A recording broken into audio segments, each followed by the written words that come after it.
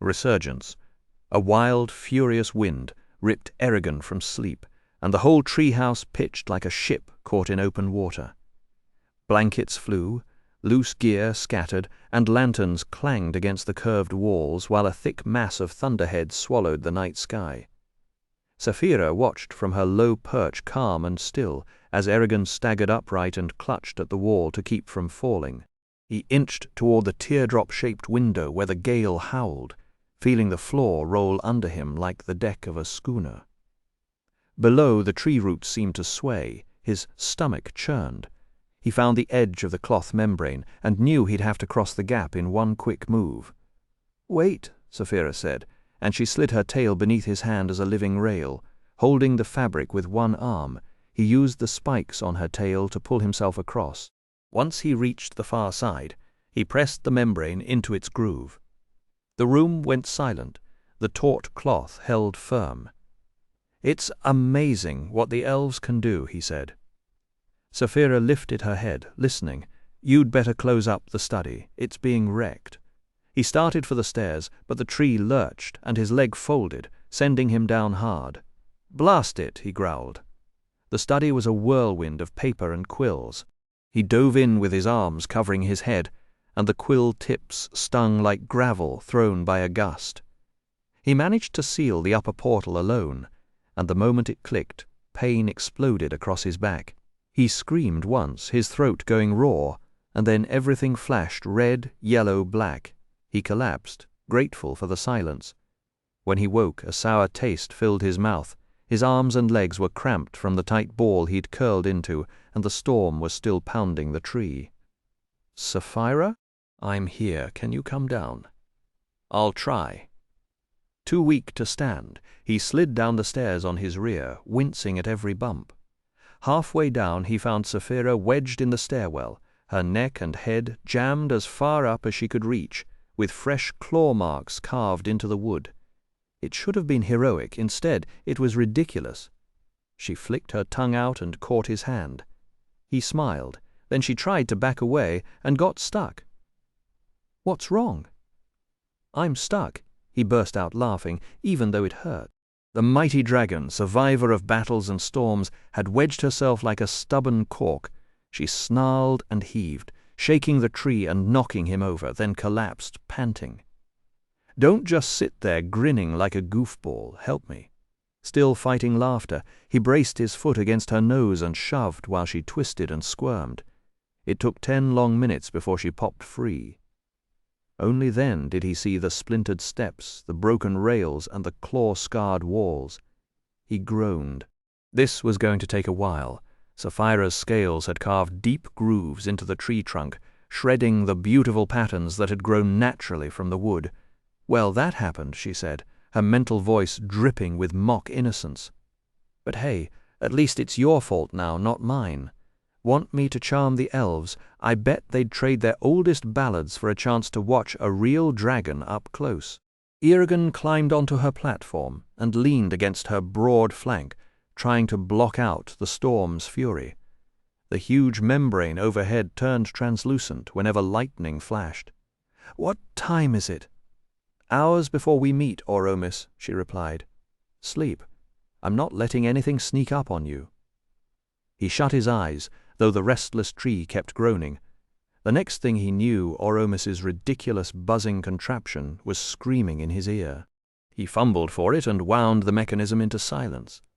The aches hit him all at once. His knee was a purple mess, his throat felt like it was lined with gravel, and every muscle complained about yesterday's punishment. None of that scared him as much as the ache in his scar, Durza's wound. Every few weeks it flared up and reminded him that the sorcerer wasn't done with him yet. He'd been foolish enough to hope sometimes that it meant nothing. Saphira's warm neck pressed against his arm. "You're not facing this alone, you know. I'll be right there with you always." The knot in his chest loosened a little. She was right. She always was. He even managed to smile when she licked his cheek. "Go clean up," she ordered. "You smell like a wet dwarf." He was toweling off after a quick wash and magically trimming his stubble when a familiar presence brushed his mind. Without thinking, He built his mental walls and focused on an image of his left big toe. A beat later, Oromis's voice echoed, "Admirable, but unnecessary. Bring Zarok." The presence dissolved. Eragon exhaled shakily. "I almost let my guard slip," he admitted. "If he'd been an enemy, I'd have fried them before they got within a mile of you," Saphira said. They launched into the wind, riding the storm's leftover currents toward the crags of Telneia. Far below, the forest showed the storm's toll. Near Elsmera, the trees had held firm, but the deeper woods were a mess. Huge pines snapped like matchsticks, branches rubbing together in the gusts. Golden pollen clouds swirled through the air like ground glass as they flew. Eragon and Saphira swapped memories of their lessons, ants and ancient words for her, storm patterns and wind currents for him. When they landed, Oromis and Gleda tested them thoroughly, and both passed. "Very good, Eragon Vodra," Oromis said with a rare nod of approval. "Aye," Gleda rumbled. "Well played, Saphira." Saphira departed with Gleda, but Eragon kept his mind anchored to hers so they could share their training. Oromis studied him. "Your voice is rougher than usual. Are you ill?" "No, just my back acting up again." Eragon rolled his shoulders, wincing. "Ah." Oromis's expression softened, then it hardened. "Wait here." He returned with his silver mane whipping in the wind, bronze sword bare and gleaming. "Today we'll skip the Rimgar. Instead, we'll test our blades, naggling against Zarok. Draw your sword, and remember everything your first master taught you about guarding an edge, every fiber of Eragon's being wanted to refuse, to retreat, to say, not today." But he was a rider now. He drew Zarok. The morning mist still clung to the clearing, and a few birds tested the day with hesitant songs. Yet Eragon had no intention of breaking his word, and he certainly wasn't going to let Oromis see his resolve crack. He swallowed the fear clawing at his throat. This is what being a rider truly means, he told himself. Reaching inward, he found that familiar knot of power deep in his mind, the place where he could touch the wild flow of magic. He let it surge through him. "Guloth du Nif," he whispered, and a tiny blue star winked into existence between his thumb and forefinger, dancing from one digit to the next as he traced it down Zarok's length. The moment their blades crossed, Eragon understood the ugly truth. He was as outmatched now as he had been against Durza and Arya. Against mortal swordsmen he was a prodigy, but against a warrior whose blood ran thick with magic, his arm felt clumsy and his reflexes sluggish. He still fought as if victory were possible, throwing every strike, parry, and low-down trick he knew into the duel. It was useless. Oromis read him like a page of poetry, countering everything, leaving him open over and over.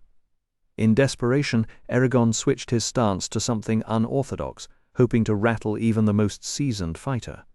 The only result was a throbbing welt across his thigh. "Move your feet faster," Oromis called. "A pillar stands and falls, a reed bends and survives." Great, Eragon thought bitterly. Inspirational quotes from a man who isn't currently eating mud. Romis moved like a storm wrapped in silk, graceful, precise, and utterly merciless. He struck like a heron, pounced like a cat, and shifted his weight with the ease of a weasel. They had been sparring for nearly 20 minutes when Oromis's sharp features tightened in a brief grimace, the telltale sign of the mysterious illness that plagued him. Eragon saw the opening and lunged. Even though he knew it was a cheap and dishonorable move, he was too frustrated to care about fairness anymore. He just wanted one single hit, one mark on the elf. But as he twisted, he overextended, and his back seized. Pain exploded through him without warning. He heard Saphira's cry in his mind, "Eragon." Then there was only fire. The fit held him in a burning grip, and he stayed conscious through all of it. Although he had no sense of the world around him, only the relentless agony stretching every second into an eternity. The worst part was the helplessness. He could do nothing but wait, and then wait some more. When it finally passed, he lay panting in the cold mud, blinking up at the sky. Oromis sat on a low stool beside him, waiting patiently. Eragon pushed himself to his knees and looked down at his tunic with disgust. The fine russet cloth was smeared with dirt from his thrashing, and his hair was caked with muck. He spat out a globule of blood, bit my tongue. Oromis nodded, as if that were only to be expected. "Do you need healing?" "No." "Very well. Attend to your sword, then bathe, and go to the stump in the glade. Listen to the thoughts of the forest." Eragon felt Saphira's concern pressing against the edges of his mind, waiting for him to acknowledge her. "How can you keep going like this?" She fretted. "It's going to destroy you." Her doubt struck him harder than the seizure. She had never doubted him before, not at Dras Leona, not at Gilead, not at Farthendur, nor in any of their other dangers. Her belief had been his anchor. Without it, he felt exposed and terrified. "Focus on your lesson," he said. "I should focus on you," she replied. "Leave me alone." He snapped at her like a wounded animal wanting to nurse its injuries in silence and darkness. She retreated, leaving only a faint thread of connection between them, just enough for him to sense Glader teaching her about fireweed, a plant she could chew to help her digestion. Eragon combed the mud from his hair with his fingers and forced himself to his feet, the taste of blood still sharp in his mouth. Heeding his instructor's words, Eragon settled onto the weathered stump and tried to quiet the storm inside his head. It wasn't working. Anger, confusion, and wounded pride swirled through his thoughts like debris caught in a whirlwind, making it impossible to open his mind to the life around him. Honestly, he didn't even want to try, but the glade had a way of winning you over. The soft murmur of leaves, the whisper of wind through tall grass, the dappled sunlight shifting across the forest floor, it all worked on him slowly, wearing down his resistance until the sharp edges of his frustration began to soften. It didn't bring him peace, exactly. More like a grim surrender. "This is my life now," he thought bitterly. Might as well make peace with it. Within 15 minutes, his mind had cleared enough that the world came back into focus. He returned to the colony of red ants he'd found the day before, trying to follow Oromis's advice and stay aware of everything happening in the glade, not just the ants.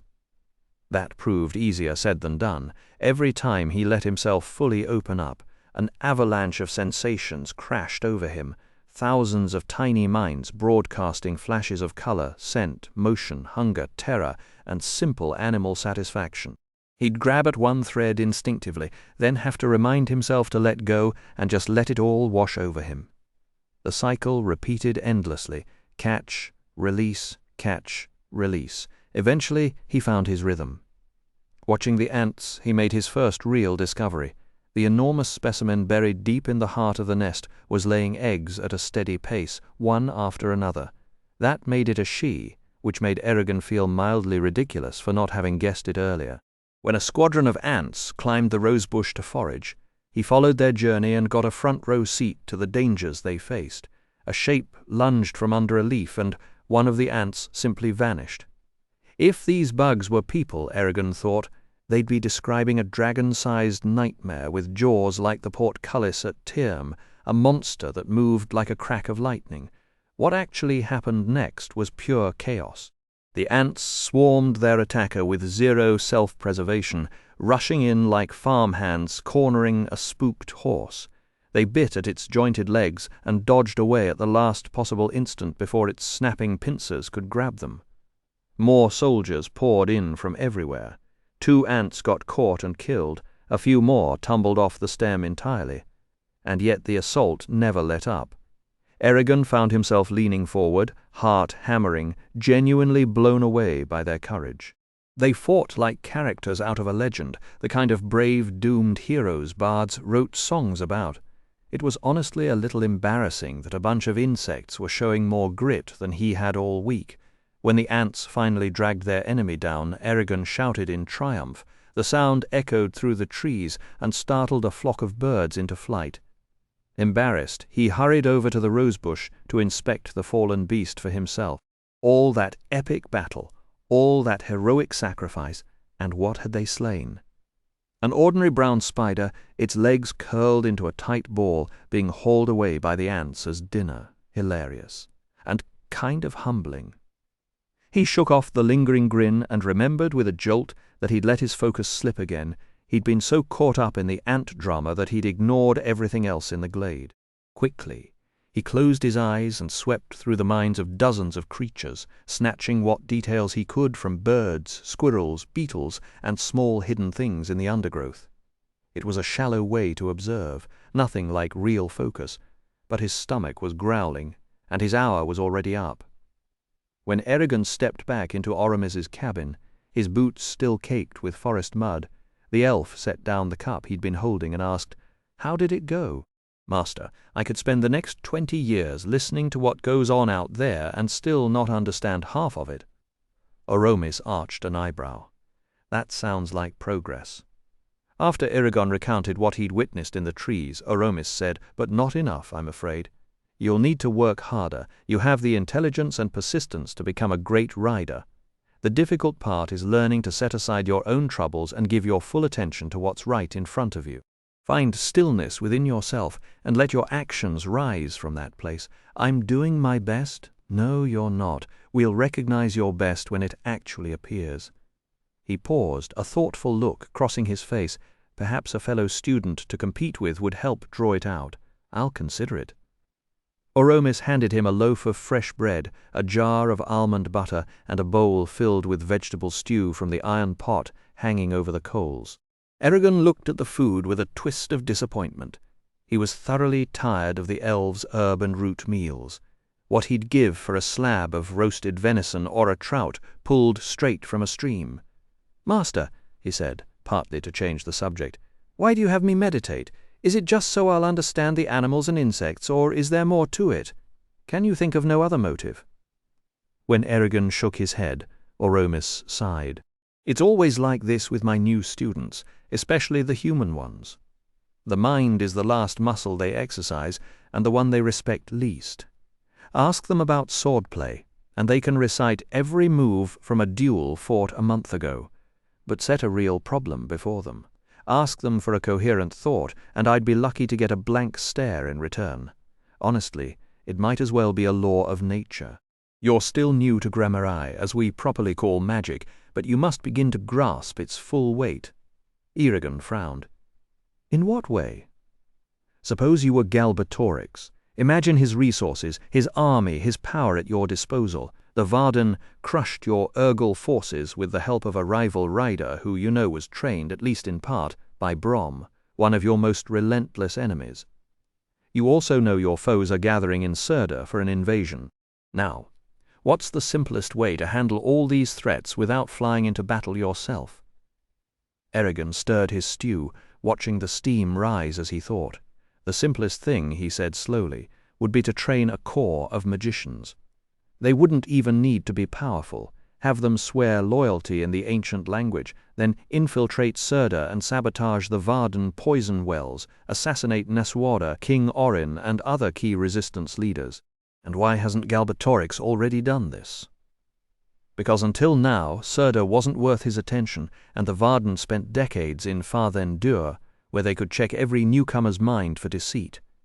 In Surda they can't. The borders are too open. The population too scattered to keep watch over." "My very conclusions," said Oramis. "Unless Galbatorix abandons his lair in Urubayan, the greatest danger you'll face during the Varden's campaign will come from enemy magicians. You know as well as I do how difficult it is to defend against magic, especially when an opponent has sworn in the ancient language to kill you no matter the cost. Such a foe won't try to conquer your mind first. They'll simply cast a spell to obliterate you, even though in the instant before you're destroyed, you'd still be free to strike back." Oramis set down his spoon and said that you can't exactly cut down your murderer if you don't know his name or where he's hiding.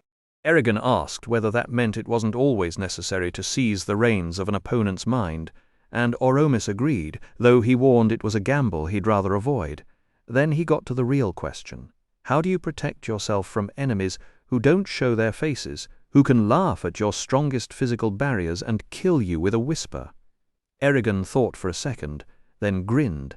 If you could keep tabs on every mind in the room, you'd sense hostility before it turned fatal.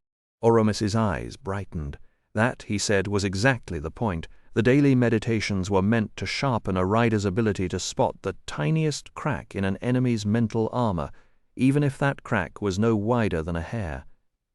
Eragon worried that any magic user would feel him poking around.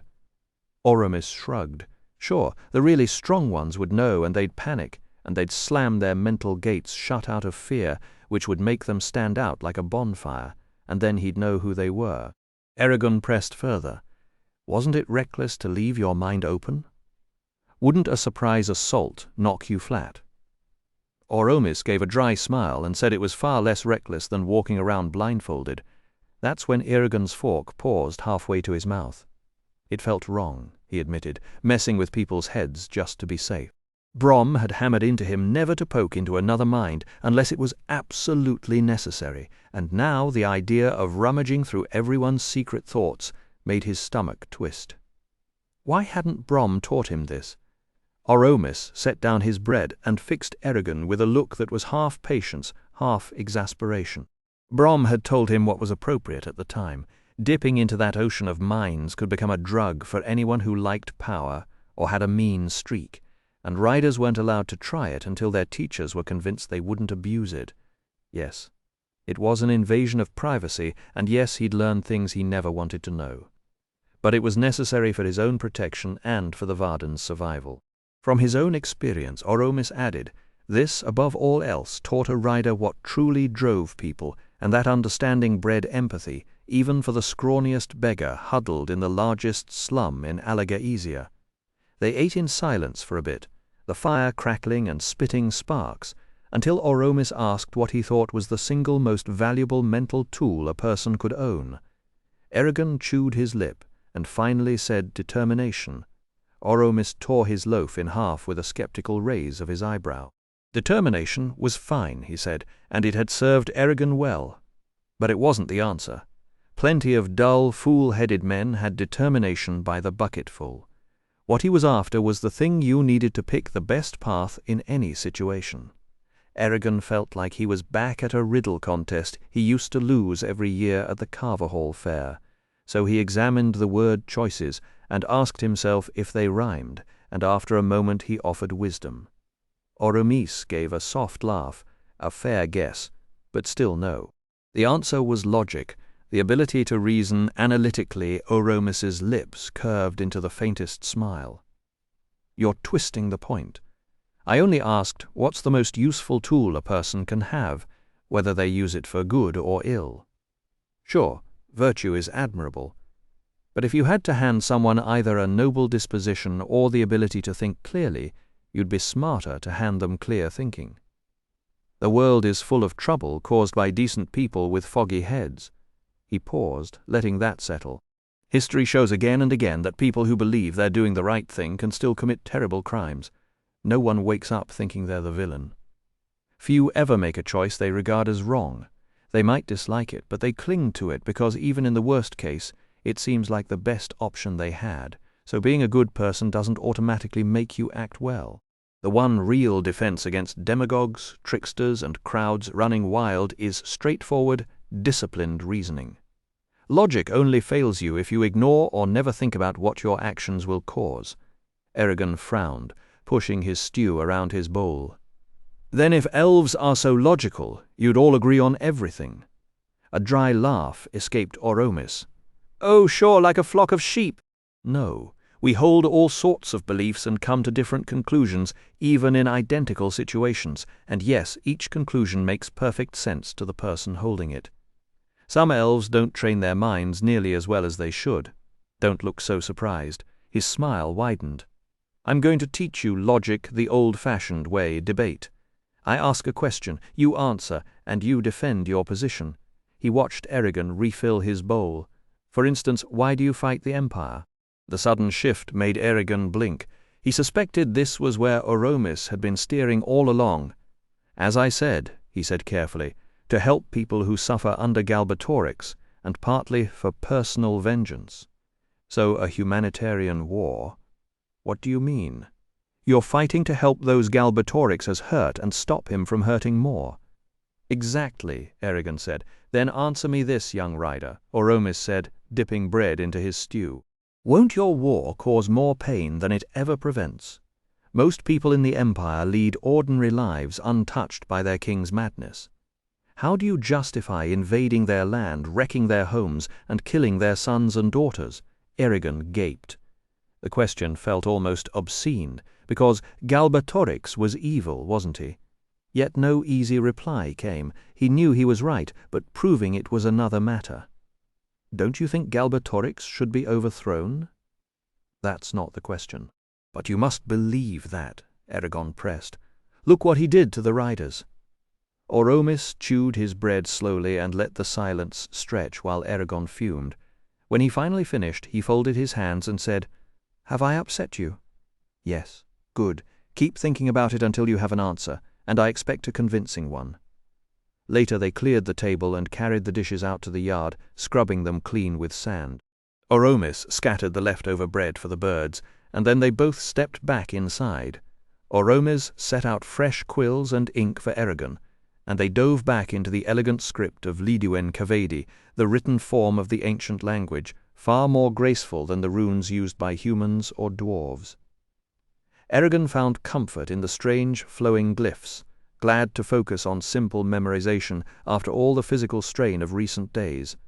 After hours bent over parchment, Oromis finally raised a hand. "Enough. We'll continue tomorrow." Eragon leaned back, rolling his stiff shoulders, while Oromis pulled down 5 scrolls from their nooks in the wall. 2 are in the ancient language, 3 are in your native tongue. They'll help you master both alphabets and spare me the tedium of lecturing. "Tedium," Eragon said. Without missing a beat, Oromis reached out with unerring accuracy and snatched a massive 6th scroll from the wall, adding it to the growing pile in Eragon's arms. A dictionary. "Try to read it all, though I don't expect miracles at the door." Eragon hesitated. "Master, when do we start working with magic?" Oromis leaned against the doorway, shoulders sagging as if the question had drained the last of his strength. Then he sighed. "You'll have to trust my judgment. Still, it would be foolish to delay any longer." Set the scrolls down. "Let's go explore the mysteries of Gramarye." Outside on the greensward, Oromis stood facing the crags of Telnaer, hands clasped behind his back, feet planted firmly apart. Without turning around, he asked, "What is magic?" "The manipulation of energy through the use of the ancient language." A long pause followed. "Technically correct, and most spellcasters never get past that. But that's not the essence. Magic is the art of thinking, not strength, not vocabulary. A limited vocabulary never stopped anyone with a sharp mind. Brom gave you the crude mechanics to keep you alive. I'll teach you the finer applications, how to kill with barely a twitch, how to summon an object across a room, how to detect poison in your cup, how to scry with sound as well as sight, how to draw energy from the world around you, and how to wring every last bit of strength from your own body. These techniques were never shared with novice riders for good reason. They're potent and dangerous. But you're beyond being a novice now, and I'll trust you not to abuse them." He raised his right arm to his side, hand bent like a hooked claw, and proclaimed, "Adurna." Eragon watched as a sphere of water lifted from the brook by the hut, weaving through the air until it hovered between Oromis's outstretched fingers. Separated from the stream, the orb was as clear as glass, though flecks of moss and dirt floated within. Still staring toward the horizon, Oromis tossed it back over his shoulder. "Catch." Eragon tried to grab it, but the moment the water touched his skin, it lost all shape and splashed across his chest. Oromis finally turned, a hint of amusement in his voice. "Catch it with magic." Again he called out Adurna, and a globe of water lifted off the brook, springing into his hand like a hawk that knows its master. Oromis threw it immediately, and Eragon, already on guard, touched it with Resa du Adurna. The sphere stalled just before his palm. "Not elegant," said Oromis, "but it will do." Grinning, Eragon whispered Thrista, expecting the water to fly back and catch the elf off guard. Instead, the ball whipped past Oromis, circled, and struck Eragon in the face with the hard impact of polished rock. He toppled onto the grass, seeing spots. "Try letter Orkotra next time," Oromis said dryly, finally facing him. "Get up! We don't have all day." Eragon pushed himself off the ground with a groan. Once he was standing, Oromis put him through a long series of water exercises, shaping the liquid into knotted loops, shifting the colors it reflected, and freezing it in exact patterns. At first Eragon found it interesting, but as the sun climbed higher, his patience dissolved. He already knew these basic techniques, so why was the elf dragging him through beginner work? At last he let out a breath. "Master, I already know all of this. Can we move on?" he added, with a hint of sarcasm. "Unless you're hoping the water will learn something new first." Oromis's neck went rigid, and his shoulders turned as unyielding as stone. "Will you never learn respect, Eragon Vodher?" He spoke 4 words in the ancient language, too deep and strange for Eragon to understand. Then pressure clamped around Eragon's legs from the knees down, squeezing his calves so tightly that he couldn't take a step. "Free yourself," Oromis said. Eragon had never tried to counter another spellcaster's magic. He could either attack the source of the binding directly, if he knew how Oromis had done it, or cast a vague, all-purpose spell to block the elf's power. The second option would turn into a contest of raw strength, and Eragon knew he would lose, but he saw no other way. "Losna Calfia iet," he said, releasing his calves.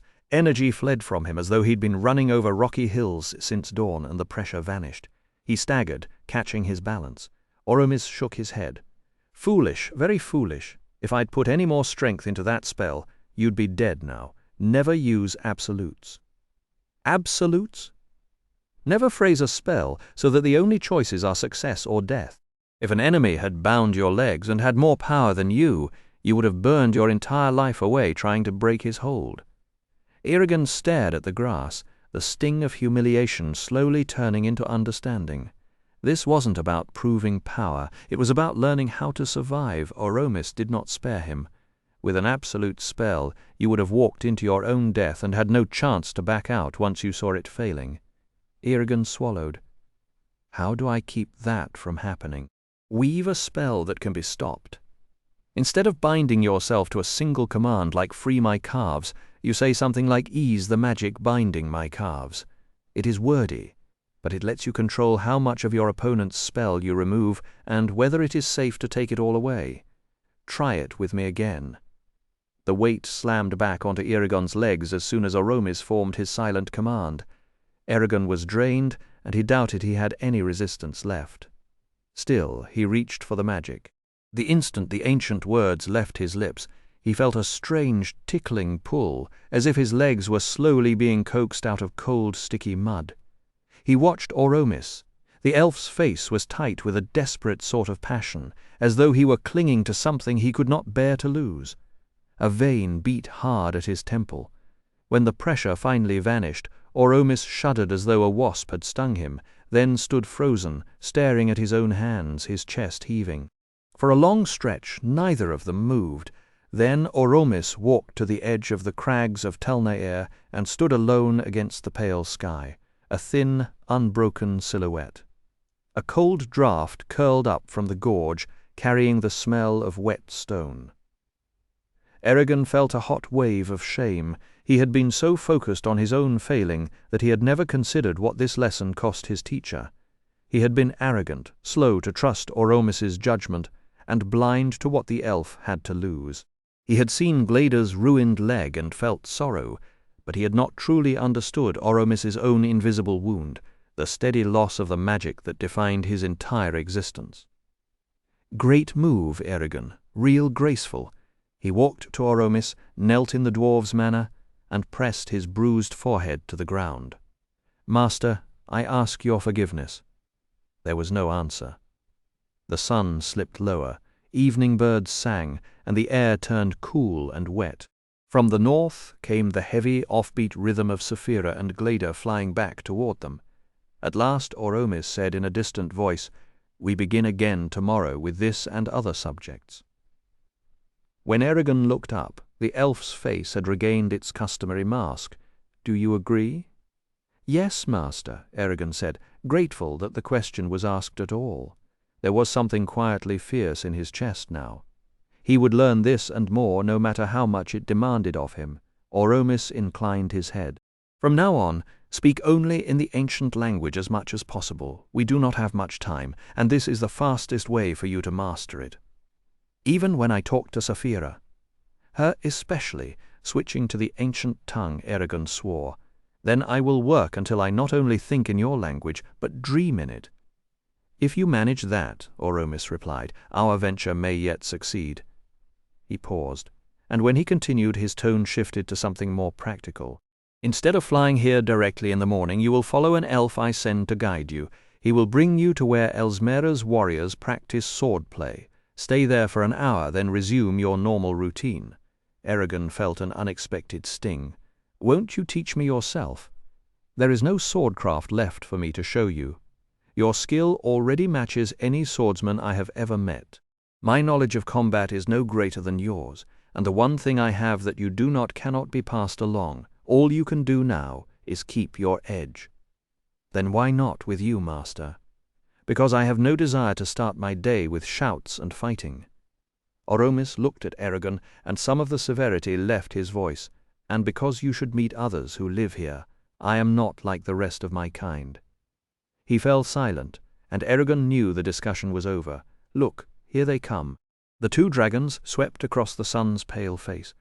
Glader arrived first, his golden wings thundering as he blocked out the sky, then settled heavily onto the grass and folded his massive frame. Saphira followed, swift and darting, like a hummingbird shadowing a hawk. As before, Oromis and Glader quizzed them to confirm Eragon and Saphira had absorbed the day's lessons. Sometimes they'd missed the mark, but by pooling what they remembered, the pair managed to answer every question, stumbling only on the strange language they had to use. Later, Glader rumbled, "Better? Much better." He fixed Eragon with a knowing eye. "Soon you and I will train together." Eragon nodded. "Of course, Skullblacker." The old dragon snorted, then limped beside Oromis, using his front leg in a clumsy half-hop to make up for the missing one. Saphira darted in and nipped the tip of Glader's tail, flinging it upward the way she would snap a rabbit's neck. Instantly Glader whirled, fangs flashing toward her throat. Eragon winced and clapped hands over his ears a moment too late as the roar split the air. The sheer violence of the reaction made it obvious this wasn't the first time Saphira had pestered the elder dragon all day. Rather than feeling sorry, though, she radiated the giddy excitement of a child with a new toy, plus a sort of adoring devotion to Glader. Oromis snapped, "Contain yourself, Saphira." She hopped back and crouched, but contrition was nowhere in sight. Eragon offered a weak apology. Oromis simply waved a hand. "Begone, both of you." He didn't need to say it twice. Eragon scrambled onto Saphira's back. She took her time lifting off, circling the clearing 3 times, playful and stubborn, before he finally steered her toward Elsmera. "What got into you, biting him?" he demanded. He had a guess, but wanted to hear it from her. "I was only playing," she said, and because they spoke the ancient language, her words were technically true, yet Eragon sensed the admission was incomplete. "Yes, and what game was that?" She tensed beneath him. "You're forgetting your duty. By provoking Glader, you distract him, Oromis and me. That gets in the way of what we have to accomplish. You've never been this careless." Rather than apologize, she shot back, "Do not presume to be my conscience." That made him laugh so hard he rolled sideways on her shoulder and nearly tumbled off the heights. "Oh, the irony. You've lectured me plenty of times. I am your conscience, Saphira, just as you are mine.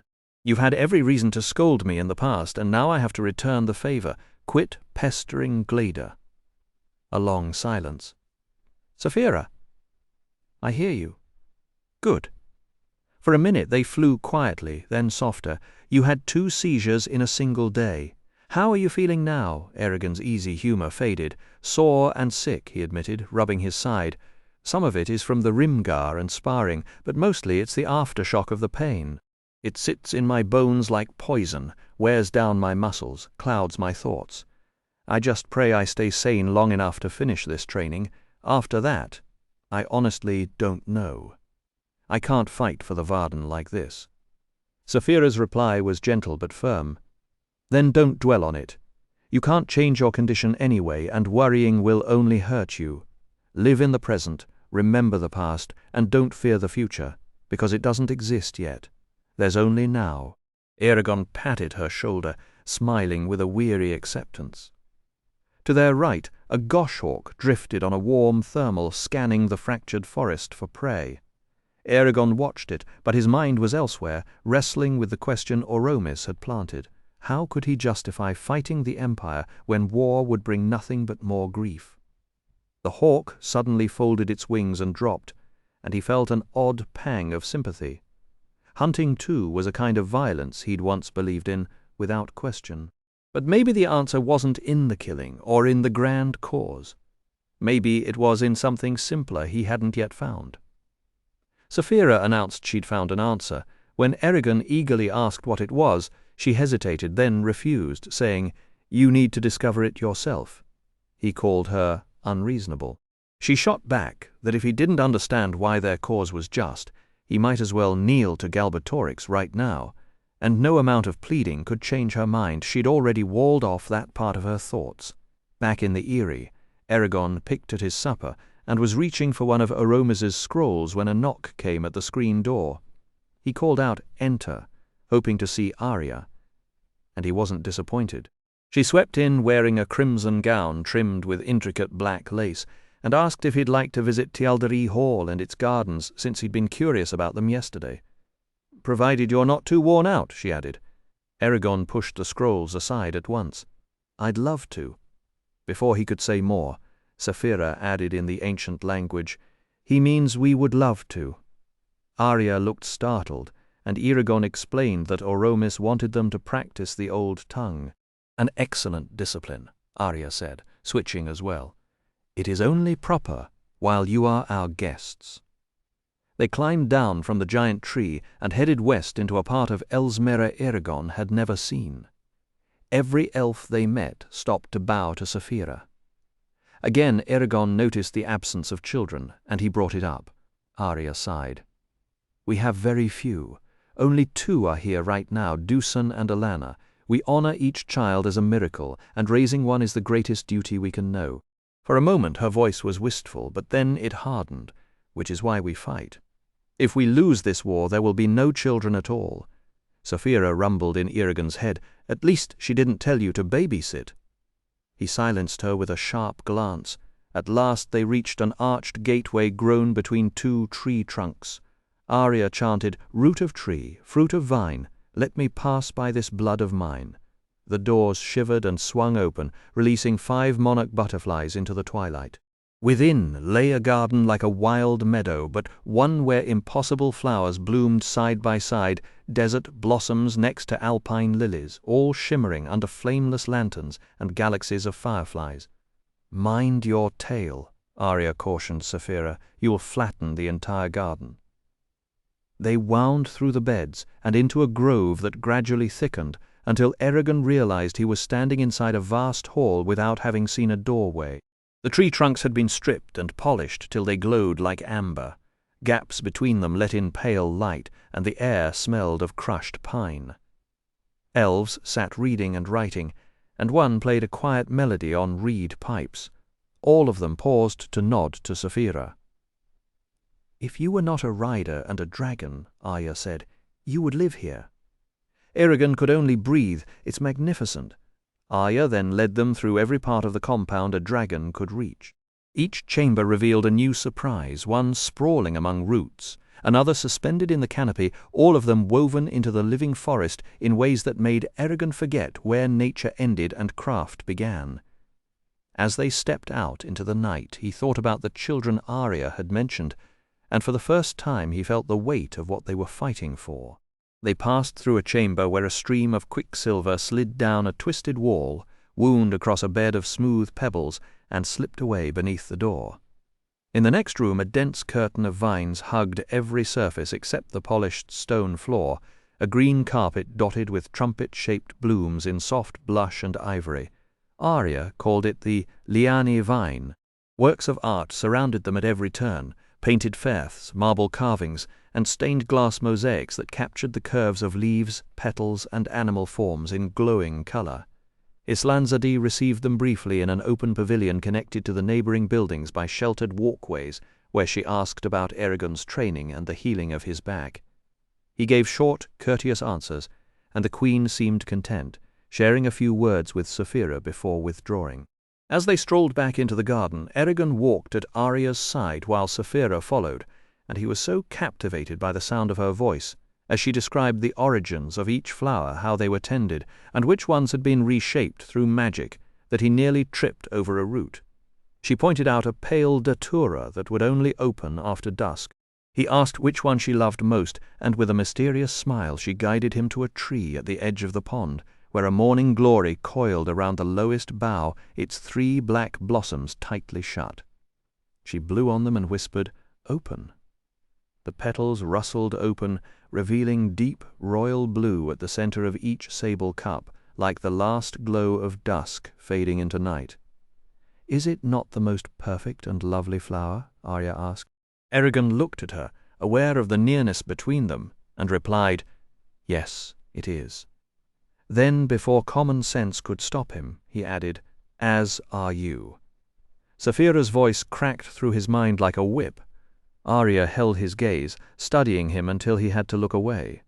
When he mustered the courage to meet her eyes again, she wore a faint, amused smile. "You are too kind," she murmured. She touched the rim of a blossom and glanced from it to him. "Phelan created this for me one summer solstice long ago." Eragon's stomach dropped. He had delivered his compliment, and she had turned it into a museum piece, a relic of someone else's devotion. He scrambled for words and produced only a garbled mumble. The urge to vanish entirely tugged at him, and he briefly considered inventing a spell for invisibility. Instead, he squared his shoulders and said, "Please excuse us, Arya Svitkona, but it's late, and we need to get back to our tree." Her smile deepened. "Of course, Eragon, I understand." She walked them to the main archway, held the doors, and wished them both good night. As they stepped into the purple twilight, Eragon couldn't help asking, "Will we see you tomorrow?" Arya tilted her head. "I think I shall be busy tomorrow." The doors closed, and he stood there, feeling the sting of it. Saphira nudged him with her snout. "Stop daydreaming and get on my back." He climbed up, settled into his usual spot, and gripped the spike before her. After a few paces, she couldn't hold it in any longer. "You criticized me for flirting with Gleeda, and then you pull that. Did you completely lose your mind?" Eragon grumbled. "You know how I feel about her," Saphira snorted. "If I'm your conscience, it's my job to tell you when you're being a lovesick fool. You're not thinking logically, just like Oromis always warns. What exactly do you expect to happen? She's a princess. She's an elf, and you're a human. I look more like an elf every day," he muttered. "Eragon, she's over 100 years old. I'll live as long as any elf." In the silence that followed, Eragon felt a new resolve settle into his chest. He would prove he was worthy of her respect, and not by making clumsy compliments in a garden, but by becoming the rider Arya couldn't turn away. "Ah, but you haven't yet," Saphira said, "and that's the trouble. You can't bridge such a gap. She's a grown woman with a century of living behind her, and you're—" What am I?" Eragon cut in, his voice sharp. "A child, you mean?" "Not a child. Not after all you've seen and done since we bonded. But you're still young, even by the measure of your brief-lived race, let alone the dwarves, dragons, and elves." "So are you," he snapped, and for a moment she had no response.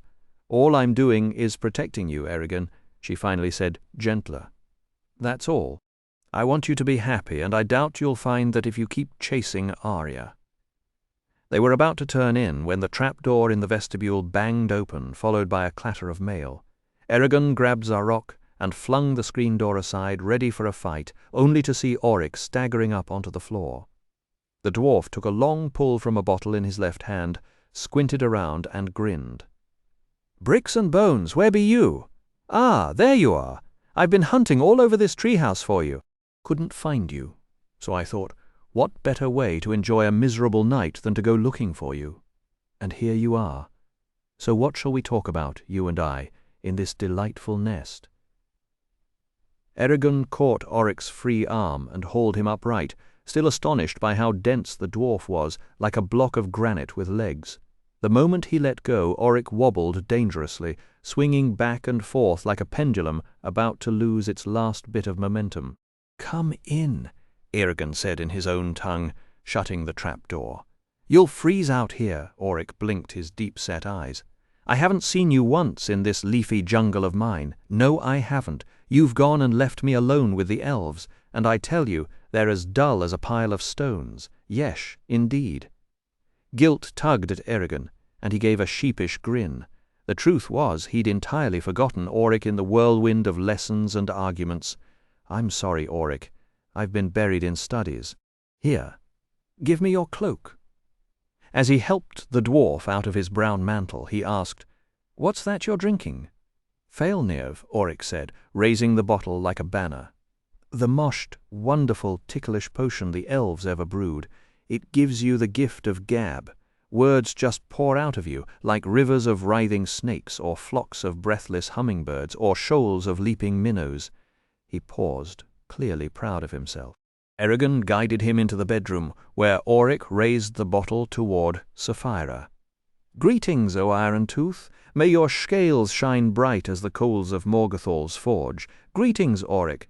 Sapphira lifted her head from the edge of her bed. "What's put you in such a state?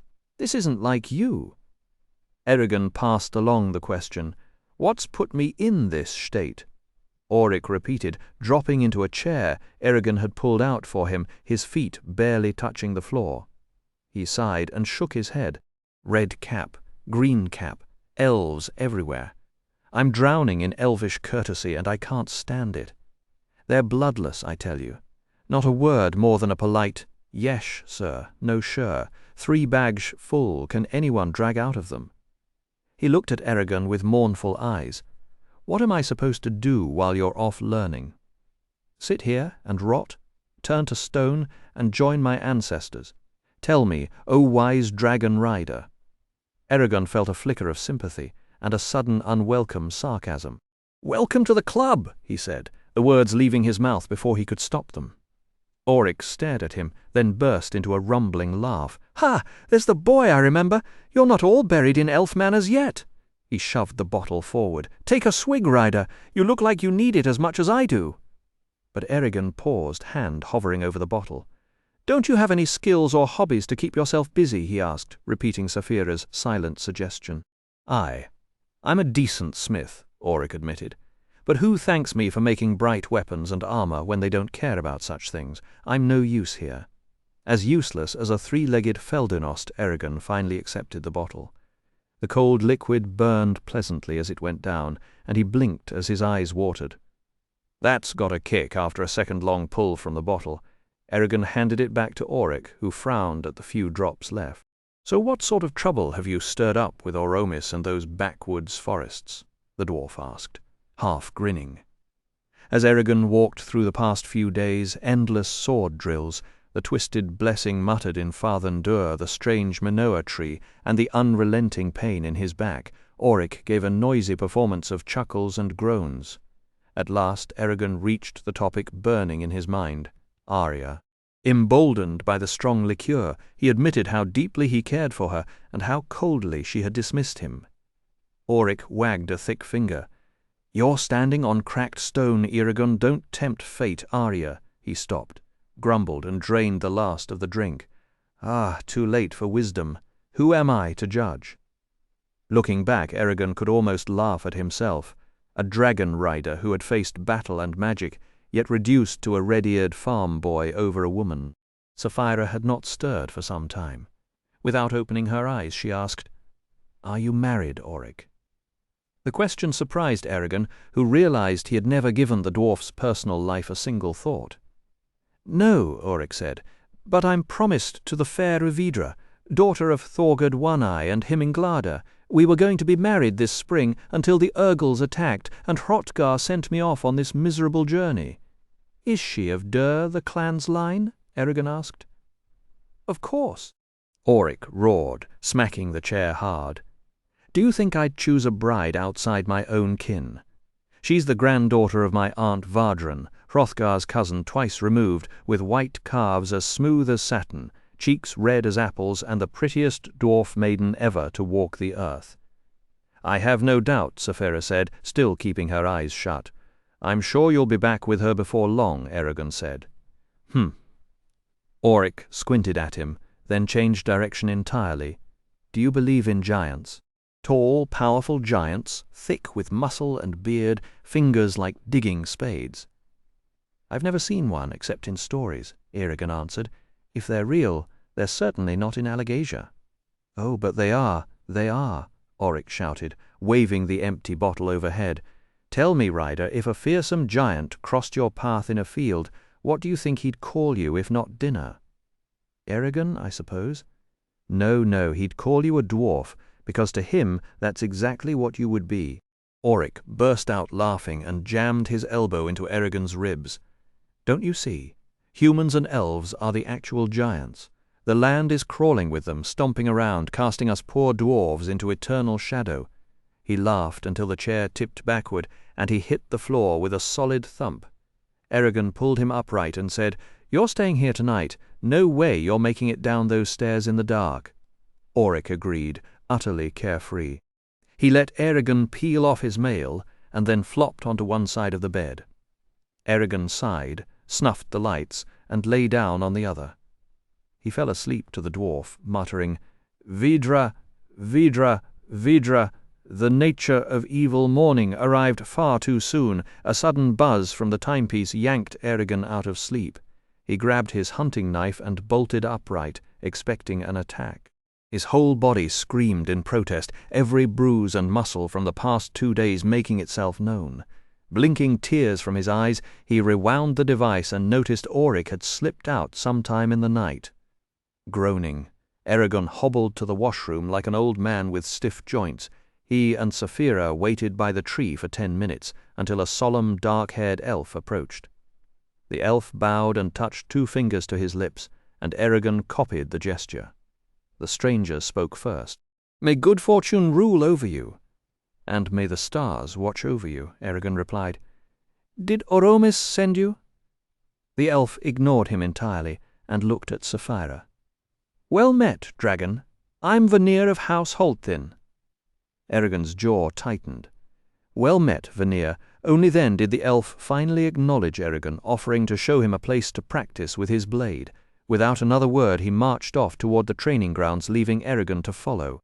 There, elves of both sexes dueled in pairs and larger groups, their supernatural reflexes turning steel into a blur, clashes ringing out like hail battering a copper roof. Along the shaded edges, individuals moved through the Rimgar with a supple grace Eragon doubted he could ever imitate. When every fighter paused to bow to Saphira, Vanir drew his thin sword and said, "If you will guard your blade, Silver Hand, we can begin." Eragon looked at the elves' inhuman swordsmanship, and his stomach twisted. "Why do I have to do this?" he asked Saphira. "This is going to be a public humiliation." "You'll be fine," she answered, but he could feel her worry. Right. With trembling hands he raised Zarok, determined to avoid getting too close and risking another seizure. Vanir still touched him 4 times in rapid succession, ribs, shin, both shoulders, and his blank expression curdled into open contempt. Then Vanir slid his blade along Zarok, twisted, and sent Eragon's sword flying. A moment later the elf's point rested on Eragon's neck. Dead! Eragon trudged to reclaim his weapon. "Dead?" Vanir repeated. "And you think you can beat Galbatorix? I expected better even from a weakling human." "Then why don't you fight Galbatorix yourself?" Eragon snapped, "instead of hiding in Duweldenvarden." Vanir stiffened, his face flushing with outrage. "Because I'm not a rider, and if I were, I wouldn't be as cowardly as you." The entire field went silent. With his back to Vanir, Eragon leaned on Zarok and stared up at the sky, grinding his teeth. Great, he thought, another motivational speech from a pointy-eared aristocrat, really filling me with confidence. Vanir pressed on. "Coward, your blood is as thin as your whole race's. I think Saphira was fooled by Galbatorix's tricks and chose the wrong rider." A ripple of gasps ran through the watching elves. Even they recognized how far Vanir had overstepped. Eragon could take insults about himself, but not about Saphira. She was already stirring in his mind when every ounce of frustration, fear, and pain detonated inside him. He spun, Zarok whipping through the air in a killing stroke. Vanir barely managed to block at the last heartbeat, his eyes widening at the sudden ferocity. Eragon attacked with everything he had, driving the elf backward with wild jabs and slashes, and finally nicked Vanir's hip hard enough to draw blood despite the blunted edge. Then his back erupted in agony, so overwhelming that he experienced it with every sense, a crashing waterfall in his ears, a metallic taste on his tongue, an acrid vinegar stench in his nose, pulsing colors behind his eyes, and the brutal certainty that Durza had just reopened his old wound. He collapsed, looking up at Vanir's sneer, and noticed for the first time how young the elf really was. The seizure passed. Eragon wiped a smear of blood from his mouth, held up his stained hand, and asked, "Thin enough?" Vanir gave no answer. He sheathed his sword and walked away. "Where are you going?" Eragon demanded. "We're not finished." "You're in no fit state to spar," Vanir said with a dismissive wave, not bothering to look back. "Try me." Eragon knew he wasn't the elves' equal, but he'd sooner chew his own tongue off than let them enjoy the sight of him failing. So he gritted his teeth, finished the full hour Oromis had assigned, and only then did Saphira stride up to Vanir, pressing the tip of one ivory talon against his chest. "Did," she said flatly. Vanir's face lost every trace of color, and the other elves quietly shuffled away. Once airborne, Saphira remarked, "Oromis was right about what? You push harder when someone's rooting against you." Back at the hut, the routine fell into place. Saphira left with Glader for her own training, while Eragon stayed behind with Oromis. Then the elf told him they'd be adding the Rimgar to his already brutal workout, and Eragon felt his stomach drop. He forced himself through the movements anyway, expecting disaster, but the dance of snake and crane turned out gentle enough that he didn't so much as strain a muscle.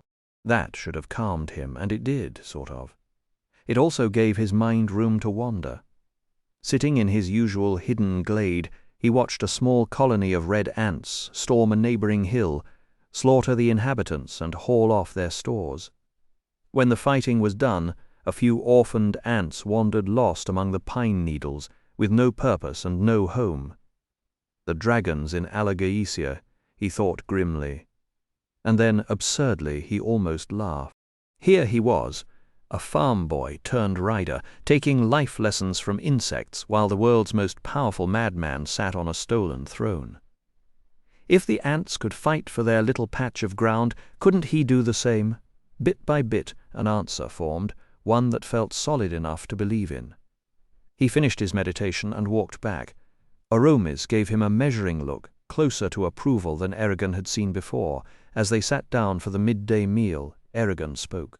"I've figured out why fighting Galbatorix is worth it, even if thousands die." "Oh." Oromis settled into his chair. "Do tell." "Because he's already caused more pain in 100 years than we could in a single generation. And he's not a normal tyrant. We can't just wait for him to rot. He could rule for centuries, tormenting people the whole time, unless we stop him. If he grows stronger, he'll march on the dwarves, then on Duweldenvarden, and kill or enslave everyone." And Eragon pressed the heel of his palm against the table's edge, because getting those 2 eggs back from him is the only way to save the dragons. The tea kettle began to shriek, louder and louder, until Eragon's ears rang.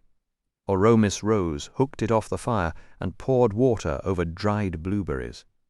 The lines around his eyes softened. "Now," he said, "you understand?" "I understand, but I take no pleasure in it. Nor should you. But at least now we know you won't run when the Varden does something ugly. You'll need a clear head when your strength and focus are tested." He steepled his fingers and stared into the dark tea as if reading something in its reflection. "Do you believe Galbatorix is evil? Of course. Do you believe he considers himself evil? No. I doubt it." Oromis tapped his forefingers together. "Then you must also believe Durza was evil." Eragon's mind flashed to the fragments he'd ripped from the shade during their fight in Trondheim, how Kazeb, before he became that twisted thing, had summoned wraiths to avenge his mentor Haig, and ended up enslaved by them. He wasn't evil himself. The spirits controlling him were. And the Urgles. Oromis sipped his tea. Are they evil? Eragon's knuckles went white around his spoon. When I picture death, I see an Urgle's face. They're worse than beasts. The things they've done, he stopped. The words caught in his throat. Oromis shook his head, the words failing him, and silence stretched between them. When he finally spoke, his voice was low and measured. Eragon, imagine for a moment that the only thing you knew of humanity came from watching our soldiers cut one another apart on a battlefield. What kind of opinion would you form of us? Eragon bristled. That's not. He stopped, exhaled hard. It's different. The Urgles deserve to be destroyed, every last one of them. Even their young? Their mothers? The ones who have never hurt you and probably never will, the innocent. Would you erase an entire people down to the last child and call it justice? They wouldn't show us the same mercy. Eragon. Oromis's voice sliced through the air, sharp and unforgiving. I never want to hear that excuse again. Justifying your actions because someone else has done or might do the same is lazy, contemptible reasoning. It betrays a small mind. Do I make myself clear? Yes, master. The elf raised his mug, and his pale eyes stayed fixed on Eragon as he drank, unblinking above the rim. A small fire crackled between them, its sparks chasing the fading daylight. Tell me, what do you really know about the Urgles? I know their strengths, their weaknesses, and how to kill them. That's all I've ever needed to know, but why do they hate us? What do you know of their history, their legends, the way they live among themselves? Eragon shrugged. Does it really matter? Oromis sighed, and when he spoke again it was gentler. Then remember this. There may come a time when your enemies must become your allies. That is the nature of life. Eragon swallowed his rebuttal, swirling his tea until it became a dark whirlpool, foam gathering at the center. Is that why Galbatorix took in the Urgles? Not the example I would have chosen, but yes, still seems strange. They killed his dragon, for pity's sake, and look at what he did to the riders. We weren't even responsible for his loss. A dry smile touched Oromis's lips. Mad Galbatorix may be, but he's as cunning as a fox in a henhouse. I suspect he intended to use the Urgles to crush the Varden and the dwarves, and once they'd served their purpose, he would have disposed of them just as easily. 3 enemies, 1 stone. The rest of the afternoon melted away into study, first of the ancient language, then of spellcasting. Oromis held forth at length on the management of energy, light, heat, electricity, even gravity, and warned Eragon that creating such forces from nothing drained a magician far too quickly. The wiser course, he explained, was to find those forces already at work in the world and shape them with gramarye. Then, without warning, he changed tack. How would you kill with magic? Eragon considered. I've done it many ways. A pebble moved and aimed with magic. The word Geirda, to break an Urgle's legs and neck, and once with Thrista I stopped a man's heart. Oromis nodded slowly. Effective, if inefficient. But let me ask you something. What actually kills a man? A blade in the chest? A broken neck? Blood loss? All it takes is a single artery in the brain pinched shut, or a handful of nerves severed. With the right spell, you could annihilate an entire army before it ever reached you. Eragon grimaced, a bitter taste rising in his throat. I should have thought of that in Farthen Dure, or when the Cull chased us through the Haderach desert. He shook his head. Why didn't Brom ever teach me this? Because he never expected you to face an army any time soon. Such knowledge is reserved for tested riders. Eragon frowned. If magic makes killing this simple, then why bother raising armies at all? Why does Galbatorix bother tactics plain and simple? A magician locked in a mental duel is wide open to a spear in the ribs. That's why they need warriors to stand guard, and those warriors in turn must be shielded from enemy magic, or they'd fall within minutes. So when 2 armies meet, their magicians are scattered throughout the ranks near the edges, but never so close as to be exposed. Both armies pushed their minds outward across the field, searching for the first telltale shimmer of magic about to be unleashed. At the same time, every spellcaster worked quickly to raise protective wards around their own warriors, hoping to blunt long-distance surprises, say, a pebble sent humming toward a skull from half a mile off. That kind of quiet, murderous trick was exactly why no one dared march into battle without a few invisible shields in place. Eragon frowned. One person can't shield an entire army. No, Oromis agreed. But with enough magicians working together, you can give your forces a fighting chance. The real risk isn't raw power, it's imagination. A clever spellweaver might invent an attack so strange and unexpected that it slips straight through your defenses without triggering them. And that, by itself, can end a war before the swords are even drawn. The lesson pressed on. Magic, Oromis explained, was shockingly rare among all the races. The elves had more than their share only because centuries-old oaths had bound them to the art. But most who could touch magic at all were barely capable of it. Healing a simple bruise could leave them exhausted. Eragon nodded, recalling a few such struggling magicians among the Varden. "But doesn't the same task always cost the same energy?" he asked. "Energy? Yes," Oromis said. "But a weaker magician can't feel the current of magic the way you or I can, let alone ride it. Very few are strong enough to threaten an entire army, and those who spend most of their time hunting each other, which is a small mercy for the ordinary soldiers caught in between." That thought sat badly with Eragon. The Varden barely have any magicians at all. Exactly why you matter more than you realize. For a moment, Eragon let his mind wander over a strange idea. If wards only drained strength when they actually block something, then couldn't you pile on thousands of them over time? Make yourself truly untouchable to any attack. Oromis's tone cooled. Wards live and die by your body's strength. Push too far and you're dead, regardless of how many layers you've stacked. And Galbatorix's power, if you hadn't noticed, has been growing every year. Eragon started to ask how, but the elf raised a hand. The older magician's almond eyes followed a trio of swallows wheeling overhead, and the silence stretched until Eragon suspected the question had been dismissed. "Not now," Oromis said at last. "That knowledge is too dangerous for your current level of training." "So you do know," Eragon said, startled. "I do, but you are not ready." There was no harshness in it, only a kind of weary patience. Eragon bowed his head. "As you wish, master." He knew better than to pry. The elf would reveal nothing before his chosen time. Still, it was hard not to wonder what secret could be so heavy that even the elves kept it from the Varden. A thought struck him, sharper than before.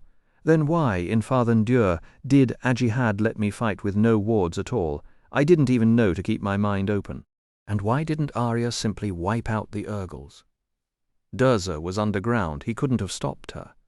Oromis's eyes narrowed. "Are you telling me Ajihad never had Arya or Duvranga Gata put any defenses around you?"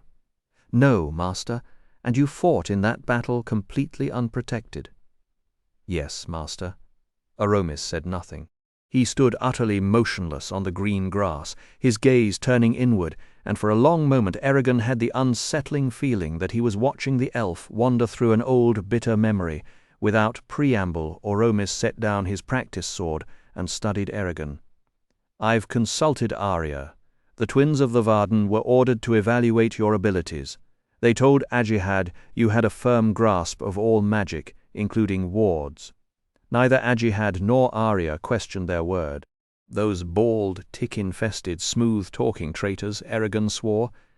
They tried to get me killed." He switched to the ancient language and added a few more ripe curses. "Keep your voice clean," Oromis said mildly. "It doesn't suit you to foul the air. More likely the twins let you enter battle unprotected not to see you die, but to make sure Durza could capture you." "What?" Eragon blinked, his anger turning to bewilderment. "Think about it. You said Ajihad suspected a betrayal when Galbatorix began striking at Varden allies with unnatural precision. The twins knew the names of those collaborators. They also guided you to the heart of Trondheim, isolating you from Saphira and putting you within Dursa's reach. The conclusion is plain. If they were traitors, Eragon said, it doesn't matter now. They're dead. Oromis inclined his head. True, Arya mentioned that the Urgals had magicians in Farthen-Dur, and she fought many of them. Did any attack you? No, master. That strengthens the theory. You and Saphira were meant to be taken to Galbatorix. The trap was carefully set. Eragon let out a bitter laugh. Great. So I was bait on a hook. Good to know. Now you understand why you must learn to defend yourself. Over the next hour, Oromis taught Eragon 12 ways to kill, all of them taking no more effort than lifting a pen. When he finished memorizing the last one, a crooked grin crossed Eragon's face. The Razak won't know what hit them next time. Don't be so sure, Oromis warned. Why not? 3 words, and they're gone, Oromis looked at him. What do ospreys eat?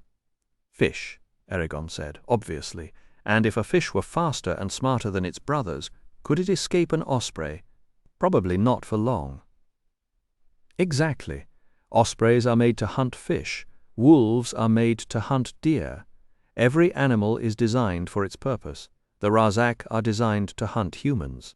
They are the nightmares that lurk in the darkness, the monsters that drip fear into your race. Eragon's skin prickled. What are they? Neither elf, nor man, nor dwarf, nor dragon. Not a furred, finned, or feathered creature, not a reptile, insect, or any other kind of animal. Then are they plants? Eragon tried to laugh it off. No. They reproduce by laying eggs like dragons. The hatchlings grow black exoskeletons that imitate the human form. It's a sickening resemblance, but convincing enough to let them walk among us. Where humans are weak, they are strong. They can see on cloudy nights, follow a scent like a bloodhound, leap higher, and move faster. But bright light hurts them, and they fear deep water because they can't swim. Their breath is their worst weapon. It clouds human minds, though it bothers dwarves less, and doesn't work on elves at all. Eragon shivered, recalling his first encounter in Carvahall. I felt like I was trapped in a dream. I wanted to run, but my legs wouldn't obey. That's a fair description, Oromis said. But don't underestimate them. They cannot use magic, yet they are still dangerous. If they know you're hunting them, they'll hide in shadows and ambush you, just as they did by Dras Leona. Even Brom's experience didn't save him. Stay humble, Eragon. Oromis's voice carried the weight of old warnings. Arrogance makes you careless, and carelessness is the opening your enemies will use to destroy you. Eragon simply bowed his head in acknowledgement. The elf studied him for a long moment before continuing. The Razak remain locked in their pupil forms for 2 full decades. On the first full moon of their 20th year, they shed their exoskeletons, unfold their wings, and emerge as adults ready to hunt far more than mere humans. Then the creatures they ride upon. Eragon felt the truth land before he finished speaking. Those are their parents? Aye. So this was the reality behind the nightmares. Since Carvahall, Eragon had feared the Razak with a dread that bordered on superstition. He had credited them with powers that existed only in his imagination, letting his ignorance inflate them into something almost demonic. But now the mystery had been stripped away. They were vulnerable to light and water. They could bleed, they could die.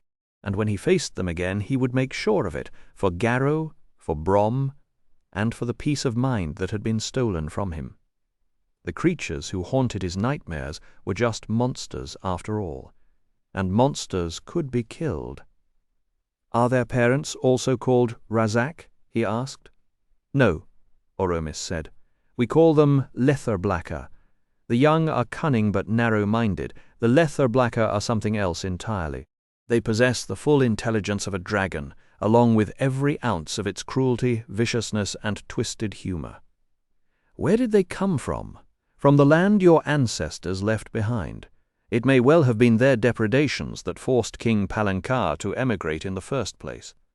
When we riders learned of their foul presence in Alagaezia, we tried to eradicate them like a blight upon the land. A pause. We failed. 2 Letherblacka survived, and those 2, along with their offspring, are the ones who have caused you so much grief. Following Vrael's death, Galbatorix hunted them down and struck a bargain. his protection in exchange for their service, and a reliable supply of their favorite food. That is why they have been allowed to persist near Leona, one of the Empire's largest cities. Eragon's jaw tightened. They have much to answer for, and he intended to collect that debt personally. That they do, Oromis agreed, and the flatness in his voice suggested he had seen too many such debts go unpaid. Then, as if to shake off the grimness, the elf retreated into his hut. He returned with a stack of slate tablets, each roughly 1/2 foot wide and 1 foot tall, and offered one to Eragon. "Enough dark talk. I thought you might enjoy learning to craft a faith. It is an excellent way to train your concentration. The slate carries enough ink within its surface to produce any combination of colors. All you need do is hold the image in your mind with perfect clarity and speak these words, 'May the picture in my mind's eye take shape upon this tablet.'" Eragon turned the smooth slab over in his hands, feeling its clay-like weight. For a moment he considered the obvious subjects: the yellow lily at his feet, Oromis's weathered hut, the white stream threading the clearing. Too simple. None would reveal anything about the subject or the artist. Things that change and are lost, those were worth preserving. His gaze landed on a young tree whose branches tipped with pale green spring growth. A deep, narrow wound seamed its trunk where a storm had wrenched away a bough, tearing a long rope of bark behind it. Translucent orbs of sap crusted the scar, catching the light and bending it into tiny prisms. Eragon shifted his position until the tree's gnarled scar bulged in silhouette against the sun, framed by a cluster of bright new needles. He fixed the image in his thoughts, spoke the spell, and watched as color bloomed across the gray slate, swirling, blending, resolving into the scene exactly as he had pictured it. The moment the colors finally settled, Eragon knew he had failed. The pine needles and dripping sap in the faith came through with razor-sharp detail, almost alive in their precision, but everything else around them melted into a hazy, dreamlike smear, as if he had been looking through eyes half shut against the sun. It was a far cry from the flawless clarity of the faith of Illyria that Oromis had shown him. A soft breeze stirred the grass around them, carrying the scent of pine and damp earth, but Eragon barely noticed. Oromis took the tablet from him without a word and studied it for a long, quiet minute. Then he spoke, his voice calm but edged with a faint irony. "You have an unusual way of thinking, Eragon Finiarel. Most humans have trouble concentrating long enough to create anything recognizable. You, on the other hand, latch on to every detail that catches your eye, but only the ones that catch your eye. You are like a man staring at a single lantern in a pitch-black hall, refusing to look at the rest of the room. It is the same problem you have with your meditation. You must relax, widen your focus, and let the world pour in without deciding too quickly what is worth your attention." He set the first faith aside, reached down to the grass, and picked up a fresh blank tablet. "Try again, and this time hail Rider." Eragon flinched and turned. Auric and Arya stepped out of the tree line together, side by side. The dwarf raised a hand in greeting, his freshly braided beard gleaming with oil, his hair bound neatly behind his head. He wore a new tunic, red and brown with gold embroidery, a gift from the elves that made him look like a royal envoy rather than the exhausted, shaking dwarf of the night before. After the traditional exchange of greetings, Oromis switched to the common tongue. "To what do I owe the pleasure? You are welcome at my home, but as you can see, Eragon and I are in the middle of our work." "Forgive the intrusion," Oromis Elder, Arya began, but Auric cut her off with a raised palm. "The fault is mine," he said, sparing a glance at Eragon. "Hrothgar sent me to make sure Eragon is receiving the instruction promised to him. I do not doubt that he is, but I am obliged to see it with my own eyes, so that when I return to Trondheim, I can give my king an honest account." Oromis touched his fingertips together. "What I teach Eragon is not a matter for outside eyes. The secrets of the riders belong to him alone." "I understand," Auric said, his voice steady, "but these are strange times. The stone that once seemed solid now shifts beneath our feet. We must adapt or be crushed. Too much depends on Eragon, and we dwarves have a right to verify that his training is proceeding as promised. Is that so unreasonable?" "Well spoken, Master Dwarf," Oromis replied, allowing a thin smile. "Then I take it this is a question of duty and honor, and neither will let you surrender this point." "I fear not, Oromis Elder." "Very well, you may stay and observe the rest of this lesson. Will that satisfy you?" Auric frowned. "Are you nearly finished? We have only just begun." "Then yes, I am satisfied, for now at least." While they spoke, Eragon tried to catch Arya's eye, to read some hint of encouragement or judgment in her face. But she kept her gaze fixed on Oromis, composed and unreadable.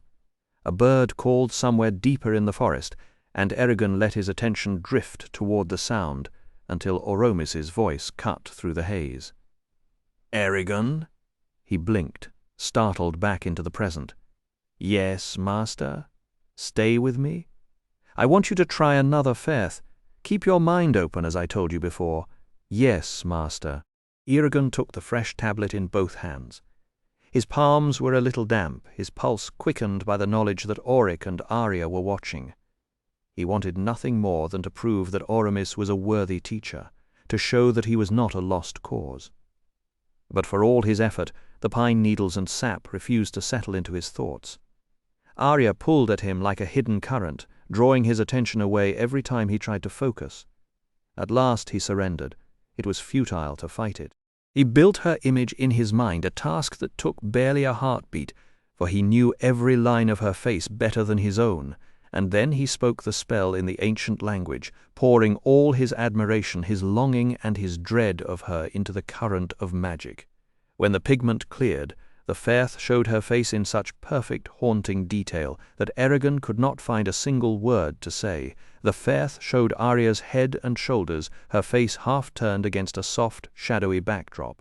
Warm firelight wrapped the right side of her features, and the woman looking out from the image seemed to see straight through anyone who studied it. It wasn't an exact likeness. The proportions were a little off, and the shadows were heavier than they should have been.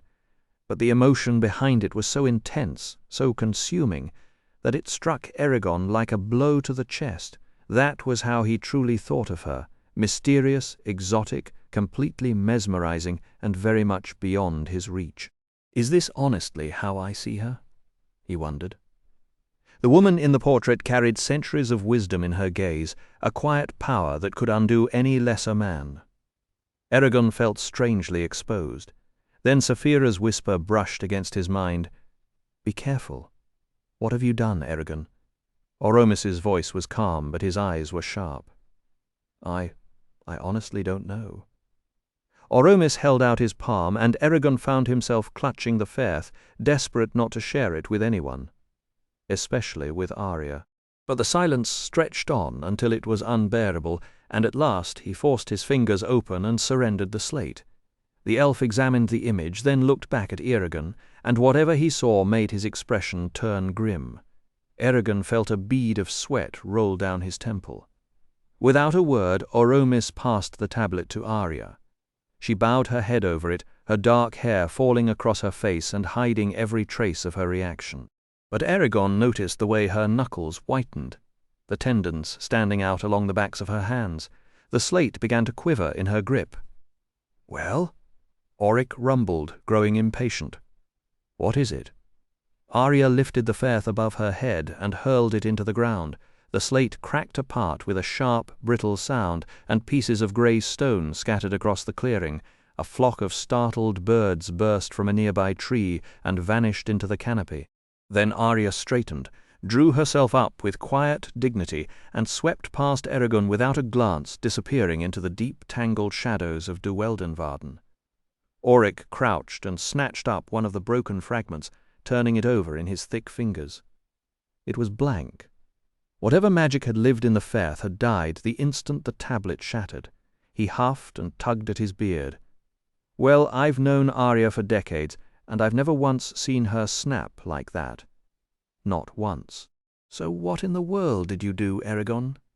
Eragon blinked, still dazed. "I made a portrait of her." "A portrait?" Auric scratched his chin, clearly baffled. "And she smashed it to pieces over a portrait." "I think it's best if you leave now," Oromis interrupted. The lesson is over. Come back in a day or two if you want a proper measure of Eragon's progress." The dwarf gave Eragon a long, thoughtful look, then nodded and brushed a few flakes of dirt from his palms. "Fine. Thank you for your time, Oromis Elder." He started back toward Elsmera, pausing to call over his shoulder, "I'll be in the common room at Teal'deri Hall if you want to talk." Eragon once Oric was gone, Oromis knelt and began gathering the broken pieces of slate into the fold of his tunic. Eragon stayed frozen in place, watching the slender elf work. "Why?" Eragon asked at last, speaking the ancient language. Oromis paused, weighing his words. "Perhaps, Eragon, Arya was frightened by you." "Frightened? She never gets frightened." But even as he said it, he knew it wasn't true. Arya simply kept her fear locked away better than anyone he'd ever met. He dropped to one knee and picked up a shard of the Faith, pressing it into Oromis's hand. "Why would I frighten her, please? I need to understand." Oromis stood and walked to the edge of the stream, sifting the grey fragments through his fingers into the water. A Faith can only show what the artist genuinely desires. You don't yet have the skill to shape a false image, and Arya knows that. So she knows, beyond any doubt, that the portrait you created was an honest map of your heart. But why would that frighten her? Oromis smiled sadly. Because it revealed the depth of your infatuation. He pressed his fingertips together in a series of delicate arches. "Look at this honestly, Eragon. To your own people you are old enough to be called a man. But among elves you are barely more than a child." Eragon frowned, remembering Saphira's words from the night before. "Ordinarily we would never hold a human to an elf's standards," Oromis continued, "but you share our long life now. You are a rider. We depend on you to help us defeat Galbatorix.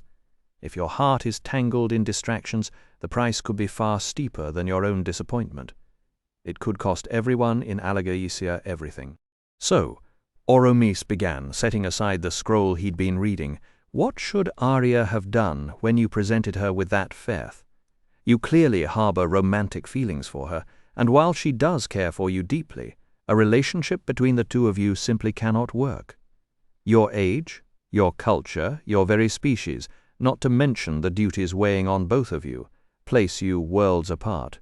Your interest has put her in an uncomfortable spot. She can't openly reject you without risking damage to your training, but as the Queen's daughter, she can hardly ignore you without slighting a rider whose success means everything to our cause." Oromis's voice grew heavier, more solemn.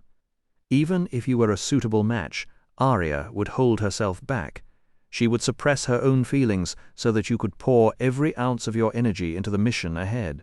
That's the kind of person she is. She'd sacrifice her own happiness for the greater good." He fixed Eragon with a gentle but piercing gaze. "You must understand, Eragon, defeating Galbatorix matters more than any individual's desires. Nothing else compares.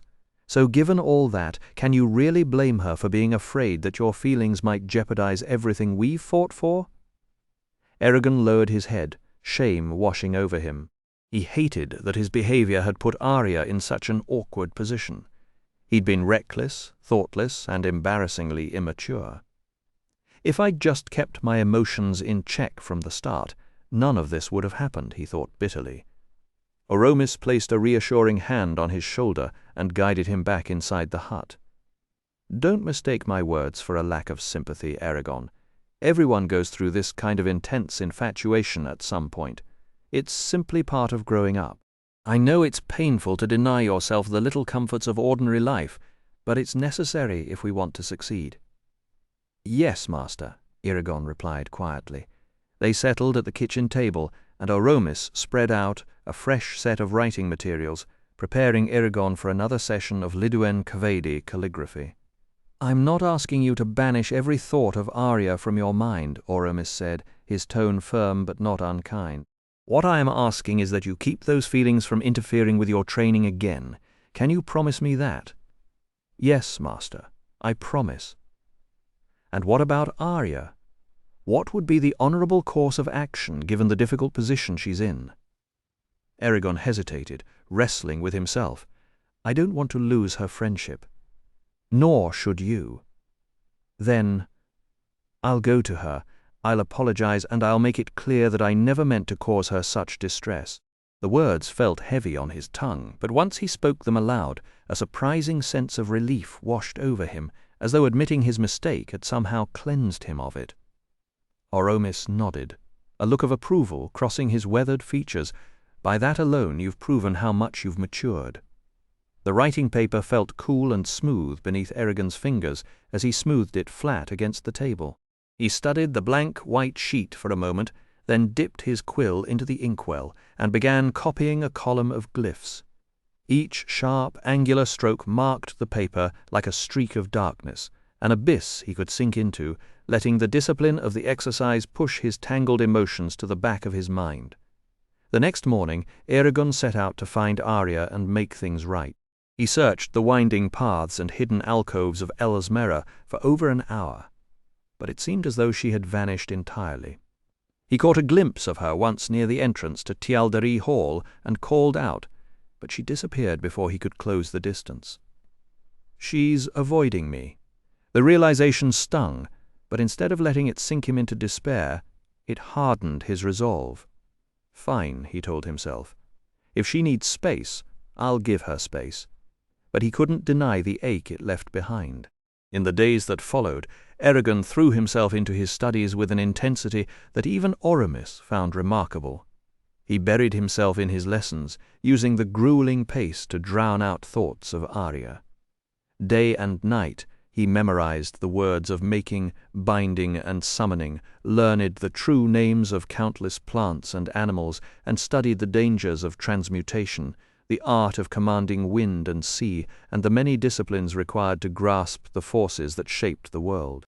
He discovered a particular talent for spells involving the great energies, light, heat, and magnetism, thanks to his uncanny ability to judge exactly how much power any given task required and whether his body could withstand the strain. In the quiet hours between lessons, he would sometimes catch himself staring at the ceiling of his hut, wondering if Arya ever thought of him at all, but he always dragged his mind back to his studies. The work was the only anchor that held him steady. Auric would sometimes appear at the edge of the clearing, arms crossed, watching in silence while Eragon sweated through his lessons. The trials Oromis devised never stopped. First came cooking with magic, an exercise in fine control that produced more charred failure than edible food in the beginning. Then came poisons, how to spot them, how to counteract them, and Eragon learned to treat every plate with suspicion. Some nights he went hungry because he missed the telltale signs. Twice he collapsed, and Oromis had to heal him on the spot. Oromis also made him cast several spells at once, a mental balancing act that demanded absolute concentration to keep each spell locked onto its intended target. One slip, and the spell would blur into another object in the room. From there, Oromis moved into the deeper craft of placing energy within matter, an art he spent long sessions teaching. This was how Runan crafted rider swords that never dulled or broke. This was how elf gardeners sang plants into strange and deliberate shapes. This was the principle inside the lanterns the elves made with the dwarves, and inside traps that lurked dormant inside a box until the lid lifted. "These spells can rest for 1,000 years, Oromis explained. "They are nearly impossible to see coming, and they touch every corner of Alagacia." Eragon chewed on that, then asked, "So could you use this to change your own body? Or is that forbidden?" That earned a dry smile.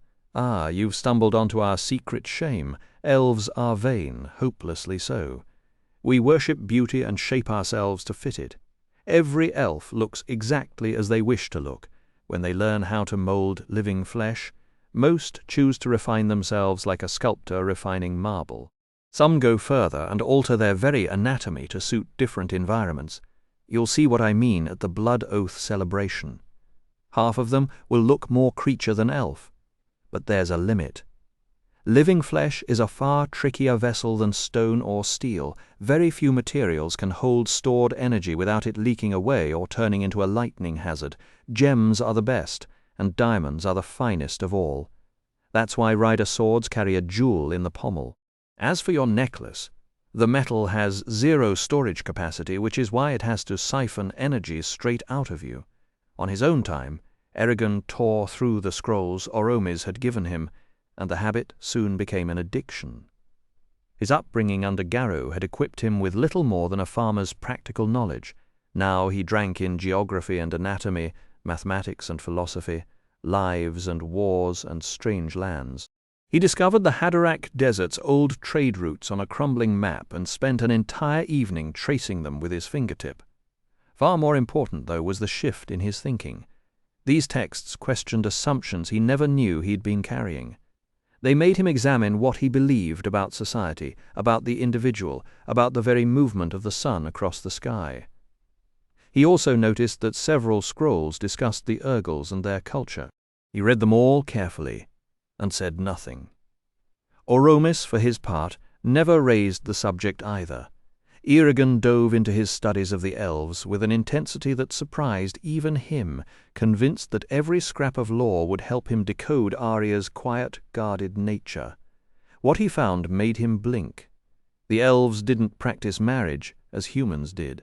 They simply took partners for as long as they liked, a day, a decade, a century, and considered a child to be the most profound promise two souls could make.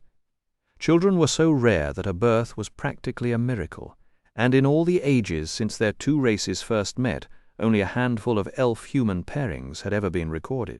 Those were mostly human riders who'd found a kindred spirit among the elves, and according to the cryptic old chronicles, nearly all of those romances had ended in tragedy. Some couples found they couldn't truly understand each other, others were destroyed when the human grew old and perished, while the elf remained unchanged. In one dusty margin, Eragon thought he saw a reference to a woman who might have been Arya's grandmother, but the ink was too faded to be certain. Beyond bloodless histories, Oromis gave him the elves' greatest songs, poems, and epics. These weren't the simple fireside tales Eragon knew from Brom in Carverhall. They were layered, sweeping, and impossibly beautiful. He devoured them like a man at a banquet, often staying up late to reread The Deed of Gaida or The Lay of Umhodan, savoring every twist of phrase until his eyes blurred. Saphira's training, meanwhile, marched on at a brutal rhythm. Through their bond, Eragon watched Glader drive her through exercises as punishing as anything he endured, hovering for long minutes with a boulder clutched in her talons, then bursting into sprints, dives, and hairpin aerial spins that left his stomach churning. For stamina, she was ordered to breathe fire onto a natural stone pillar until the rock turned soft and glowed. At first she could manage only a few minutes, but within weeks a blistering torrent roared from her jaws for over half an hour straight, leaving the pillar white-hot and weeping molten streams. Eragon also caught fragments of the dragon lore Glader passed to Saphira, stories of ancient flights and long-dead kings that complemented her instinctual knowledge. Much of it was utterly beyond him, and he suspected Saphira held back even more secrets no dragon would ever share with a non-dragon. Still, one precious fact surfaced, the names of her parents. Her sire was Iormungra, bound to a rider of old. Her dam was Vavada, a wild dragon whose name meant storm cleaver in the ancient language. Vavada had laid many eggs across her centuries, but entrusted only one to the riders, Saphira. Both of them had died during the fall, making Saphira the final, living echo of their line. Some days the pair flew with Oromis and Glader, practicing mock battles or gliding down to explore the crumbling ruins hidden in Duweldenvarden. Other days they switched partners. Eragon accompanied Glader, while Saphira lingered with Oromis on the wind-swept spires of Telnair. Every single morning, Eragon drew his sword against Vanir, and every single morning the taunts came wrapped in velvet. Their practices always ended with Eragon on the ground, often shaking through a seizure as his back seized and knotted. Vanir, for his part, wore his arrogance like a second skin. He'd deliver razor-edged insults wrapped in flawless courtesy, and no matter how hard Eragon poked and prodded, the elf refused to lose his temper. It was enough to drive a man insane. Vanir's younger companions shared his disdain for Eragon, though they were unfailingly polite to Saphira, which somehow made it worse. The showdown arrived when, after beating Eragon 6 times in a row, Vanir lowered his sword and said, "Dead yet again, Shadeslayer? How monotonous. Shall we carry on?" The question was purely rhetorical. "Aye." Eragon grunted, still winded and aching from an earlier back spasm. Vanir tilted his head and asked, with a kind of bored curiosity, "Tell me, since I'm curious, how exactly did you kill Durza when you move so slowly?" Eragon didn't give him the satisfaction of an answer. He just raised his sword, wiped the blood from his lip, and came forward again. "I honestly can't figure out how you managed that," Eragon admitted, still catching his breath after their exchange. "I caught him off guard." Vanir's lips curled into something between amusement and contempt. "Forgive me. I should have guessed deceit was at play."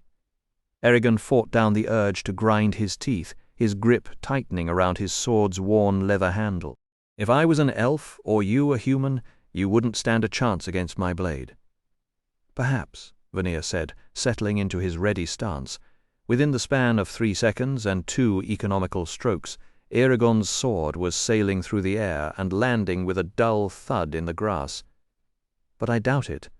You shouldn't brag in front of a better swordsman. He might take it upon himself to humble you." That shattered whatever was left of Eragon's composure. He reached deep inside, plunging into the swirling current of power that always hummed beneath his conscious thoughts, and seized it with both hands. "Malthane," he cried, speaking one of the 12 words of binding. Vanir's limbs snapped rigid, his jaw locked shut mid-syllable, the elf's eyes bulged with fury, his dark brows knitting together. "And you shouldn't brag in front of someone who knows more about magic than you ever will," Eragon said, breathing hard. What happened next defied everything he understood. Without a single gesture or whispered syllable, an unseen force clouted Eragon square in the chest, lifting him off his feet and hurling him a good 10 yards across the field. He slammed onto his side, the air driven from his lungs in a single explosive gasp, and the blow shattered his concentration, freeing Vanir. How did he? Eragon's mind raced, struggling to process what had just occurred. Vanir advanced, his face cold and unforgiving. "Your ignorance betrays you, human. You speak of magic as though you understand it, yet you don't even know what it truly is or how it works. You were chosen to carry Vrael's legacy. You occupy his quarters. You've had the unmatched honor of serving the mourning sage." He shook his head slowly, disgust etched into every feature, "and you stand there fumbling and inept, wasting every gift that was thrust upon you." Eragon's anger surged back, a crimson tide flooding his chest. Climbing slowly to his feet, he met the elf's eyes. "What have I ever done to you, Vanir? Why do you hate me so much? Would you honestly prefer that no rider existed at all, that Galbatorix faced no opposition? My opinions aren't worth discussing. Maybe not, but I still want to hear them." Vanir's voice turned silky. As Nuala noted in Convocations, listening is the gateway to wisdom, but only when it's a deliberate act, not a desperate grasp at validation. "Speak plainly, elf, and give me an honest answer." Vanir's smile could have frozen water. "As you command, O rider."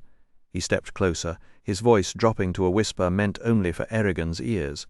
"For 80 years after the riders fell, we had no hope.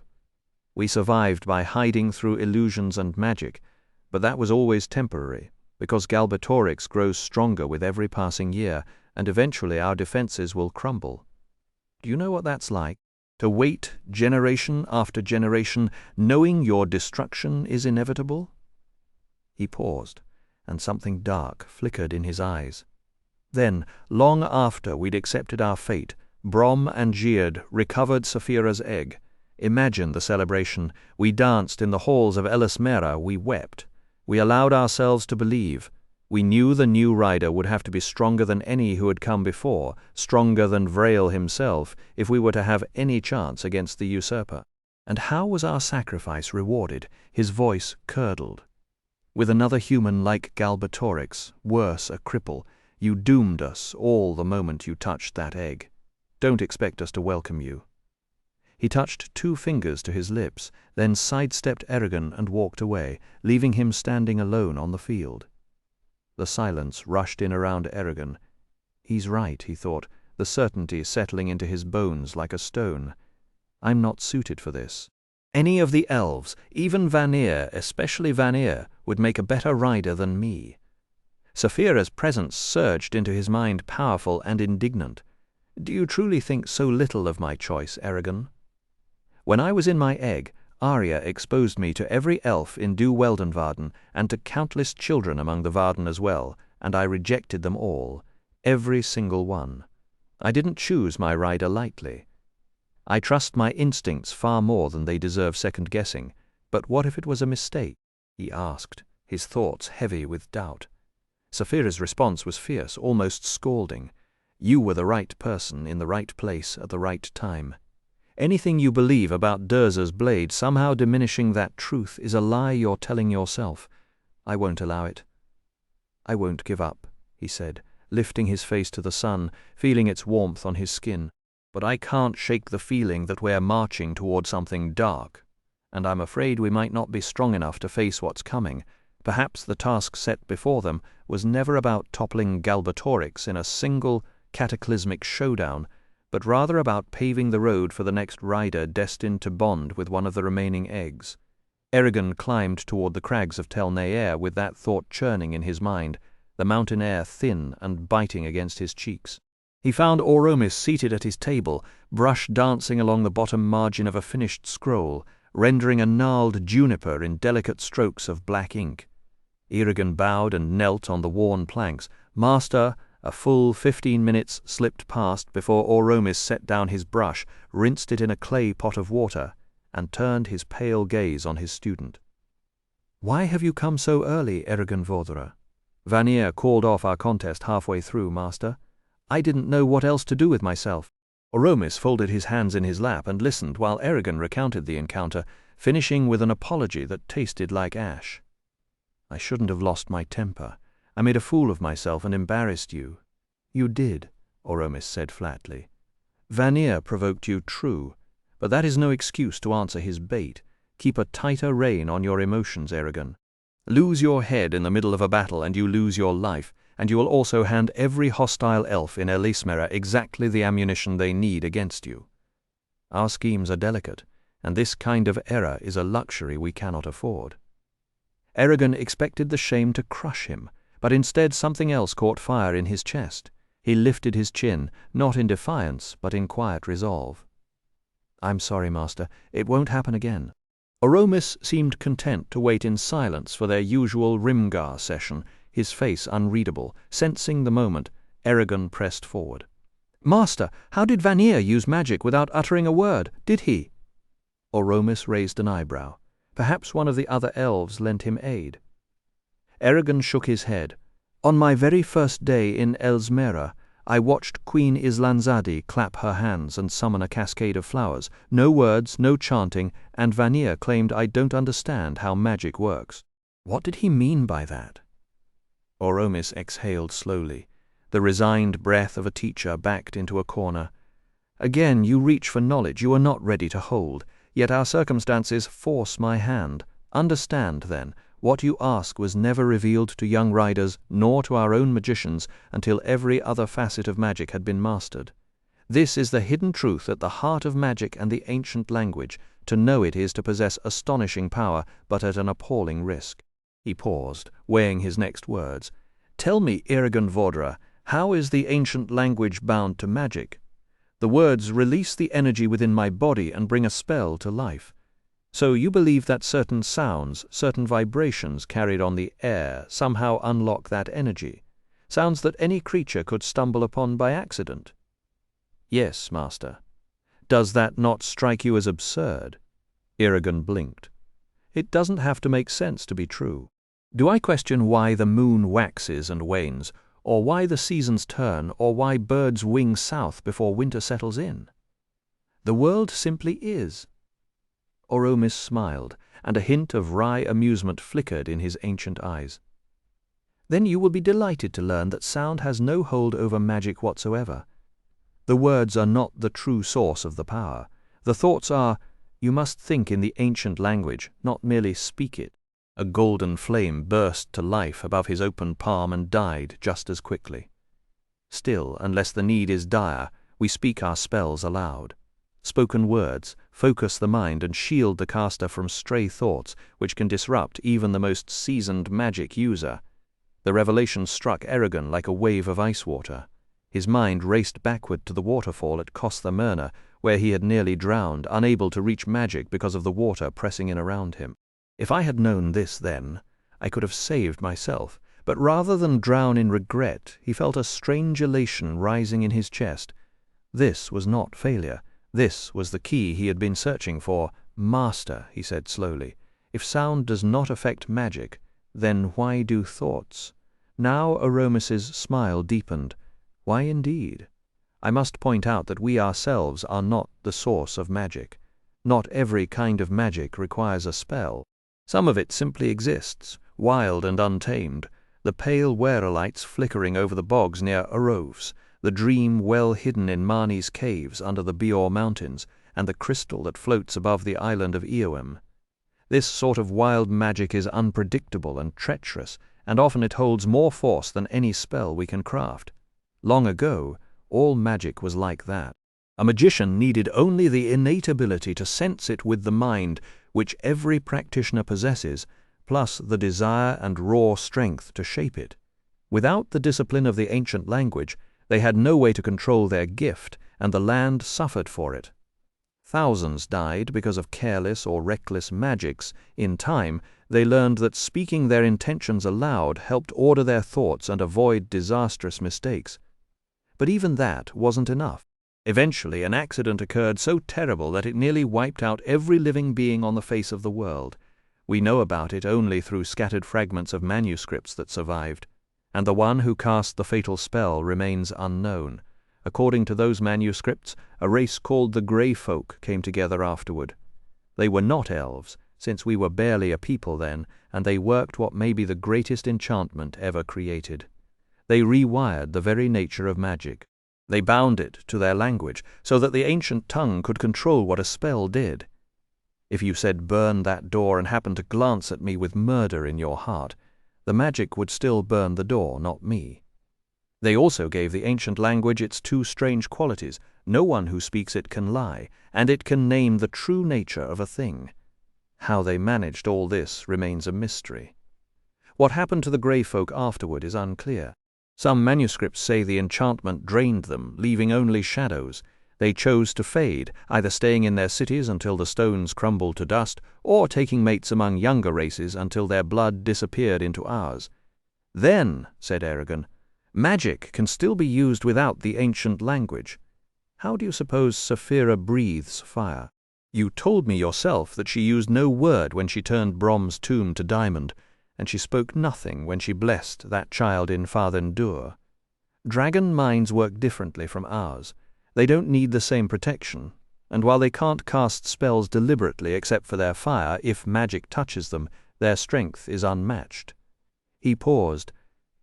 "You seem troubled, Eragon. What's wrong?" Eragon studied his own hands. "What does this mean for me, Master?" "It means you will keep studying the ancient language, because you can accomplish things with it that would be too complex or too dangerous to try without its structure.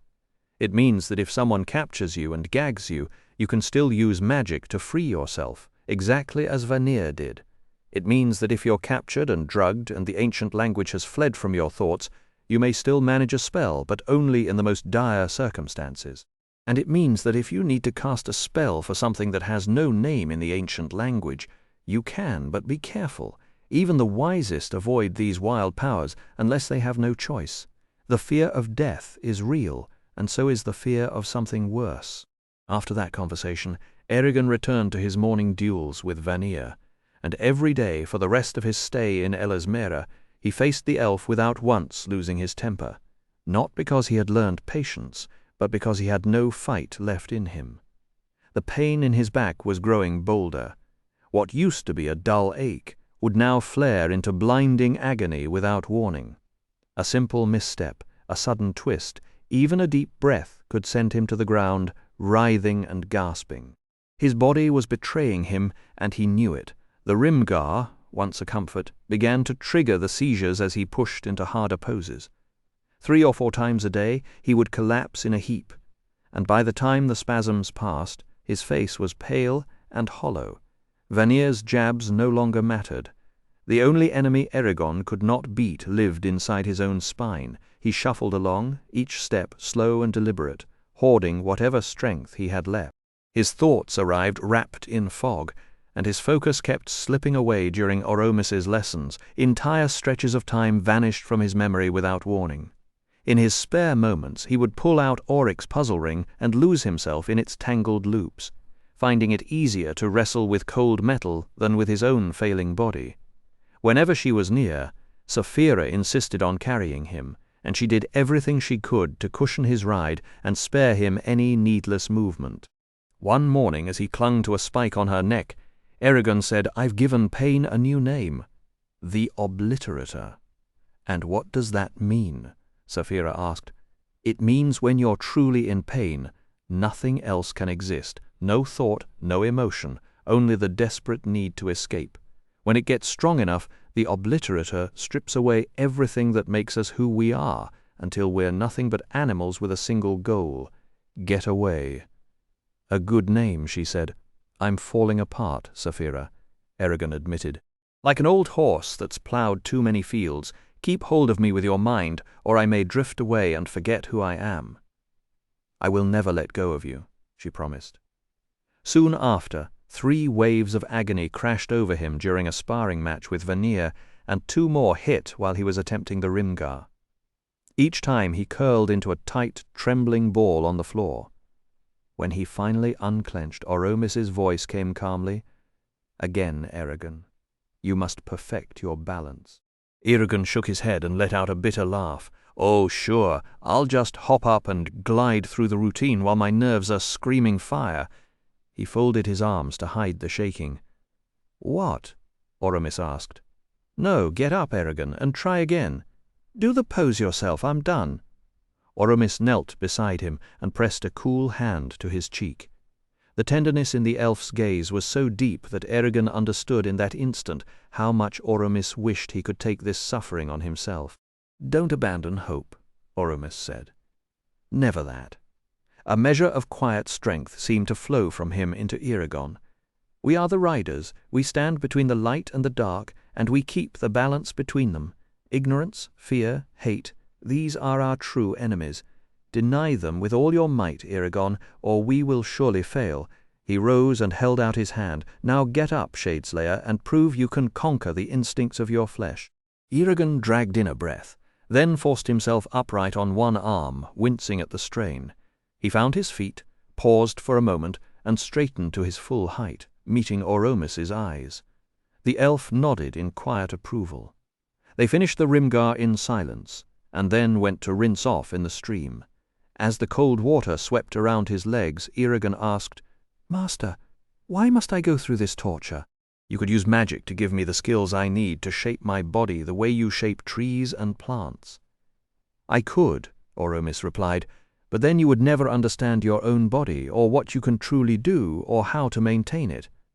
There are no shortcuts on the path you walk, Eragon."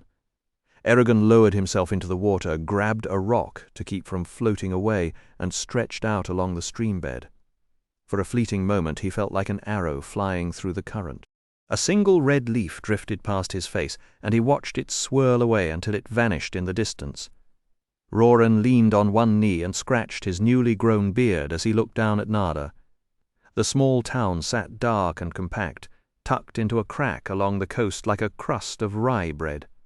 Beyond it, the wine-red sea caught the last rays of the dying sunset, and the sight held him, so utterly unlike the farmland he had grown up in. "We made it," he whispered. Leaving the promontory, he walked back to his makeshift tent, savoring the salt air with every breath. They had camped high in the foothills of the Spine to avoid being spotted by anyone loyal to the Empire. As he moved among the small clusters of villagers huddled beneath the trees, Roran scanned their tired faces with a mix of sorrow and bitter anger. One girl clutched a frayed blanket and stared at the ground. She reminded him of Katrina, and he wondered if he would ever hold her again. The trek out of Palancar Valley had wrecked them. The villagers arrived exhausted and aching, with hollow faces and clothing hanging in shreds. Nearly everyone had tied rags around their hands to stave off frostbite during those frozen mountain nights. Weeks of hauling heavy packs had bowed backs that once stood proud, but the hardest thing to look at was the children, so thin, so quiet, so dangerously still. They deserved better, Roran thought. If not for them, I'd be in the Razak's clutches right now. That thought alone kept him moving. Dozens of villagers came up to him during the trek. Some needed only a touch on the shoulder. Others wanted a few words that didn't really mean anything, but somehow helped. A handful tried to press bits of food into his hands. He always refused, and when they insisted, he passed it to somebody weaker. Those who held back watched him with wide, pale eyes. He knew the rumors that he was crazy, that a spirit had taken over his body, that even the Razak couldn't put him down. He didn't bother correcting them. It was easier to let them believe. One evening, a small girl asked her mother if they would ever see home again. Roran heard it, and the question followed him through the night like a splinter. The spine was far worse than he had expected. They had to follow game trails that were little more than animal paths, narrow, steep, and endlessly winding. That meant men and women had to chop through brush and trees for hours, which everyone hated, especially because it left a trail straight to them. The only upside was that all that swinging healed his injured shoulder. His arm still failed him at certain angles, but it was stronger than it had been in weeks. Then the storm hit. It trapped them on a bare pass above the timberline, and by morning Hyder, Brenner, and Nesbit, all old enough to have lived through more than their share of winters, lay frozen in the snow. That night Roran was certain he had killed them all by leading them this way. Soon after, a boy fell and broke his arm. Southwell drowned in a glacier stream. Wolves and bears picked off their livestock despite the watchfires. Hunger stuck to them like a disease, chewing at their stomachs and draining their will. But here's the thing about Carverhall folk, they don't know how to quit. Their ancestors had survived famine, war, and plague in the same valley, and they'd be damned if they let a few mountains finish them off. The spine threw blizzards, bears, and near drownings at them. It may as well have thrown a kitchen sink. They just grumbled, tightened their rags, and kept walking. Somewhere on that journey, Roran stopped feeling sorry for them and started feeling something else, respect. And with that respect came a fire in his chest. If these people could endure all that and still put one foot in front of the other, he had no right to despair. When they reached Nada, the camp buzzed with quiet pride. No one knew what came next, but they had made it this far, and that mattered. Roran knew they wouldn't be safe until they left the Empire entirely. It's up to me, he thought. I've become responsible for everyone here. He accepted that burden without question. It let him push toward his real goal, getting Katrina back. But it had been so long since the Razak took her. Was she even alive? The question crept into his mind every night. He shoved it away. If he started down that road, madness would swallow him. He couldn't afford that, not with so many lives counting on him. At dawn, Roran set out for Nada with Horst, Baldur, Loring's 3 sons, and Gertrude. On the last morning, a raven swept down and circled once above their heads before flying toward the town. Roran took it as an omen, though he couldn't say if it was good or bad. They came down from the foothills and stayed hidden until they reached the main road. In the lowlands, the air felt heavy and thick, as if he were trying to breathe underwater. Roran's hand went to the hammer at his belt as they neared the gate. 2 soldiers stood guard. They looked over the ragged group, eyes lingering on their torn clothes. Then they lowered their poleaxes and blocked the way. "Where'd you be from?" the man on the right asked. He couldn't have been 25, but his hair had gone pure white. Horst puffed out his chest and crossed his arms. "Around term, if it please you." "What brings you here?" "Trade." At Nada's gate, the guards weren't exactly welcoming. Horst told them they were there on behalf of shopkeepers who wanted to buy directly from the source, cutting out the usual merchants. Gertrude said she needed fresh herbs and medicines, since everything shipped to her had been stale or spoiled. Darman spoke for his brothers, saying they'd come to negotiate with the local cobblers because northern-style boots were popular in Drasleona and Urubain, at least they had been when they started their trip. Horst claimed he was there to pick up a shipment of ironwork. When the soldier turned to Roran, axe in hand, Roran simply said, "Pottery." The guard squinted. "Pottery, pottery. Then what's the hammer for?" Roran answered that the crackle pattern on a good glaze doesn't happen from nothing. You have to whack the piece. He returned the soldier's suspicious stare with an empty expression and dared him to say otherwise. The guard grunted, called them starved alley cats more than tradesmen, and asked about their horses. Hammond pointed south, away from the hidden camp and the rest of the villagers, and said the horses were back there. With a dry laugh, the soldier told them they could pass, so long as they didn't cause any trouble. Once they were through, Horst grabbed Roran's sleeve and hissed that the glaze story was a ridiculous stunt, but Gertrude cut him off and nodded toward a message board to the left. Under a tiny shingle roof, half the board was papered with official proclamations, and the other half with hand-drawn sketches of wanted criminals.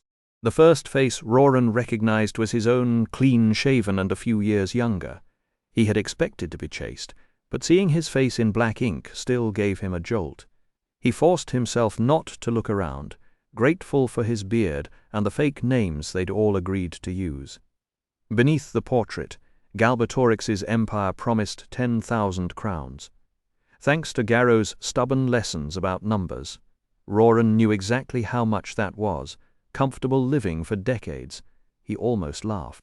The empire thought a simple farm boy was worth a fortune. Then his gaze moved to the next poster, and the smile died. Eragon, Roran's chest seized. He's alive. The relief lasted a second, and then the old fury took over, bringing with it the memory of Garrow broken on a mattress, the farm burning, and all the reasons he had to be angry at his cousin.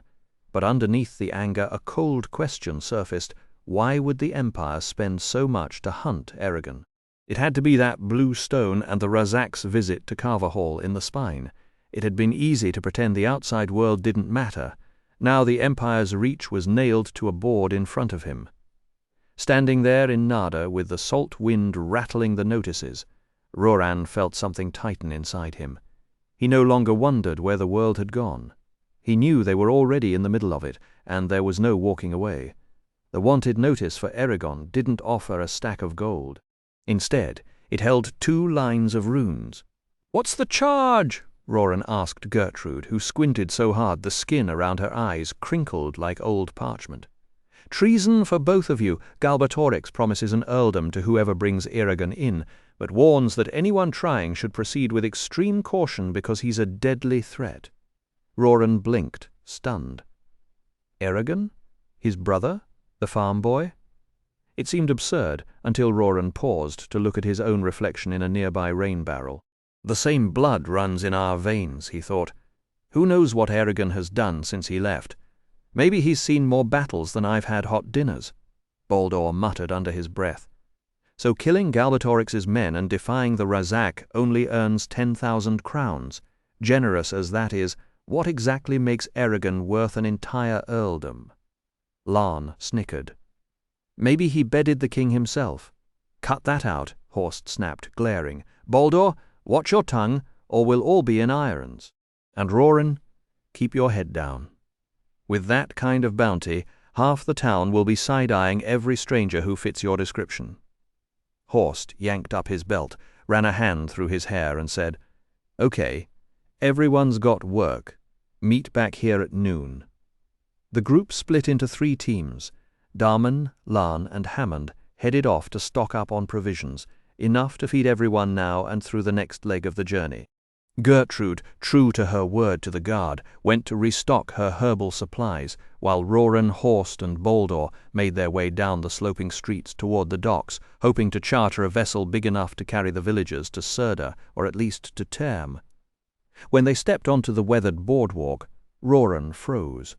The ocean stretched out under a low steel sky, whitecaps churned by a fickle wind, and the horizon line was so ridiculously straight it looked like a mistake. Water thumped against the pilings beneath his feet, making the whole dock feel like a giant drum, and the reek of fish, fresh, gutted and rotting, clung to everything. Horst looked from Roran to Baldur, who were both staring like they'd never seen anything bigger than a pond. Quite a sight, huh? "Aye," Roran said, finding his voice. "Makes you feel pretty small." "Yeah," Baldur agreed. Horst nodded. "First time I saw the ocean, I felt the same." "When was that?" Roran asked, noticing a peculiar bird perched on one of the pilings. It had a goofy body, a striped beak held against its chest like a smug old gentleman, a white head, and a dirty grey body. One of them lifted its beak, and a stretchy pouch dangled below. "Back when I was 15, Horst said, Bartram, the smith before me, kicked the bucket a year before my apprenticeship ended. I had to find someone willing to finish another man's training, so I trekked to Tsunon on the North Sea. Found a nasty old coot named Kelton, good at his craft, but a right grump. He took me on." Horst laughed. When it was over, I couldn't decide whether to thank him or curse him. Baldur said, "You should thank him. Otherwise you wouldn't have married Mom." Roran frowned, scanning the waterfront. "Not many ships here," he observed. A couple were docked at the south end, one at the north, and the rest were just fishing boats and rowboats. One of the southern vessels had a snapped mast. Roran didn't know much about ships, but none of them looked big enough to hold nearly 300 people. After canvassing every dock, they learned all the boats were already committed. And the ship with the broken mast would need at least a month to fix, just beyond the docks. The Wave Runner sat with its leather sails furled, ready for a dangerous trip north to the islands where Seether was grown. Nearby, the Albatross had just returned from distant Feinster and was having its seams sealed before heading back out with a load of wool. When Horst started asking questions, a passing dock worker chuckled and shook his head. "You've shown up at the worst time possible," he said. "The spring ships came and went 2 or 3 weeks ago. In another month, the northwest gusts will start blowing, and then the seal and walrus hunters will come back with their catches. That's when ships from Tyrm and the rest of the Empire show up to take the hides and oil. If you're looking for an empty hold, that's your moment. Until then, this is about as busy as the harbour gets." Roran pressed on. "Isn't there any other way to get goods from here to Tyrm? It doesn't have to be fast, and it doesn't have to be fancy." The dock worker hefted a box onto his shoulder and paused. "Well, if speed isn't the point and you're only headed to Tyrm, then you might talk to Clovis." He gestured toward a line of floating sheds wedged between 2 piers. "He runs grain barges in the fall. The rest of the year he fishes just like just about everyone in Nada." He gave Horst a suspicious once-over. "What kind of goods are you hauling?" "The sheep have already been shorn, and there's no crops to speak of yet." "This and that," Horst said, tossing him a copper piece. The man caught it, winked, and tucked it into his pocket. "Right you are, sir. This and that. I know a dodge when I see one, but old Ulrich knows how to keep his mouth shut. Good luck to you, then." He walked off, whistling. Clovis, as it turned out, was not at the docks. It took them a half-hour to hike across Nada to his house, where they found the man kneeling in his yard, planting iris bulbs along the front path. He was stout, with sunburned cheeks and a bushy salt and pepper beard. Another full hour passed before he believed they really wanted to rent his barges out of season, but at last he shrugged and led them back to the sheds. He unlocked the doors and showed off the 3 identical vessels, the Meribel, the Edelin, and the Red Boar. Each was 75 feet long, 20 feet wide, and painted rust red. They had open holds covered with tarpaulins, a center mast for a single square sail, and a block of cabins at the rear or aft, as Clovis corrected. Roran paced along the Edelin's hull, running a hand over the wood. The barges might have been ugly, but they were solid. The paint was fresh, and the planks withstood his tests. Then Clovis started listing reasons why this was a terrible idea. The draft, he explained, was deeper than a normal river scow, so you wouldn't capsize in rough weather, but it would be wise to avoid a real tempest.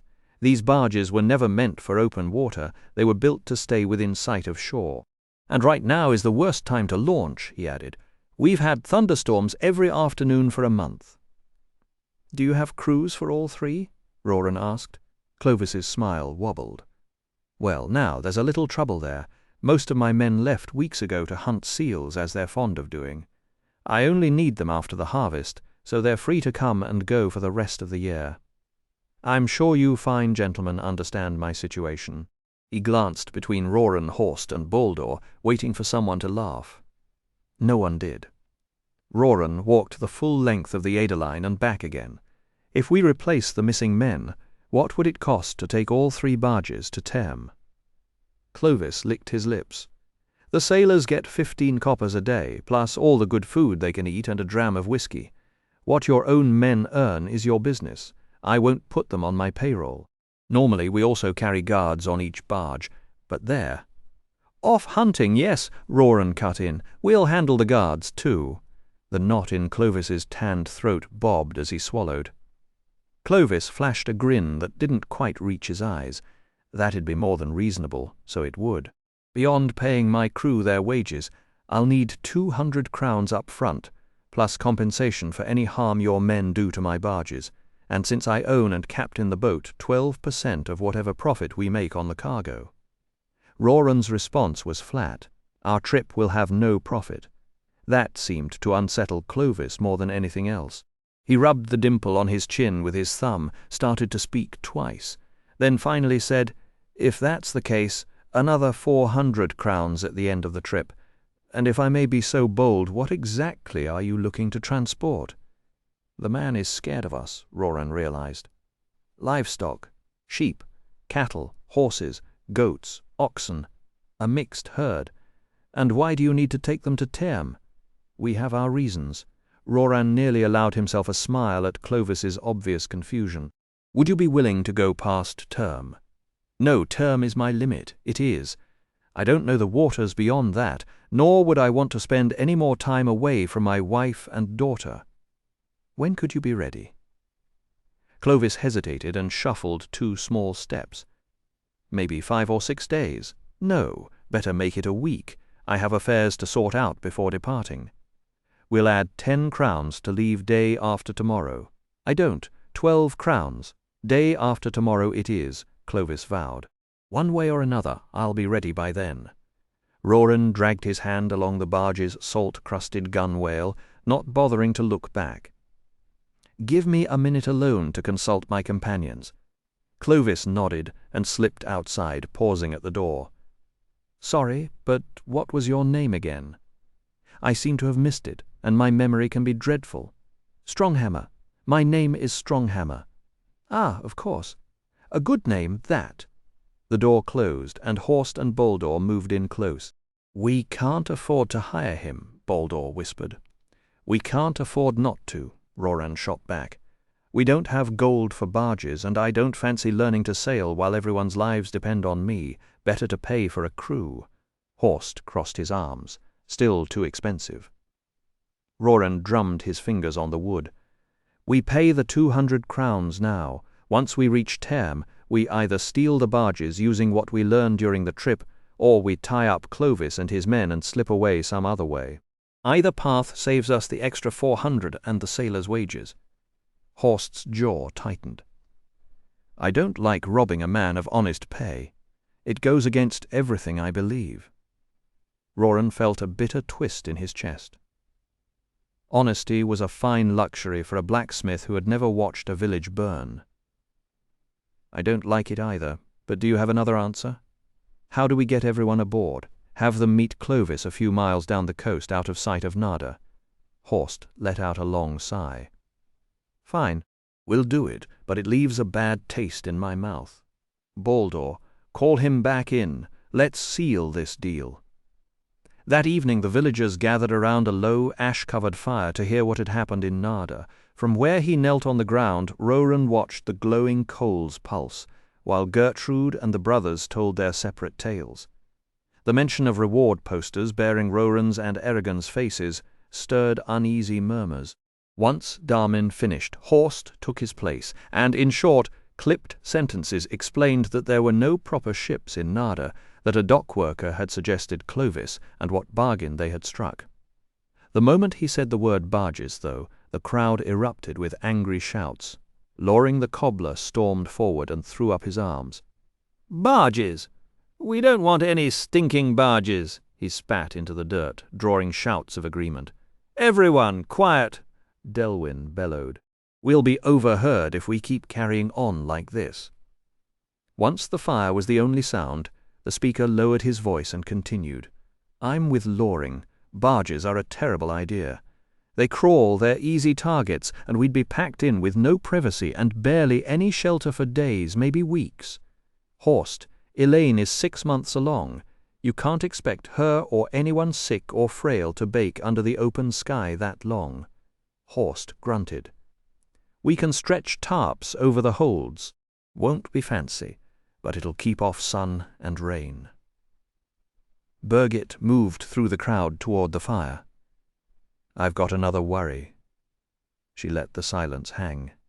"Between the 200 crowns we owe Clovis and what Darman and his brothers already spent, our coin is just about gone. In the cities they hold money in banks. We hold it in fields and livestock.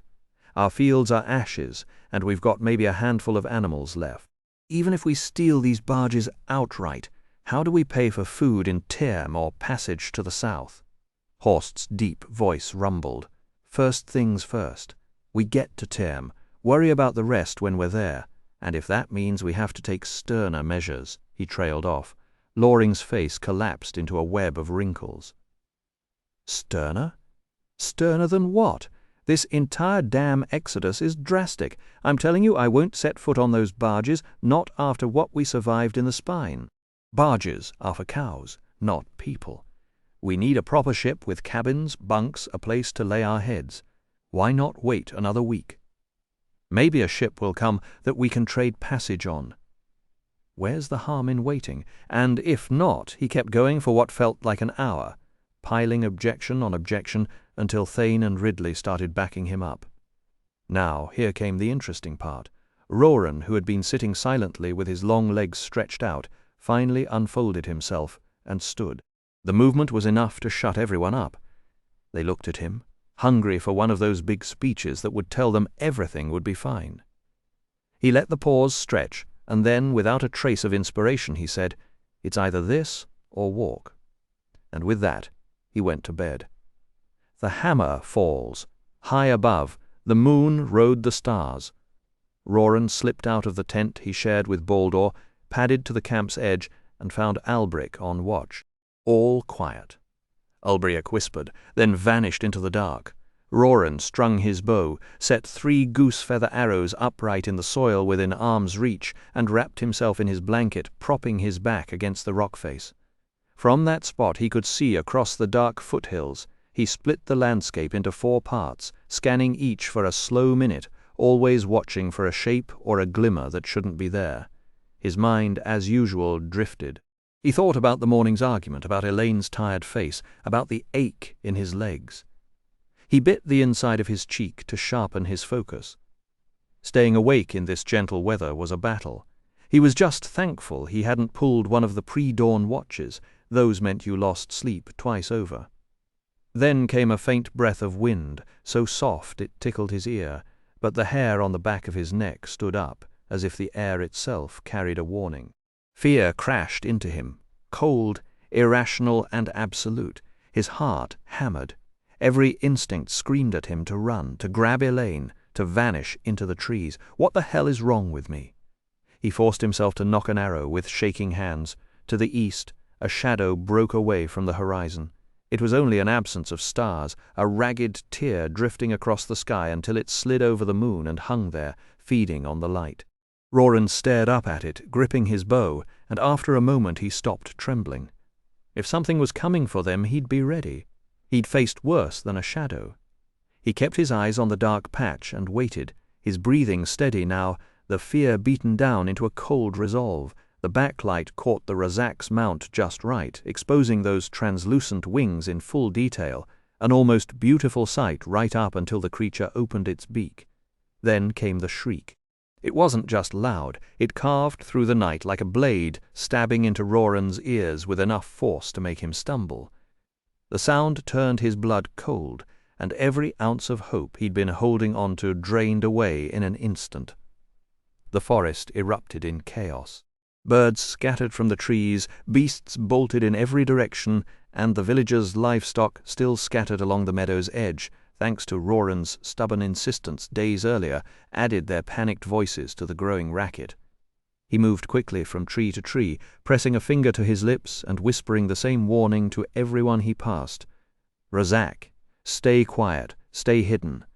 The other sentries were doing the same, herding frightened families deeper into the shadows. That's when Fisk burst out of his tent, spear in hand, bellowing like an angry bull. "What in the blazes is going on out?" Roran hit him at full speed, driving the carpenter into the dirt. His right shoulder screamed in protest. That old injury never let him forget it, but Fisk's sentence died before it could cost them everything.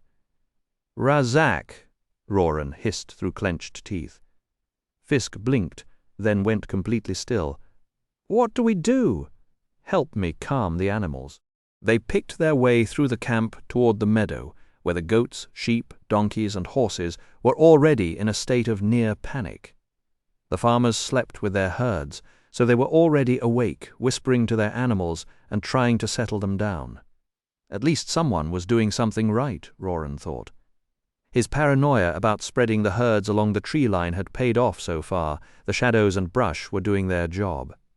Then the moon vanished. Roran glanced up to see that bat-like shape sliding across the silver disk, blocking it out entirely, and it was moving toward them. Of course it was, because apparently luck wasn't in the cards tonight. The animals had mostly quieted when one stubborn donkey decided it had opinions about the situation. The grating hee-haw ripped through the night, loud and obnoxious and absolutely suicidal. Roran didn't hesitate. He dropped to one knee, nocked an arrow, drew, and released. The shaft took the animal between the ribs, and it dropped without a sound. Good shot, terrible timing.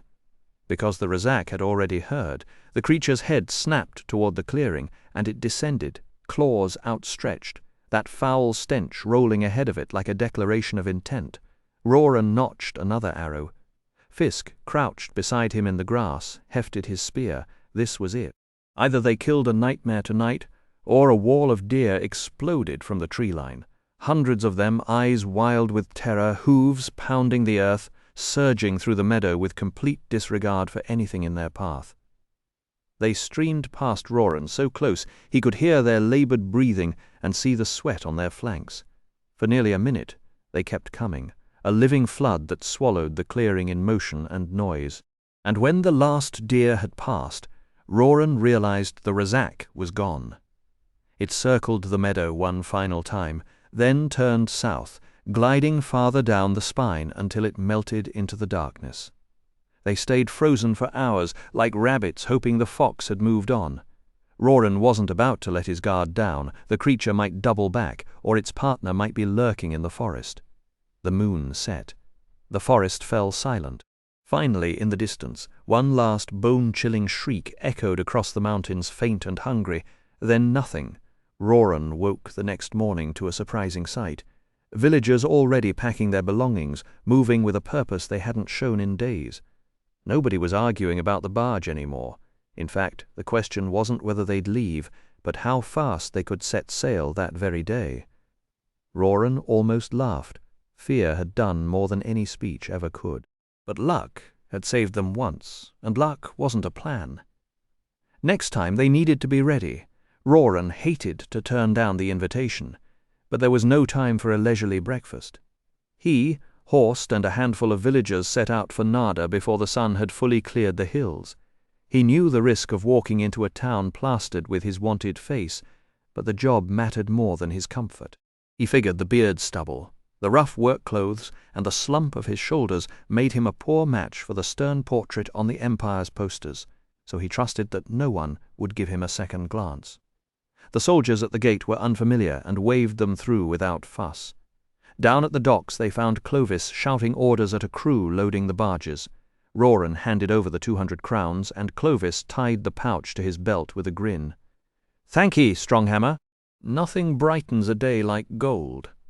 He spread a weathered chart across a table, showing the waters around Nada with currents, rocks, sandbars, and soundings marked in faded ink. He traced a route to a small cove south of the harbour. "That's where we'll pick up your livestock. Tides are kind this season, but we don't want to fight 'em. We leave right after high tide," Roran asked. "Why not low tide, so it can carry us out?" Clovis tapped his nose. "Aye, you'd think so. and I've started many a trip that way, but I don't fancy being stranded on the beach loading your animals while the water rushes back and shoves us inland. This way we'll move quick and use the sea to our advantage." Roran nodded, trusting the old sailor's judgment. He asked about crew, and Clovis said he'd scraped up 7 men, good sailors, though he'd found them at the bottom of their mugs last night. "They'll be sober by morning, I swear. I need 4 more," Roran agreed. "My men don't know sailing, but they're strong and willing." Clovis grunted. "Fine, I take new lads every trip. They follow orders or they get a belaying pin to the head. And I want 9 guards, 3 per boat. If they're as green as the sailors, we're not moving, not for all the whiskey in the world." Roran gave a grim smile. "Every man with me has proven himself in battle." Clovis looked at the newcomers and asked how many were with him. "Enough," Clovis waved a hand. "Never mind me. My tongue gets ahead of my wits. My first mate Torson is at the chandler's. Now I hear you've got feed for the livestock, among other things. Then fetch it. We'll load once the masts are up. For the rest of the morning and into the afternoon, Roran and the villagers hauled supplies from Loring's warehouse to the barges. As Roran crossed the gangplank to the second boat and passed a sack of flour to a sailor, Clovis eyed the crates. "Most of this ain't feed, Stronghammer." "No," said Roran, "but it's needed." He was glad Clovis didn't ask more. After the last crate was stowed, Clovis signalled to Roran. A cold wind off the water carried the smell of salt and fish. "You might as well head out. The boys and I will take it from here. Just be at the docks 3 hours after dawn with every man you promised, or we'll miss the tide." Roran answered, "We'll be there, back in the foothills." Roran helped Elaine and the others break camp. It was routine by now. They could have done it in their sleep. He picked 12 men to go with him to Narda the next morning, but he made sure the toughest fighters, Horst and Delwyn among them, stayed with the villagers in case soldiers or the Razak came sniffing around. Once night fell, the 2 groups split. Roran climbed onto a boulder and watched Horst lead the column down through the foothills toward the cove. Orval came up beside him, arms crossed. "Do you think they'll be safe, Stronghammer?" The worry in his voice was tight as a bowstring. Roran knew one wrong word could send the man over the edge, so he forced a grin.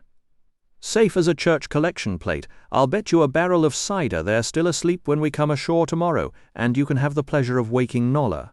Sound good?" Orval's tired face softened at the mention of his wife. He nodded and stepped back, a little steadier. Roran stayed hunched on that boulder until the last dark shape vanished into the distance. He hoped he was right. They woke an hour before sunrise, the sky streaked pale green and the damp air biting at their fingers. Roran splashed cold water across his face, then geared up, bow, quiver, hammer, Fisk's shield, and one of Horst's spears. The others strapped on the same kind of kit, plus swords they'd gotten in the skirmishes around Carver Hall. They ran as fast as they dared over the lumpy ground and reached the road to Narda, then the town's main gate. Same 2 guards from before. Same poleaxes lowered. Same suspicious squint. "There's a lot more of you this time," the white-haired guard said, scanning the group, "and some new faces, but not you." He looked at Roran. "I suppose that spear and shield are for pottery as well." "No. Clovis hired us to guard his barges on the way to Term." "You mercenaries?" Both soldiers burst out laughing. "You told us you were tradesmen. Pays better." The white-haired guard stopped laughing. "Don't give me that. I tried being a soldier for hire once. Spent more nights hungry than full. How many tradesmen are in your company anyway? 7 yesterday, 12 today, 13 counting you. Too many for a bunch of shopkeepers." His eyes narrowed. "You look familiar." "What's your name?" "Stronghammer." "Wouldn't happen to be Roran, would?" Roran didn't wait for the rest. He drove his spear into the guard's throat. Blood sprayed in a bright arc. Releasing the spear, Roran drew his hammer and spun, blocking the second guard's poleaxe with his shield, then swung the hammer up and crushed the man's helm. He stood panting between 2 dead bodies. 10. That made 10. The men behind him stared. Roran turned his back to them and pointed at the culvert under the road. "Hide the bodies before anyone sees," he said, his voice flat. They obeyed, and he scanned the wall above for sentries. Nothing. No one in the street through the gate either. He bent, pulled his spear loose, and wiped the blade clean on a tuft of grass. Mandel climbed out of the ditch, pale beneath his beard. "Done." Roran faced his band, steeling himself. "Listen, we'll walk to the docks at a brisk but steady pace. No running, no looking back if anyone asks. We're Clovis's men. Keep your mouths shut, and we'll be gone before anyone misses those two." He didn't wait for an answer. He just started walking. "We don't run," Roran said, his voice low but steady. "If an alarm rings out, and somebody may have caught that clash, look surprised, look alert, but don't look scared. Above all, never give anyone a reason to suspect us. Your families' lives depend on that. If we're attacked, your only duty is to get the barges launched. Nothing else matters. Am I clear?" "Aye, Stronghammer," they answered. "Then follow me." Walking through Nada, Roran felt so wound up he thought he'd crack. "What have I made of myself?" He swept his gaze from face to face, shopkeepers, mothers, children, even dogs, searching for enemies. The world around him seemed too bright, too sharp. He could count the threads in a man's tunic. A fishmonger's shout made him twitch, but the group pressed on until the docks appeared. "Early, Stronghammer," Captain Clovis said. "I like that. Gives us time to put things in order before heading out." "Can we leave now?" Roran asked. "Patience. The tide's still coming in. We've got to wait for it." Clovis squinted at the 13 of them. "What's the matter? You all look as if you've seen old Galbatorix's ghost." "Nothing that a few hours of sea air won't fix," Roran said. He couldn't manage a smile, but he softened his face. Clovis whistled, and 2 tanned sailors hurried over. "This is Torson, my first mate," Clovis said, pointing. "He'll skipper the Laughing Gull. And this one, Flint, he's in charge of the Sea Nymph while you're aboard. Their word is law, same as mine on the Red Boar. You answer to them? Not Stronghammer? Aye, aye, aye." The men chorused. Clovis looked them over. "Now, which of you are sailors and which are fighters? Can't tell you apart." The villagers, though, looked at Roran before obeying. He nodded, and they split into groups, which Clovis then divided among the barges.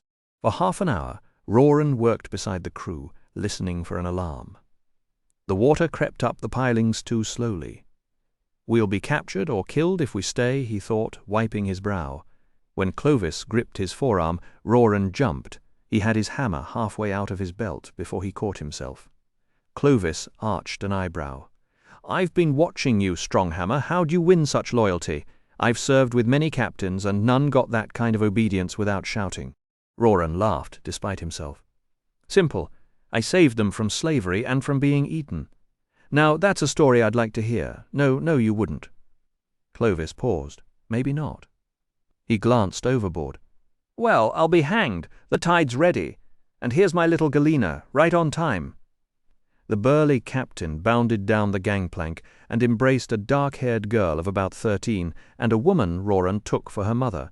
Clovis ruffled his daughter's hair and told her to be good while he was gone. Galena nodded, her face solemn, and gave her father a brave little smile, watching them. Roran felt a sour taste creep up his throat as he pictured the 2 soldiers dead near the gate. They might have had families too, daughters who hugged their necks, wives who packed their lunches, and a warm hearth waiting every night. He forced his thoughts back to the pier and the creaking barges, focusing on the salt air and the cry of a distant seagull, so he wouldn't be sick. The men on deck looked jumpy, so Roran made a show of stretching and pacing, pretending he didn't have a care in the world. When Clovis jumped back aboard the Red Boar with a loud "Cast off, me lads, it's the briny deep for us." The gangplanks were hauled in, the ropes untied, and the sails snapped open with a crack. The air filled with shouts and heave-ho calls as the sailors hauled on lines, while Galena and her mother stood motionless on the shore, hooded like 2 dark statues. "Stronghammer, the wind's on our side today," Clovis said, clapping Roran on the shoulder. "We might not have to row at all before the tide shifts." Roran forced a smile, but his ears were busy listening to the town behind them. Out in the middle of Narda's Bay, with the open sea just minutes away, that dreaded sound rolled across the water, bells and trumpets, frantic and loud. "What's that?" Roran asked.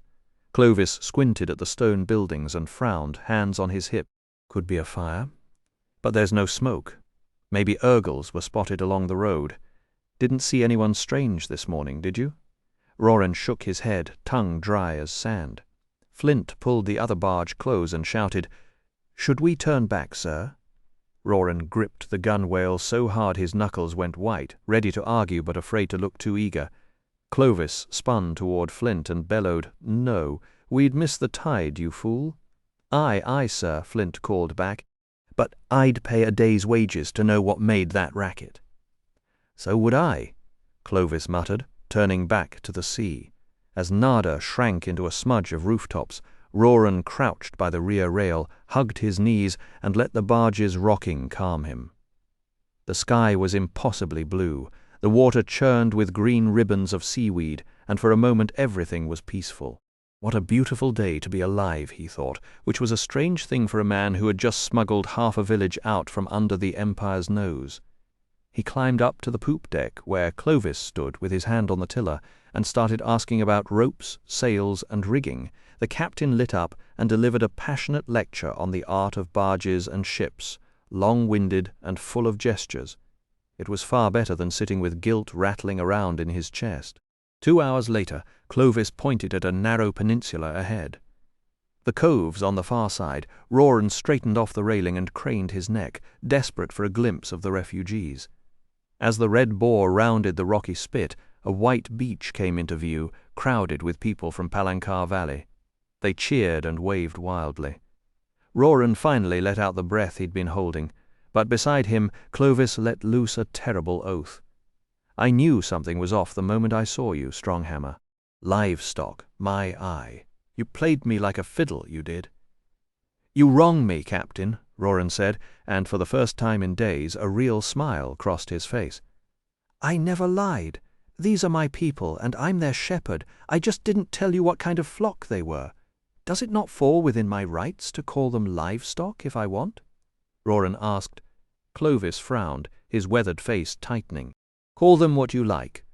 But I never signed on to haul people to term, and I'm wondering why you kept the true nature of your cargo from me. The only answer I see is that whatever you're mixed up in is trouble for you and trouble for me. Maybe I ought to toss the whole lot overboard and sail back to Narda." Roran's voice was dangerously low. "But you won't, Clovis."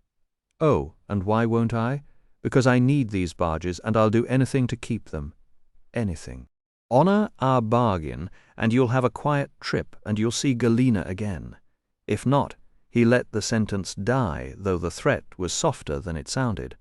He had no intention of killing Clovis. At worst, he'd leave him stranded on some empty stretch of coast. Clovis's face flushed, but to Roran's surprise he let out a grunt and muttered, "Fair enough, Stronghammer." Satisfied, Roran turned back to watch the beach. Then came a soft snick behind him. Instinct kicked in. He ducked, twisted, and covered his head with his shield, his arm jarring as a belaying pin splintered across the iron. He lowered the shield and stared at Clovis, who was retreating across the deck with a look of pure dismay. Roran shook his head, his eyes never leaving the man. "You can't beat me, Clovis. I'll ask you one more time. Will you stand by our bargain? If you refuse, I'll put you ashore, take the barges, and press your crew into service. I don't want to ruin your livelihood, but I will if you force me. Think it over. This can still be an ordinary, uneventful voyage if you help us, and don't forget, you've already been paid." Drawing himself up with all the dignity he could muster, Clovis said, "If I agree, then you owe me the courtesy of explaining this ruse. Why are these people here, and where do they come from? No amount of gold will make me support something that goes against my principles. Are you thieves, or do you serve the blasted king?" Roran almost laughed at that, him, a bandit, in his ragged tunic and woodcutter's belt, but he kept his face grim. "Knowing the truth might put you in greater danger. I insist. Have you heard of Carverhall in Palancar Valley?" Clovis waved a hand. Once or twice, what of it? You're looking at it on that beach. Galbatorix's soldiers attacked us without reason. We fought back, and when our position became impossible, we crossed the spine and followed the coast to Narda. Galbatorix has sworn to kill or enslave every man, woman and child from Carver Hall. Reaching Serda is our only chance. Roran didn't mention the Razak. No need to frighten the captain any further. The old seaman's face had gone grey. Are they still pursuing you? Aye, but the Empire hasn't found us yet. And was it you who set off the alarm? Roran spoke barely above a whisper. I killed 2 soldiers who recognized me. The revelation hit Clovis like a wave. His eyes widened, he stepped back, and his fists clenched so hard the muscles in his forearms jumped. Make your choice, Clovis. The shore is getting close. Roran knew he had won when the captain's shoulders drooped and all the bravado drained from him. Ah, plague take you, Stronghammer? I'm no friend of the king. I'll get you to Term, but after that I want nothing more to do with you. Will you give me your word that you won't slip away in the night or try some other trick? Aye, you have it. Sand and stones scraped beneath the Red Boar's hull as the barge pushed up onto the beach, with its 2 companions landing on either side. The steady crash of waves against the shore sounded like the breathing of some giant beast. Once the sails were furled and the ramps lowered, Torson and Flint both hurried over to Clovis, demanding to know what was happening. There's been a change of plans, Clovis said. Roran left him to explain the situation, carefully skirting the real reasons the villagers had fled and jumped onto the sand. The damp ground squelched under his boots, and the air smelled of salt and tar. For a heartbeat he let himself wonder if he'd ever see the green slopes of Carver Hall again. Then he shoved the thought aside and went to find Horst among the anxious knots of people. When Roran spotted the smith, he pulled Horst aside and delivered the grim news from Narda without preamble. If anyone learns I left with Clovis, we'll have mounted soldiers chasing us down before sunset. We need everyone on those barges now. Horst studied him for a long beat. You've turned hard, Roran, harder than I could ever be. I never had a choice. Then just remember who you are before you lose yourself entirely. Over the next 3 hours, Roran loaded the villagers' belongings onto the Red Boar, tying down each bundle so it wouldn't slide and injure someone. The barge had to sit level in the water, which meant balancing loads of every strange shape and weight, a maddening puzzle. Then came the animals, dragged aboard despite kicking and bleating, tied fast to iron rings in the hold. Finally came the people, arranged across the deck almost like cargo themselves, so the barge wouldn't capsize. Clovis, Torson, and Flint stood at the front of their vessels and bellowed orders down at the chaos.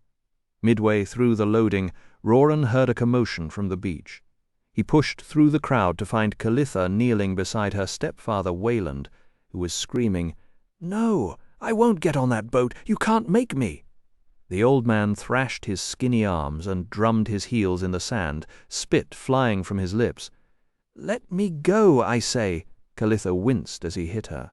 "He's been impossible ever since we made camp last night." Roran thought, of course he has. A full-scale evacuation wasn't dramatic enough without one old man staging a personal mutiny. He swallowed the bitter thought and knelt beside Calitha, and together they managed to settle Wayland long enough to coax him aboard the Edeline with a strip of jerky. As he gummed the meat in a quiet corner, Roran and Calitha slipped away. "Move your backsides, you lubbers!" Clovis shouted. "Tide's turning."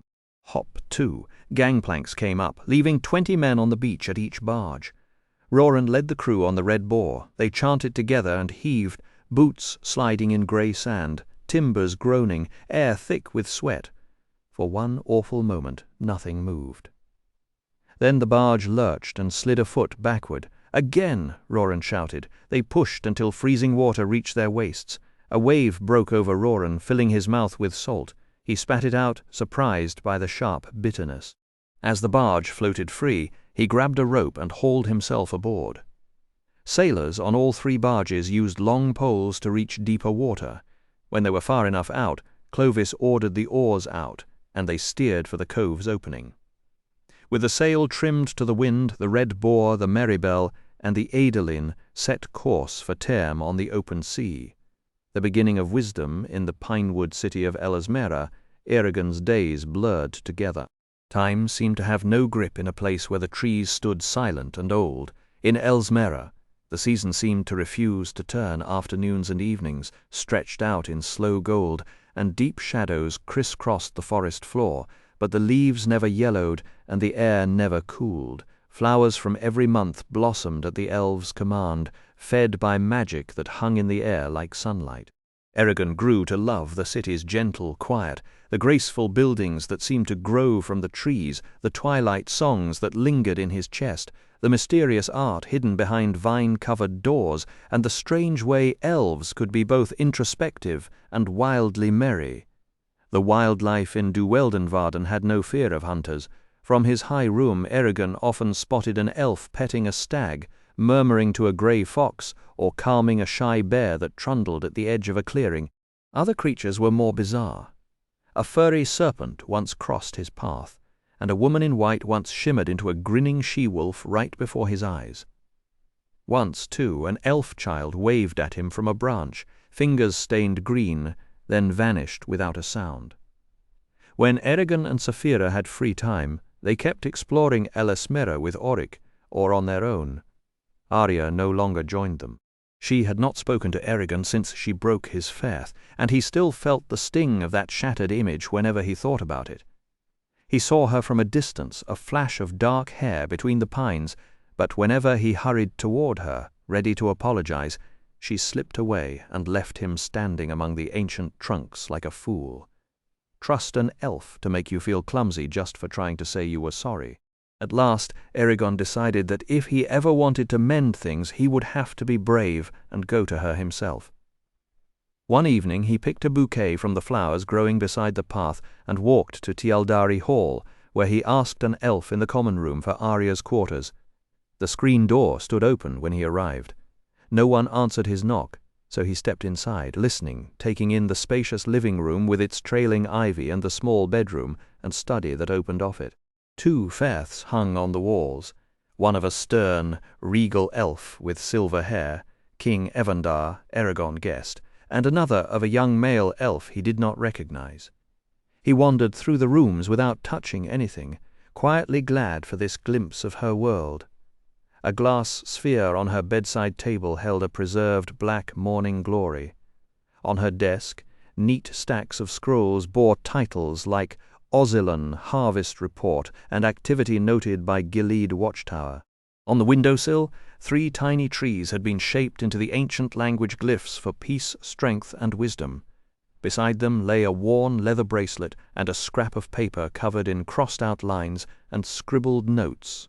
An unfinished poem, it read, "Beneath the moon, the pale and perfect moon, a silver pool lies flat, hid among the thorns and bracken with the black-hearted pines.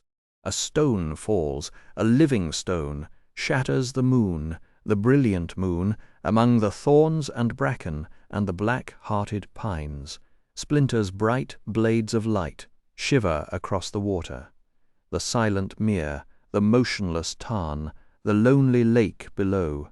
Through the night, the heavy, hollow night, shadows wander, lost shadows, where once Eragon set the bouquet on the table near the entrance and turned to leave. He stopped cold.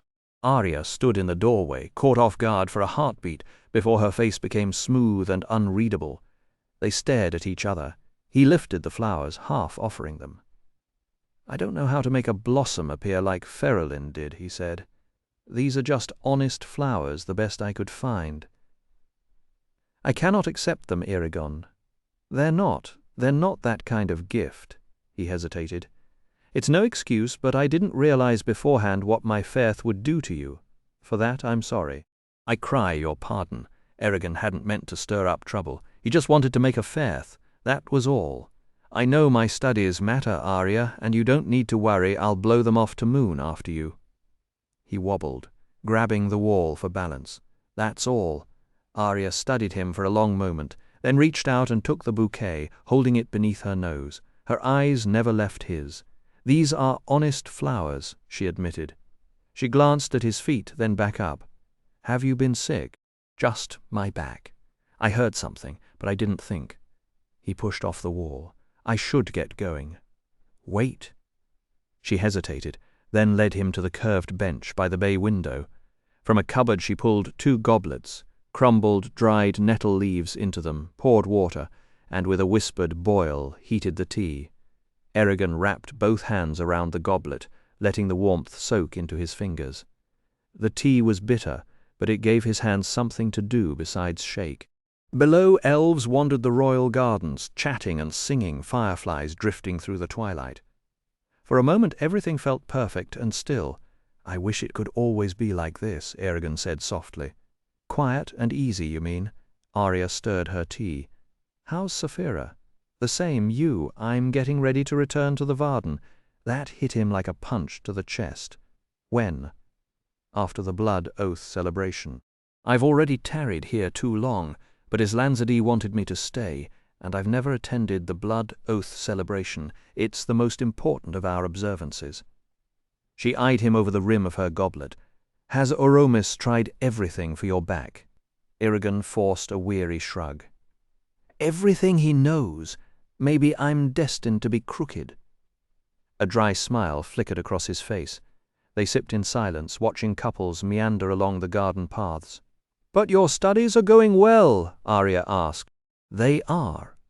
In the lull that followed, Eragon picked up the scrap of paper from between the trees, glancing at her stanzas as if seeing them for the first time. Do you write a lot of poetry? Arya reached for the paper, rolled it into a tube so the words disappeared. It's tradition. Everyone at the blood oath celebration brings a poem, a song, or a piece of art they've made and shares it with the assembled. I've only just begun mine. I think it's really good. If you'd read much poetry, I have. Arya paused, then dipped her head. Forgive me. You're not the same person I met in Gilead. No, He twisted the goblet in his hands, searching for words. Arya, you'll be leaving soon enough. I'd count it a shame if this was the last I saw of you between now and then. Could we not meet occasionally like before? Show Saphira and me more of Elsmera. It wouldn't be wise, she said, gentle but firm. He looked up at her. Must the price of my indiscretion be our friendship? I can't help how I feel, but I'd rather suffer another wound from Durza than let my foolishness destroy what we have. I value it too highly. Arya finished her tea, then set the goblet down. Our friendship will endure, Eragon. As for spending time together, a hint of a smile curved her lips. Perhaps. But I'm busy and can't promise anything. We'll have to see what the future brings.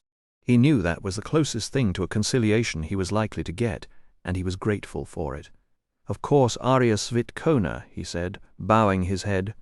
The conversation with Arya wound down with polite but distant farewells, and Eragon could tell she had given him everything she was willing to offer for one day. He returned to Saphira with a lighter heart, the weight of his earlier doubts eased by the small victory of their exchange. As he settled against her warm scales, he silently told himself that the rest was in fate's hands now, then reached into his belt pouch for the soapstone container of nalgask, the blend of beeswax and hazelnut oil that kept his lips from cracking in the bitter wind. He smoothed it on, looped his arms around Saphira's neck, and tucked his face into the bend of his elbow, blocking out the harsh glare bouncing off the clouds below.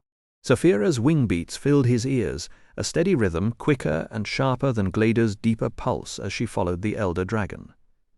They pushed southwest from dawn until the sun hung well past its peak, breaking often for mock battles between the two dragons that were equal parts thrilling and stomach-churning.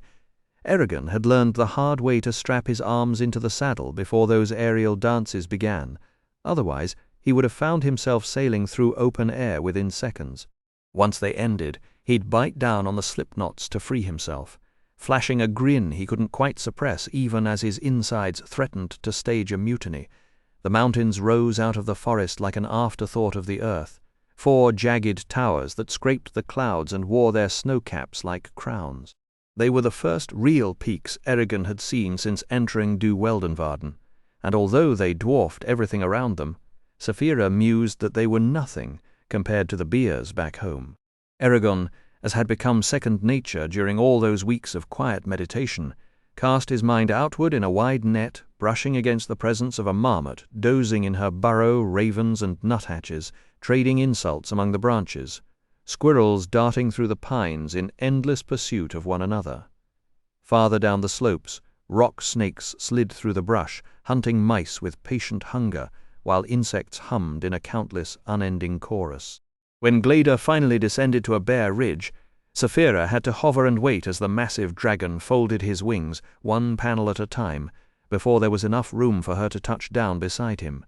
The field of broken stone where they landed was painted an improbable bright yellow by thick, crusty lichen that blanketed every surface. Above them, a sheer cliff of black rock rose like a fortress wall, holding back a cornice of blue ice that groaned under the wind's assault and sent jagged shards tumbling down to shatter on the granite below. "This peak is called Fionnuala," Gleda said, his mental voice rumbling like distant thunder. "And her brothers are Ethrunda, Merrigoven, and Griminsmal. Each has its own story, which I will share with you on the journey back. For now we come to the true purpose of this trip, the nature of the bond forged between dragons and elves and later humans. You both understand pieces of it, and I have given Saphira glimpses of what it fully means, but the time has come for you to grasp the solemn weight of your partnership so that you may carry it forward when Oromis and I are no more." Eragon pulled his cloak tighter around his shoulders, the mountain cold biting through the fabric. "Master," he said, "why isn't Oromis here with us?" "Because," Gleda rumbled, "it has always been the duty of an elder dragon to ensure the newest generation of riders fully understands the magnitude of what they have become, and because Oromis is not as well as he appears to be." The rocks shifted with muffled pops and cracks as Gleda settled himself among the scree, lowering his magnificent head to the ground so he could gaze at them with one golden eye, huge as a polished shield and twice as bright. A thin wisp of smoke escaped his nostrils, whipped away by the wind before it could form a proper plume. "Much of what I'm about to tell you was known among the elves, the riders, and learned humans, but the deeper truth was reserved for only a select few, the leader of the riders, a handful of elves, the human king, and the dragons themselves. Listen now, my hatchlings. When peace was finally forged between dragons and elves at the close of our war, the riders were brought into existence as a living promise that our two races would never again turn on one another.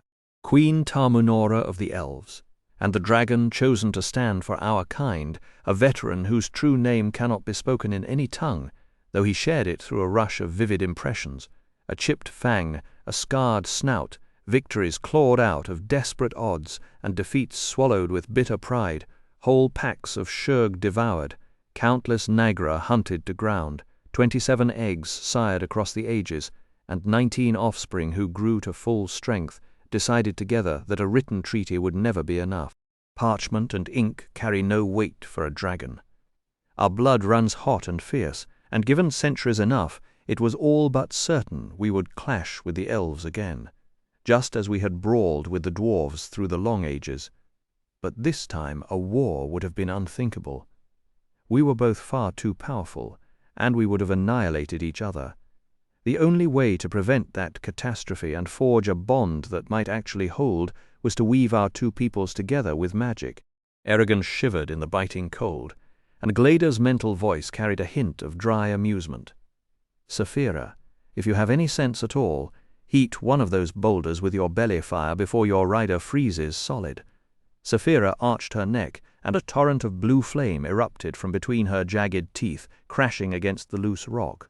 The lichen blackened and shriveled, filling the air with a sharp, bitter smell. Eragon flinched away from the blast, feeling the small creatures beneath the stones being cooked in the sudden inferno.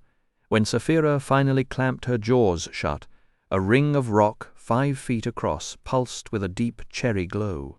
"Thanks," he said, crouching close to warm his hands. "Remember, Saphira, to guide the stream with your tongue," Gleda chided. Now, where was I? Right? It took 9 years for the elves' most accomplished sorcerers to craft the necessary enchantment, and when it was finished, both races gathered at Illyria to enact it. The elves supplied the framework of the spell, the dragons poured in their raw strength, and together they fused the souls of elf and dragon into a single, unbreakable bond. The joining transformed us both. We dragons gained the gift of speech and the refinements of civilization, while the elves, whose lives had once been no longer than a human's, inherited our longevity.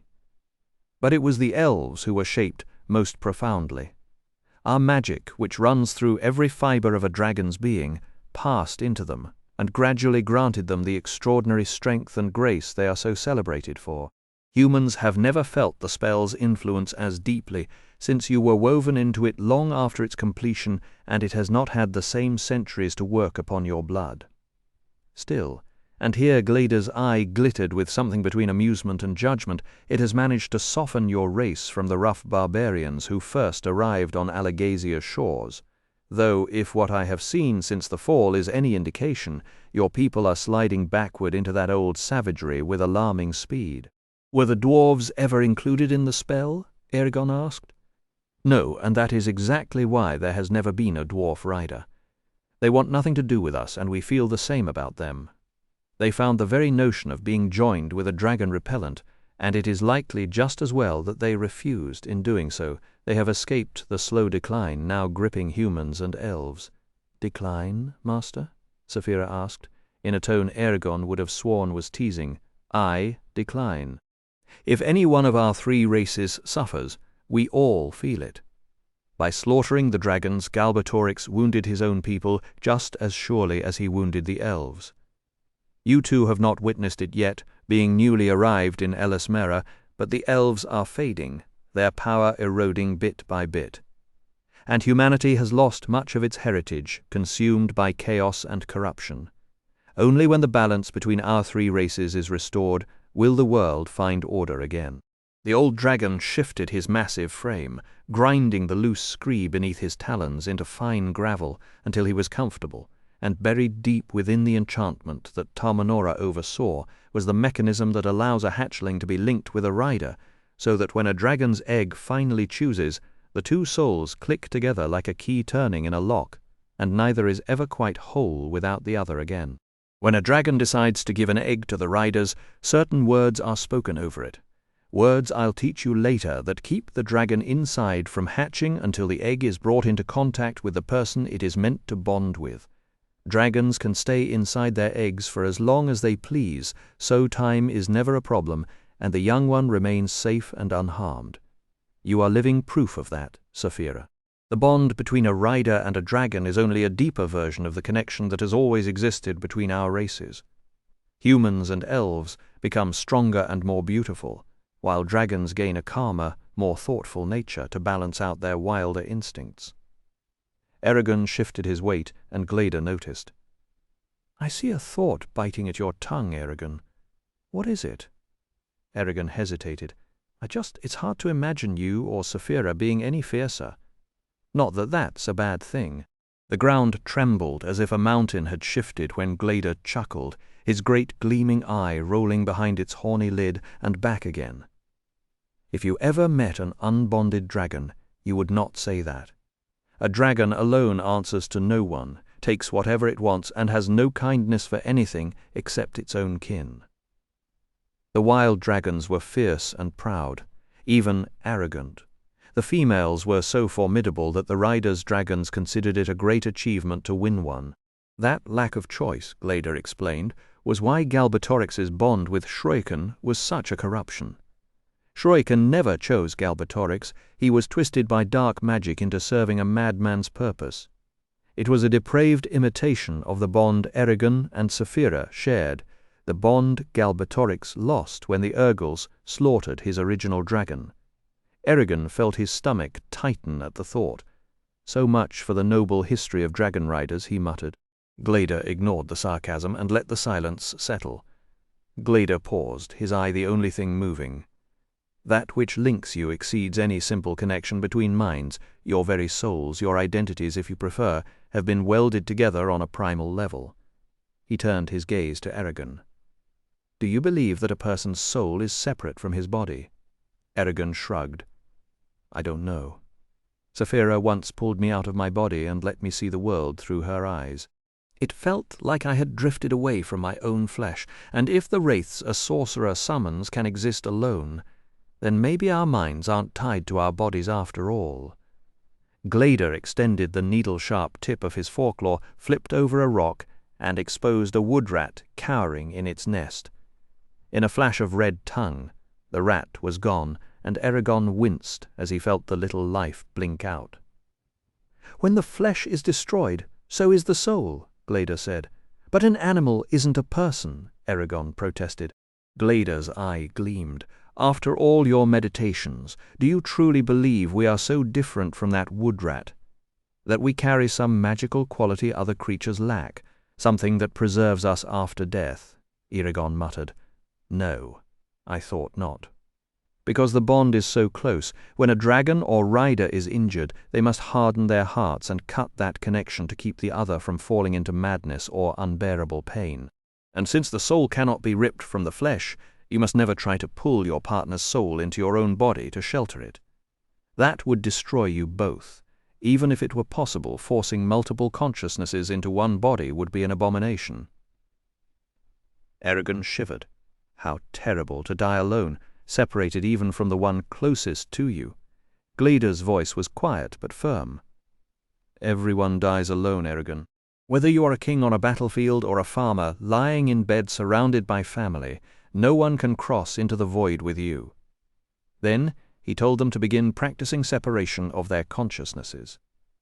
Eragon stared past him at the dinner tray, still sitting in the anteroom of the treehouse. The food had gone cold hours ago, and a single candle on the tray had burned down to a melted stub. Outside, a night bird called once and fell silent, and Saphira's tail curled slowly around the railing as the lesson pressed on. He glanced over the tray with numb eyes. Bread with hazelnut butter, a few berries, beans, a bowl of leafy greens, 2 hard-boiled eggs, unfertilized, as the elves insisted, and a corked jug of spring water. Each dish had been made with such care that Eragon knew even Queen Islanzade didn't eat better than he did, and that only made the sight unbearable. "I want meat," he growled, stomping back into the bedroom. Saphira lifted her head from her dais. "I'd even take fish or fowl, anything but this endless run of vegetables. They don't fill my stomach, and I'm not a horse, so why am I being fed like one?" The dragon stretched her legs, padded to the edge of the teardrop gap overlooking Elismera, and said, "I've needed to hunt for days. Want to come along? You can roast as much meat as you like, and the elves will never know." "That I would," he said, brightening. "Should I get the saddle?" "We won't go far." Eragon gathered his bag of salt, herbs, and seasonings, and, mindful of his still tender muscles, climbed into the gap between the spikes along Saphira's spine. She shot into the sky, caught an updraft, and circled high above the city, where the pale towers glittered like scattered emeralds. Then she slipped sideways and followed a braided stream through Dueldenvarden until they reached a pond a few miles out. She landed low so he could dismount. "Rabbits are in the grass by the water," she said. "See if you can catch them. I'm going for deer." "What? No sharing your prey?" "No," she replied grumpily, "but I will if those oversized mice get the better of you." He laughed despite himself, then turned to the clumps of grass and cow parsnip surrounding the pond. Less than a minute later, he held 2 dead rabbits. It had taken him a single moment to find them with his mind and murmur one of the 12 death words. Oromis's training had stolen every ounce of challenge from the sport. "I didn't even have to stalk them," he thought, remembering the years he'd spent perfecting his tracking skills. A sour grin crossed his face. "I can finally take any game I want, and it all feels hollow. When I hunted with Brom using just a sling stone, it was a test of skill. This is slaughter." Runon's words came back to him. When you can have anything you want by uttering a few words, the goal matters not, only the journey to it. He should have listened to her then. With quick, practiced motions, he pulled out his old knife, skinned the rabbits, and set aside the heart, lungs, kidneys, and liver. He buried the rest so scavengers wouldn't find the spot. He dug a pit, heaped in wood, and lit it with a flick of magic, having left his flint and steel behind. Once the fire settled into coals, he cut a dogwood wand, stripped the bark, and seared it to burn away the bitter sap. Then he spitted the rabbits and set the wand over 2 forked branches. For the organs, he greased a flat stone with fat and grilled them on top. Saphira found him crouched beside the flames, turning the spit so the meat browned evenly. She landed with a limp deer in her teeth and the remains of a second in her talons, then sprawled in the fragrant grass and dug in. Bones snapped between her razor-sharp teeth like twigs breaking in a storm. The roasted rabbits were finally done. Eragon lifted them off the fire and waved them through the air, watching the hot grease bead and drip. The smell was so rich it made his stomach ache with hunger, but just as he was about to take the first bite, his thoughts drifted back to his meditations, the frantic pulse of a bird, the darting panic of a mouse, the way a squirrel's whole body tensed before it bolted for cover. Every one of those creatures had fought so hard just to live. If this is all they have, he thought, then what have I done? With a jolt of disgust, he shoved the meat away, sickened with himself. He felt as if he had slaughtered 2 people, not 2 rabbits. His stomach heaved, and he pressed his fists into his knees to ride out the wave. Saphira paused mid-chew and watched him with worried eyes. "I can't do it," he managed. "Everything eats everything else," she said. "That's how the world works." Why fight it? He didn't have a quick answer. He understood why a farmer might depend on meat to survive winter. But he had been inside a rabbit and had felt its raw love of life. To eat it now would be like eating himself, because we're not beasts, he said, and a strange defiant spark lit his voice. We can choose to be better. Should we just give in to every destructive impulse because it's natural? We're imperfect, and we have to guard against our flaws or they'll crush us. He gestured at the dead rabbits. Oramis asked why we should cause needless suffering. Would you deny every desire, then? Only the ones that destroy. You're certain? Yes. Without another word, Saphira padded forward, swallowed the rabbits in 2 quick gulps, and then scraped the rock clean with her barbed tongue. I can't live on plants, she said, unfazed. That's prey food, not dragon food. I won't apologize for how I survive. Everything has its place, even a rabbit understands that. I'm not trying to force my views on you, he said, touching her leg. This is personal. How noble, she replied dryly. A gust of wind carried the smell of pine and smoke across the crags of Telnea. Above them, the thin clouds looked like a shattered egg, the shreds of a scattered nest. Eragon blinked and rubbed his eyes. Concentrate, Oramis said, not unkindly. The parchment in front of Eragon was covered in elegant, spiked glyphs, and his hand had been copying them for what felt like hours. Sorry, Master.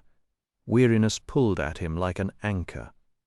Through the window, the green shelf of the crags was slowly going dark under the descending sun. A hawk circled high overhead, searching for dinner, and for a moment Eragon felt a flicker of its hunger in his own chest. Suddenly, a sharp line of pain shot up his leg. He jumped, snapping the quill and smearing ink across the page. Oramis winced and clutched his right arm. Saphira. Eragon's mind reached for her, but it slid off something smooth and hard, like trying to grip a polished stone coated in oil. She was there, but she wouldn't let him touch her. Something's happened to them, hasn't it?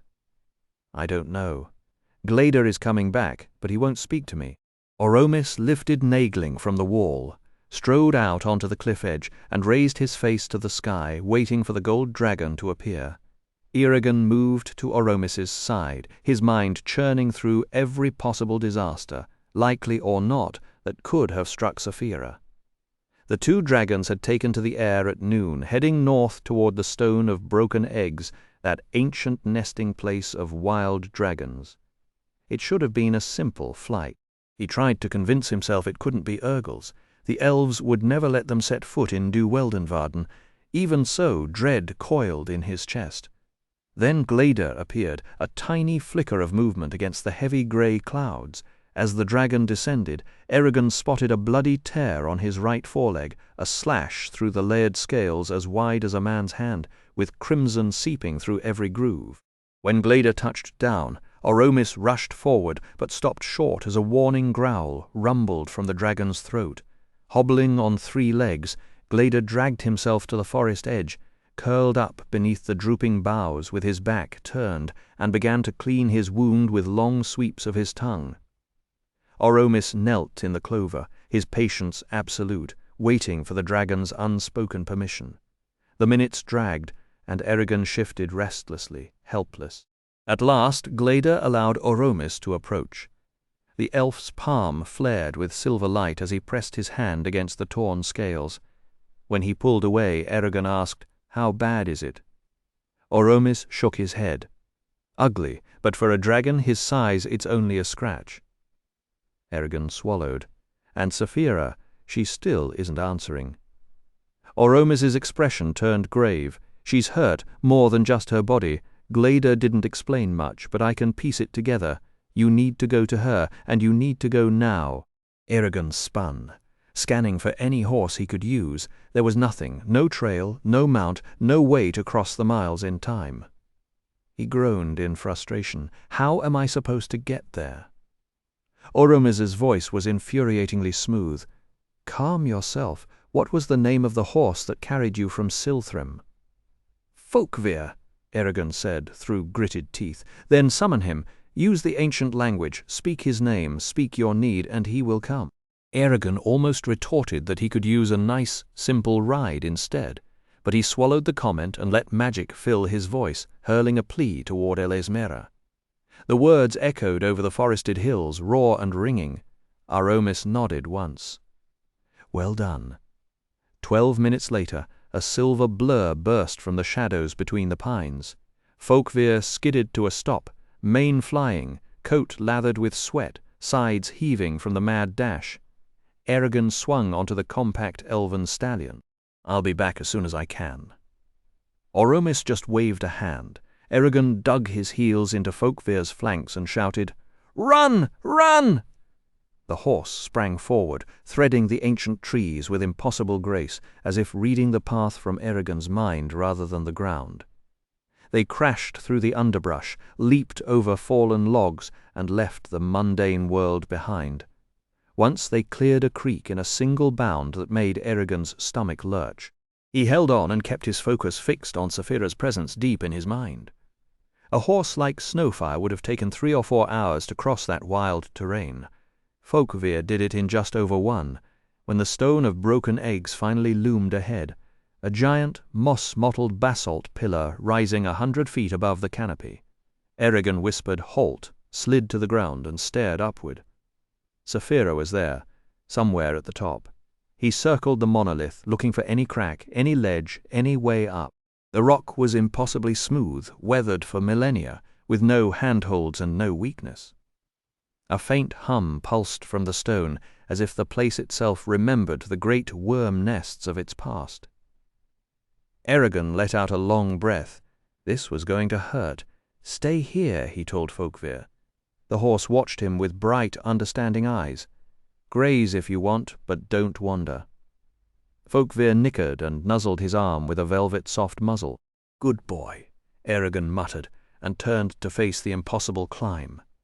After a long pause, Eragon fixed his eyes on the summit of the monolith, gathered himself and spoke the ancient word, "Up."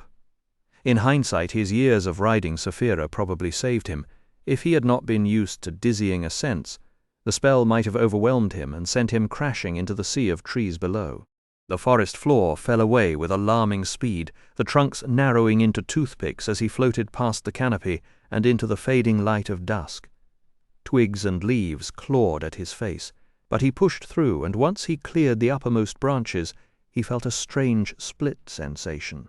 His feet were off the ground, yet his body still remembered the weight of the earth, as if he were standing on an invisible shelf. Rising above the rim of the stone of broken eggs, he glided forward, released the magic, and dropped onto a cushion of moss. For a moment his legs trembled, and he waited for the familiar ache in his back. When it didn't come, he let out a slow breath and took in the landscape. The top of the rock was a broken crown of dark towers and gullies, with only a few stubborn wildflowers clinging to the cracks. Black mouths of caves dotted the sheer faces, some worn by time, others gouged by claws as thick as his leg. The floors inside were deep with old bones, pale and crumbling, wrapped in lichen the color of rust. Where dragons had once feasted, hawks and falcons and eagles now nested. They watched him from their ledges with cold, calculating eyes, ready to defend their young. The air smelled of ancient ash and cold stone, with a sharp metallic tang that clung to his throat. He picked his way carefully across the uneven basalt, mindful of loose stones and the deep fissures that split the rock like knife wounds.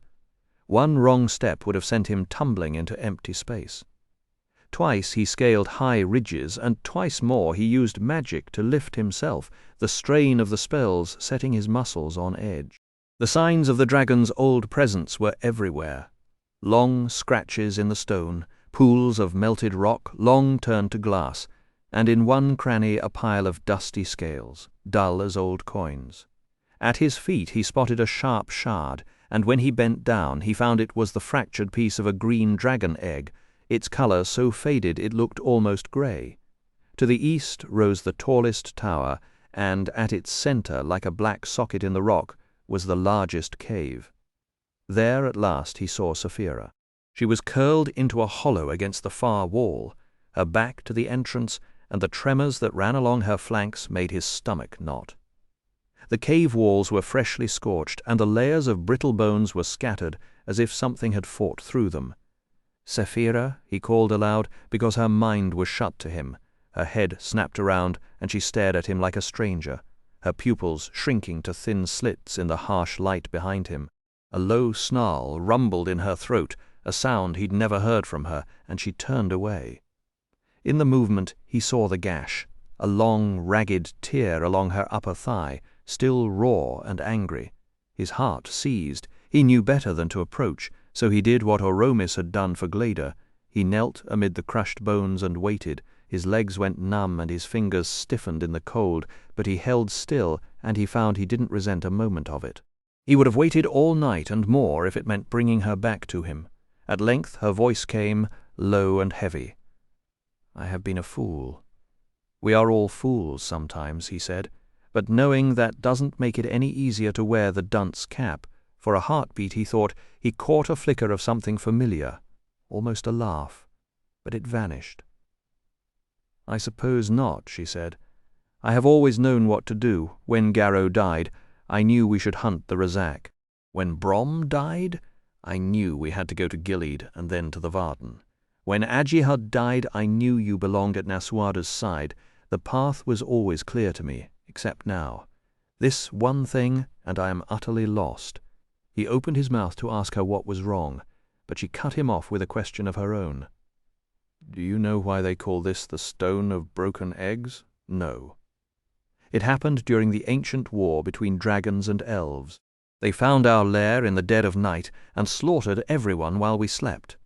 Nests were ripped apart, eggs shattered by sorcery, and the forest below turned red with blood rain. No dragon has lived here since." Eragon stayed quiet, because he hadn't climbed this far to pry into old grief. He would wait until she was ready to talk about the wound on her leg. "Say something," Sapphira demanded. "Will you let me heal you?" he asked. "Leave it alone. Then I'll sit here like a statue until I turn to dust. You know I have a dragon's patience." When she finally spoke, her voice came out low and bitter. "It shames me to admit it. When we first came to Elsmera and I saw Glader, I felt such joy that another of my kind survived, besides Shruikan. I'd never met another dragon, only seen them in Brom's memories. I thought he'd be as happy to see me as I was to see him. I thought he'd be the mate I never expected to find, and we could rebuild our race together." A burst of flame shot from her nostrils. "But I was wrong. He doesn't want me." Eragon picked his words carefully. "Maybe that's because he knows you're meant for one of the 2 remaining eggs. Or maybe he's just too old and proper to admit he's your teacher, not your suitor. Or maybe he doesn't find me comely enough. Sapphira, no dragon is ugly, and you're the fairest of them all. If he can't see that, he's not half as wise as Oromis thinks." She snorted, but lifted her left wing, giving him permission. He limped over and examined the gash. A claw or tooth had torn the quadriceps muscle clear through, though not deep enough to expose bone. A simple surface healing wouldn't work. he had to knit the muscles strand by strand. Eragon had memorized an ancient spell that promised to heal any violent wound short of death, so he recited it, pulling energy from Saphira as well as himself. The muscle writhed beneath his palm, veins and fibers weaving together like a living tapestry. When it was done, she said, "It itches." Eragon slumped back against the rough black stone, too exhausted to stand. "You'll have to carry me off this rock," he said. She twisted and rested her head on the bones beside him. "I've treated you poorly ever since we came here. I ignored your advice about Glader. I was too proud to listen. I've failed as a companion, failed as a dragon, failed the riders." "No," he said firmly. "You haven't failed anyone. You made an honest mistake, the kind anyone could make." She avoided his gaze until he touched her neck. "Saphira, family forgives family even when they don't understand. You're my family, more than Roran, more than anyone. Nothing you do will ever change that, nothing." She didn't answer, so his fingers found the rough patch behind her ear and tickled it. "Hey, you listening? Nothing." A low, reluctant chuckle rumbled up from her throat, and she arched her neck away to escape his dancing fingers. "How can I face Glader again?" she asked. He was shaking the entire mountain with his rage. "At least you held your own when he attacked," Eragon said. "It was the other way around." His eyebrows shot up. "Well then, there's only one thing to do, apologize." Saphira groaned. "Apologize?" "Aye, go tell him you're sorry, that it won't happen again, and that you want to keep training. He'll be sympathetic if you give him the chance." "Very well," she said in a low voice. "You'll feel better once you do." He grinned. "I know from experience." She grunted and padded to the cave's edge, crouching to scan the dark forest. "We should go, night's coming." Gritting his teeth, Eragon forced himself upright, every movement a fresh insult, and climbed onto her back, taking twice as long as usual. "Eragon? Thanks for coming. I know what you risked with your back." He patted her shoulder. "Are we one again?" "We are one." It was the gift of dragons. The days leading up to the Ageti Blotharin were a strange blend of bright and bitter for Eragon. His back tormented him more than ever, grinding away at his stamina and leaving his mind raw. He went everywhere half-braced for a spasm that might drop him at any second. Yet in a strange way, he and Saphira had never been closer. They swam through each other's thoughts so completely that it felt like they shared one heartbeat. Sometimes Arya would climb up to their treehouse and wander through Elsmere with them, never without Auric or Maud, the werecat trailing behind. During those walks, she introduced them to elves of remarkable skill, warriors with steady eyes, poets whose verses hung in the air like spells, and artists who shaped stone into something almost alive. She led them to concerts under the thatched pines, and she pointed out hidden wonders tucked into the ancient city that no map would ever mark. Eragon made certain not to waste a single moment with her. He told her about growing up in Palancar Valley, about Roran and Garrow and Aunt Marion, about Sloane and Ethelbert and the rest of the villagers, and how he loved the mountains around Carverhall, especially when the northern lights set the night sky ablaze. He even told her about the time a fox tumbled into Gedric's tanning vat and had to be fished out with a net. He spoke about the simple satisfaction of planting a crop, pulling weeds, and watching the fragile green shoots climb higher each day, a joy he suspected she understood better than anyone he had ever met. In return, she offered fragments of her own story, a childhood memory, a friend's name, a tale from her years with the Varden. She spoke most freely about the raids she had fought, the treaties she had debated, her long arguments with the dwarves, and the strange weight of serving as ambassador. But there was a quiet barrier she never let him cross, and he learned not to push. With Saphira beside him and Arya drifting in and out of his days, a faint peace settled into Eragon's heart. It was a fragile balance, one that the smallest strain might shatter. And time itself was the sharpest enemy, because Arya was destined to leave Duweldenvarden immediately after the festival. So Eragon hoarded every conversation and dreaded the celebration more with each sunrise. The whole city buzzed like a kicked hive, Elves dashed about with coloured bunting and paper lanterns, draping them around the great Minoa tree until every branch tip glowed like a teardrop of light. Even the plants seemed to catch the mood, sprouting vivid blossoms overnight, and late at night Eragon heard elves singing to the greenery. "They're giving the ferns a pep talk," he whispered to Saphira. "If anyone hands out tambourines, I'm leaving," Saphira snorted. "Shut up and enjoy the trees." He caught himself wanting to tell Arya everything, things he had never said to anyone, and that scared him more than any battle. He laughed at her remark, and for a moment the pain in his back simply didn't matter. Every morning brought a fresh wave of elves into Elismera, streaming in from the scattered cities among the trees. No self-respecting elf would miss the centennial honouring of the pact with the dragons.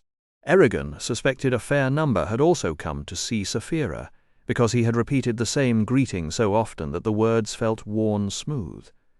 The elves who stayed behind held their own feasts and joined the ceremony through enchanted mirrors, which showed only the watchers' faces and never made anyone feel trapped. One evening Eragon overheard two elders mutter that a human rider would likely make a fool of himself at the blood oath celebration. The doubt burrowed under his skin and stayed there. A week before the Agati Blodron, Oromis caught up with them near the crags of Tel Nair. "Consider what you will bring to the blood oath celebration," he said. "Unless the work truly requires magic, leave spellcraft out of it. No one will respect a thing made by a spell instead of by your own hands. And make separate pieces. That is the custom." Eragon's stomach knotted right, he thought, because nothing says worthy of dragon partners like a farm boy's offering. Up in the sky he asked Saphira if she had any ideas. She said she might, but wanted to test it before explaining. He caught a glimpse of a bare stone knuckle jutting from the forest floor, and then she locked the vision away. "No hint at all?" he asked. "Fire," she replied. "Plenty of fire." The non-answer made him grin. The rest of the afternoon she spent scratching around the foothills, and when she returned, her muzzle was covered with fine grey grit back in their treehouse. Eragon paced in front of the open doorway and listed his skills. Farming, mostly. Not exactly the kind of talent that would impress immortal artisans. "You have one quality no one else possesses," Saphira said, landing lightly behind him. "Your identity, your history, your deeds. Base your creation on whatever matters most to you, and it will carry weight." He blinked at her. "I never knew you were so learned about art." "I'm not," she said, "but I spent an afternoon watching Oromis paint while you flew with Glader. He talked a great deal." Right, he had forgotten that. After Saphira left to work on her project, Eragon turned inward. The obvious answers, Saphira, Arya, being a good rider, felt too simple, too expected. The elves had already built monuments to beauty and nature in every corner of Elismera. It was the darker threads that gripped him, the scar left by Durza, the cold dread of someday facing Galbatorix, and the old epics that had once swallowed him whole. As those three braided together, a story ignited in his mind. He sprinted up the spiral stairs 2 at a time, dropped into the chair by the writing desk, and set quill to paper. The first words came about a kingdom by the sea and mountains mantled in blue. After that, the tale seemed to pour through him, as if he were a pipe rather than an inventor. He'd never written anything before, but the jolt of discovering he could create a world with ink alone promised he would not set the quill down for a good while. He wrote like a man possessed. Sleeves shoved above his elbows, quill scratching and spattering ink across the desk. He ignored the bread and cup of water beside him. The world outside the poem vanished. All he could see were burning verses that seemed to etch themselves into his mind. 90 minutes later, the cramp in his hand finally forced him to stop. He stood, flexed his fingers, and looked down at 14 parchment sheets covered in his writing, more than he had ever produced in one sitting. He knew the lay was not up to the standards of the elven or dwarven masters, but he hoped its honesty would keep the elves from laughing. When Saphira returned, he recited it aloud.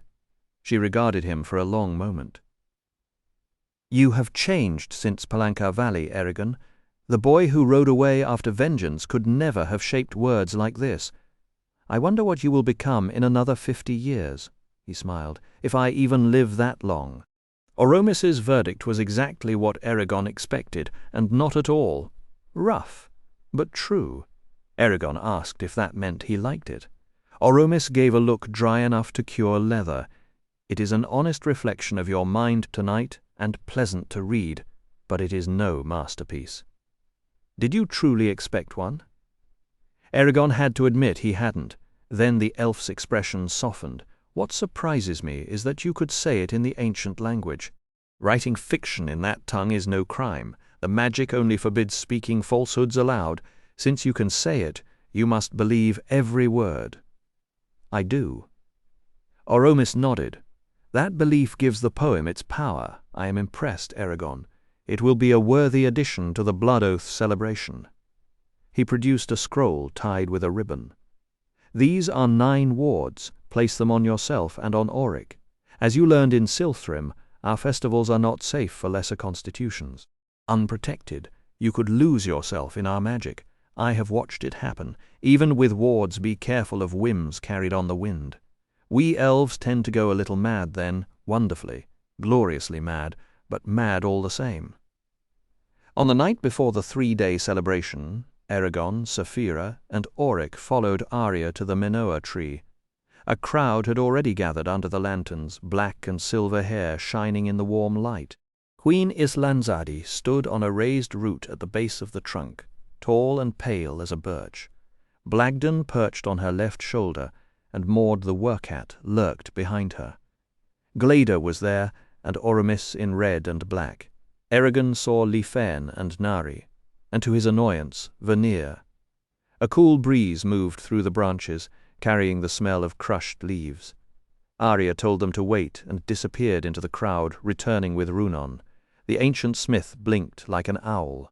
She greeted them with "Well met, Bright Scales and Shadeslayer," and then noticed Auric.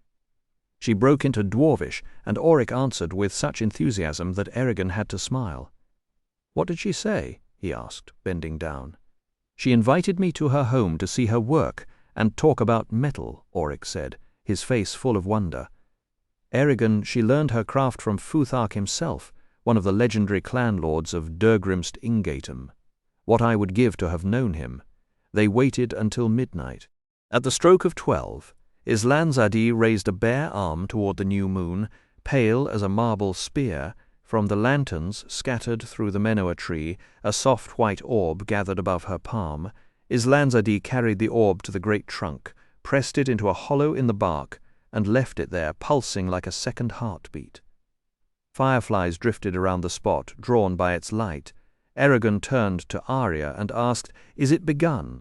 She laughed and answered, "It is begun, and it will end when the wearite spends itself." With that, the elves settled into casual clusters all around the clearing and the roots of the Minoa tree. Tables heaped with remarkable food seemed to appear out of nowhere, and the dishes looked less like cooking than like conjuring. Then the singing started. Each voice was clear as a flute, and every song folded into a single long melody that wrapped the night in enchantment. The music sharpened everyone's senses, loosened all restraint, and made the air itself feel fey. They sang of heroes, of voyages by ship and by horse to lands that had faded from memory, and of grief for beauty that no longer existed. Eragon felt the rhythm press into his chest, and a wild, carefree joy swept through him. He wanted to drop every responsibility and dance through the elven glades for the rest of his life. Saphira beside him hummed softly, her eyes half closed and dreamy. What happened after that, Eragon could never properly piece together. His memory slipped in and out, as if he had a fever. He remembered bright flashes, spinning hand in hand with an elf maid whose lips tasted of cherries, honey on his tongue, juniper in the air. He remembered elves perched on the Minoa tree's lower limbs like a flock of starlings, plucking golden harps and calling riddles to Glader below. One would point to the sky, and a burst of coloured sparks would bloom and vanish. He remembered sitting propped against Sapphira in a dell while that same elf maid sang to a spellbound audience. The song was about a love flying away forever, and he didn't need to catch every word to feel the ache in it. A dozen long poems followed, some sad, some joyful, most both. Arya recited her own poem, and Eragon thought it excellent. Then Islanzadi gave one that went on longer, but matched it in power. The whole gathering fell silent for both. In that misty stretch, time lost all meaning. It might have been day or night. The forest always seemed caught in dusk. Eragon couldn't say whether he had slept, or whether elf celebrations simply never called for sleep. He half suspected that was a trick. No one could testify to the embarrassing parts if no one was awake to witness them. Still, the wonders were real enough. An elf had made a glass ball that bloomed with a different flower every few seconds inside its heart. Another had spent long years wandering due Weldenvarden, memorizing the sounds of the land, and now coaxed those notes from the throats of 100 white lilies. Runan brought a shield that would not break, steel thread gloves that let a person hold molten metal without harm, and a carved wren so delicately painted it seemed ready to fly. Auric offered a pyramid built of 58 interlocking wooden pieces, only 8 inches high, and the elves were so charmed that they made him take it apart and reassemble it again and again. Master Longbeard, they called him, and told each other that clever fingers meant a clever mind. Eragon watched Auric roll his eyes, but saw him smiling too. Much of the night vanished from memory, but those pieces stayed with him, bright, strange, and ever so slightly impossible. The memory returned in pieces. At first there was Oromis, pulling him away from the music with a firm hand on his shoulder and asking, "What's wrong?" Before Eragon could answer, the elf added, "You need to clear your mind." Eragon found himself sitting on a fallen log, not entirely sure how he had gotten there. "Stay here for a few minutes. You'll feel better," Oromis said. Eragon tried to rise. "I'm fine. I don't need to rest," but Oromis's gaze stopped him. "You're in no position to judge yourself right now. Stay here until you can name every spell of changing, great and minor, and then you may rejoin us. Promise me this." He watched the forest gather itself in the lantern light. Strange shapes drifted out of the deep woods, drawn to the blood oath celebration the way starving people are drawn to food. Some were animals reshaped by the magic that saturated the land, and most kept to the edges of sight as little more than pairs of glowing eyes. The she-wolf from his earlier journey showed herself plainly, a white-robed woman lurking behind a dogwood bush, dagger teeth bared in an amused grin, yellow eyes darting from point to point. But she was far from the strangest thing there. Some of the creatures were not animals at all, but elves who had reshaped themselves for function or for a wilder kind of beauty. One elf with brindled fur vaulted over Eragon and went on gambolling through the crowd, just as happy on all fours as on 2 feet. His head was narrow, his ears cat-like, and his long arms ended in rough, padded hands. 2 elf women, identical in every detail, glided up to Saphira with translucent webbing between their fingers. They touched their lips in the traditional greeting and whispered, "We have come far," while 3 rows of gills pulsed along their necks, pink flesh gleaming beneath skin slick with oil. Another elf moved past in overlapping dragon scales, a bony crest on his head, a line of spikes along his spine, and 2 pale flames flickering in his flared nostrils. Then came figures so strange they defied easy description, outlines wavering as if seen through water, elves so still they looked like trees, and tall beings with black eyes and a terrible beauty that made Eragon shiver. When those tall elves touched anything, their hands passed straight through it. Eragon could not help thinking that if this was how elves celebrated, he would hate to see how they mourned. The ultimate expression of all this strangeness was the Minoa tree, once the elf Linnea. As the celebration filled the clearing, the tree seemed to quicken with life. Its branches stirred without any breeze, its trunk creaked in time with the music, and a quiet, gentle benevolence settled over everyone who stood near it. Twice during those days something struck at Eragon from behind, and he heard screams and groans lost in the shadows while the joyful elves kept dancing oblivious.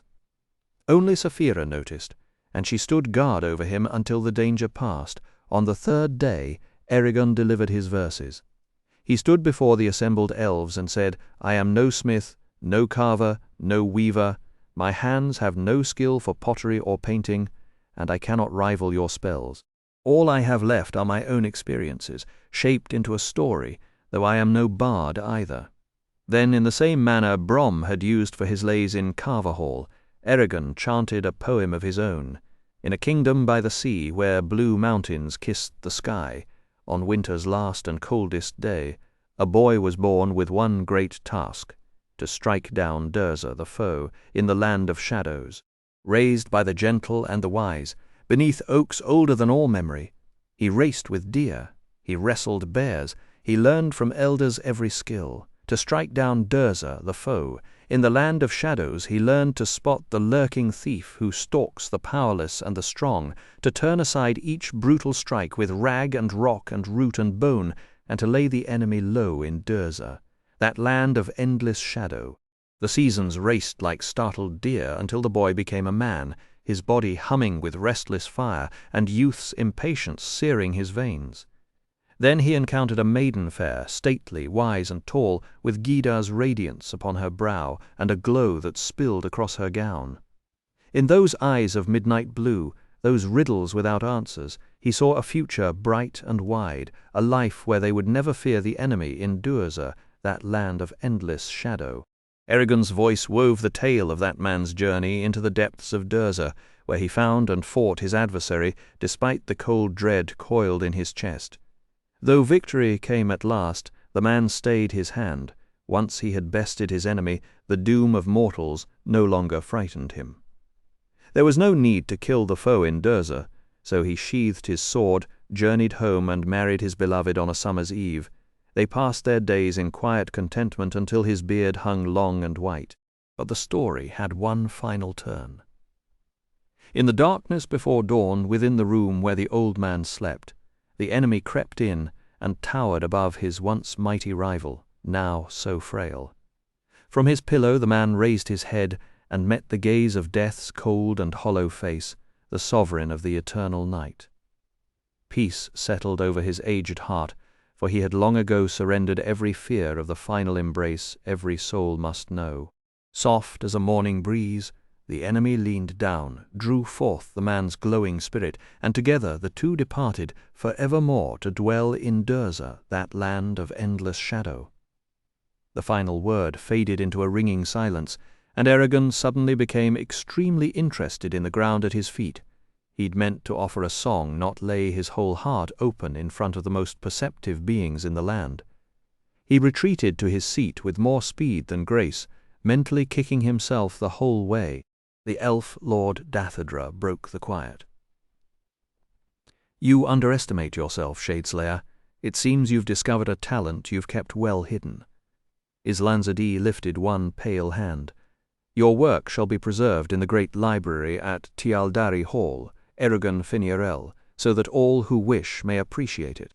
Though your poem is allegory, I believe it has helped many of us better understand the hardships you have carried since Sapphira's egg first came to you, hardships for which we bear no small share of blame.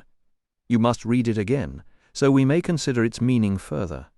Pleasure warmed Eragon's chest as he bowed and complied, his second recitation flowing even more easily than the first. Then came Sapphira's turn to present her work.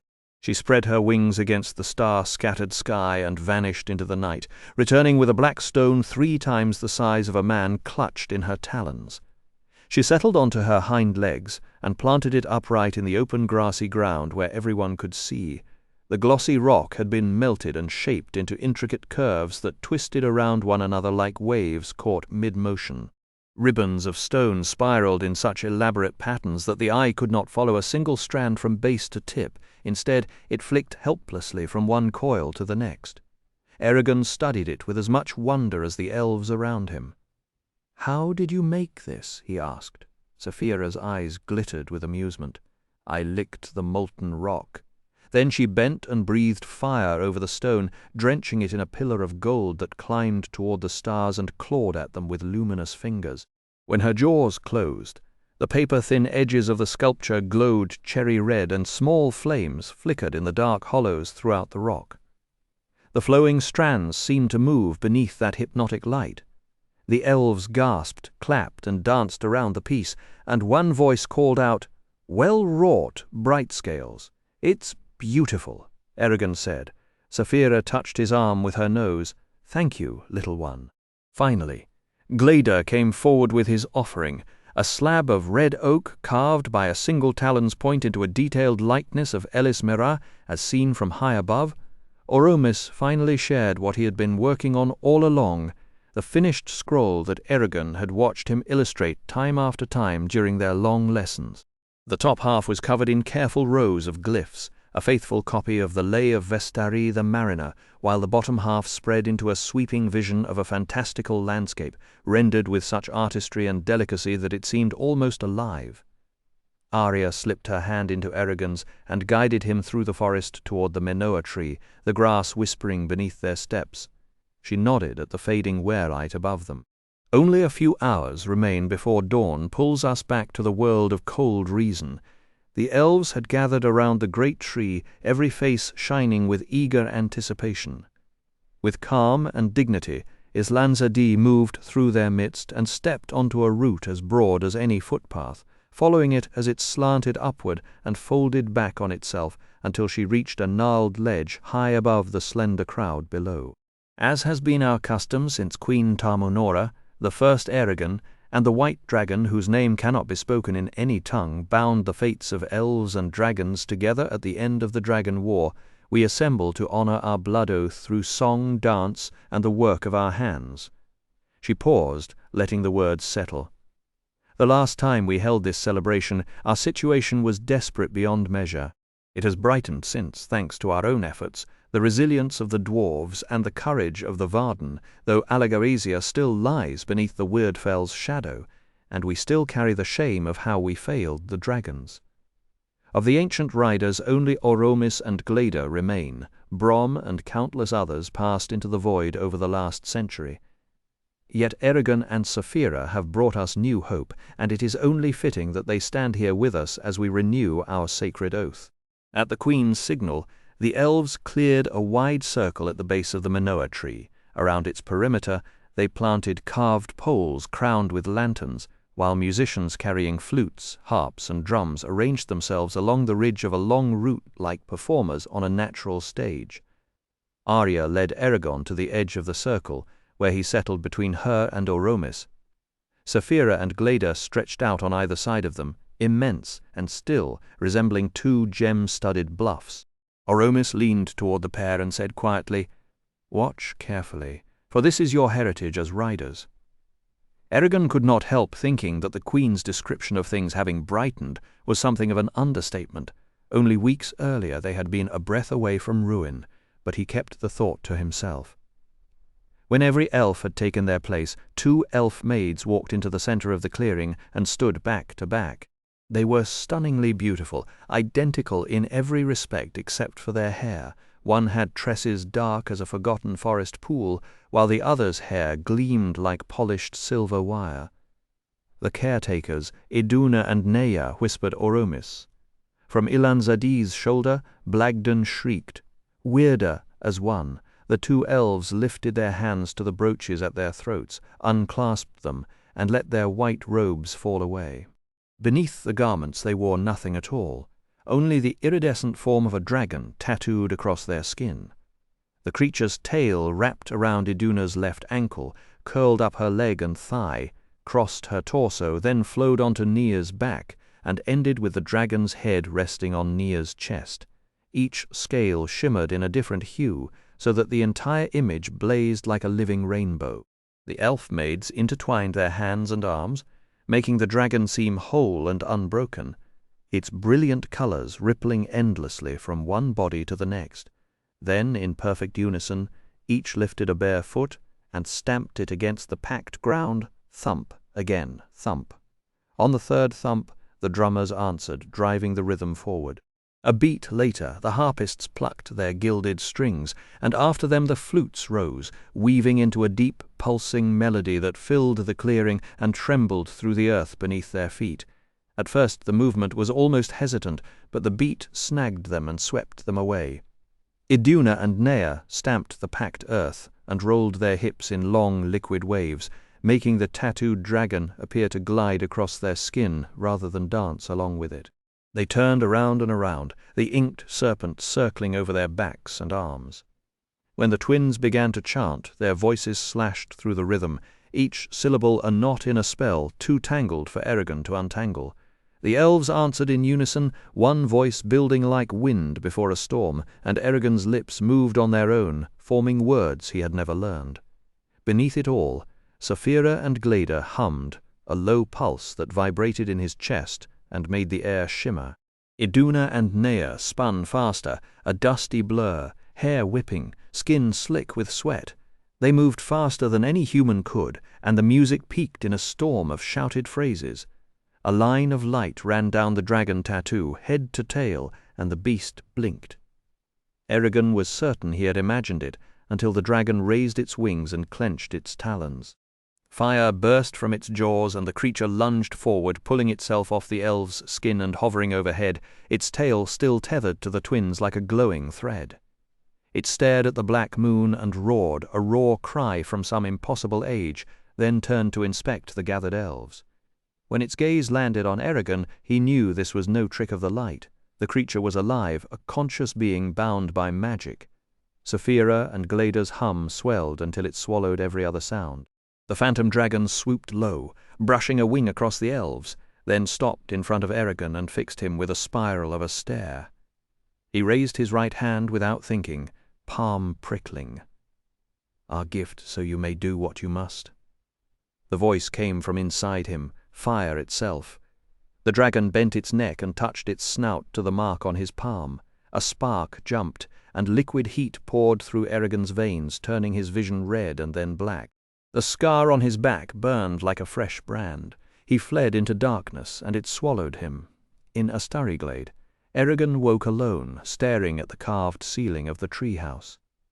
The revelry of the elves still bubbled up from the city below, but Saphira's voice cut through before he could get his bearings. She sent him an image of herself standing with Islanzadi beside the Manoa tree. "How are you?" she asked. He felt amazing, better than he had any right to feel. Only an hour, she told him. The elves needed Oromis, Gleda, and her to finish the ceremony. "The look on their faces when you collapsed," she said, sounding almost amused. No one expected that. He asked if she had caused it. She told him it wasn't her doing or Gleda's, but the memories of their race brought to life by elven magic and poured into him because he was their last real hope. He said he didn't understand. "Look in a mirror," she suggested. Then she left, promising to find him at dawn. He stood, stretched, and felt a lightness he hadn't known in months. A polished bronze plate by the door caught his reflection, and he raised his hand to his face. The mark in his palm was no longer just a mark. It gleamed like a tiny ember. He stared, then let out a short laugh. Of course the elves couldn't just hand him a gift. They had to make it cosmic. He shook his head, went to the window, and looked out at the glittering city below. Whatever this was, he thought, he would carry it straight into the coming war in the bathing room. He took the shaving mirror from its hook and held it near the lantern light. For a long moment, Eragon simply stared, unable to breathe. The slow changes that had been reshaping him ever since he bonded with Saphira seemed to have rushed ahead while he slept, and the face looking back at him was as smooth and sculpted as an elf's. His ears were delicate and tapered, his eyes set at a faintly alien angle, and his pale skin carried a soft, unearthly glow that made the lantern seem almost unnecessary. He thought, "I look like a princeling." It was almost laughable. He had spent so much of his life covered in dirt and trail dust, and now the man in the glass could pass for elf nobility. Yet the face was not entirely elven. The jaw was stronger, the brow was thicker, the features were broader, as though something in him refused to let go of its human roots. With trembling fingers, he reached behind his neck and searched for the scar that Durza had left there. Nothing. He pulled off his tunic and turned, craning to see his back in the mirror. It was as smooth as it had been before the battle at Farthen Dur. Tears came to his eyes when he touched the place where that terrible wound had once burned, and he knew it would never trouble him again. Every mark was gone.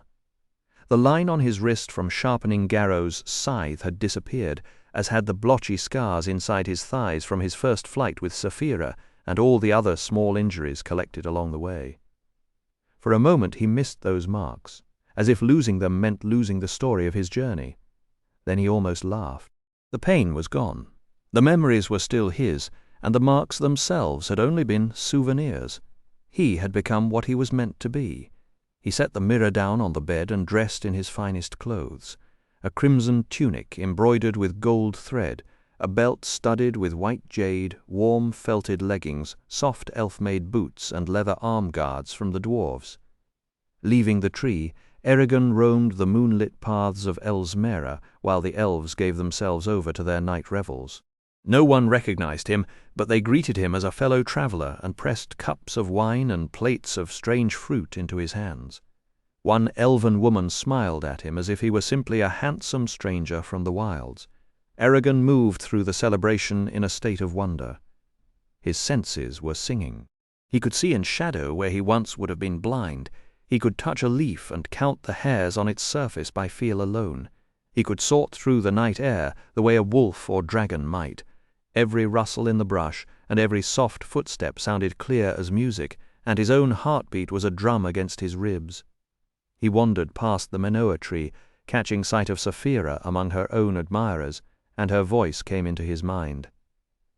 "Where are you going, little one?" he answered. "I walk between the candle and the dark." Then Arya rose from her mother's side, slipped through the clusters of elves, and disappeared under the trees. He followed her quietly, tracing the scent of crushed pine needles, the whisper of her footsteps, and the small disturbance she left in the air. She was standing alone at the edge of a clearing, as still as a wild creature watching the constellations turn overhead. When he stepped into the open, Arya looked at him, and for the first time it seemed she truly saw the person he had become. Her eyes went wide, and she breathed, "Is it really you, Eragon?" "Aye. What have they done to you?" "I don't know." Then he crossed to her, and they wandered deeper into the dense woods, where fragments of festive music and laughter tangled in the branches. The night felt electric, and Eragon was almost painfully aware of Arya beside him, the whisper of her clothes against her skin, the pale curve of her neck, the dark lashes made glossy by some elven oil until they shimmered like wet petals. They stopped at the edge of a narrow stream so clear that it was all but invisible in the dim light. The only sign was the throaty gurgle of water rolling over stones. Overhead, thick pines bent into a living cave, sealing the hollow off from the rest of the world as if they had stepped into a place untouched by time. Suddenly Eragon felt dangerously close to her. Every passion he had ever buried surged to the surface, the strange new strength humming in his veins, along with the wild magic that seemed to breathe through the forest, drowned every ounce of sense he owned. "How tall the trees," he said, "how bright the stars, and how beautiful you are, O Arya Svitkona." Any other night he would have called himself a fool, but in this fey and reckless moment it felt perfectly logical. She stiffened. "Eragon." He didn't stop. "Arya, I would do anything to win your hand. I'd follow you to the ends of the earth. I'd build you a palace with my bare hands. Will you stop pursuing me? Can you promise me that?" He paused. She stepped closer, her tone low and gentle. "Eragon, this cannot be. You are young, and I am old, and that is never going to change." "Do you feel nothing for me? My feelings for you," she said, "are those of a friend and nothing more. I'm grateful you rescued me from Gilead, and I enjoy your company. That is all. Let this quest go. It will only break your heart, and find someone your own age to walk the long years beside." His eyes burned with tears. "How can you be so cruel?" "I am not cruel, but kind. You and I were not meant for each other." A bizarre, detached part of his mind thought, well, at least she didn't say, "It's not you, it's me," but the humor evaporated the instant a wild idea seized him. "Then give me your memories," he pleaded. "Give me all your years of experience and knowledge, and we will be equals." Arya lifted her chin, her face stern and shining with starlight, and a hint of steel entered her voice. "That would be an abomination. Hear me well, Eragon. This can never be, not now, not ever. And until you master yourself, our friendship must end, for your emotions only distract us from our duty." She bowed. "Goodbye, Eragon Shadeslayer." Then she strode into Weldenvarden and vanished. The tears spilled over and fell to the moss, where they sat unabsorbed, like pearls scattered on a cushion of emerald velvet. Numb, Eragon sank onto a rotting log and buried his face in his hands, weeping because his love was fated to go unanswered, and because he had driven her even further away. In moments, Saphira was at his side. "Oh, little one," she nuzzled him, "why did you have to put yourself through this? You knew what would happen if you tried to woo her again." "I couldn't stop myself," he choked out. He wrapped his arms around his belly and rocked back and forth, reduced to hiccuping sobs by the weight of his misery. Saphira draped a warm wing over him and drew him close to her side like a mother falcon sheltering her chick. He curled against her and stayed huddled there as the night slowly gave way to dawn and the Egeti Blodren came to its close. Roran stood on the poop deck of the Red Boar, arms crossed over his chest and feet planted wide to keep his balance on the rolling barge. The wind off the water had a sharp, salty bite. It whipped through Roran's hair, yanked at his thick beard, and raised goosebumps along his bare forearms. Beside him, Clovis held the tiller, his weathered face a road map of years at sea. The old sailor pointed toward the coastline, where gulls swarmed a rock outcrop that sat on the crest of a hill rolling straight into the ocean. "Terms just behind that hump," he said. Roran shielded his eyes from the glaring afternoon sun, which painted the water in a blinding metallic sheet. "We'll camp here first," he said. "No use taking everyone into town at once." He waved for Torsen and Flint to bring the other two barges up onto the shore. Clovis grumbled about missing a hot meal, and Roran understood all too well. The fresh food from Narda was long gone, leaving nothing but salt pork, salted herring, salted cabbage, pickled vegetables, hard sea biscuits made with flour bought in town, and whatever small game the villagers could catch from time to time. Wishes didn't fill bellies, though, and complaining only made the salt taste worse. Clovis shouted across the water, and the two skippers answered with loud, colourful curses. They had spent the whole voyage dreaming of Term's taverns and warm beds, and now they had to settle for a gravel beach. Roran didn't blame them. Once the barges slid ashore, he was the first one over the side, hauling crates, staking tents, carrying water from a cold stream, and quieting a few restless children. He stopped to offer Morn and Tara, the tavern keeper and his wife, a few kind words, for the couple looked worn down and gloomy. The two had been cool to him ever since they left Palancar Valley, and their guarded, distant response was no surprise. For all the rest, the villagers had gained on the barges. Constant worry and raw coastal wind still sapped their strength. Thane stepped up and asked, "Stronghammer, will you eat with us tonight?" Roran declined with a gracious smile, unwilling to take food from a family that had little enough. As he turned, he came face to face with Felder. She bobbed a quick curtsy and twisted the tassels on her shawl, her eyes darting toward her tent. Her husband Bird had been murdered by Sloane, and she still carried the loss like a visible weight. "May I speak with you, Roran Garrison?" she asked. "Always, Felder," he said softly. She spoke of Mandel, her eldest son. Roran remembered the boy's courage on the trip into Narda, how he had held steady even when Roran killed the two guards. In the weeks since, Mandel had crewed the Edelin and learned what he could about piloting the barges. But now, Felder said, he had taken up dice with the sailors, wagering not coin, but needed supplies. When Roran asked what Mandel had lost, she answered, "Food, mostly." Then her voice dropped further. "But he once put my grandmother's bracelet on the line against a rabbit those men snared." She looked at him with tired, desperate eyes. "He no longer minds me. Since his father died, he's gone wild, but he admires you. He'll listen if you speak to him." Roran studied her, seeing a woman worn thin by sorrow. He nodded. "I'll tend to it as soon as I can. Go easy, Felder." The relief in her face was almost painful. She curtsied again and slipped away among the tents, leaving Roran alone with the sound of the surf. He scratched his beard, turned, and walked slowly toward the camp, already working out what he might say to a boy who had traded a piece of his grandmother for a fool's game. The strain between Mandel and the sailors had been building since Nada, and Roran knew it ran both ways. He had noticed Fenwick, one of Torvald's men, getting close to Odessa, a young friend of Katrina, during the trip. That kind of attachment could turn ugly once the boats finally set out, so instead of making a scene, Roran moved quietly through camp and gathered the villagers he trusted most, meeting them in Horst's tent. In a low voice he explained that the 5 of them would leave before dark, that Horst would take charge while he was gone, and that the most important job was to stop Clovis from sailing off with the barges or damaging them. Those barges were their only road to Surda. Orin mentioned the need to stay hidden, and Roran agreed. If we're not back by nightfall the day after tomorrow, assume we've been captured. Take the barges to Surda and don't stop at Quasta for provisions. The Empire will be watching. Find food farther down the coast. By the time Roran reached the Red Boar, rain had settled over the camp. He stepped into Clovis's cabin, and the barge-master looked up with a scowl. Just the 5 of you going. Roran held his gaze until Clovis shifted. When I come back, I expect you, these barges, and all of your men to be right where I left them.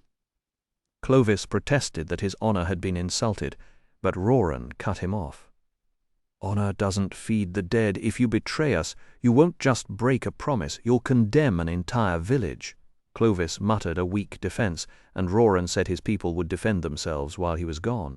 If any harm came to them, he would track down the guilty no matter how far he had to walk, even if Galbatorix himself stood in the way. We're not as loyal to the Empire as you think, Clovis said. Roran smiled without warmth. Men do anything for their families and homes, he let that sit. So I'd advise you to protect yours. Clovis asked what Roran would do once they reached Surda. Roran started to answer, but Clovis pressed. Not we, you. I've watched you. You seem decent enough, even if I didn't care for how you handled me. But you're not going to set down that hammer and take up a plough just because you've made it south. Roran gripped the door latch until his knuckles whitened. When the village is safe in Surda, I'm going hunting. Clovis opened his mouth, maybe to mention a certain red-headed girl, but the door slammed shut. Roran stood in the rain, let the anger burn, and then packed it away, turning it into something harder than rage. He caught his reflection in a puddle and did not recognize himself. Then he walked to Feld's tent. Feld had been right. Someone needed to talk sense into Mandel, who was flinging a hunting knife at a stump and catching the wood at an awkward angle. "You're wasting your time," Roran said. Mandel spun, startled. "Why do you say that? In a real fight, a throw like that will put out your own eye before it touches your enemy. If you don't know the distance, you might as well throw rocks." Mandel bristled. "Gustav told me about a man in Kithri who could hit a flying crow 8 times out of 10. Roran shrugged. "The other 2 times, that man dies. It's a bad idea to throw away your weapon in a fight." He waved off the younger man's protest. "Pack your things.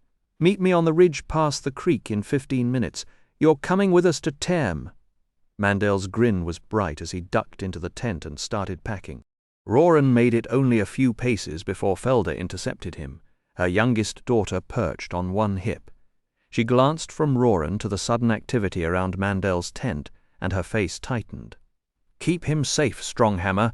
She set the girl on the grass and immediately started helping gather whatever Mandel would need.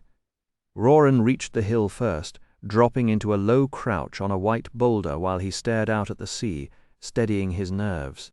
When Loring, Gertrude, Birgit, and Birgit's son Nolfavrel arrived, he jumped down and told them, "We're waiting for Mandel. He's coming with us."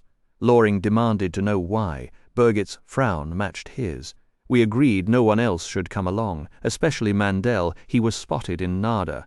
Having you and Gertrude is risky enough. Adding him just makes it more likely someone will recognize us." Roran held each of their eyes in turn. "I'll take that risk. He needs to be here." In the end, they listened, and with Mandel, the 6 of them pushed south toward Term. The coastline there was all low, rolling hills thick with grass and tangled briars, willow and poplar dotting the slopes. The ground was soft and muddy, sucking at their boots with every step. To their right, the sea glittered under the sun. To their left, the spine rose in a jagged purple line, its snowy peaks half hidden by drifting clouds. They worked hard to stay unseen as they wound past farmsteads and great estates on the edges of Term. When they reached the road linking Nada to Term, they crossed it quickly and kept moving east toward the mountains, then turned south again. Once they felt certain they had looped around the city, they angled back toward the ocean and found the southern road in Roran had been thinking about this ever since the Red Boar. The officials in Nada might have guessed that whoever killed those 2 guards had left on Clovis's barges. If so, word could have already reached Term's soldiers, and if the Razak had passed through Nada, the soldiers might know exactly who they were hunting, not just a handful of murderers, but Roran Stronghammer and the refugees from Carvahall. Term could be one giant trap, but they couldn't avoid the city. The villagers needed supplies and a new way to travel. So Roran's plan was simple: send no one into Term who had been seen in Nada, with 2 exceptions. Gertrude had to go because only she understood her medicines, and Roran had to go because, despite being the most likely to be recognized, he didn't trust anyone else to do what needed doing. He was the one who could act when others froze, just like when he'd killed the guards. The others were chosen to look harmless. Loring was old but tough and good at lying. Birgit was sharp and resilient, and her son Noel Faverell had already killed a soldier in combat despite his youth. If everything went right, they'd pass for an ordinary family traveling together. If Mandel didn't ruin everything, Roran thought with a dry inward grimace. They entered from the south on purpose, to make it seem less likely they'd come from Nada. Evening was closing in when Term finally came into view, white and ghostly in the fading light, a walled city standing alone on the edge of a huge bay, looking solid and unbreakable. Torches glowed between the battlements, where soldiers with bows moved in endless circles. Above the walls rose a citadel, and beyond that a faceted lighthouse swept its pale beam across the darkening sea. "It's so big," Noel Faverell whispered. Loring gave a small nod, his eyes never leaving the city. Roran's eyes locked onto a ship tied up at one of the stone piers jutting out from Term's waterfront. She was a 3-masted beast, far bigger than anything he had seen back in Nada, with a raised forecastle, twin rows of oarlocks, and a dozen heavy ballistae lining each rail, ready to hurl javelins at anyone who thought twice. The vessel looked just as comfortable hauling cargo as she did crushing an enemy, and her name, Sea Serpent, was painted in faded gold across her prow. Roran jabbed a finger toward her. "That's what we need." Birgit let out a sour grunt. "We'd have to sell ourselves into slavery to afford passage on that monster." Clovis had warned them that Term's portcullis slammed shut at sunset, so the group quickened their pace rather than spend the night exposed in the countryside. As they neared the pale walls, the road turned into a crowded river of travelers streaming both ways. Roran hadn't expected such heavy traffic, but it gave him an idea. There were so many faces around that his party might slip through unnoticed. He waved Mandel over and lowered his voice. "Hang back, pick someone else and go through the gate behind them. That way the guards won't tie you to us. We'll find you on the other side. If anybody asks, you're a sailor looking for work." Mandel touched his forelock and mumbled, "Yes, sir," then slowed his pace until the crowd swallowed him. Roran hunched one shoulder, let a limp creep into his stride, and silently rehearsed the cover story Loring had invented. He stepped off the road just as a driver cracked a whip over a pair of lumbering oxen, and the dust helped hide his face. The gate loomed ahead, its stone arch washed in the sickly orange glow of torches. Beneath it stood 2 soldiers in crimson tunics, each with Galbatorix's twisted flame stitched over the chest. Neither man looked up. Roran and the others shuffled through the spiked portcullis and the short tunnel beyond, and when they clustered by the corner of a house, Loring murmured, "So far so good." Roran squared his shoulders, feeling the knot in his stomach loosen. He wasn't much of an actor, but with enough fear pumping through his veins, he found it surprisingly easy to play a broken-down nobody too tired to be dangerous. By dusk they had found a room at the Green Chestnut, a miserable little tavern that served ale so bitter it could strip paint and beds, so flea-infested that scratching became the night's main activity. Its only virtue was the price, which was almost nothing. They skipped dinner to save coin and slept in a tight pile, each one guarding the purse tucked against his ribs. The next morning, before dawn, they slipped out to gather supplies and look for transport. Gertrude pulled Roran aside and mentioned an herbalist named Angela who was said to work remarkable cures, perhaps even with a touch of magic. "If anyone in this city has what I'm after, she would," Gertrude said. Roran glanced at Mandel.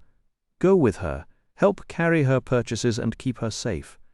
Remember your nerve may be tested, but don't do anything to draw attention unless you want to betray your friends and family." Mandel bobbed his head, touched his forelock again, and followed Gertrude down a cross street. Roran and the rest continued their search through the waking city.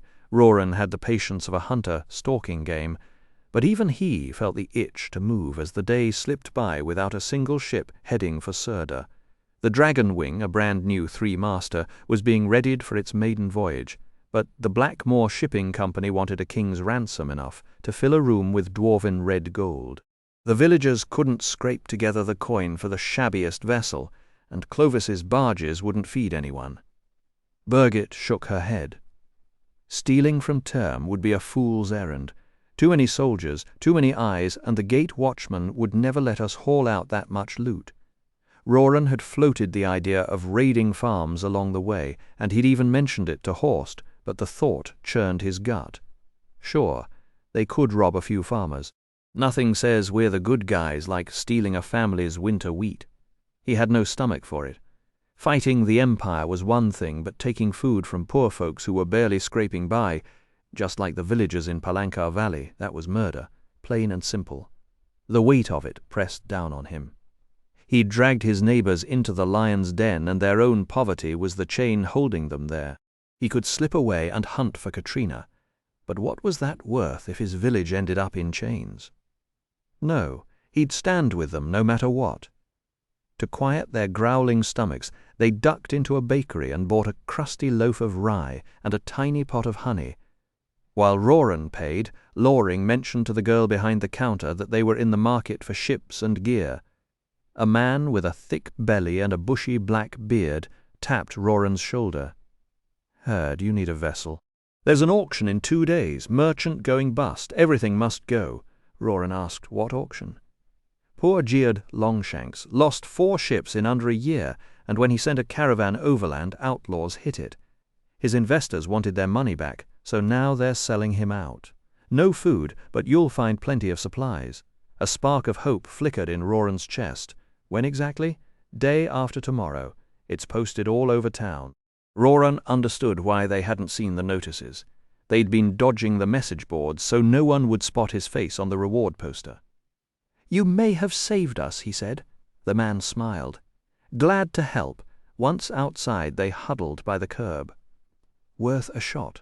Roran asked. "What else we got?" grumbled Loring. Birgit just crossed her arms. "We'll be there. We can't wait until the day after tomorrow," Roran insisted, frustration creeping into his voice. "Let's track down this Jord now and see if we can come to terms before the auction opens." "Sound good?" The others murmured in agreement, and with directions from a passer-by, they headed across Term toward Jord's residence. The house turned out to be a sprawling mansion on the western edge of the city, nestled among a row of opulent homes with carved stone facades, wrought-iron balconies, and manicured gardens. Water fountains sprayed lazily in the afternoon sun. Roran couldn't wrap his head around the kind of money it took to live like this. It felt like another planet compared to his own small village.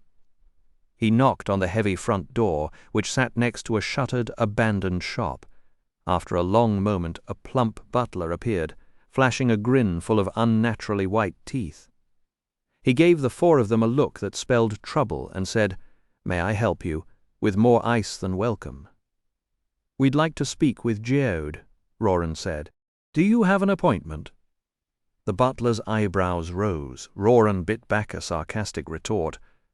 Our time in term is short. We were hoping he could squeeze us in." The butler's smile tightened.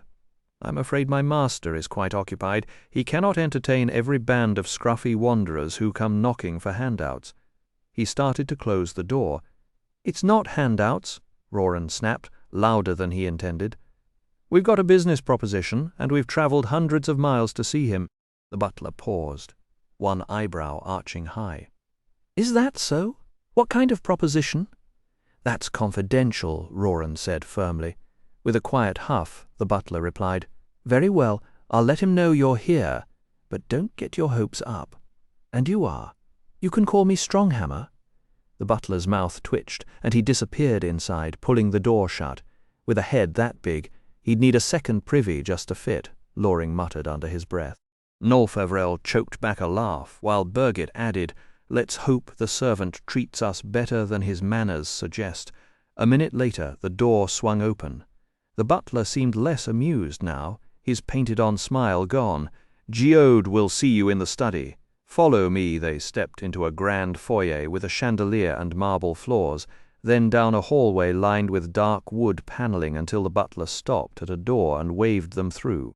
If Roran could read, he might have been blown away by the thousands of leather-bound books filling the study, but he kept his eyes on the tall, grey-haired man rising from behind an oval desk. "Jod, if that was him!" Looked as exhausted as Roran felt, with deep lines carved into his face and a long, pale scar running from his scalp to his left temple. That scar told Roran more about the man than any number of book covers. It hinted at grit, maybe even danger. "Please sit," Judd said, his voice surprisingly warm. No need for fancy manners here. He studied them as they settled into leather armchairs. "Can I get you some pastries, a glass of apricot brandy? I remember how dry the road can leave your throat." Loring grinned. "Brandy sounds wonderful." "You're too kind, sir. Just milk for my boy," Birgit said. "Of course, madam." Judd rang a bell and ordered, then leaned back. "Now you have me at a disadvantage. You know my name, but I'm afraid you've kept yours." "Stronghammer, at your service," Roran said. "Mardra," Birgit said. "Kell, at your service."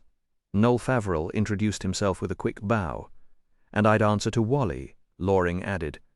Jade returned a dry nod. "And I at yours. I understand from Rolf that you wanted to talk business. Fair warning. I've no gold to invest, no goods to trade, and no ships to haul cargo across the restless sea. So tell me, what exactly can I do for you?"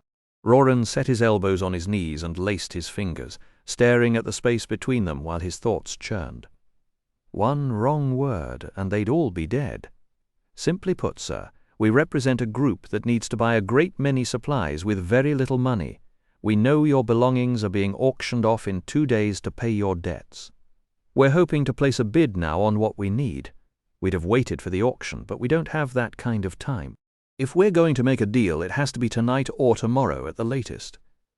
"What supplies are we talking about?" Geode asked. "Food, plus whatever it takes to outfit a ship for a long voyage." A spark surfaced in the merchant's weary face. "Do you already have a vessel in mind? I know every craft that's sailed these waters for the past 20 years. "Not yet." Geode accepted that without pushing. "I see why you'd come to me, but I'm afraid you're working under a misunderstanding." He spread his grey hands to indicate the room.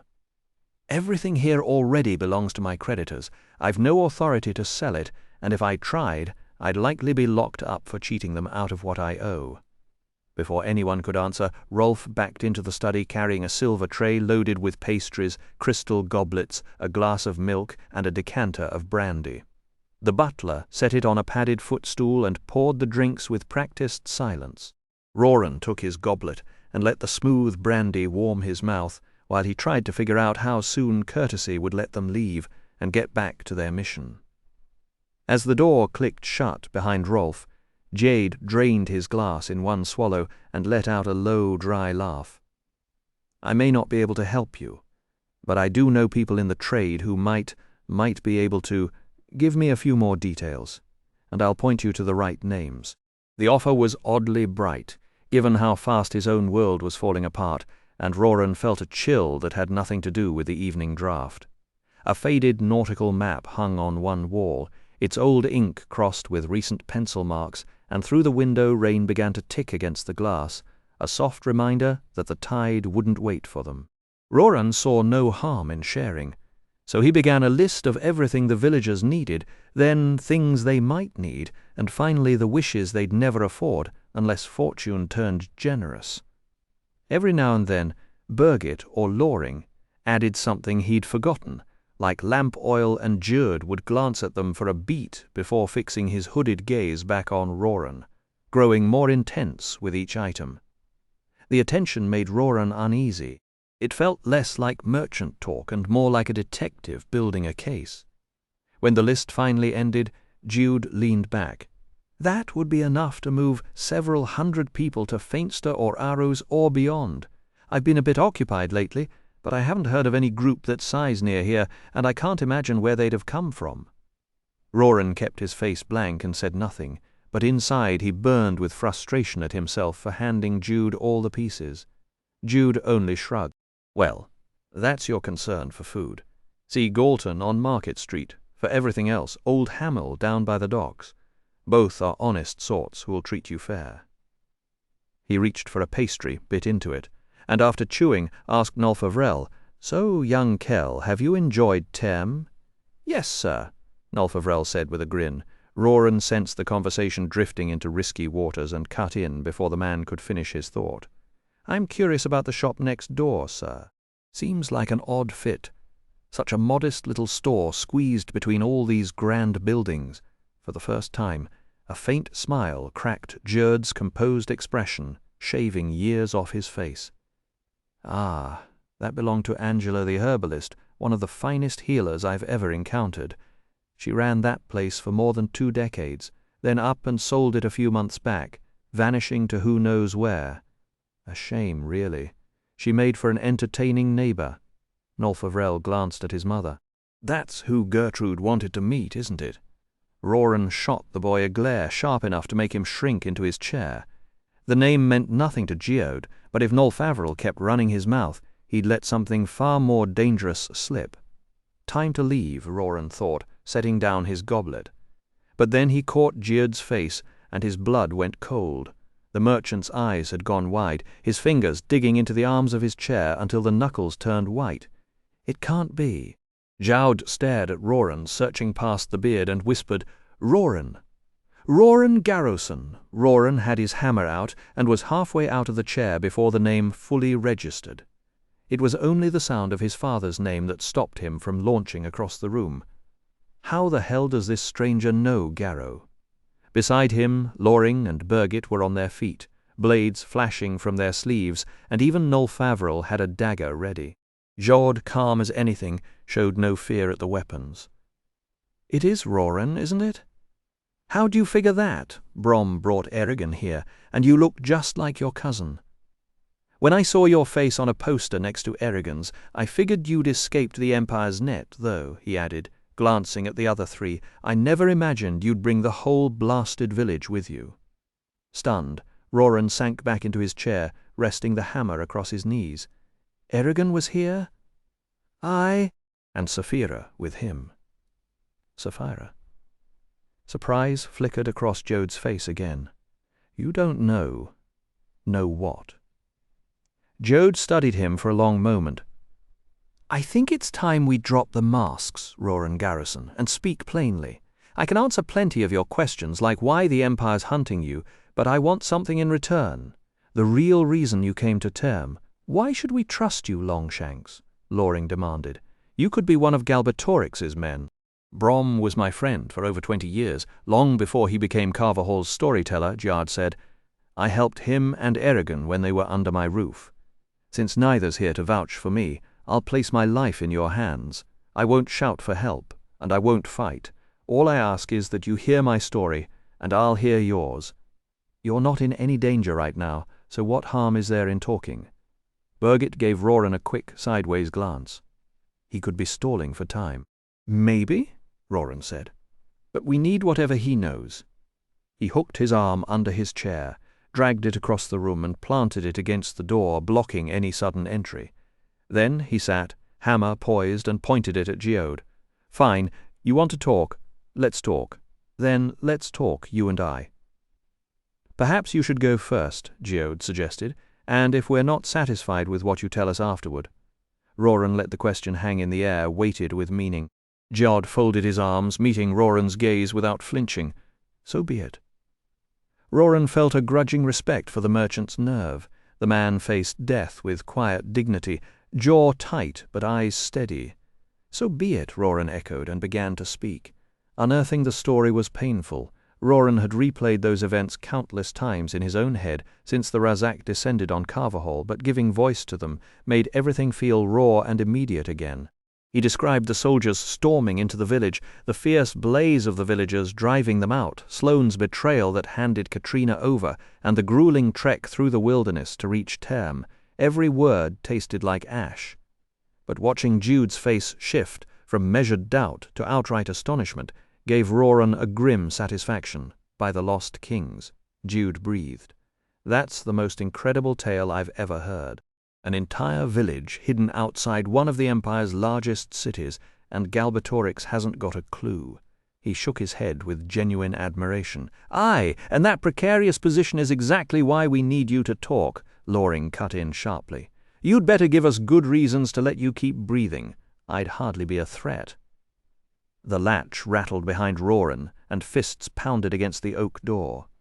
A woman's voice pierced through the hallway. Jude, let me in!" "Stop hiding in that dusty hole of yours." Roran glanced at Geode, then gestured with his chin. "Make her go away." Geode raised his voice toward the door. "I can't talk now. I'm in the middle of something important. Important! You're bankrupt. You're a gutless coward who won't even face his own wife. My father would never have lost the company like that." More insults followed, each one sharper than the last, calling Geode everything from a yellow-bellied rat to a man too foolish to run a fruit cart, much less a shipping business. Roran winced at the verbal assault. If she kept going much longer, the whole house would hear. Nolfa Vrel caught his eye, and Roran signaled for the dagger. "If you would just be still," Geode called out, and silence fell in the hallway. "Our fortunes might be about to change for the better if you'd only have the patience to wait and see." There was a new edge in his voice, and Roran couldn't help but respect the man's composure with cold steel pressed against his throat. Her response came back, frosty and final. "Then I'll be in the dining room. If you haven't come to explain yourself by this evening, I'm leaving this house for good." Footsteps retreated down the hall. Once he was certain she was gone, Roran lifted the dagger and tossed it back to Nolfa Vrel. Geode rubbed his neck and let out a wry chuckle. "If we can't settle our arrangement, you'd better kill me. It would be far easier than explaining to Helen why I shouted at her for nothing." "I do feel for you, Longshanks," Loring muttered. "She's not really at fault," Geode said quietly, staring at the floor. "She just doesn't understand why we've fallen so far." A heavy sigh escaped him. "Perhaps it's my own fault for keeping her in the dark." "Tell her what?" Nolfa Vrel piped up, leaning forward. Geode paused, taking in their stunned expressions. Then he spoke, voice steady. "That I'm an agent for the Varden." The words settled into silence like a stone dropped in still water. "I suppose I should start from the beginning. You've heard the whispers, then? A new rider challenging Galbatorix?" Geode asked, leaning forward.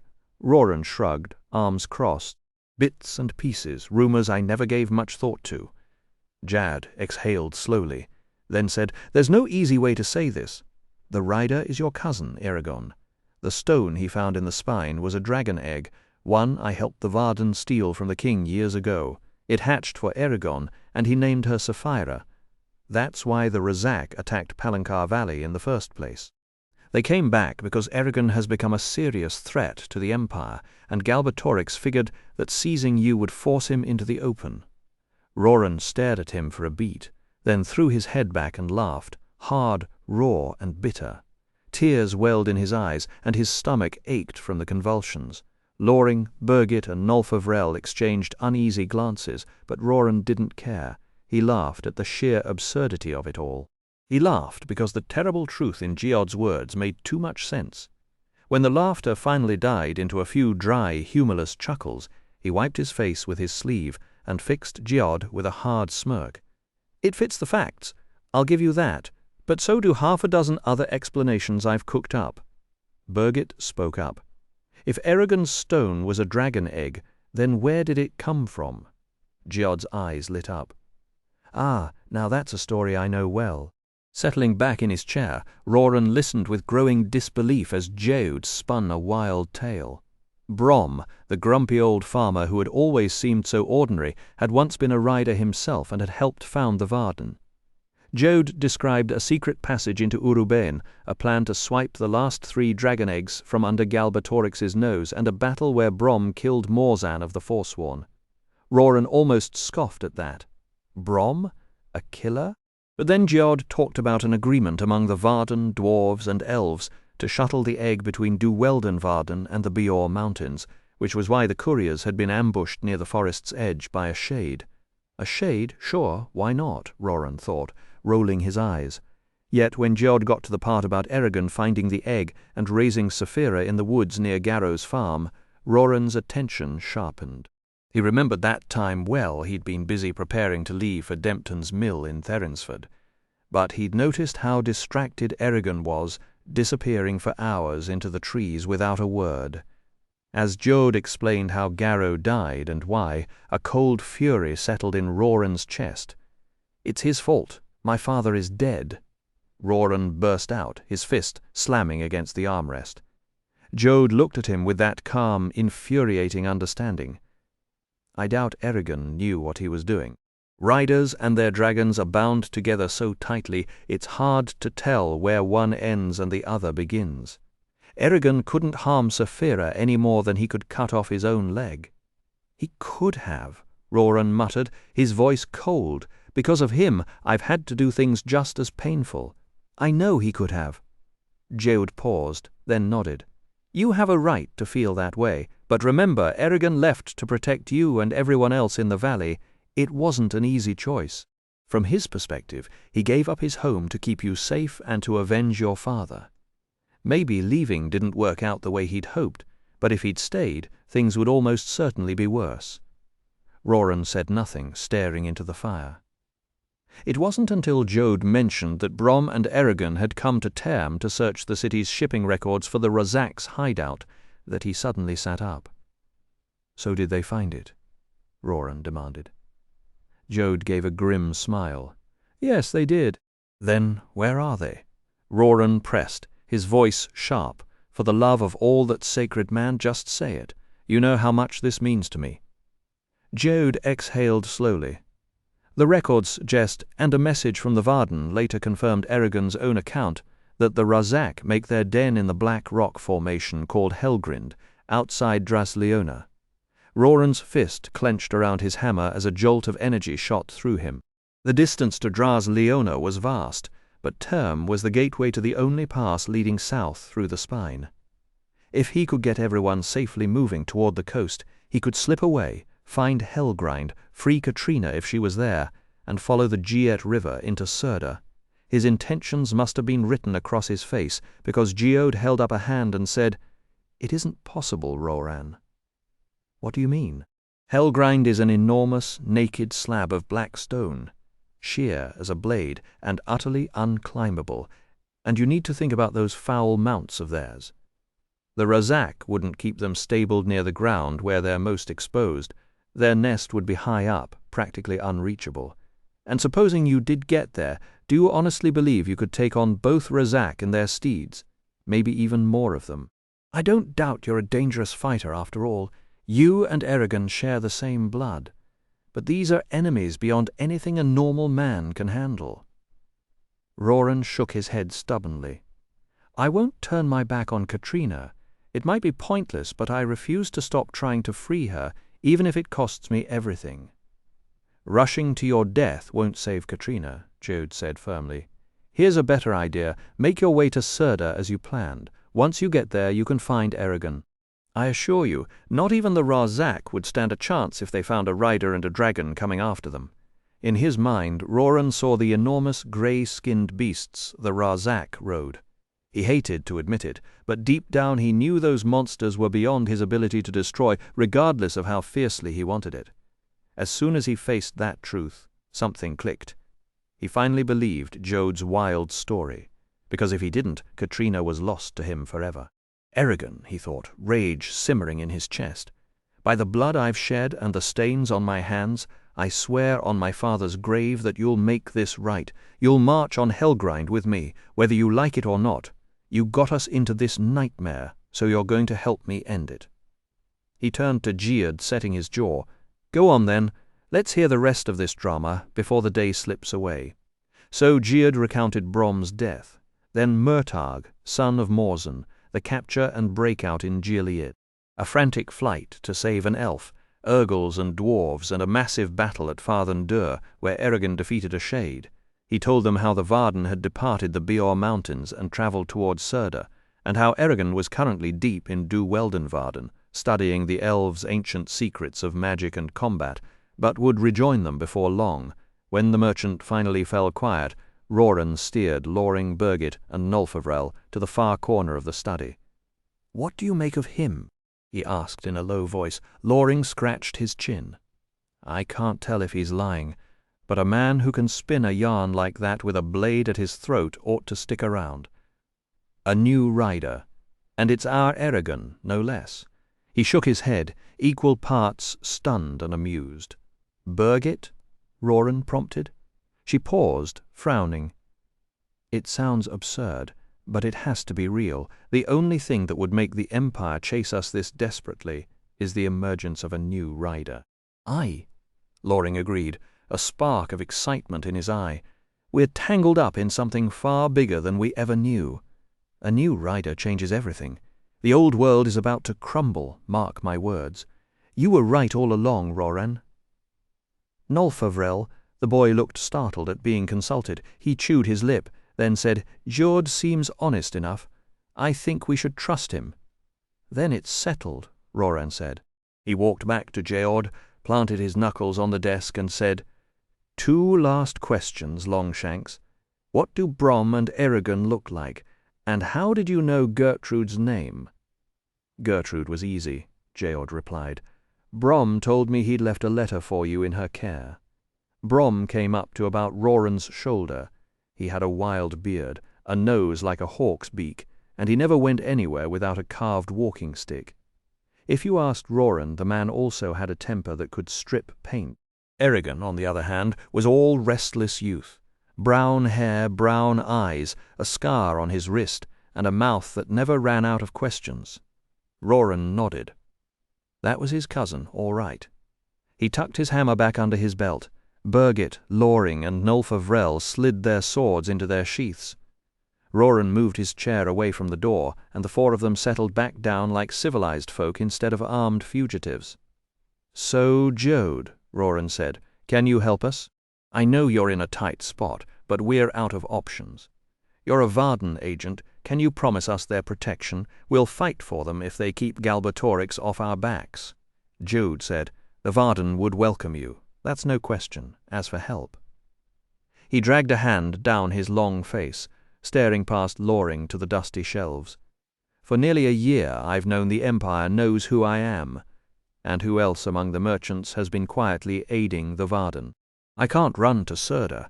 They'd seize me the moment I tried, so I've watched my whole business rot away, powerless to fight or flee, and now that I'm no use to the Empire, I half expect Lord Risthart to throw me in irons any day. I've been waiting for the knock since I declared bankruptcy." He gave a dry, bitter laugh. "Oh, they're very good at making a man feel valuable right up until they hang him," Birgit said. "Maybe they want you to run. Then they can grab anyone who runs with you." Jade's smile turned sly. "Maybe, but now that you're here, I've got an exit they never counted on." Loring leaned forward. "You have a plan, then?" "Better than a plan," Jade said. "Did you notice the dragon wing moored down at the docks?" A candle on the desk guttered as he spoke, and from the harbour a distant ship's horn called out. Roran recalled the vessel. "Aye. That ship belongs to Blackmore Shipping Company, a front for the Empire."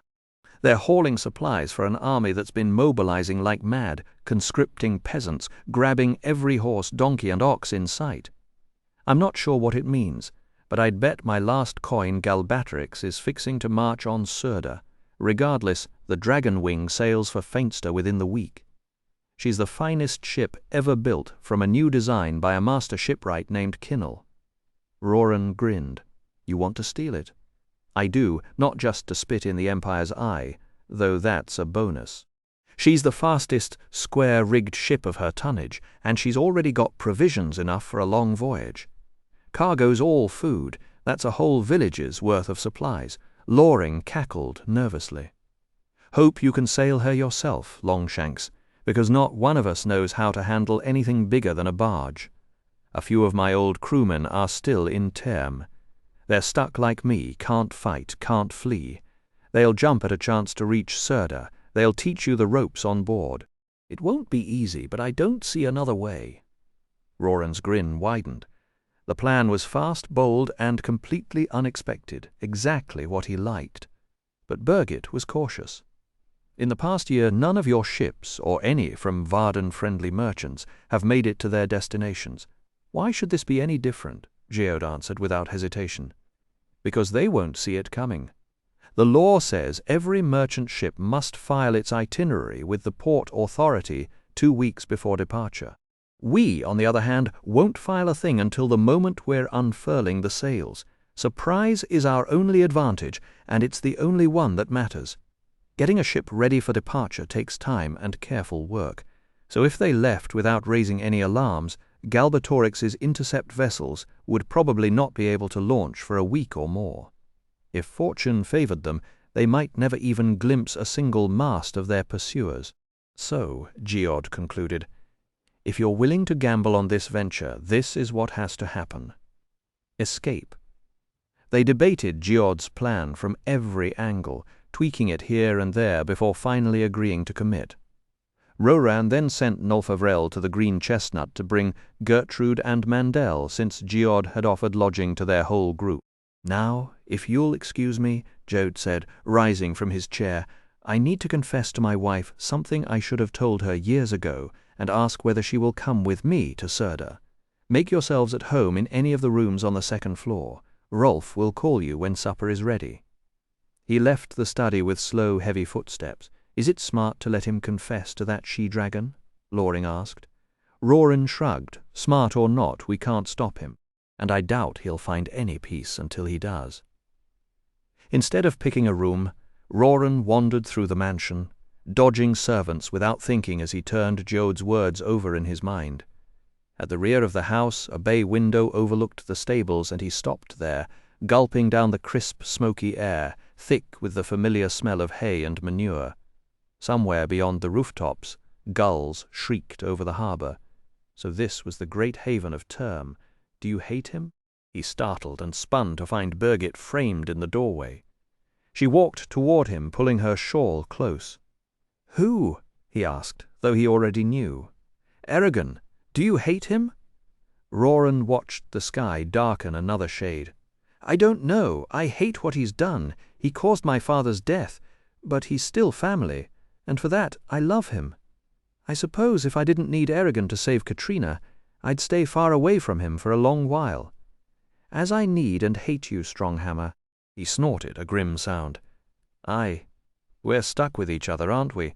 You have to stick with me to find Eragon so you can take your revenge on the Razak for Quimby, and to settle my score with you afterward. That too. Roran stared into her steady eyes and felt a strange comfort in the bond between them. They were alike, driven by the same fierce anger that kept their feet moving when others gave up. He saw something like a mirror in her face, and then for a moment it felt almost absurd to be standing there talking about murder and vengeance while the sea breeze rattled the stable gate. Walking back through the house, Roran froze outside the dining room when he caught the cadence of Jode's voice. He peered through a crack by the middle door hinge. Jode was facing a slim, fair-haired woman whom Roran took to be Helen. Her voice was tight with skepticism. Even if what you say is true, why should I trust you? I can't give you a reason, Geode admitted, yet now you're asking me to become a fugitive because of you. Once you offered to leave your family and travel the land with me. You begged me to run away with you from Tyrm. That was one time. I thought you were impossibly charming back then. The sword, the scar, all of it. I still have those, he said quietly. I made a mess of things with you, Helen. I know that now, but I still love you, and I want you to be safe. There's no future for me here. If I stay, I'll only bring sorrow to your family. You can go back to your father, or you can come with me. Choose what will make you happiest. All I ask is that you give me another chance. Find the courage to leave this place and let go of what's hurt us here. We can begin again in Surda. She remained silent for a long time. That young man who was here, he really is a rider. He is. Times are changing, Helen. The Varden are about to make their move, the dwarves are assembling, and even the elves are stirring in their old haunts. War is coming, and if we're lucky, so is Galbatorix's fall. Do you have standing among the Varden? They owe me a debt of gratitude for my part in getting Saphira's egg. Then you'd have a place with them in Surda. I believe so.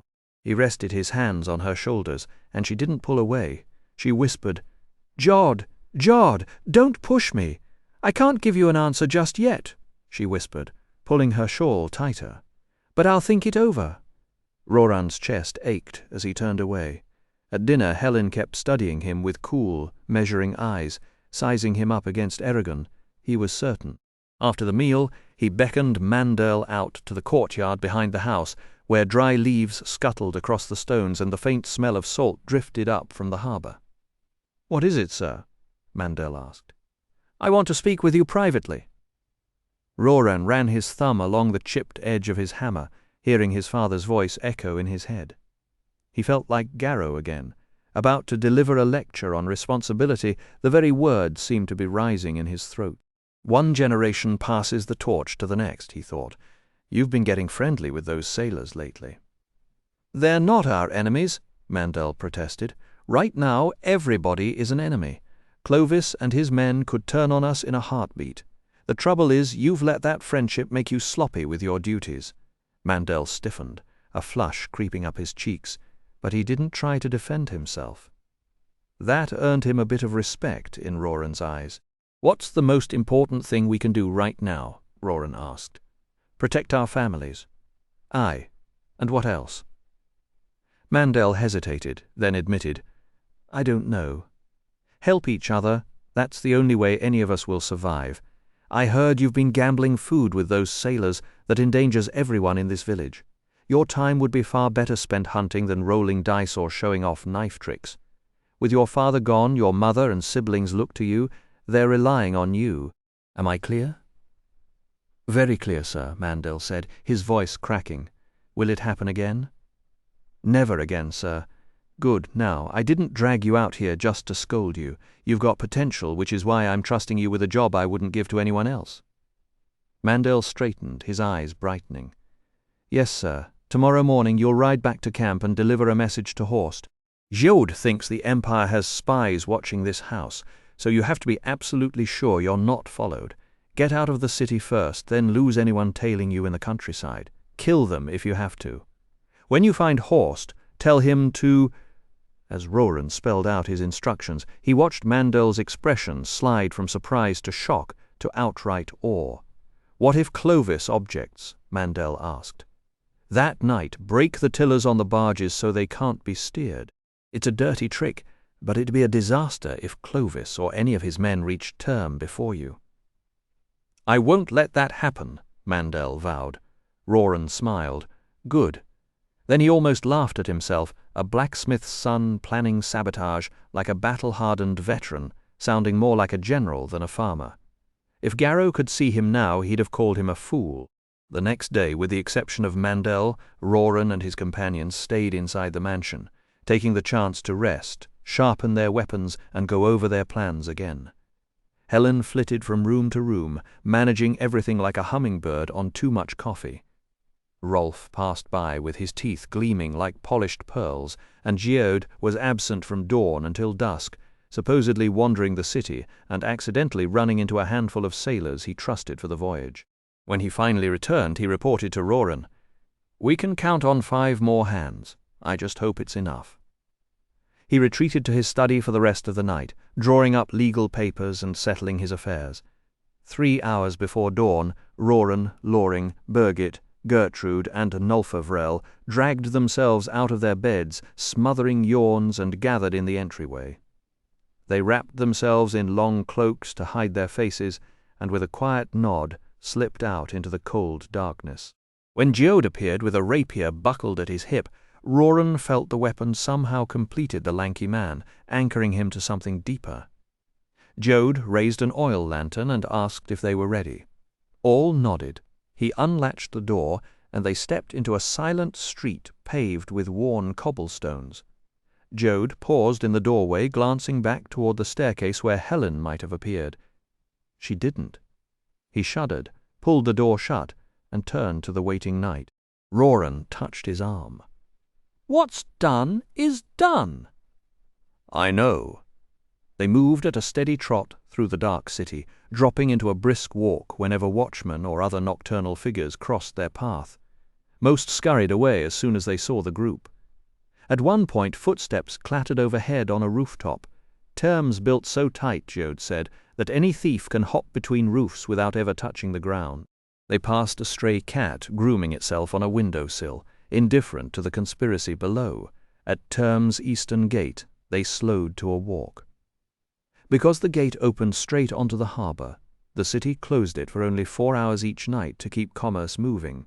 Even at that hour, merchants and labourers were passing through. Geode had warned this could happen, but Roran's heart still hammered when guards lowered pikes and demanded their purpose. He licked his lips and forced himself to stand still while an older soldier studied a scroll Jad produced. After a long moment, the guard nodded and handed it back. "You can pass." Once safe on the wharf, Jad smirked. "Lucky for us, he couldn't read." They waited on the wet planking while Jad's sailors emerged one by one from the grey mist. The men were hard-faced, with long braids and tar-stained hands, their arms riddled with scars that earned Roran's respect. He liked what he saw, and the sailors seemed to size him up in return. But they didn't like Birgit. A huge brute named Uthar jabbed a thumb at her and complained to Geode, "You never said there'd be a woman on a fighting crew. How am I supposed to focus with a country tramp underfoot?" Nolfavrel gritted his teeth. "Don't talk about her that way. What about her runt too?" Geode kept his voice flat. "Birgit has fought the Razak. Her boy has already killed one of Galbatorix's best soldiers." "Can you say the same, Uthar?" Another man muttered. "Not proper." "A woman at my side is nothing but bad luck. A lady shouldn't." He never finished. Birgit stepped forward, drove her boot between Uthar's legs, then snatched the second man and held a knife against his throat. She let the moment hang, then released him. Uthar crumpled onto the boards, clutching himself and swearing in a low stream. "Anyone else got an objection?" Birgit asked. Nolfavrel stared at his mother, mouth open. Roran tugged his hood down to hide his grin. Good thing they haven't noticed Gertrude. No one challenged her after that. Geode asked if they'd brought what he'd requested, and each sailor reached inside his vest to produce a weighted club and coils of rope. Armed, they crept along the harbour front toward the dragon wing, staying to the shadows as much as possible. Geode kept his lantern shuttered. Near the dock, they crouched behind a warehouse and watched 2 sentries' lights bob across the ship's deck. The gangway had been pulled up for the night. "Remember," Geode whispered, "the most important thing is to stop the alarm from sounding until we're ready to leave. 2 men above, 2 men below, right?" Roran asked. "It's the custom," Uthar said flatly. The 2 men stripped to their breeches, tied rope and clubs around their waists. Roran left his hammer behind and sprinted down the wharf beyond the sentry's view. They slipped into the harbour, and the cold hit like a fist. Uthar swore. "Gah, hate this." "Been here before?" 4 times. "Don't stop paddling or you're done." They swam beneath the wharf, clutching the slimy barnacle-crusted pilings, working their way back toward the stone pier that led to the dragon wing. At the far end, Uthar whispered in Roran's ear, "Starboard anchor." Roran nodded. They dove under the black surface and split apart. Uthar Frog kicked beneath the ship's bow, while Roran gripped the port anchor chain. He untied his club, clamped it between his teeth, mostly to stop the chattering, and held still. The chain pulled heat from his arms like a leech. Then came Birgit's boots overhead, and her voice easy and bright, pulling the sentry's attention to the middle of the pier. Roran moved, hand over hand up the chain, his right shoulder screaming where the Razak had bitten him, over the anchor port, up the ridges of the painted figurehead, and over the rail. Uthar was already on deck, dripping like a half-drowned rat and grinning. Roran would have laughed if he could breathe. Clubs ready, they crept toward the stern, using every shadow. 10 feet behind the sentries they paused. The 2 guards leaned on the rail, trading banter with Birgit. In one motion, Roran and Uthar closed the gap and cracked the guards across the skulls. No sabres cleared leather. Below, Birgit waved the others up. They hauled the gangway across, and Uthar lashed it to the railing. Nolfavrel sprinted aboard, and Roran tossed him his rope. Tie and gag them. Then everyone except Gertrude went below to flush out the rest of the crew. They found 4 more, purser, boatswain, cook, and the cook's mate, pulled from their bunks, thumped if they fought, and bound tight. Birgit captured 2 by herself. Jude lined the groggy prisoners on the deck and announced, "Much to do, little time. Uthar is captain of the Dragon Wing. You'll take your orders from him." For 2 hours the deck turned into a beehive. Sailors worked the rigging. Roran and the carver-hole folk cleared the hold, dropping bales of wool over the side so quietly the water barely rippled. Every cleared inch meant another family could squeeze aboard. Roran was cinching a cable around a barrel when a hoarse cry cut the air. "Someone's coming! Everyone but Geode and Uthar hit the deck, hands on weapons. The 2 standing men paced like they were on watch. Roran's heart hammered. Footsteps creaked on the gangway. Then Helen walked aboard, plain dress, kerchief over her hair, a burlap sack over one shoulder. She didn't say a word. She stowed her gear, then came back and stood beside Geode. Roran decided he had never seen a happier man in his life. The first pale light of dawn was just touching the icy ridges of the Skarn peaks when a lookout perched high in the rigging let out a sharp whistle and pointed north. Roran saw the dark smudge of villagers moving along the shore, and his heart hammered against his ribs. There was no more time to prepare. Every second had been spent. He sprinted up the deck and squinted at the ragged line of people hurrying toward the harbor. In most coastal cities, the seaward side was left wide open, but Torin had been built differently. Pirates had plagued these waters for ages, so the outer wall completely ringed the city, leaving the warehouse district and the piers exposed to the bay. That was exactly what made their escape possible. The villagers could approach the Worm's Wing without passing through the gates. Jode was already shouting orders, his voice tight with urgency. Under Ulrich's direction, crew members dragged out bundles of javelins and heavy casks of tar.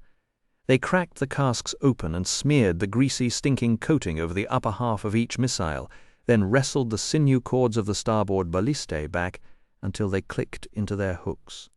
2 men strained at every bow. By the time the villagers had covered 2/3 of the distance to the ship, the soldiers on the battlement towers finally noticed them and blew a strident alarm. Ulrich didn't even wait for the echo to fade before he roared, "Light and fire!" Nolan, who had been standing ready with Jode's lantern, sprinted from ballista to ballista, touching flame to the tar-crusted tips. The instant one caught, the gunner yanked the release cord, and the missile vanished with a deep, satisfying thunk. 12 blazing bolts arced away from the Worm's Wing and slammed into the docks and rooftops along the quay, turning the morning gloom into a hellish red glow. They looked like fallen stars that had decided to burn everything in their path.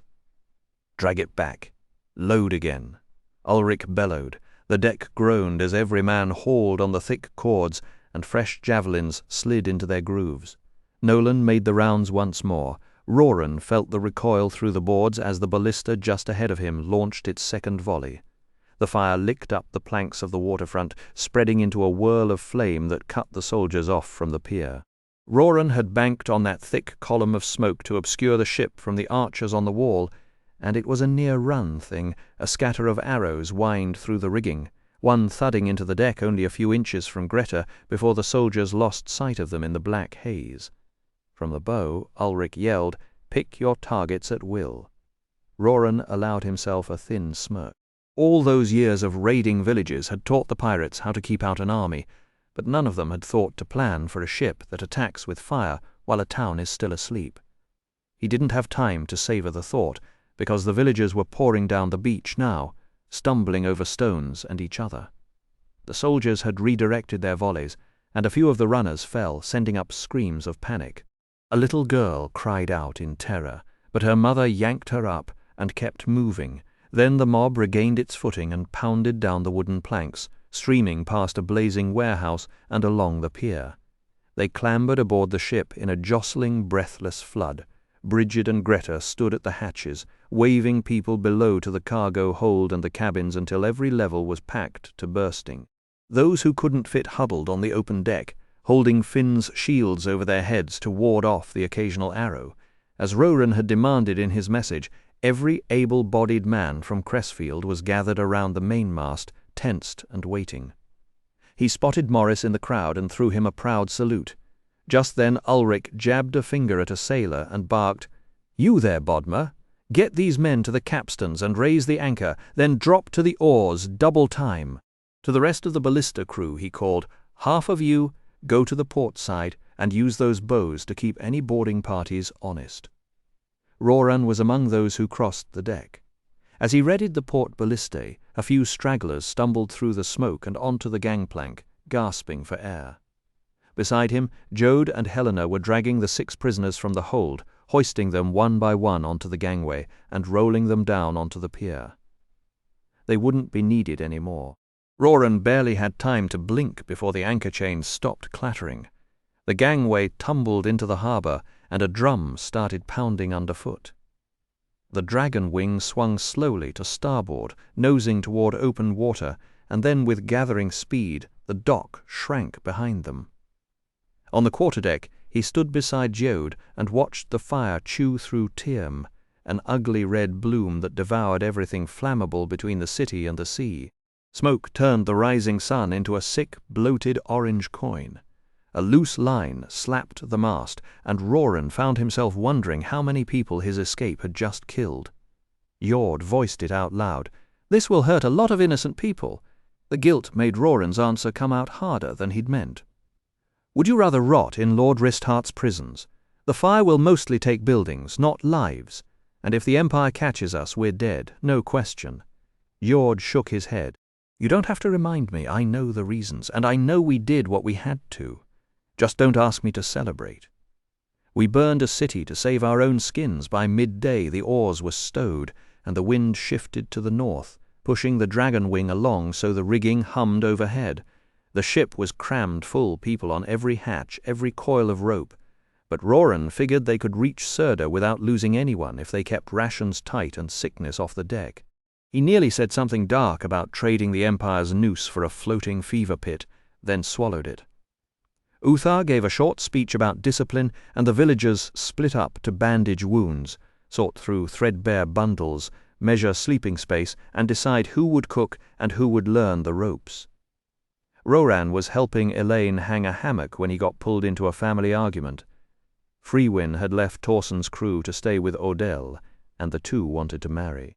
Her parents refused. The sailor had no family of his own, no respectable trade, no prospects. Roran thought it made no sense to try to separate them on a ship with no room to hide. Odell's parents weren't convinced. "What would you have us do?" he asked.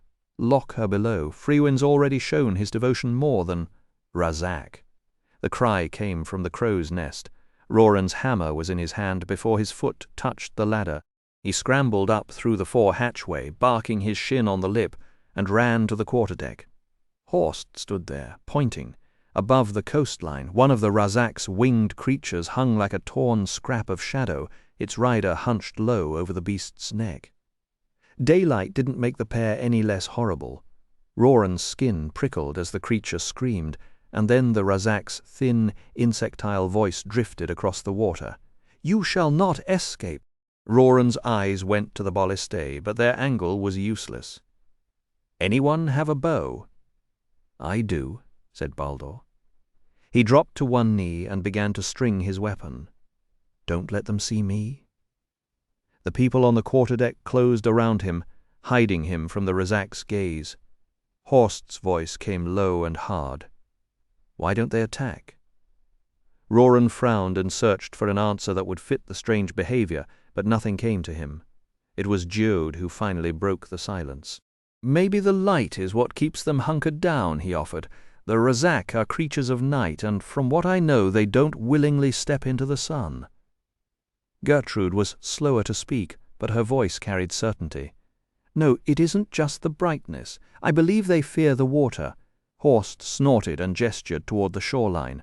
"Fear the ocean. Watch them. They won't so much as skim a yard above the surf." Yet Roran saw the same thing Gertrude did, and a grim kind of hope settled over him. "She's right," he said. Finally, a crack in their armor, a real exploitable weakness. He barely had time to savor it before Baldur called out, "Ready?" At his word the front ranks scattered sideways, opening a clear lane for the shot. Baldur rose to his feet and made one fluid motion. Draw the feather to his cheek. Breathe, release. It was a stunning piece of archery. The target hovered at the absolute limit of a longbow's reach, farther than any mark Roran had ever witnessed an archer hit, and still Baldur's arrow flew true. The shaft punched into the creature's right flank, and the Razak screamed with such overwhelming force that glass shattered all across the deck and stones on the shore split apart in tiny fragments. Roran threw his hands over his ears, reeling from the blast. Still howling, the winged monster wheeled inland and disappeared behind a line of hazy foothills. Geode's face had gone pale. "Did you kill it?" Baldur shook his head. "I doubt it. That was just a flesh wound. Loring had just climbed to the quarterdeck, and he looked pleased. Aye, but you drew blood, and I bet they'll be a lot more cautious about bothering us now." Roran's jaw tightened. "Save your celebration, Loring. This wasn't a victory." Horst bristled. "Why not?" "Because now the Empire knows exactly where we are." The words hit like a cold wave, and the deck fell silent as everyone grasped what that meant. Inside Nasuada's quarters, the afternoon light slanted across her desk and made the boxes gleam. "And this," Triana said, "is the newest pattern we have created." Nasuada took the black veil from the sorceress and let it flow through her fingers, marveling at the delicate weight. There wasn't a human weaver alive who could produce lace this fine. She looked over the neat rows of containers, each one filled with samples from Duvranga Gata's growing workshop, and found herself genuinely impressed. "This is exceptional work," she said. "Better than I expected. Tell your spellcasters that the Varden appreciates their craft." Triana lowered her head at the praise. "I will pass along your words, Lady Nasuada." Nasuada started to ask another question, but before she could finish, a sudden uproar erupted at the door. Guards shouted, then a sharp cry of pain, then the unmistakable ring of metal striking metal. Nasuada was on her feet in an instant, sliding her dagger from its sheath. "Run, lady," Triana ordered, planting herself in front of Nasuada and pushing up her sleeves, exposing her pale arms in readiness for magic. "Take the servants' exit." She never got the chance. The doors slammed open, and a small form hurtled across the room, slamming into Nasuada's legs and knocking her hard to the floor. As she fell, a silver dart whisked through the space where she had been standing, stuck into the far wall with a dull thud. Then the 4 guards were there, pulling the attacker off her, and the room dissolved into shouts and confusion. When Nasuada finally rose, she saw Elva dangling in the guard's grip. "What is the meaning of this?" Nasuada demanded. The dark-haired girl offered a strange smile, then doubled over and retched onto the braided rug. Once she recovered, her violet eyes locked onto Nasuada with eerie certainty. "Have your magician inspect the wall, O daughter of Ejihad, and see if I have not kept my promise to you." Nasuada gave Triana a short nod. The sorceress glided to the splintered hole, spoke a hushed spell, and returned holding a slender metal dart. "It was buried in the wood," she said. "But where did it come from?" Nasuada asked, genuinely puzzled. Triana gestured to the open window that looked out on the streets of Aberon. Somewhere out there, I suppose. Nasuada turned back to the waiting child, seeing her for the first time as something far more useful than a burden. "What do you know about this, Elva?" Nasuada kept her voice steady, though her pulse had not yet slowed. The girl gave a grotesque smile, wider and more unsettling than before. It was an assassin. Who sent him? A killer trained by Galbatorix himself in the dark arts of magic. Elva's flaming eyes went heavy-lidded, as if she were listening to something far away. "He hates you. He's coming. He would have finished you if I hadn't stopped him." She doubled over and threw up again, splattering the floor with half-eaten food. Nasuada turned her head, fighting the bile rising in her own throat. "And he's going to suffer," Elva whispered, wiping her mouth. "Why?" "Because I'm going to tell you he's hiding at the hostel on Fane Street, top floor, last room. Hurry, or he might slip away." The girl moaned, clutching her stomach like a wounded animal. "Before Eragon's spell makes me stop you from hurting him, you'll regret it." Triana was already moving. Nasuada ordered, "Tell Jormungandr what happened. Take your strongest magicians and track him down. Capture him if you can, kill him if you must." After the sorceress left, Nasuada noticed her guard's legs covered in shallow cuts and understood how much effort Elva had spent to spare her. "Go," she said. "Get yourselves healed." The captain refused. "We're staying by your side, ma'am, until we know you're safe." Nasuada nodded, "As you see fit." The men boarded the windows, turning the already suffocating heat of Borromeo Castle into an oven. Everyone moved into Nasuada's inner chambers. Nasuada paced, her heart hammering with a delayed storm of fear. She had nearly died. If she had, the Varden would have been left without a leader, without a plan, without any clear successor. That thought hit her harder than any blade. She stopped mid-step and looked at Elva. "I owe you my life. Now and forever." Nasuada frowned, unnerved as always by the certainty in the girl's voice. "I should have told my guards to let you in no matter what. I should have expected something like this." "Yes, you should have," Elva said with a mocking little smile. Nasuada smoothed her dress and began pacing again, partly to avoid that pale, dragon-scarred face, partly to calm her own nerves. "How did you get out of your room alone?" "I told Greta what she needed to hear. That's all." It made her happy. Nasuada raised an eyebrow. "And Angela? She left on an errand this morning." Nasuada exhaled. "Well, you saved my life. Ask anything you want, and if it's mine to give, it's yours." Elva looked around the candle-lit bedroom with its heavy curtains and plush pillows. "Do you have any food? I'm hungry." Premonition of war. A couple of hours later, Triana came back with 2 warriors dragging a lifeless body. They dropped the man on the floor at Nasuada's feet. Triana said, "We found him exactly where Elva said. His name was Drail." Pulled by a grim curiosity, Nasuada studied the stranger's face, short beard, plain features, indistinguishable from 100 other men in the city. A strange intimacy settled over her, the connection between a target and her would-be killer bound together by a single violent moment. "How did he die?" she asked. "I don't see a wound. He used magic to kill himself when we broke into his mind, just before we could seize control of his body." "Did you learn anything from him?"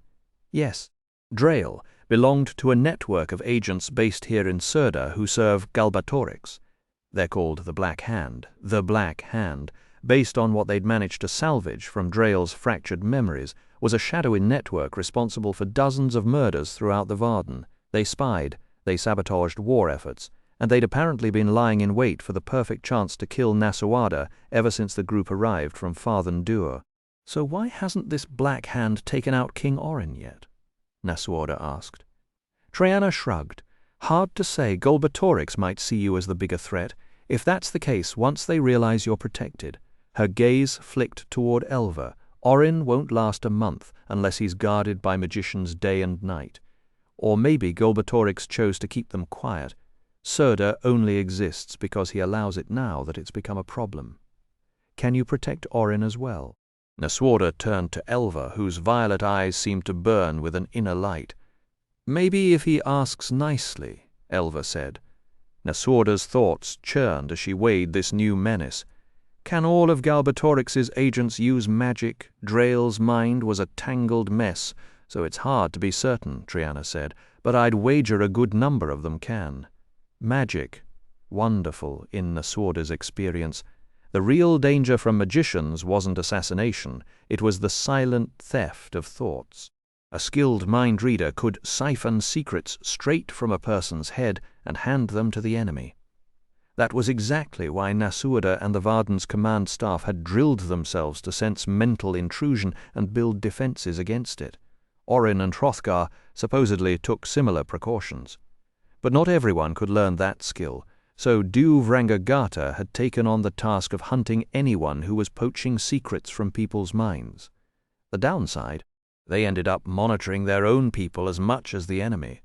Nasuada kept that reality carefully hidden from her followers, because nothing binds allies together like the knowledge that your own sorcerers are reading their private thoughts. She hated the practice but couldn't see another way. What she'd learned about the Black Hand, though, hardened her resolve. Magicians somehow had to be brought under control. "Why didn't you uncover this earlier? A lone assassin slipping through, I can understand. But a whole network dedicated to destroying us? Explain yourself, Triana." The sorceress's eyes flashed with anger. "Because here, unlike at Farthen Dür, we can probe every mind for hidden loyalties. There are simply too many people, Lady Nasuada. That's why the Black Hand stayed hidden until now." Nasuada paused, then gave a curt nod. "Understood. Did you at least learn the identities of some members?" "A few. Then use them to find the rest. I want this organization destroyed, Triana. Wipe them out like an infestation of vermin. Take whatever forces you need." Triana bowed. "As you wish, Lady Nasuada." A sudden knock sent the guards drawing their swords and flanking the doorway. The captain yanked the door open to reveal a young page, fist raised mid-knock, his face going pale at the sight of the body sprawled on the floor. He managed to collect himself as the captain demanded, "What is it, boy?" "A message for Lady Nasuada from King Orin." "Then speak quickly," Nasuada said. The page swallowed hard before answering. "King Orin requests you attend him in his council chambers immediately. Reports have arrived from the Empire that demand your urgent attention. Is that all?" "Yes, ma'am. I must go." "Triana, you have your orders, Captain. Would you leave one of your men to take care of Drael?" Nasuada asked. The captain nodded. "Aye, ma'am." She also instructed him to track down Farika, her handmaid, who would make sure the study was tidied up. Elva tilted her head, a glint in her eye. "And what about me?" Nasuada met her gaze. "You'll come with me if you think you're strong enough." The girl let out a cold laugh from deep in her small round mouth, a knowing sound far too old for her years. "I'm strong enough, Nasuada. The real question is whether you are—" Nasuada didn't bother to answer. She swept into the hallway, her guards closing ranks around her. The afternoon heat pulled an earthy scent from the castle stones, and behind her came the quick patter of Elva's footsteps. Nasuada found herself perversely pleased that the strange child had to hurry to keep up with the adult's longer strides. The guards peeled off at the vestibule, leaving Nasuada and Elva to enter the council chambers alone. The room was sparse to the point of severity, which she supposed was the Círdan version of decoration. The country's kings had always poured their resources into shielding their people and toppling Galbatorix, not into dressing Borromeo Castle with the sort of gilded excess the dwarves had piled into Trondheim. She nearly laughed at the contrast every time she visited. The dwarves could have gold-plated their doorknobs and called it a day. Círda's rulers chose bare stone, a rough-hewn table 12 feet long, and a map of Alagaesia staked open at the corners with 4 daggers. It sent a clear message. No luxury, no nonsense, just war. Orin sat at the head of the table, as was custom, while his advisers, many of whom Nasuada knew opposed her openly, occupied the chairs on either side. The Council of Elders had also shown up. Jormungandr was watching her with obvious concern, which meant Triana had indeed told him about Drael. Of course she had. What was a secret between allies when there was political leverage to be gained? "Sire, you asked for me?" Nasuada said. Orin rose. "That I did." "We have now—" He stopped mid-sentence as he noticed Elva. "Ah, yes, Shining Brow. I haven't had the chance to formally receive you before, though your reputation has reached me, and I confess I've been most curious. Are the quarters I arranged satisfactory?" "Quite nice, sire. Thank you." Her eerie voice, an adult's voice emerging from a child's lips, made everyone at the table flinch. Erwin, the Prime Minister, bolted upright and pointed a trembling finger at her. "Why have you brought this abomination in here?" "You forget your manners, sir," Nasuada replied, though she understood his reaction all too well. Orin frowned. "Yes, do restrain yourself, Erwin." "Still, he has a point, Nasuada. We cannot have this child present at our deliberations." "The Empire," Nasuada said, "just tried to assassinate me." The room echoed with gasps of surprise. "If Elva hadn't acted so quickly, I would be dead, so I've taken her into my confidence. Where I go, she goes. Let them wonder what exactly Elva could do. Let them speculate and lose sleep over it." "This is indeed distressing news," the king exclaimed. "Have you caught the scoundrel responsible?" Nasuada glanced at the eager expressions of his advisers and hesitated. "I'd prefer to give you the full account in private, sire." Orin looked put out, but didn't push the matter. "Very well, but sit, please. We've just received the most troubling report," after Nasuada took her place opposite him. With Elva lurking behind her, he continued. "Our spies in Gilead appear to have been deceived about the status of Galbatorix's army." "How so?" "They believed his forces were still stationed in Gilead, but a missive from one of our men in Urubain claims he witnessed a massive host marching south past the capital a week and a half ago. It was night, so he couldn't be sure of their numbers, but he was certain the force was far larger than the 16,000 that formed the core of Galbatorix's troops.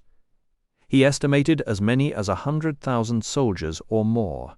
100,000. A cold pit of fear settled in Nasuada's stomach. Can we trust this source? His intelligence has always been reliable. "I don't understand," Nasuada said slowly. "How could Galbatorix move that many men without us learning of it sooner?" The war council gathered in the map room of Aberon's palace, where the only light came from a handful of candles that had already burned down to stubborn stubs of wax. Nasuada stared at the battle plans spread across the table, trying to make the numbers add up, but the arithmetic refused to cooperate. The supply trains alone would stretch for miles. Everyone had suspected the Empire was mobilizing, but the reports insisted it was nowhere near ready to deploy. They had been wrong, catastrophically so. Falbert slammed his heavy palm against the table, making the candle flames dance. "We got played for fools. Our spies must have been shown false visions with magic, convinced the garrison was still tucked safely away in Gilead." Nasuada felt the warmth drain from her face. There's only one person with enough strength to hold an illusion of that size and duration.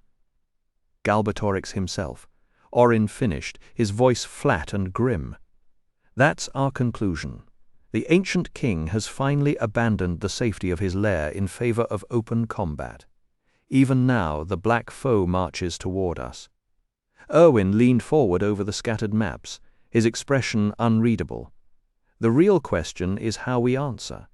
We have to confront this threat, naturally. But where and when and how? Our own forces are nowhere near ready for a campaign of this magnitude. Yours, Lady Nasuada, the Varden know the fierce clamor of war all too well."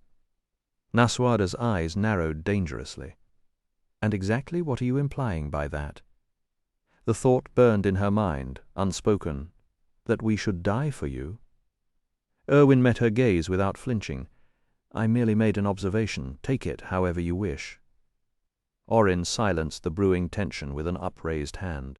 "Alone, we will be crushed against an army this size. We need allies, and above all else, we need Eragon, especially if we are to face Galbatorix. Nasuada, will you send for him?" I would if I could, but until Arya returns from the elves, I have no way to reach him. Then we must pray she arrives before it's too late, Orin said, his voice heavy. I don't suppose we can expect the elves to march to our aid in time. A dragon can cross the distance between Aberon and Elsmera with the speed of a falcon, but an army cannot. That leaves the dwarves. You've been a friend to Hrothgar for many years. Will you send him a plea on our behalf? The dwarves have long promised they would fight when the hour came. Naswada nodded.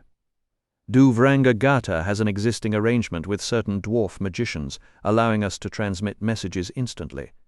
I will convey our request, and I will ask Hrothgar to send an emissary to Ceres, so the elves are forewarned if nothing else.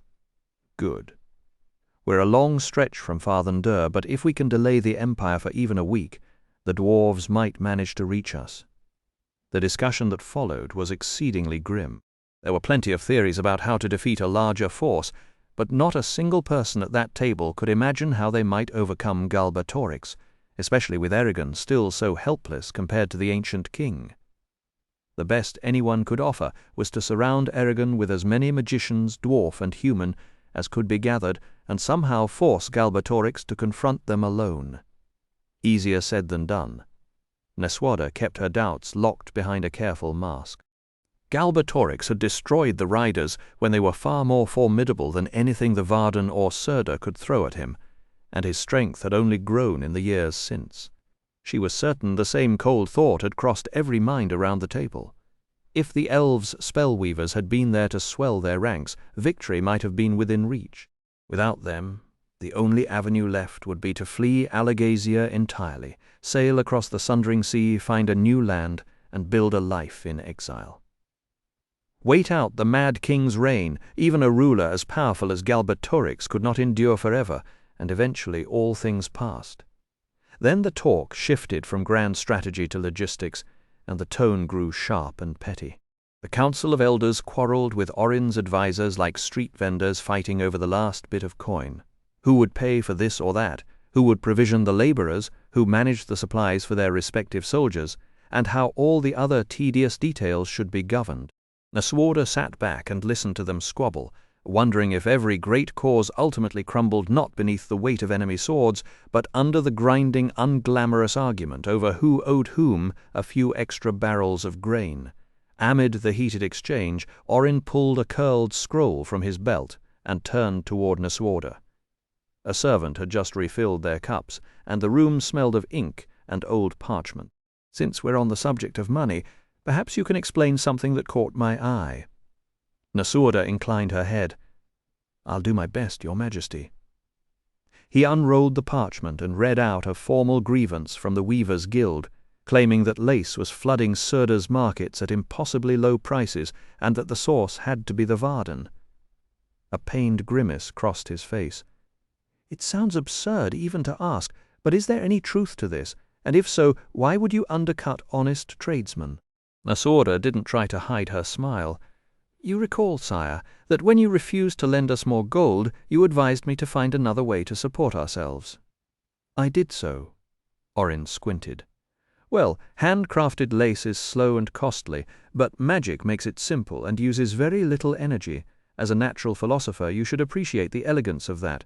We sell the lace both here and in the Empire, and it has paid for every tent, meal, and sword the Varden needs.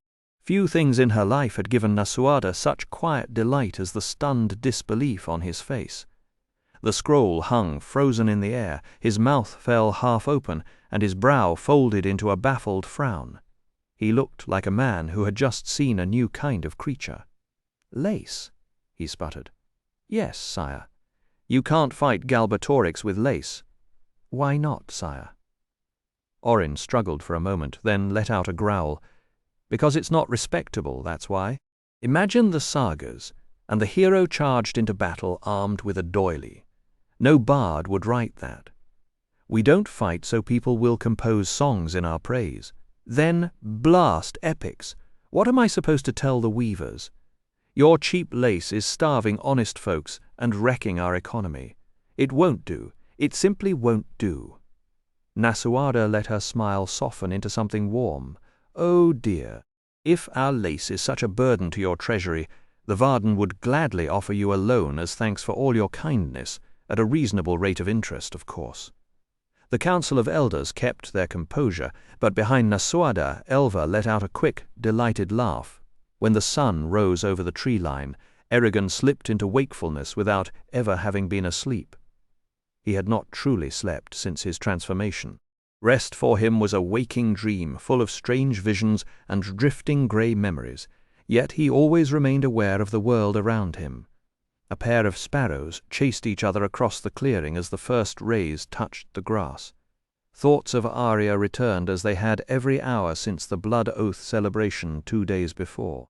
He had gone to the Elven Hall the morning after the celebration, hoping to apologize for his foolish behavior, only to discover that she had already ridden south to Surda. When will I see her again? In the clear daylight he understood just how much the elves' and dragons' magic had clouded his wits during the festival. I may have acted like an idiot, but I wasn't entirely to blame. I was no more in command of myself than if I had been drunk. Yet every word he had spoken to Arya had been sincere, perhaps too sincere. Her rejection still stung.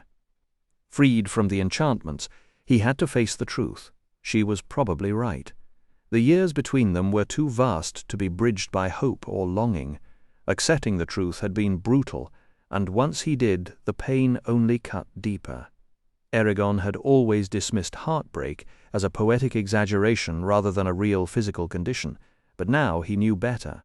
His chest ached constantly, a deep, throbbing soreness that made every heartbeat feel like a small blow. The only thing keeping him anchored was Saphira. She never judged him for what he'd done, and she rarely left his side for more than a few minutes, offering steady companionship and endless conversation to pull him out of his silence. Looking for a distraction from thoughts of Arya, Eragon picked up Oryx's puzzle ring from his bedside table, turning it over and over while marveling at how remarkably sharp his senses had become. Every tiny imperfection in the twisted metal seemed to speak to him. Then, for the first time, he noticed a pattern in how the gold bands were arranged, something he had completely missed before. Acting purely on instinct, he moved the pieces in the order that felt right, and with a satisfying click, all 8 segments locked into a solid ring. He slid it onto the 4th finger of his right hand, watching the light play across its woven surface. Saphira, resting in the water basin across the room, opened one eye. "You couldn't do that before. I can perceive all sorts of things now," Eragon said quietly. His morning routine felt almost normal, washing up, then using a spell to clear the stubble from his jaw. He might look like an elf on the outside, but at least he still grew a beard, that small, stubborn piece of his humanity. Oryx was already at the training grounds when Eragon and Saphira arrived, and the dwarf's face split into a wide grin as Eragon held up the completed ring. "You cracked it, then?" "Took me longer than I'd like," Eragon admitted. "Are you here to practice as well?" "Already put in my time with the axe," Oryx said cheerfully. "Some elf seemed way too happy about bashing me in the skull. Nah, I'm here to watch you. You've seen me fight before, not since you got all elfy." Eragon couldn't help a small snort. "You mean you're curious how much I've changed?" Oryx shrugged, his grin suggesting he was far more entertained than he let on. Just then, Vanir crossed the field, calling out, "Are you ready, Shadeslayer?" The elf's condescension had softened a little since the blood oath celebration, but only a little. "I'm ready," Eragon answered. They squared off in the open field. Eragon cleared his mind, grabbed Zarok, and drew as fast as he could. His arm shot up far beyond what he intended. The blade felt like a willow branch, nearly weightless, and the sword tore from his grip, spinning 20 yards and burying itself in a pine tree. "Can't even hold your sword, Rider," Vanir sneered. "My apologies, Vanirvodha," Eragon said, rubbing his bruised elbow. "I misjudged the pull. See that it doesn't happen again." Vanir walked to the tree, gripped the hilt, and pulled. The weapon didn't budge. He frowned at the unyielding red blade as if suspecting a trick, then braced himself and heaved until the wood cracked and the sword came free. Eragon accepted it back, testing its weight, deeply unsettled. "Something's wrong," he thought. "Take your place," Vanir commanded. Vanir attacked first this time, crossing the distance in one leap and thrusting at Eragon's right shoulder. But the elf seemed to move through honey sluggish and predictable, his reflexes barely sharper than a human's. Eragon deflected the strike effortlessly, blue sparks bursting as their blades scraped together. Vanir landed and stared, his shock impossible to hide. Vanir came at him again, and Eragon let the blade whistle past as he curved out of range, bending like a cedar caught by a mountain gust. The elf attacked in a furious rhythm, driving him back with a storm of steel, but Eragon met each blow with Zarok or turned it aside with the scabbard. In those flashing moments he understood the true gift of the blood oath. The spectral dragon had not merely changed how he looked, it had given him the reflexes and raw physical ability of an elf. He could feel it in every muscle, in the quick snap of his eyes. Grinning with sudden confidence, Eragon sprang straight upward, scarlet sword blazing in the sun. He twisted mid-air, flipped, and landed a dozen feet behind Vanir, facing his original position. A laugh burst out of him, fierce and reckless. He had spent too long being the weakest one in the room, cowering before shades and arrogant elves. No more would he need Saphira or Arya to pull his hide from the fire. That was done. He charged, and the field exploded into a furious dance. Steel crashed on steel until the morning air rang like a blacksmith's forge. Wind from their swings whipped hair across their faces. Overhead pine trees shed needles as if the forest itself were watching. The duel stretched on because Vanir refused to yield, but Eragon's advantage only grew.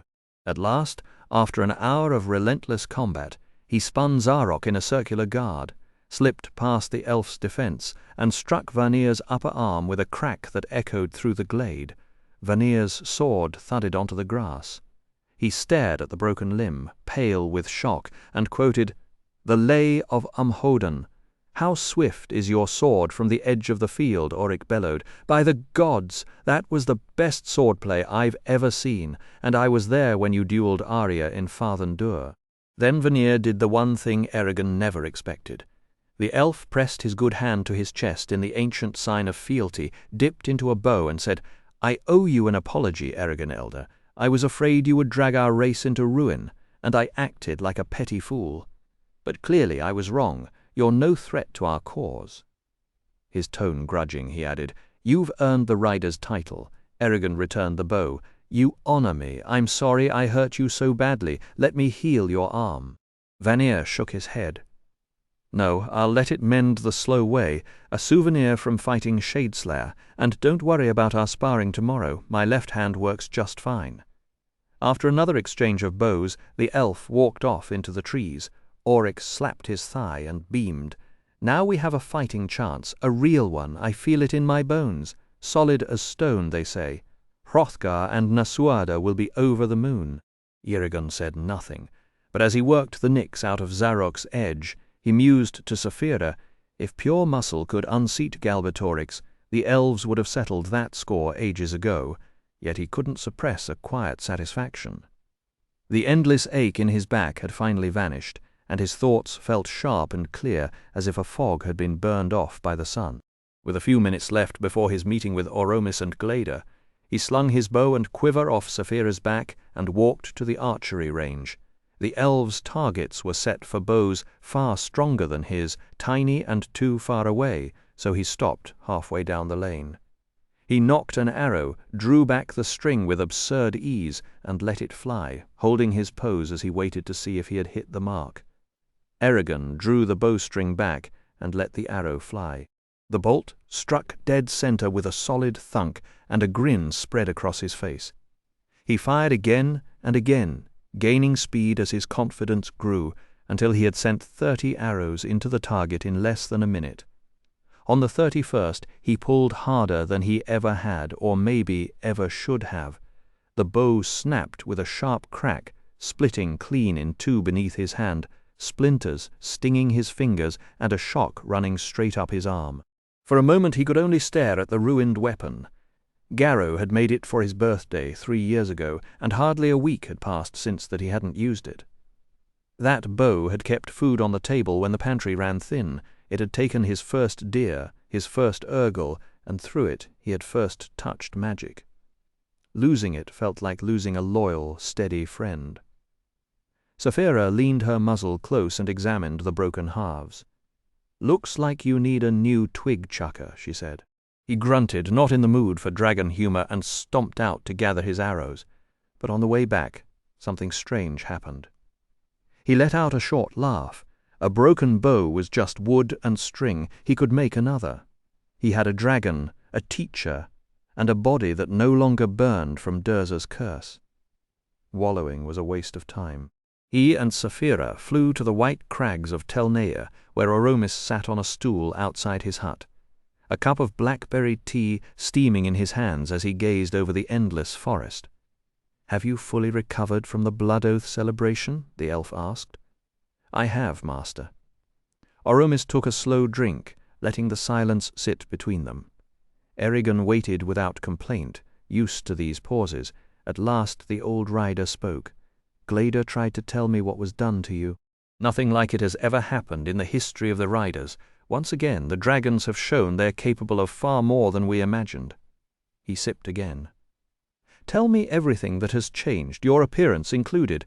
Eragon quickly summarized his sharper senses, his keener sight and hearing, his lighter and stronger body, and ended with the brief clash against Vanir. Oromis nodded slowly. "And how do you feel about this? Do you resent being changed without your permission?" "Resent it?" Eragon almost laughed. "Master, I spent months carrying Durza's curse like a hot coal in my back. Now it's gone. If I had been asked, I would have agreed to far worse. My only feeling is gratitude." Oromis smiled. "That is a wise position. Your gift is worth more than any treasure, and I believe it sets our feet on the right path." He paused, then said, "Let's continue. Saphira, Glader is waiting at the Stone of Broken Eggs. Eragon, you'll begin with the 3rd level of Rimgar if you can. I want to see everything you're capable of." Eragon started toward the practice ground, then stopped when he saw Oromis remain seated. "Master, aren't you coming?" A sad smile crossed the elf's face. "Not today. The spells from the celebration drained me more than I expected, and my condition. I used the last of my strength just to make it outside. I'm sorry, master." For a moment Eragon wondered if Oromis envied the dragons for healing him and not the old rider, but he pushed the thought aside. Oromis was beyond such pettiness. "Don't be," Oromis said quietly, and turned back to the forest. Eragon kept hearing Oromis's quiet words, "It is no fault of yours that I am crippled," but they never stopped tugging at his conscience. The 3rd level of the Rimgar still mocked him every morning. His human body simply couldn't match the elves' balance and flexibility, gifts even they had to refine through years of practice. Oddly, that failure gave him a strange sort of relief. If he were already flawless, what would he have left to prove? The following weeks turned into a brutal, rewarding grind. He conquered one subject after another that had once seemed impossible, and the old feeling of drowning in his own shortcomings slowly faded. Reading and writing grew easy, and his reforged strength let him cast elven spells powerful enough to burn out any normal person in seconds. Yet that same strength also let him see how frail Oromis had become compared to his kin. Accomplishment, though, came with a restless ache. Every hour he wasn't training he thought of Arya, and knowing she had no wish to speak with him only drove the blade deeper. Worse, something dark seemed to be building beyond the horizon, a storm ready to shatter the land. Saphira felt it too. "The world is stretched thin, Eragon," she said. "Soon it will snap and madness will break through. We dragons feel that grim march, and so do the elves. Weep for those who will die in the chaos that will swallow Alagaesia, and hope that my fangs and talons, your sword and shield, can carve out a brighter dawn." Great, he thought, no pressure at all. Just hold up the sky while nursing a heartache. Visions near and far began to flicker through his dreams, fragments of flame and shadow that left him uneasy. Then, on a clear morning, Eragon made his way to the glade beyond Oromis's hut. He settled on the polished white stump in the mossy hollow and opened his mind, not just to the birds and animals and insects, but to the green pulse of the plants themselves. Their awareness moved in a different rhythm. slow, patient, scattered through roots and leaves and stems, yet just as attuned to the world as his own sharp thoughts. Behind his eyes, that faint vegetable life spread through a galaxy of stars, each spark a living thing, and even the most barren soil hummed with unseen creatures. The land itself was awake. Intelligent life, he realized, existed everywhere. As he sank deeper into that vast sea of feeling, Eragon let go of his own name, his own body, his own grief. He became nothing more than a hollow vessel, an open window, a space for the voices of the forest to pour through. Nothing escaped him because he was everything around him. When he finally surfaced, he wondered if this was what gods felt. He rose, walked back to Oromis's hut, and knelt before the elf. "Master, I did as you instructed. I listened until there was nothing left to hear." Oromis set down his pen and studied him with a glint of curiosity. "Tell me." For nearly 2 hours, Eragon poured out every detail, the deliberate pace of root growth, the slow breathing of the canopy, the hidden lives writhing in the dirt, until Oromis raised a hand. "I am convinced you heard all there was to hear, but did you understand it all?" "No, master. As it should be. Comprehension comes with age." "Well done, Eragon Finiarel, well done indeed. If you had been my student in Illyria before Galbatorix rose, you would have just earned your place as a full rider with every right and privilege granted to the oldest of us." He pushed himself out of his chair, swaying for a long moment, and Eragon saw not an immortal elf lord, but a tired creature carrying centuries of weight. "Lean on me, Eragon, and get me outside. My legs won't do what I ask any more." Eragon hurried to his teacher's side, supporting the elf's surprisingly light frame as Oromis shuffled toward the creek that rushed over the edge of the crags of Telneia. A cool wind swept through the pines, carrying the scent of damp moss and stone. "Now that you've come this far in your training, I'm ready to show you one of magic's greatest hidden truths, a secret even Galbatorix might not have uncovered. It's your best shot at matching his strength." Oromis fixed him with those sharp, piercing eyes.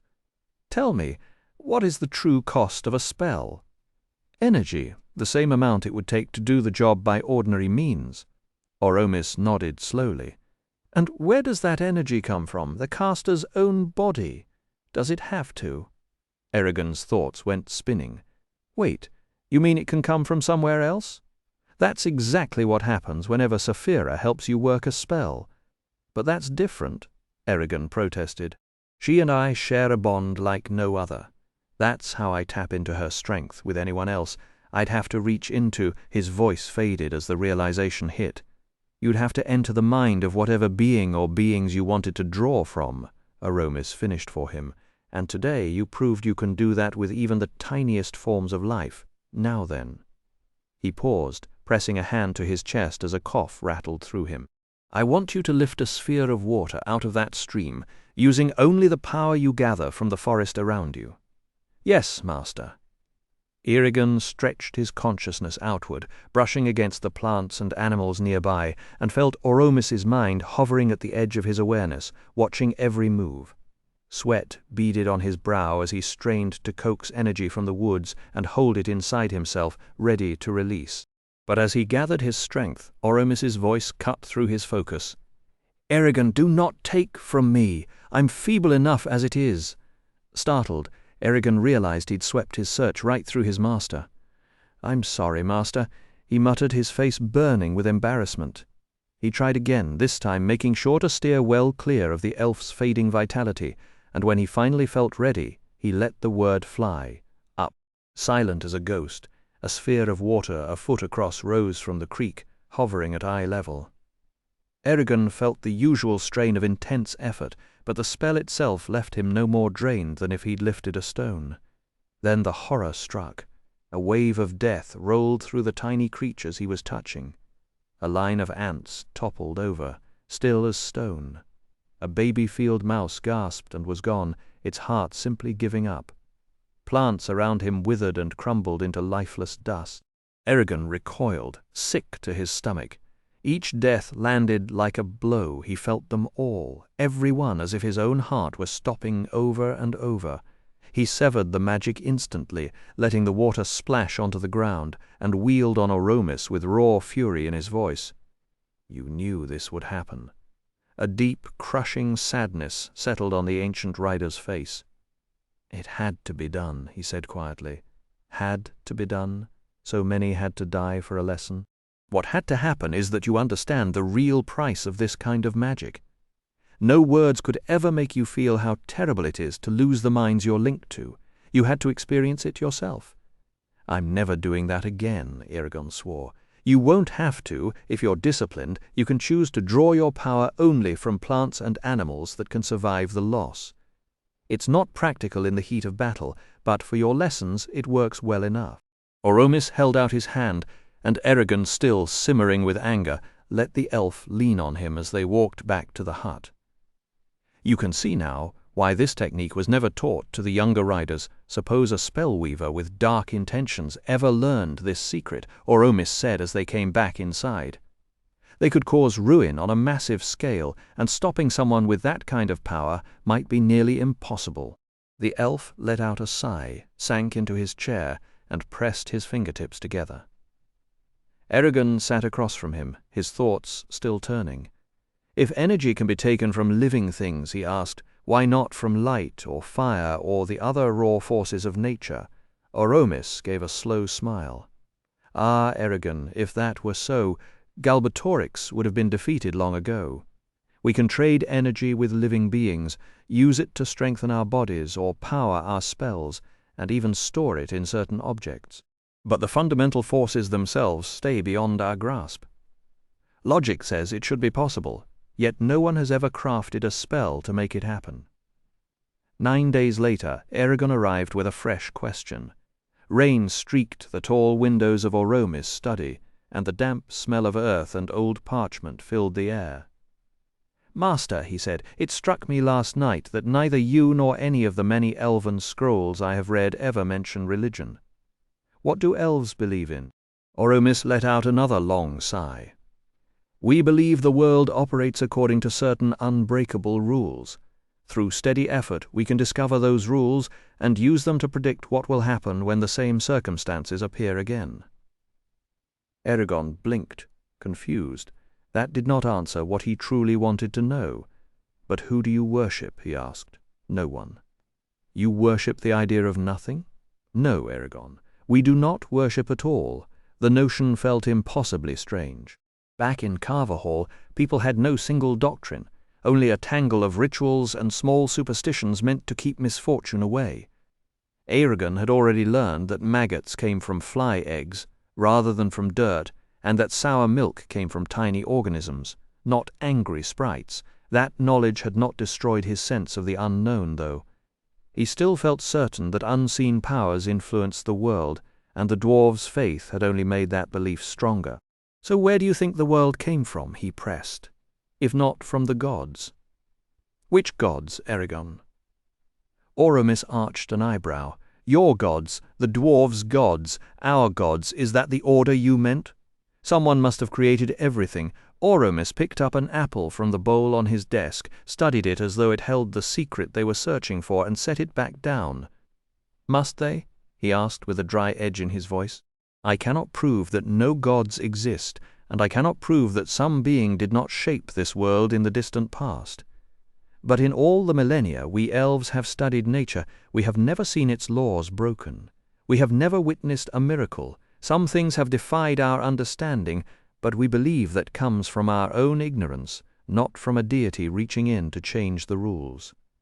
Eragon shook his head. A god would not have to break the rules. He could work within them, using magic to shape events. Oromis smiled. "Very true, but ask yourself this. If gods exist, have they been good caretakers of Alagazesia? Death, sickness, poverty, tyranny, and 1,000 other sorrows haunt every corner of the land. If that is what the divine has made, then they deserve to be challenged and cast down, not praised and obeyed." Eragon started to say, "But the dwarves believe." "Exactly," Oromis interrupted. "The dwarves believe. When reason runs out, they reach for faith instead." Oromis settled back, his long fingers steepled. They have been known to ignore proven facts when those facts contradict their dogma. Eragon's brow furrowed. Like what? The elf explained how dwarf priests pointed to coral as proof that stone could grow, bolstering their story that Helsvog had shaped the dwarves out of granite. Elf scholars, however, had discovered that coral was actually a skeleton built by tiny organisms that lived inside it, and any magician who opened his mind could feel them. The elves had presented this to the dwarves, who refused to accept it. Instead, they insisted that the life he sensed was inside every stone, while maintaining that only their priests could truly perceive it. Eragon stared out the window for a long time, turning the words over. "So you don't believe in an afterlife?" Oromis said, "From what Glader told you, you already knew that. And you don't believe in gods." "We only accept what we can prove without evidence of gods, miracles, or other supernatural things. We don't trouble ourselves about them. If Helsvog appeared before us, we would accept that and revise our position." Eragon muttered that it sounded like a cold world without something more. Oromis's eyes glinted. "On the contrary, it's a better one. No divine punishment to scare us into behaving. We choose to be kind because it's the right thing to do." He paused, then added, "I won't tell you what to believe. Better to learn how to think critically and make your own choice than to have someone else's ideas forced on you." But Eragon found Oromis's tidy philosophy easier to admire than to swallow. If the elves were right, then nearly every human and dwarf on the continent was deluded, and that many people couldn't be wrong, could they? The thought sat in his gut like a stone. Even when Oromis began teaching him to sing to plants, a skill Eragon had eagerly wanted to master, his mind kept drifting. He would stare at a green shoot and see instead the faces of a farmer, a trader, and a dozen others who had prayed for help and never received it. Saphira's voice rumbled through his thoughts when he asked her, "It matters little to me, Eragon. Dragons have never believed in higher powers. Why should we, when deer and other prey think we're gods?" He laughed, despite himself. Then her tone grew sharper. "But don't ignore reality to make yourself feel better, or you'll be easy prey for anyone who wants to deceive you." That night, all his doubts came roaring back in a waking dream. It raged through his mind like a wounded bear, ripping images from his memories and hurling them together. He was back in the chaos of the battle under Farthen Dure, then standing over Garrow's body in Horst's house. The next instant he saw Brom lying dead in the lonely sandstone cave. Angela, the herbalist's face appeared, her voice low. "Beware, Argetlam. Betrayal is clear, and it will come from inside your own blood. Beware, Shadeslayer." The crimson sky tore open, and he saw the two armies from his vision in the Beor Mountains. They collided on an orange and yellow field, gore crows screaming and black arrows hissing through the air. Green flames belched from scorched craters, charring the mangled corpses left in the army's wake. A gigantic beast roared somewhere above, the sound growing impossibly fast. Eragon jolted upright in bed, gasping, and scrabbled at the dwarf necklace that burned against his throat. He wrapped the edge of his tunic around his palm, pried the silver hammer from where it pressed against his skin, and sat in the dark while his heart hammered from the shock. Ganel's ward was steady, a quiet pull on Eragon's strength, proof that someone out there was still trying to scry him and Saphira.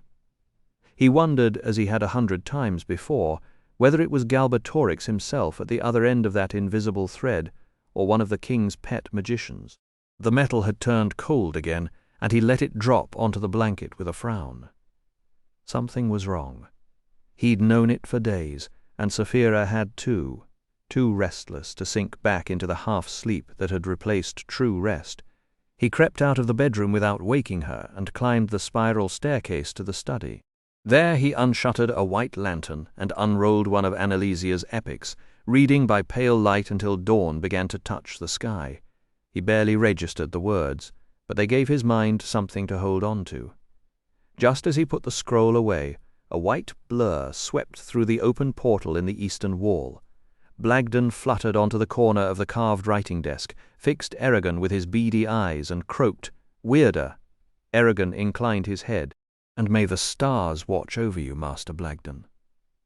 The raven hopped closer, gave a barking cough that sounded suspiciously like a laugh, and recited in his hoarse voice, "By beak and bone, mine blackened stone sees rooks and crooks and bloody brooks." Eragon frowned. "What does that mean?" Blagden shrugged and repeated the verse, patient as a stone. When Eragon pressed him again, the raven ruffled his feathers, clearly displeased, and cackled, son and father alike, both as blind as bats. Eragon jolted upright. "Wait, do you know my father?" "Who is he?" Blagden cackled again, this time clearly delighted, and answered with another riddle. "While two may share two, and one of two is certainly one might be two." Eragon's voice turned sharp. "A name, Blagden. Give me a name." When the raven stayed silent, Eragon reached out with his mind, ready to wrench the truth from the bird's memories, but Blagden was too clever for that. He flicked Eragon's probe aside with a single thought, shrieked, "Weirder," and launched himself forward, snatching a bright glass stopper from an inkwell before diving out of sight with his prize. Eragon stood there, one hand pressed to his stomach, trying to untangle the bird's riddles. The last thing he had expected in Elsmera was a hint about his father, and yet the raven had all but pecked at it. Fine. A lunatic bird and a stolen stopper. Let the old thief play games. What mattered was that a man didn't need to be a sage to know a storm was building. He'd find Blagden later and wring the truth out of him, but right now he'd have to be a half-wit to ignore these portents. He ran down the stairs, stone cold under his bare feet, and woke Saphira with a sharp mental nudge telling her everything that had happened. Then he retrieved his shaving mirror from the wash-closet and sat between her two front paws, letting her look over his head. She warned him that Arya wouldn't appreciate an intrusion into her privacy. "I have to know if she's safe," he said, and Saphira accepted that without argument. When she asked how he planned to find Arya, he explained that he could scry the people she was with instead. Concentrating on an image of Nasuada, he passed his hand over the mirror and murmured the traditional phrase, "Dream stare." The mirror shimmered and turned white, except for 9 people clustered around an invisible table. Eragon recognized Nasuada and the Council of Elders, but not the strange girl in a black hood who lurked behind Nasuada. That puzzled him, because a magician could only scry things he had already seen, and Eragon was certain he had never laid eyes on her before. He forgot about the girl, though, when he noticed that the men and even Nasuada were armed for battle. Saphira suggested, "Let us hear their words." The instant Eragon altered the spell, Nasuoda's voice filled the room, and confusion will destroy us. Eragon listened as the argument unfolded through the mirror's surface. The Cyrdan king, Orin, was being pushed to choose a single commander, and from the way he hesitated, it was clear he did not enjoy the pressure. A tired sigh crackled across the scrying link. "Fine, the job is yours." A voice he did not recognize, Erwin, protested, "But she has never commanded a full army." Orin cut him off with a surprising bite of sarcasm. "And yet, she has won the only battle that truly mattered against Galbatorix. If Nasuada were Cyrdan, you would all be nominating her before lunch. If anyone challenges her authority, I will sort it out, assuming I am still standing and not in a grave." The king went on to say they were so badly outnumbered that their only real hope was Hrothgar arriving before the week ended. Then he asked for some scroll about the supply train, and the talk drifted into shortages of bowstrings. Eragon gained nothing useful from that, so he released the spell. The mirror cleared and showed his own face. "She's alive," he whispered. Relief rolled through him, but it faded quickly. Saphira turned her massive head toward him. "We are needed, he agreed. Why had Oromis not told them, he had to know. Maybe he was protecting their training, but that explanation felt hollow. Suddenly, with a tight twist of guilt, Eragon thought of Roran. It had been weeks since he had even considered his cousin, and even longer since he had tried to scry him at his command. The mirror revealed 2 figures against a blank white background. It took him a moment to recognize the man on the right as Roran, travel-worn, a hammer tucked under his belt, a thick beard covering his face, and an expression that looked like pure desperation. Next to him stood Geode. The image rocked up and down, and the thunderous crash of waves swallowed whatever they were saying. Then Roran walked across what had to be a ship's deck, bringing dozens of villagers into view. What is this? Where are they going? Eragon, bewildered, sent the magic across the land. He saw Tyrm first, shocked to find its wharfs destroyed, then Therinsford, then Garrow's old farm, then Carverhall. A wounded cry tore from his throat. The village was gone. Nothing more than a sooty smear beside the Anora River. Every building, including Horst's grand house, had been burned to the ground. 4 grey wolves padded through the wreckage. The mirror slipped from Eragon's hand and shattered across the floor, the shards glittering like scattered frost. He leaned into Sapphira, tears burning in his eyes, and she hummed low in her chest, brushing his arm with her jaw. "Take comfort, little one. At least your friends are still alive." He swallowed hard, and a cold, stubborn determination formed in his gut. They had hidden in Elsmere far too long. It was time to leave, time to face whatever came next. Roran would have to manage on his own for now. But the Varden, he could still help. Sapphira asked with an odd formality, "Is it time to fight, Eragon?" She meant all of it. Striking at the Empire, killing without restraint until Galbatorix was dead, committing to a conflict that might last decades. He met her gaze. "It is time." He packed in less than 5 minutes. He strapped on the saddle Oromis had given them, slung his bags over Sapphira's back, and buckled them down. She tossed her head, nostrils flaring, and said, "I will wait for you at the field." With a fierce roar, Sapphira pushed off from the treehouse, snapping her blue wings open in mid-air and skimming low over the forest canopy. Eragon tore through the winding paths of Ellesmere until he reached Tialdari Hall, where Oryx sat in his usual corner, staring at a board of runes. The dwarf greeted him with a heavy slap on the arm. "Eragon, what brings you here this early? I figured you'd be clashing swords with Vanir by now." Eragon took a quick breath. "Sapphira and I are leaving." Oryx's grin froze, then his eyes sharpened. "You got news. I'll explain later. Do you want to come to Surda?" "Aye." A wide grin split Oryx's bearded face. "You'd have to chain me up to keep me behind. All I've done in Elsmere is grow fat and lazy. A little excitement might do me good. When do we go?" "As soon as possible. Grab your gear and meet us at the sparring grounds. Can you scrounge up a week's worth of provisions for the 2 of us?" "A week's? But that won't. We're flying on Sapphira." The bare skin above Oryx's beard turned pale. "We dwarves don't do well with heights, Eragon. Not well at all. Couldn't we take horses like we did coming here?" Eragon shook his head. "That would take too long. Besides, riding Sapphira is easy. She'll catch you if you fall." Oryx grunted, looking both queasy and unconvinced. After leaving the hall, Eragon hurried through the Sylvan city until he rejoined Sapphira, and together they flew to the crags of Telnair. A few elves stopped to watch them pass, their faces unreadable. When they landed in the clearing, Oromis was seated on Glader's right forearm, and the dragon's golden scales scattered tiny chips of light across the ground. Neither elf nor dragon stirred until Eragon slipped from Sapphira's back and bowed. "Master Glader! Master Oromis!"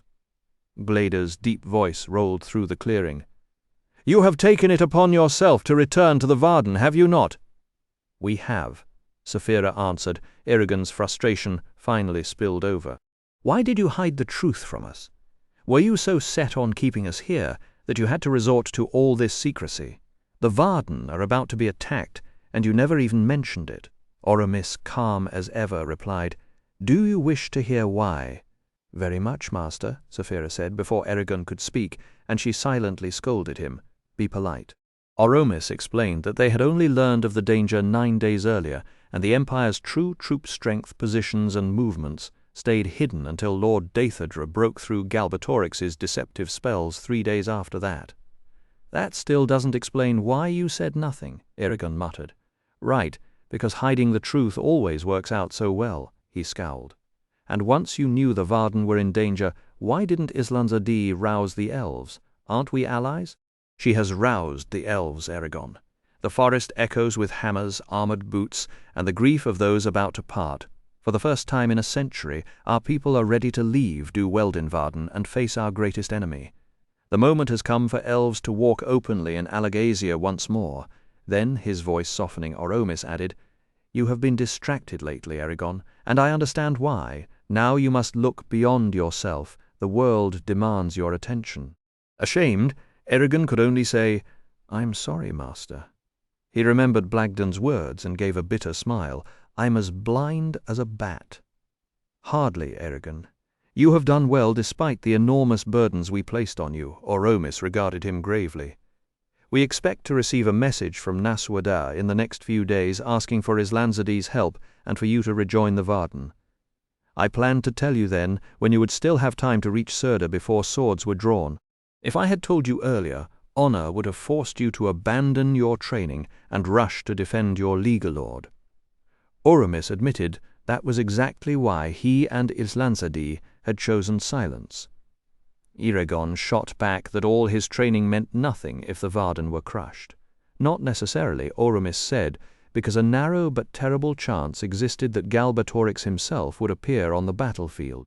Their own warriors could never reach the Varden in time, so if the king showed up, Eragon would have to face him alone, without any spellweaver backup. Under those circumstances, every extra hour of training counted, and that was the reason for holding their tongues. In that instant, Eragon felt his anger vanish, replaced by a cold, ruthless clarity. Oh, wonderful, he thought. Just another day at the office. But he understood the logic. Personal feelings were a luxury they couldn't afford. A cold draught slipped through the tent seam, making the candle beside Oromis gutter, and Eragon's voice came out flat as he said that Oromis had been right. His oath forced him to protect Naswada and the Varden, though he wasn't ready to duel Galbatorix. Not yet, anyway. Oromis advised that if the king revealed himself, Eragon should do everything he could to distract him from the Varden until the battle's fate was decided, and absolutely avoid a direct fight. Before letting him go, Oromis asked one thing, that Eragon and Saphira swear, in the ancient language, to return and finish their training once events allowed. Saphira immediately bound herself. "We shall return." Eragon repeated the words, sealing their promise. Satisfied, Oromis reached behind him and produced an embroidered red pouch, then pulled open the drawstring to reveal 3 parting gifts. First came a silver bottle of Failnerve, enhanced with Oromis's own spells, a potion meant to sustain Eragon when all else failed. He warned him to drink sparingly because only a few mouthfuls had been prepared. Next came an unusually thick belt made of woven black and blue cloth, patterned with the interlocking coils of the liani vine.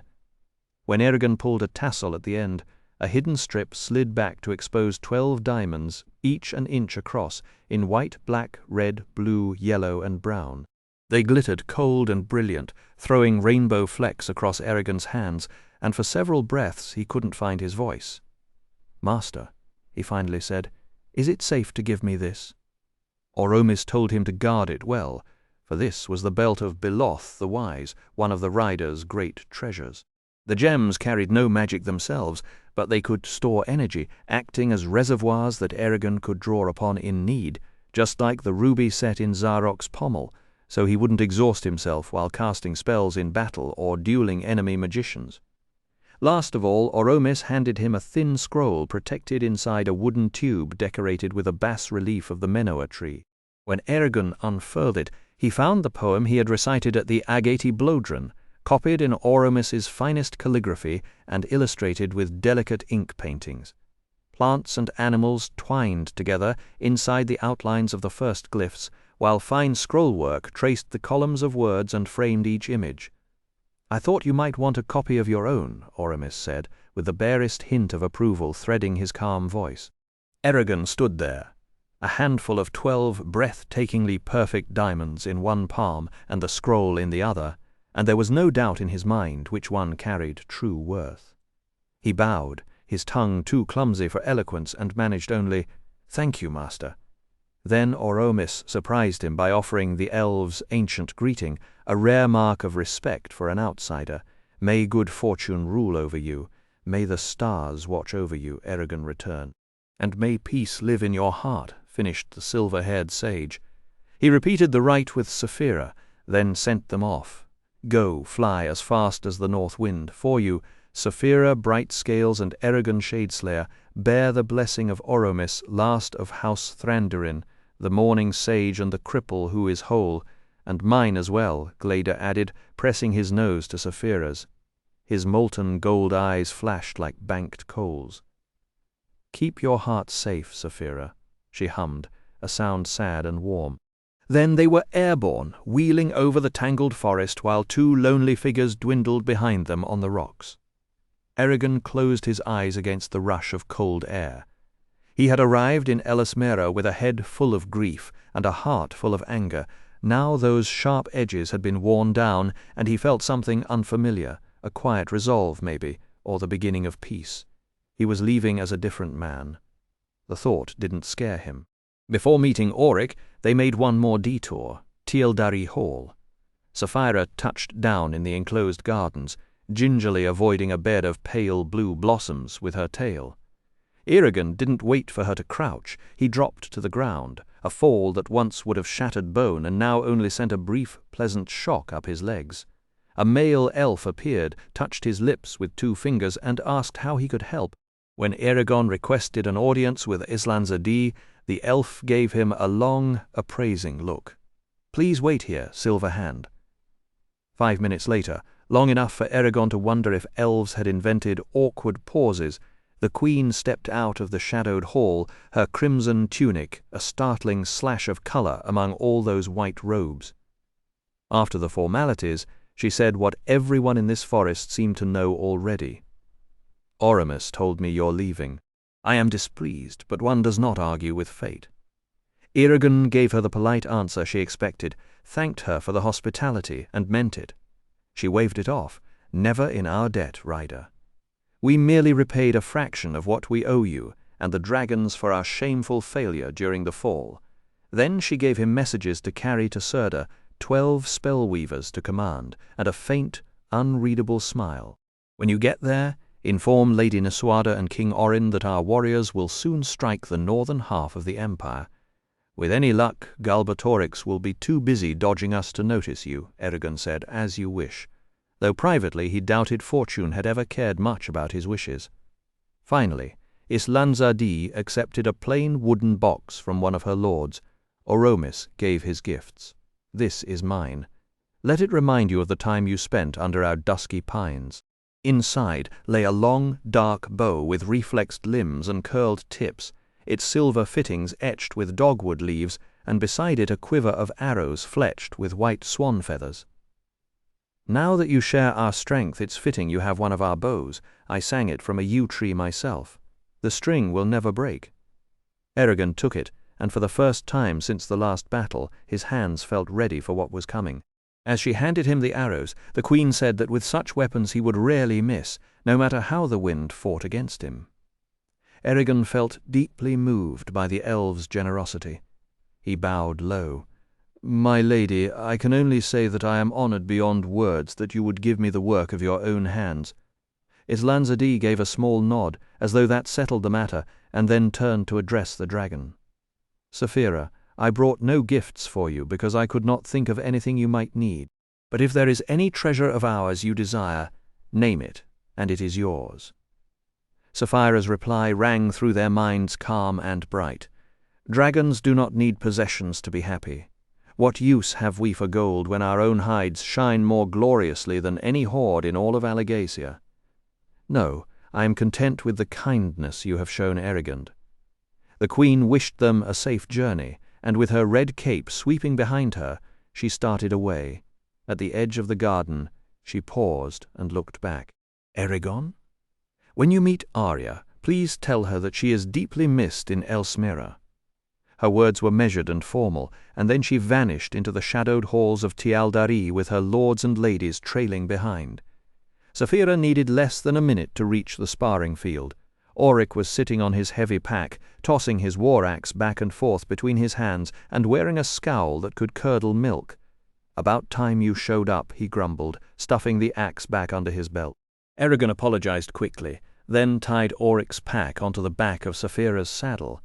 The dwarf studied the dragon's shoulder, which rose far above his head. And how by Morgothal's black beard am I supposed to climb that? A cliff has better handholds than you, Saphira. Saphira lowered herself with a dramatic sigh and extended her right hind leg, forming a knobbed ramp. Auric hauled himself up with a grunt, crawling on hands and knees until a burst of flame shot from Saphira's nostrils. "Hurry up," she snorted. "That tickles." Auric paused on her haunches, then carefully placed one foot on either side of her spine and crept toward the saddle, tapping one of the ivory spikes between his legs. "There," he muttered, "is as good a way to lose your manhood as I've ever seen." Eragon could not help grinning. "Don't slip." Once Auric settled into the front of the saddle, Eragon climbed up behind him and loosened the straps so the dwarf could lock his legs through them. When Saphira rose to her full height, Auric swayed hard and grabbed the spike in front of him. "Gar, Eragon, don't let me open my eyes until we're in the air, or I swear I'll be sick. This is unnatural. Dwarves were never meant to ride dragons. It's never been done before." Eragon raised an eyebrow. "Never?" Auric only shook his head. Elves gathered along the edge of the field, watching in silence as Saphira spread her translucent wings. Eragon tightened his grip as her powerful muscles bunched beneath him. Then with a sudden rush, she launched into the bright blue sky, beating her wings hard to clear the towering forest. She spiraled upward, circled once over the vast green world, and turned south toward the Haderach desert. The wind howled past, but Eragon still heard a clear elven voice rise in song from Elismera. "Away, away, you shall fly away over the peaks and vales to the lands beyond. Away, away, you shall fly away and never return to me." The melody faded behind them. Beneath the dragon wing, the obsidian sea heaved and swelled, hurling the ship into the air. The ship hung for a heartbeat on the crest of a towering wave, then pitched forward and slammed into the black pit below. Freezing spray lashed the deck, and the wind screamed like a wrathful spirit. Roran clung to the starboard rigging near the waist, heaving over the rail, but only sour bile came up.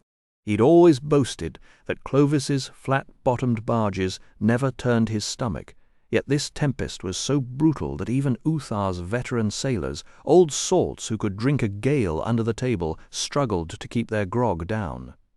A crosswise wave hit the hull like a hammer, knocking him breathless and drenching the planks before it drained through the scuppers and returned to the frothing chaos. A shattered barrel bounced past him and vanished over the rail. With fingers stiff as frozen sticks, he wiped salt from his eyes and squinted at the horizon. Maybe this storm will lose them, he thought. 3 black-sailed sloops had been on their tails since they'd passed the iron cliffs and rounded the spur Geode called Edur Carthungave, what Uthar simply called Rathbar's spur, the tailbone of the spine, laddie, Uthar had said with a grin. The sloops, lighter and faster than the overloaded dragon wing, had closed in quickly, trading arrow volleys. But worst of all, the lead sloop carried a magician. Its arrows were unnervingly precise, snapping lines, wrecking the ballistae, and jamming the rigging blocks. It didn't take Roran long to realize the Empire wasn't trying to take him alive. They just wanted to make sure he never reached the Varden. He was in the middle of arming the villagers to repel boarders when the sky turned a sickly purple, heavy with rain, and a furious gale blew in from the northwest. Uthar immediately tacked the dragon wing crossways to the wind, making for the southern isles, where he hoped to lose the pursuit among Berlin's shoals. Hide in a hurricane, Uthar. Brilliant, Roran muttered to himself, spitting salt water. Then the lightning came. A sheet of horizontal fire flickered between 2 swollen thunderheads, painting the world in stark white for an instant before blackness swallowed it again. Each flash burned a still image into Roran's eyes, rigging, faces, rain, lingering, even after the bolt vanished. Another flash showed a nightmare, the mizzen topmast twisting, cracking and toppling into the sea off the port side. Roran grabbed a lifeline and hauled himself to the quarterdeck, where he and Bondon hacked through the trailing cables that dragged the stern low. The ropes writhed like snakes as they parted. Then he sagged against the gunwale, arm hooked through a rail as the ship dropped 30-40 feet between waves. A wave washed over him, leaching all warmth from his bones. Shivers racked him. "Don't let me die here," he prayed to no one in particular. "Not in these cruel waves. My task isn't finished." All through that endless night he held on to the memory of Katrina, letting it warm him when hope began to fade. The storm raged for 2 full days and finally broke in the small hours. At dawn the sky was a pale green, the sea calm, and 3 black sails sat on the northern horizon, to the southwest. Bearland's dark shape rose under a shelf of clouds, its ridged mountain a welcome sight. Roran, Geode, and Uthar gathered in a cramped fore-cabin. The captain's quarters now served as an infirmary, and Uthar unrolled his sea charts, tapping a spot just above the island. "This is where we are," he said. Roran leaned over the chart table, the swaying lantern above them casting shifting shadows, as Uthar jabbed a calloused finger at the mouth of the Giet River. "That's where we need to go," the old sailor said. "Food won't stretch to Reevestone. But with our mizzen top-gallant gone, those cursed sloops will run us down by noon tomorrow, maybe evening if we play the sails just right." Gied asked if the mast could be replaced. "These ships carry spare spars for exactly that," he pointed out. Uthar shrugged. "We could if we had a proper carpenter, but with no one who really knows the rigging. I'd rather not let amateurs haul a spar into place only to have it crash onto the deck and crack somebody's head open." Roran frowned and offered another thought. "If it weren't for the magician or magicians aboard, I'd say we should stand and fight. We outnumber the sloop crews. But I'm not eager for that battle. Too many ships sent to help the Varden have simply vanished." Uthar grunted and drew a rough circle around their current position on the map. "This is about as far as we can sail by tomorrow evening, assuming the wind holds. We could make landfall on Bearland or Nia if we wanted, but that would only trap us. The soldiers on those sloops or the Razak or Galbatorix himself could hunt us down at their leisure." The cabin fell quiet except for the slap and hiss of waves against the hull. Roran stared at the chart, seeing no way out of a fight. Then Jode set his finger on the gap between Bearland and Nia, glanced at Uthar, and asked, "What about the Boar's Eye?" To Roran's amazement, the scarred sailor actually paled.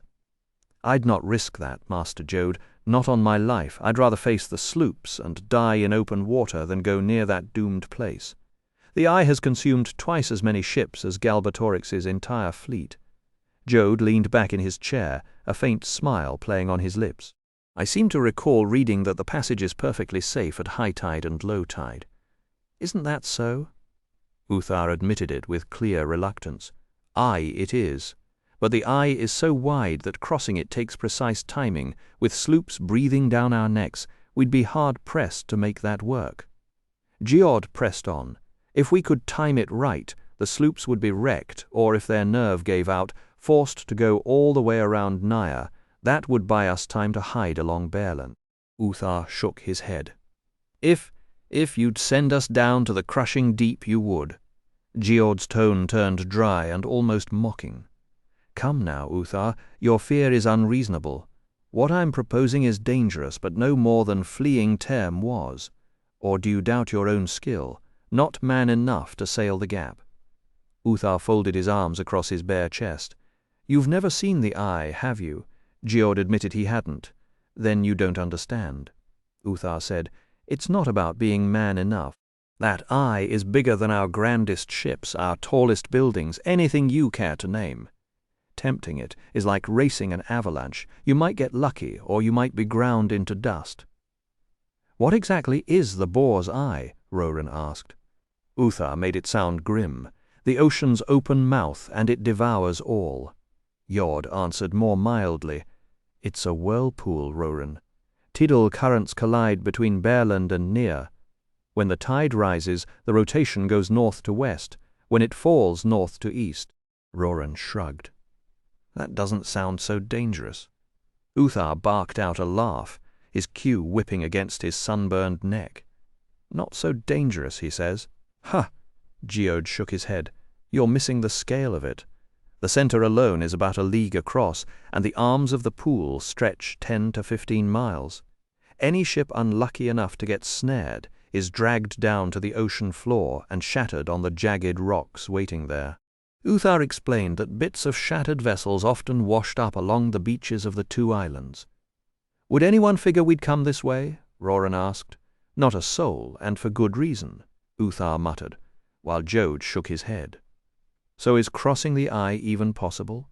Roran wanted to know. "It'd be sheer lunacy," Uthar said.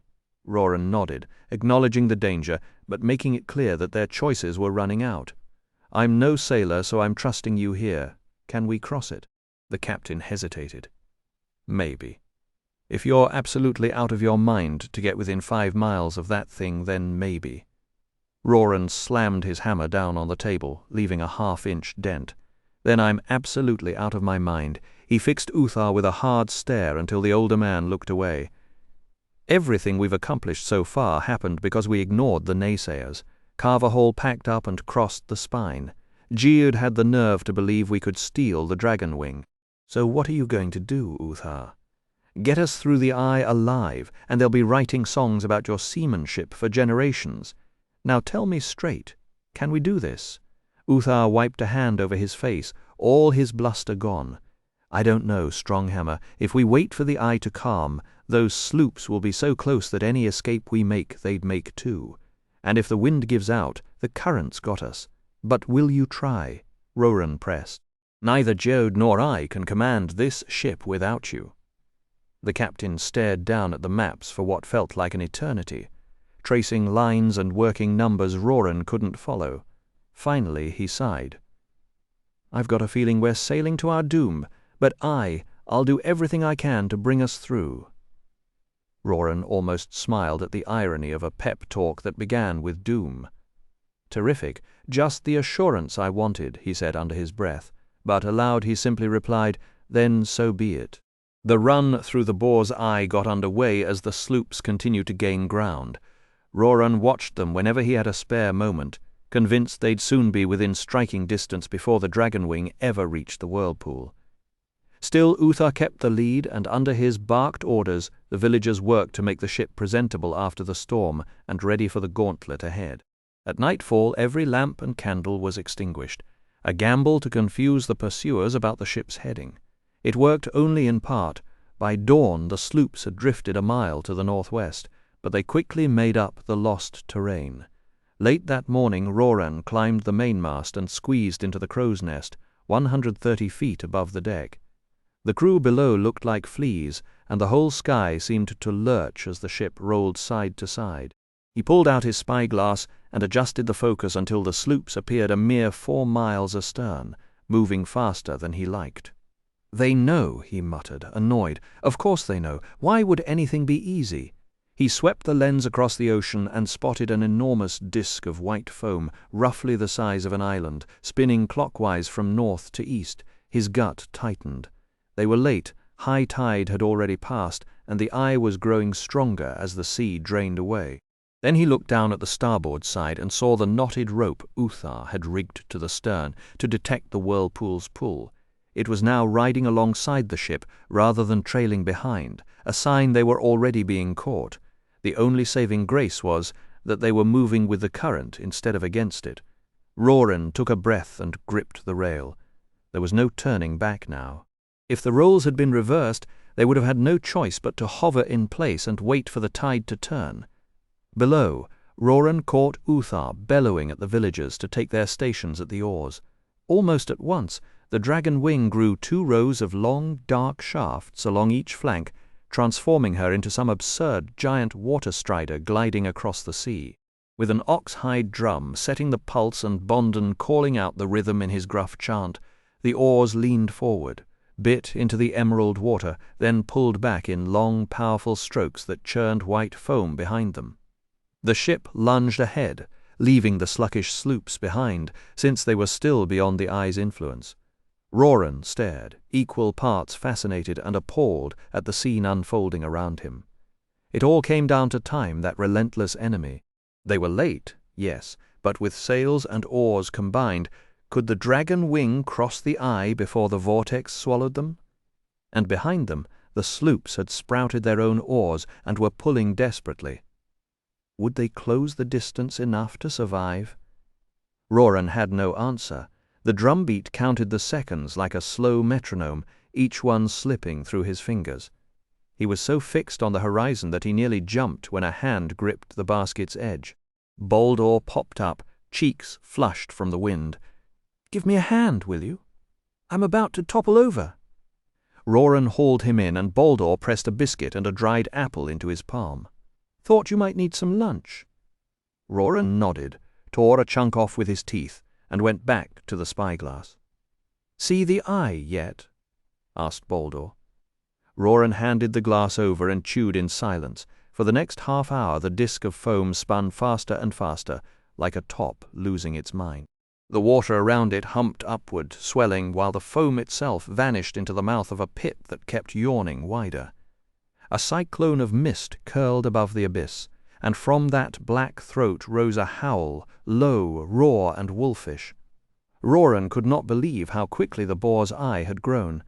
"You'd better warn Uthar," he said. Baldur scrambled down. "Tie yourself to the mast, or the sea will toss you off." "I will." Roran lashed himself loosely, keeping his arms free so he could reach his belt knife in a heartbeat if he needed to cut free. As he surveyed the scene, dread settled into his chest. The dragon wing sat barely a mile past the center line. The sloops had clawed, too, within 2 miles behind, and the eye was still building toward full fury. Worse. The whirlpool's pull had turned the wind into a lyre, gusting in fits, spinning around, dying, then slamming in from another direction, and the sails flapped like wounded birds. Maybe Uthar was right. Maybe this was pure madness, and he was herding all these people into a watery grave. But no, Roran ground his teeth and forced the thought aside. Nature did not care about courage, determination, or desperate plans. The sea was not going to be intimidated by a man's stubborn will. The eye's open center now stretched nearly 9.5 miles around, its depths unknown except to whatever lurked within. Its sloping walls dropped at a 45-degree pitch, scored with shallow grooves like wet clay spinning on a potter's wheel. The howl had risen to a bass roar, and Roran felt it vibrating in his bones, as if the whole world might crack apart. Above the churning mist, a rainbow flared, beautiful and mocking. The current grabbed them harder, whipping the dragon wing along the whirlpool's rim, and any hope of breaking away at the southern edge was fading fast. The ship leaned hard to starboard, tilting the basket out over water that rushed past like a living thing, and Roran swayed there, alone with his thoughts. Despite the dragon wing's headway, the sloops kept eating up the distance. They came on in a line, under a mile out, their oars swinging as one, twin sheets of spray curling off their bows like fins. Roran hated himself for admiring it. He slid the spyglass back into his shirt. There was no point in holding it any more. The sloops were plain enough to the eye, and the whirlpool had almost vanished behind the thick clouds of vapor boiling off the funnel's lip. That steam twisted into a shimmering lens over the water, copying the shape of the maelstrom below. A broken oar spun past in the churning chop, a clean reminder of what the boar's eye did to ships that came too close. Then the dragon wing tacked to port, pulling away from the current as Uthar made a run for open sea. The keel rattled over the corrugated water, and their speed cut in half the moment the whirlpool's grasp took hold. A tremor shot up the mast, snapping Roran's teeth together, and the crow's nest swung so hard he felt sick to his stomach. When the ship kept slowing, a real fear took hold.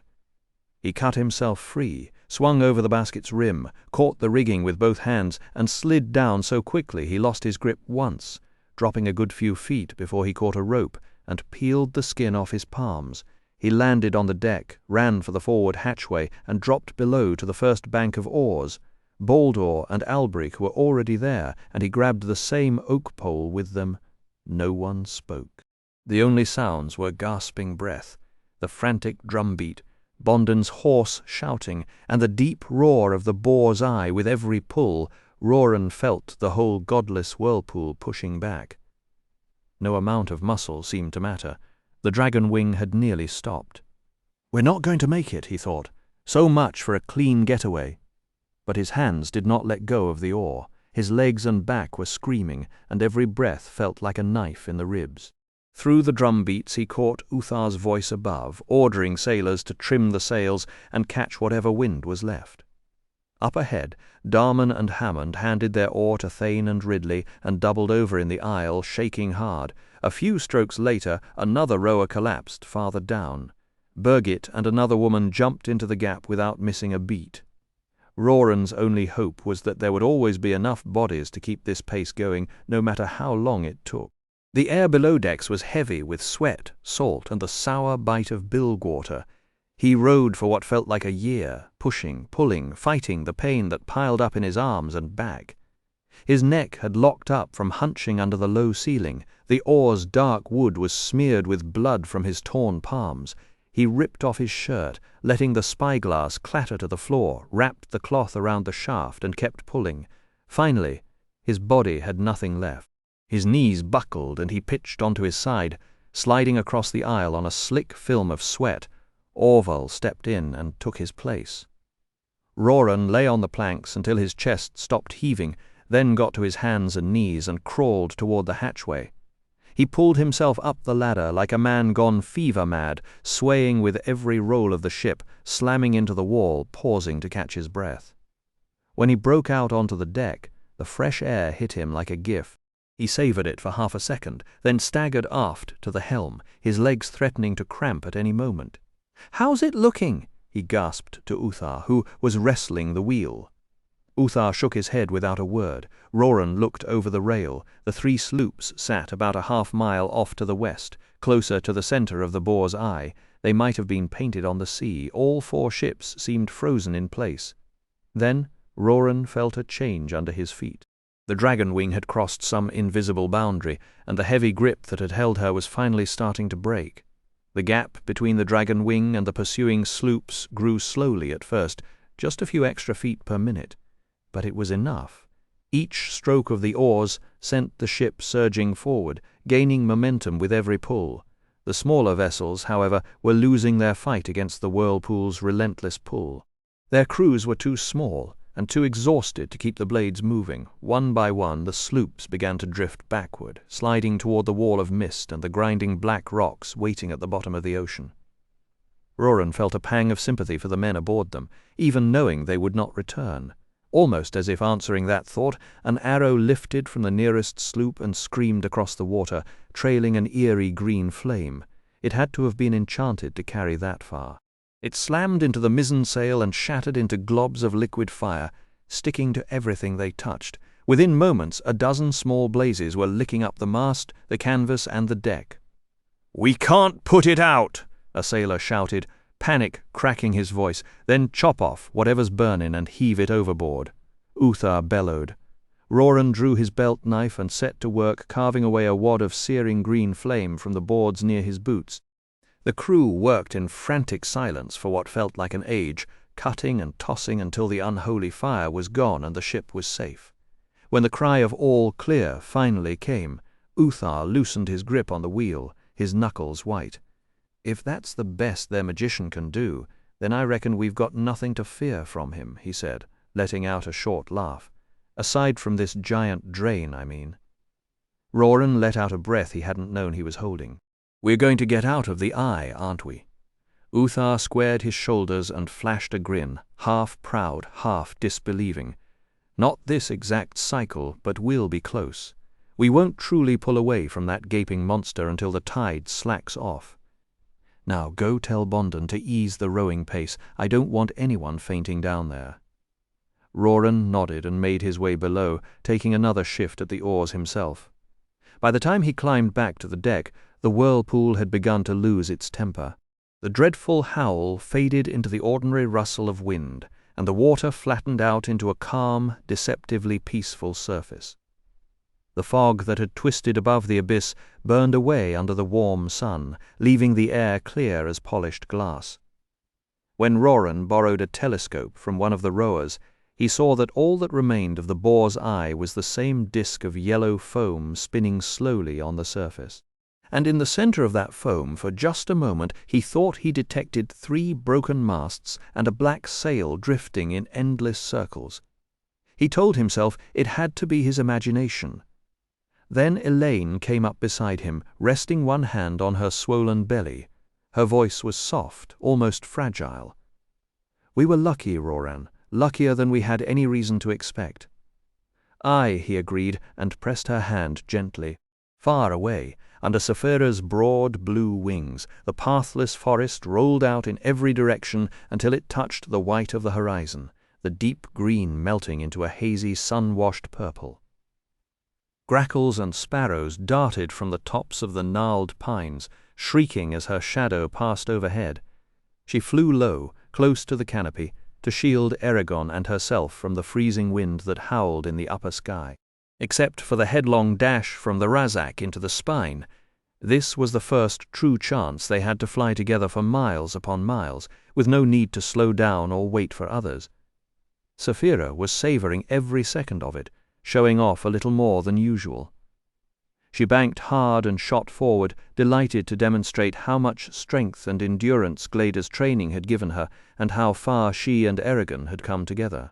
"Once Auric got over his queasiness," he told Eragon, "I doubt I'll ever feel truly at home in the air, but now I understand why you and Saphira love it. Flying makes you feel unstoppable, like a hawk locked onto its prey.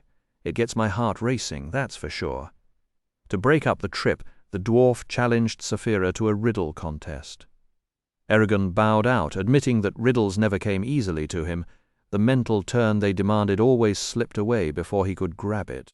Saphira, though, was a natural, as most dragons tended to be, and she delighted in undoing even the trickiest puzzle. "The only riddles I know are in Dwarvish," Auric warned. "I'll do my best to translate, but they may come out rough." His first attempt was, "I am tall, while young, short when old, and I glow with life, but Ura's breath is my enemy." "Not fair," Saphira growled. "I know little of your gods." Auric had already allowed her to speak directly into his mind, so Eragon simply sat back and listened. "Give up yet?" Auric asked. "Never." For a time the only sound was the rhythm of Saphira's wings. Then she said, "Is it a candle?"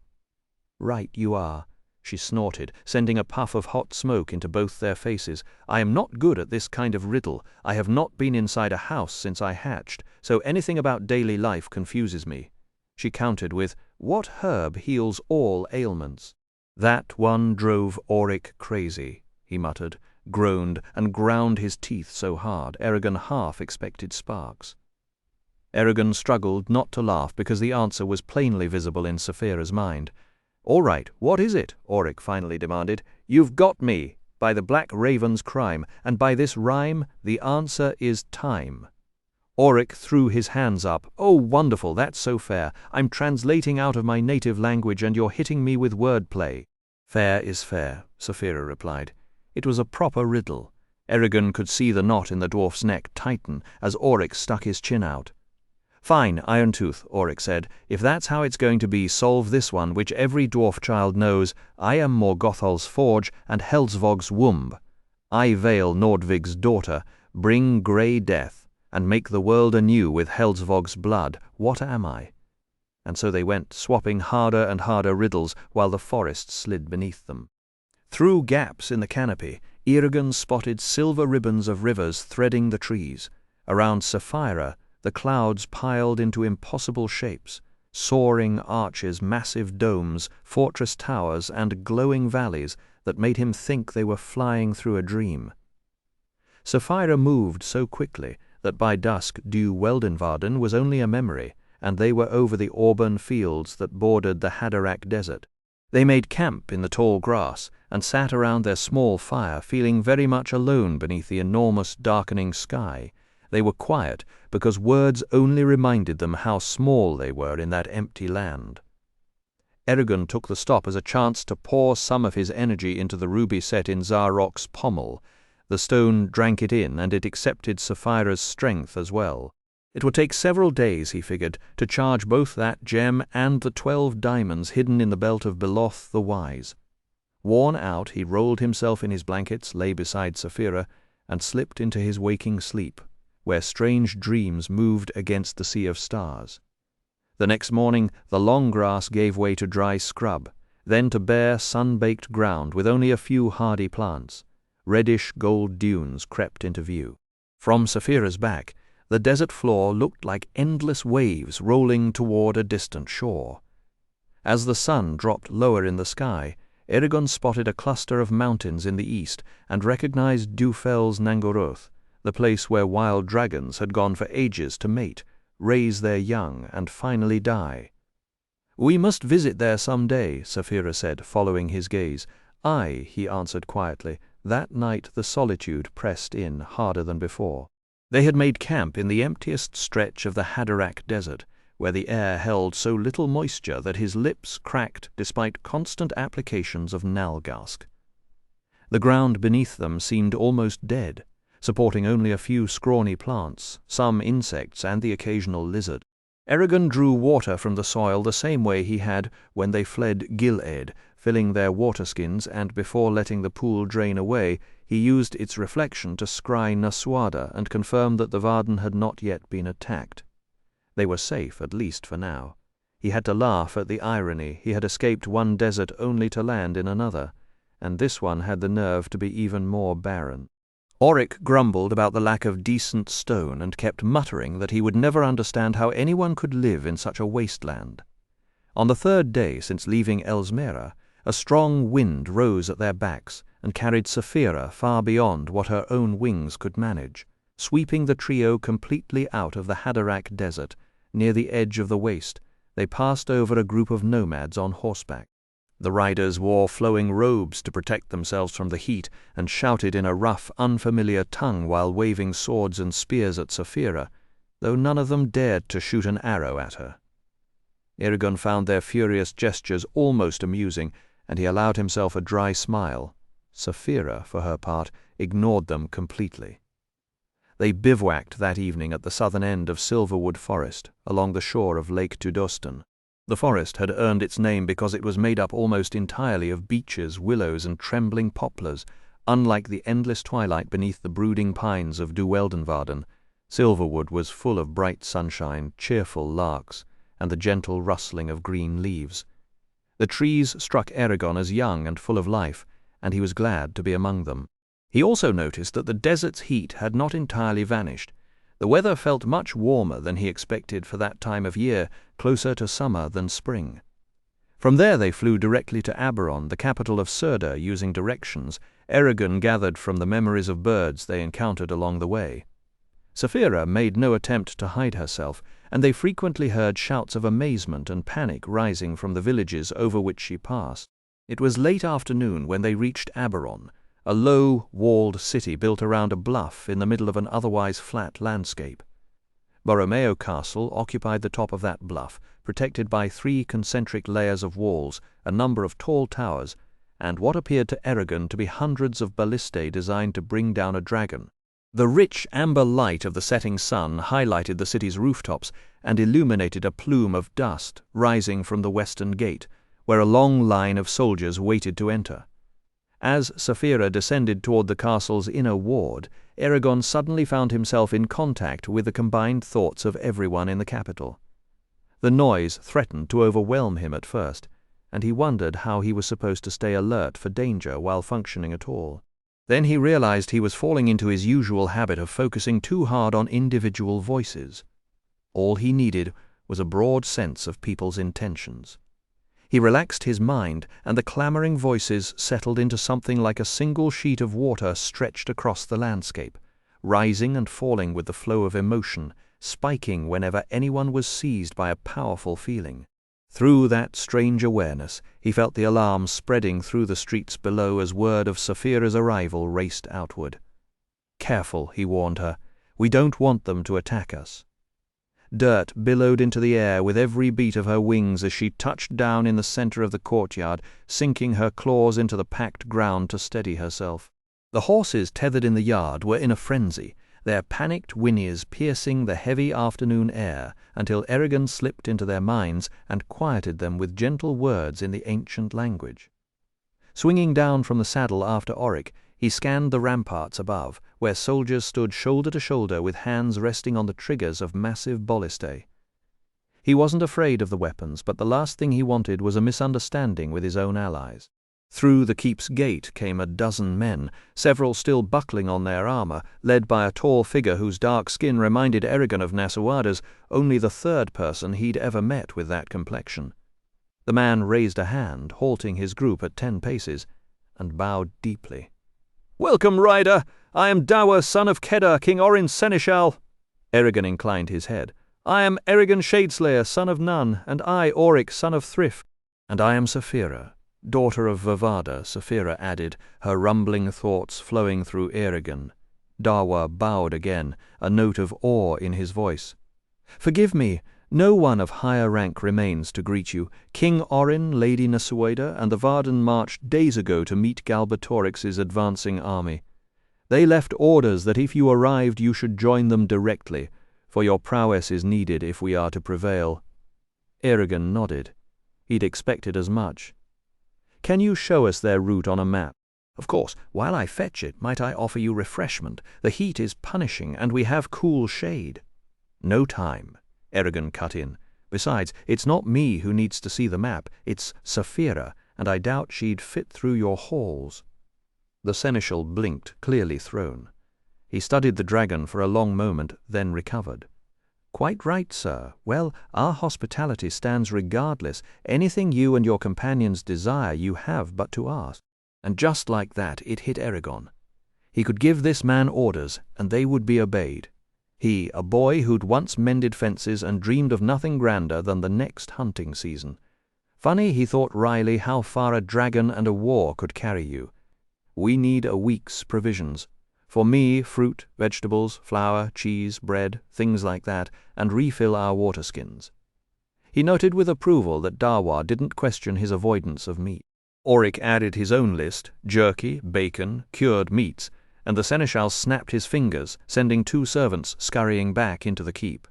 While they waited, Dawa asked, "May I assume, Shadeslayer, that you've completed your training with the elves? My training will never end while I'm alive." "I see." A pause. "Forgive my impertinence, sir, for I'm ignorant of the ways of the riders. But are you not human? I was told you were." "He is," Auric growled. He was changed. "And you do well to be glad of it, or our predicament would be far worse than it is." Dawa wisely let the subject drop, but his curiosity was practically a physical thing. Eragon could feel it radiating from his thoughts. The seneschal would have paid a fortune to learn what had been done to him. Soon 2 wide-eyed pages stumbled through the gate with bundles of food, deposited them as far from Saphira as they dared, and bolted back behind Dawa. The seneschal knelt, unrolling a map of Surda and the neighboring lands, and traced a line northwest from Aberon to Sithri. "Last I heard, King Orin and Lady Nasuada stopped here for supplies. The Empire is driving south along the Giet River, so the Varden are moving to meet them head-on. They could be anywhere between Sithri and the Giet, though my own guess is the Burning Plains." "The Burning Plains?" Dawa smiled. "You might know them by their older name, the one the elves still use. Duverlar Eldvaria." "Ah, yes." Recognition dawned on Eragon. He'd come across them in one of Oromes's assigned histories.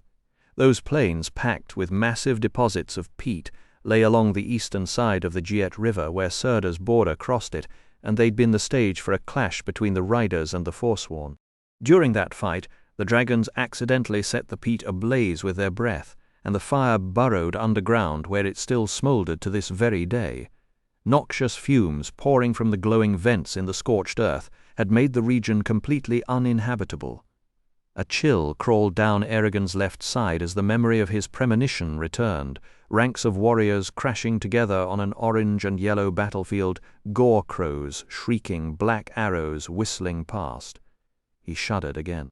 "Fate is converging on us," he said to Saphira. Then, gesturing at the map, "Have you seen enough?" "I have." They packed up camp, climbed onto Saphira, and thanked Dawa for his hospitality. As Saphira braced to launch, Eragon's brow furrowed. A sour note had entered the minds he was monitoring. "Dawa, 2 of your grooms are arguing in the stables. One of them, Tathel, means to kill the other." Send men now, and you can stop it." Dawa's eyes went wide, and even Auric twisted around to stare. "How do you know that, Shadeslayer?" Eragon answered simply, "Because I am a rider." Saphira unfurled her wings and launched into the open sky, leaving everyone below scrambling clear of the gust. As Borromeo Castle dwindled in the distance, Auric's voice came from behind. "Can you read my mind, Eragon? You want me to? I haven't tried." "Then try." Eragon pushed his awareness toward the dwarf and found Auric's mind sealed behind thick barriers. He could sense Auric's presence, but nothing more. Nothing. Auric grinned. "Good, I'd hate to think all those lessons were wasted on me," by unspoken agreement. They flew through the night without stopping, cutting through a blackened sky that showed no trace of moon or stars. Time seemed to stretch and sag, each second clinging stubbornly to the next. When dawn finally broke, Saphira touched down beside a small lake so the two of them could stretch their legs, eat, and take a moment of peace. They'd hardly gotten airborne again when a dark brown smudge appeared on the far horizon like a blot of ink on parchment. The smudge grew, spreading wider and wider until it swallowed the entire landscape beneath a blanket of foul vapor. The burning plains of Alagaesia lay before them. The stench hit Eragon first, thick and acidic, making his stomach turn. He coughed as Saphira descended through the smoke, heading toward the Giet River hidden somewhere below. His eyes burned and watered. Closer to the ground, the air thinned, and he finally got a clear view. Black and crimson smoke filtered the sun, so everything was bathed in a sickly orange glow, broken here and there by pale shafts of light that struck the ground like pillars of glass until the shifting clouds swallowed them.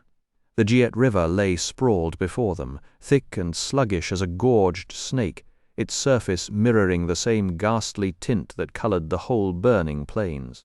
Saphira rumbled her displeasure at the foul air beneath her breath, and Eragon couldn't blame her. The river ran like a sick dream, even where direct sunlight found it. The water was chalky, white, opaque, and pearly, as if it had been milked from some enormous beast, and it shone with an unnerving glow of its own. On the eastern banks the armies of two kingdoms had come to face each other. To the south, the Varden and the men of Surda had dug in behind layers of earthworks, their banners fluttering in neat rows, their tents lined up with pride, and King Orin's cavalry horses tied to picket lines. They were a strong sight, but they looked like a handful of pebbles next to the host assembled in the north. Galbatorix's army spread 3 miles from one flank to the other, and its depth was impossible to judge because the soldiers merged into a dark smear on the horizon. Between the two forces lay a no-man's land of about 2 miles, a dead, pitted plain, where green tongues of fire danced in every crater and smoke dimmed the sun. All vegetation was gone except for blotches of black, orange, and chartreuse lichen that made the ground look scabbed and infected. It was the most forbidding landscape Eragon had ever laid his eyes on. Saphira swooped out over that bleak gap and twisted down toward the Varden at full speed, because staying exposed meant inviting enemy magicians to strike. Eragon stretched his mind outward, feeling for hostile thoughts, for magicians and trained mental defenders who might notice his probe. What he found instead was panic. Several sentries who had never seen a real dragon before lost their wits and loosed a flock of barbed arrows at Saphira. Eragon lifted a hand and cried, "Letter Aurea Thorna," and the arrows stopped dead in the air. A flick of his wrist, a sharp ganga, sent them all veering into the empty no-man's land where they kicked up dust and buried themselves harmlessly. One arrow had been fired late, several seconds behind the rest. Eragon leaned far to his right, and with a motion too fast for any ordinary human snatched it from the air as Saphira swept past. "Show off," he told himself dryly. The joke helped. Then Saphira flared her wings, slowed her descent, and landed first on her hind legs, and then her front, skidding to a crashing stop among the Varden's tents. A few nearby horses bolted, dragging their picket pins, and their handlers cursed. Auric grumbled, "Wurg! I'd fight a dozen cull before I'd survive another fall like that." He let himself hang over the saddle's side, dropped to Saphira's foreleg, and then to the soil. Eragon had barely dismounted before dozens of warriors swarmed towards Saphira, their faces full of awe. A massive man pushed through them, Frederick, the Varden's weapon master from Farthen Dure, still in his hairy oxhide armor. "Back to your posts, you slack-jawed louts," he shouted. "Quit gawking, or I'll have the lot of you on extra watches for a month." The men scattered, muttering and stealing glances. Then Frederick approached Eragon and stopped short. Eragon could see the man register how much his face had changed, and Frederick did his best to hide it. He touched his brow and said, "Welcome, Shadeslayer. Your timing couldn't be better. I'm ashamed you were attacked. The honor of every man here is blackened by it. Were any of you hurt?" "No." The weapon master's shoulders relaxed, relief plain across his face. "At least there's that to be grateful for," said Frederick, wiping a hand across his brow. "The men responsible have already been pulled from duty. Each one will be whipped and demoted in rank. Does that satisfy you, Ryder?" "I want to see them," Eragon said. A flicker of unease passed through Frederick's thoughts, a fear that Eragon intended something brutal and unnatural. But Frederick only nodded. "This way then, sir." He led them through the winding sprawl of tents to a striped command pavilion. 24 grim-faced soldiers were there, unbuckling their swords and breastplates under the watchful eyes of armed guards. The moment they saw Eragon and Saphira, every prisoner dropped to one knee and bowed their heads. "Hail, Shadeslayer!" they cried in unison. Eragon did not answer. He walked slowly down the line, boots crunching through the sun-baked soil, and pressed his mind against each man's in turn. He caught flashes of fear, shame, a memory of a mother's stern voice, the smell of hay and sheep. One man was thinking about his wife's cooking. Another was praying to some god Eragon had never heard of. It was exhausting and strangely intimate.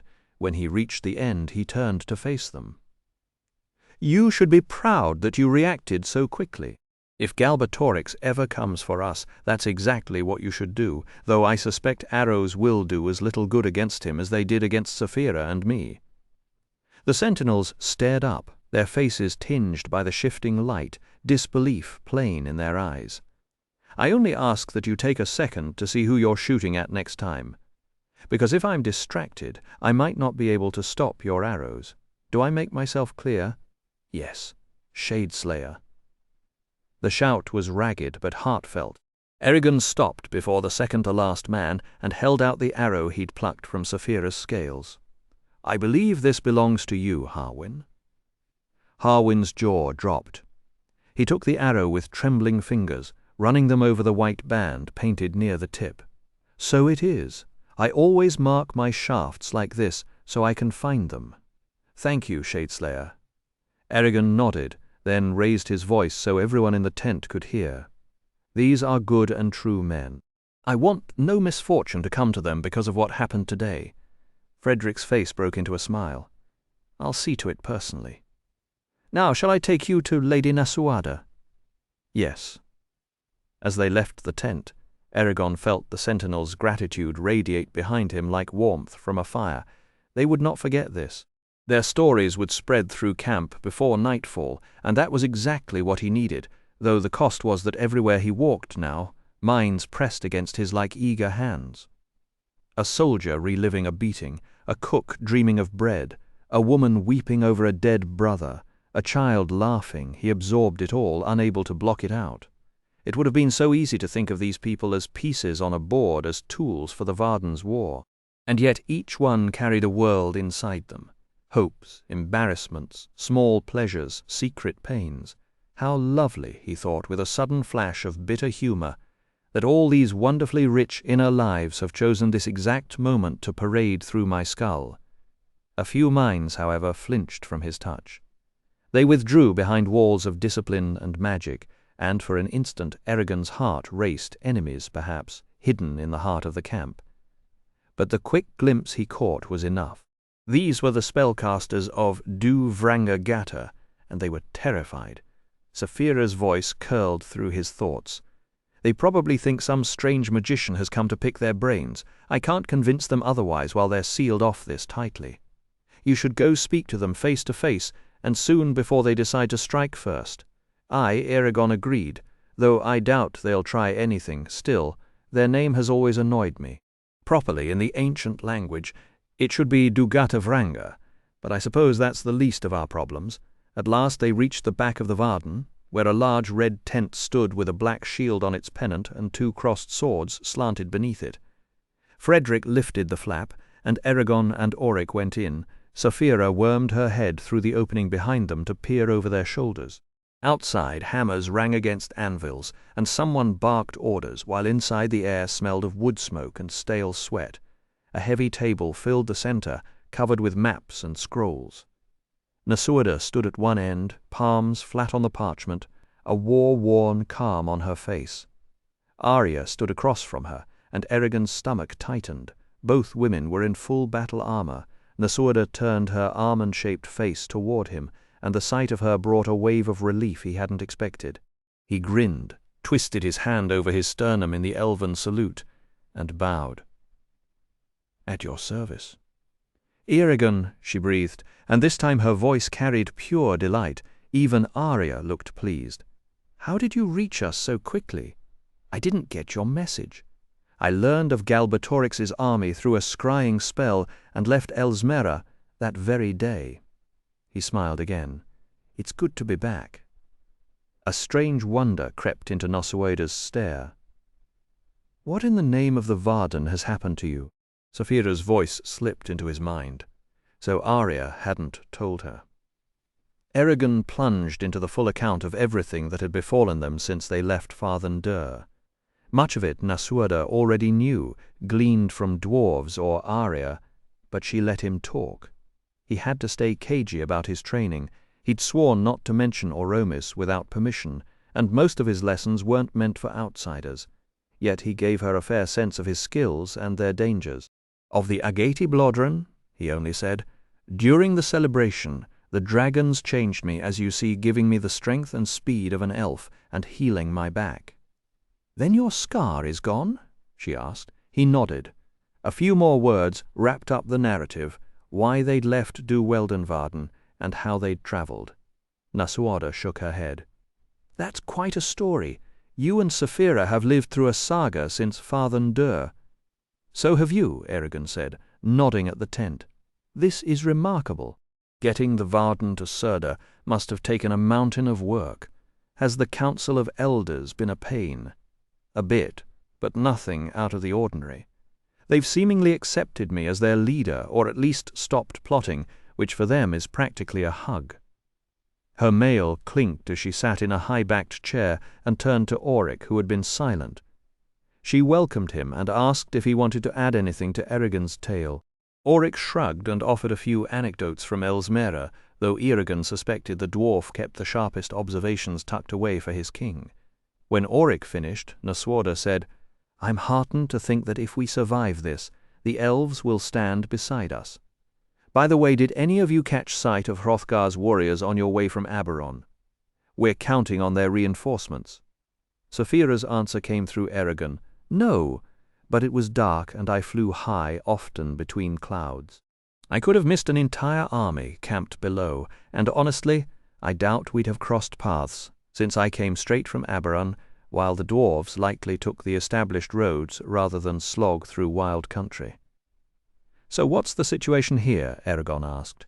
Nasuada sighed and explained how she and Orin had learned of Galbatorix's army, and the desperate steps they'd taken to reach the burning plains before the king's troops. "The Empire's forces arrived 3 days ago," she finished. "We've traded 2 messages since. First, they had demanded our surrender, and we refused. So now there was nothing left to do but wait for their reply." Auric let out a low growl. "How many of them are there from Saphira's back? It looked like a sea of metal." "Aye," Nasuada said, her voice tight. "Our best estimate is that Galbatorix has mustered close to 100,000 soldiers. Eragon couldn't hold back. 100,000. Where did he dig up that many men? It seems impossible to find that many people willing to serve him." "They weren't willing," Nasuada replied, her tone flat. "They were conscripted. Our only hope is that a man torn from his home won't be eager to die for the Empire. If we scare them badly enough, they may break and run. We're stronger than we were at Farthen Dure. King Orin has joined us, and volunteers have flooded in since we started spreading word about you, but we're still vastly outnumbered." Sapphira pressed her mind against Eragon's, forcing him to voice the question no one wanted to ask. "What are our chances of victory?" Nasuada placed a heavy weight on the word. "That depends a great deal on you and Eragon, and on how many magicians are seeded through their troops. If you can find and destroy those spellcasters, the enemy will be naked, and you can cut them down freely. A straight-up victory? Unlikely. But we might hold them off long enough for their supplies to run out, or for Islanzadi to come help. That is, if Galbatorix does not decide to fly into battle himself. In that case, I'm afraid retreat is our only option. And right on cue, because nothing says hopeful war council like a mysterious uninvited guest, Eragon felt a strange mind creeping toward his, a presence that knew he was watching and didn't care. It was cold, hard, and calculating, like a knife hidden in a coat. He turned toward the back of the pavilion, and there stood the same black-haired girl he had seen when he scried Nasuada from Elsmera, her violet eyes locked on him, steady and unreadable. A cold draught swept through the tent, bringing the distant clamor of camp, but she didn't blink. "Welcome, Shadeslayer! Welcome, Sapphira!" Her voice was an adult's, too deep, too confident for the small body it came from. Eragon shivered, his mouth suddenly dry. "Who are you?" She didn't answer. Instead, she pushed back her glossy bangs, revealing a silvery mark on her forehead, the exact twin of Eragon's Gedwi Ignacia. He knew then who she was. No one in the tent stirred as Eragon stepped forward, Sapphira craning her neck deeper into the pavilion. Dropping to one knee, Eragon took the girl's right hand. Her skin burned as if she were running a fever. She let it hang limp in his grasp, not resisting, not helping. In the ancient language, and also with his mind, he said, "I am sorry. Can you forgive me for what I did to you?" For a moment the hard glitter in her eyes softened. Then she leaned in and kissed him on the forehead. "I forgive you," she whispered, and for the first time she sounded her age. "How could I not? You and Sapphira created who I am, and I know you meant no harm. I forgive you, but let this knowledge torture your conscience. You have condemned me to feel every bit of suffering around me. Even now your spell compels me to rush to the aid of a man 3 tents away who just cut his hand, to help a young flag carrier who broke his left index finger in a wagon spoke, and to help countless others I can sense. It costs me dearly to resist those urges, and it costs even more when I deliberately cause someone discomfort, like I'm doing now. I can't even sleep at night for the strength of the compulsion. That is your legacy, O Rider." By the end, her voice had regained its bitter, mocking edge. Sapphira interposed her snout and gently touched the girl's mark. "Peace, changeling. You have much anger in your heart. You don't have to live like this forever," Eragon said. "The elves taught me how to undo a spell. I can free you from this curse. It won't be easy, but it can be done." For a split second the girl's iron composure cracked. A flash of desperate hope crossed her face before she locked it down again. A soft gasp escaped her, her hand trembling in Eragon's grasp, and a sheen of tears made her eyes glisten. But she blinked them away and put on a cynical smirk. "We'll see. Just don't try anything until this fight is over." Eragon said he could spare her a great deal of suffering, and she countered that exhausting himself would be reckless when their survival hinged on his magic. "I have no illusions about my worth next to yours," she added with a sly grin. "Besides, if you lift that spell now, I won't be able to protect the Varden if danger comes. You'd hate for Nasuada to die because of that." He conceded with a heavy sigh. "All right, I'll wait, but I swear to you if we survive this, I'll undo what was done." She tilted her head. "I'll remember that, Rider."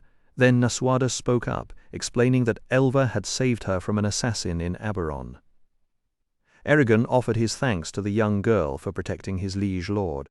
Nasuada said it was time to meet Orin and his nobles, and asked Oric if he'd ever met the king.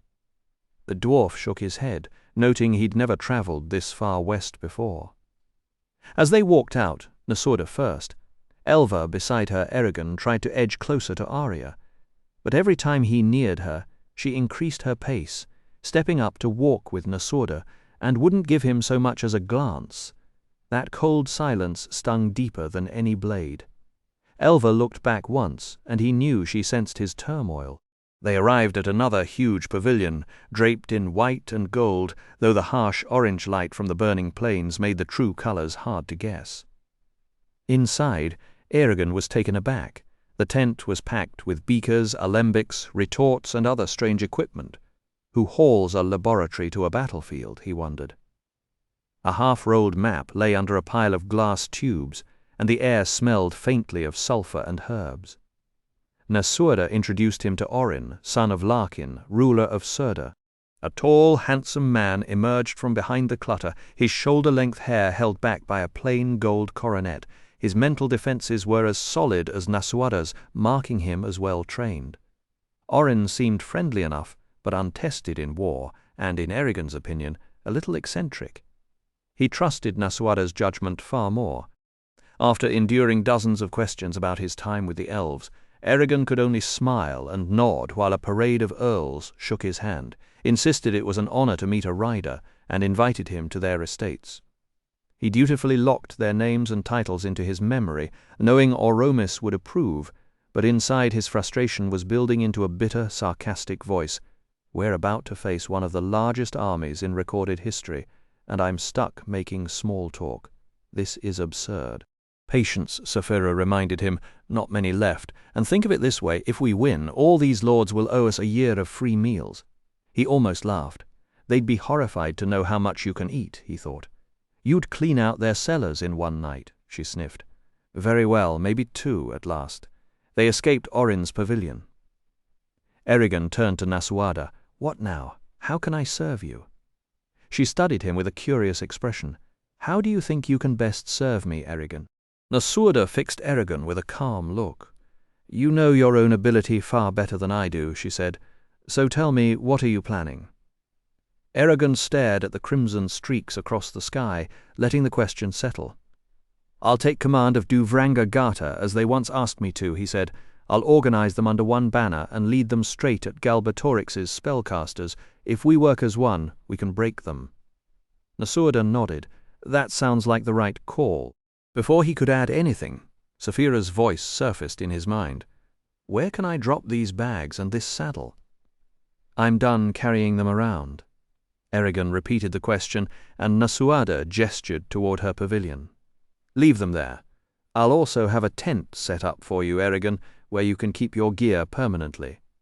But I'd advise keeping your armor on for now. She added that Saphira's own armor had arrived and would be unpacked. Auric stepped forward. And what about me, lady? Nasorda told him about the dwarves from Durgrimst Ingaitum who were already building the earthen walls, and placed them under his command. The offer lit up Auric's face, a chance to see his own clan again. He thumped his chest, said he would go at once, and trundled off to the north.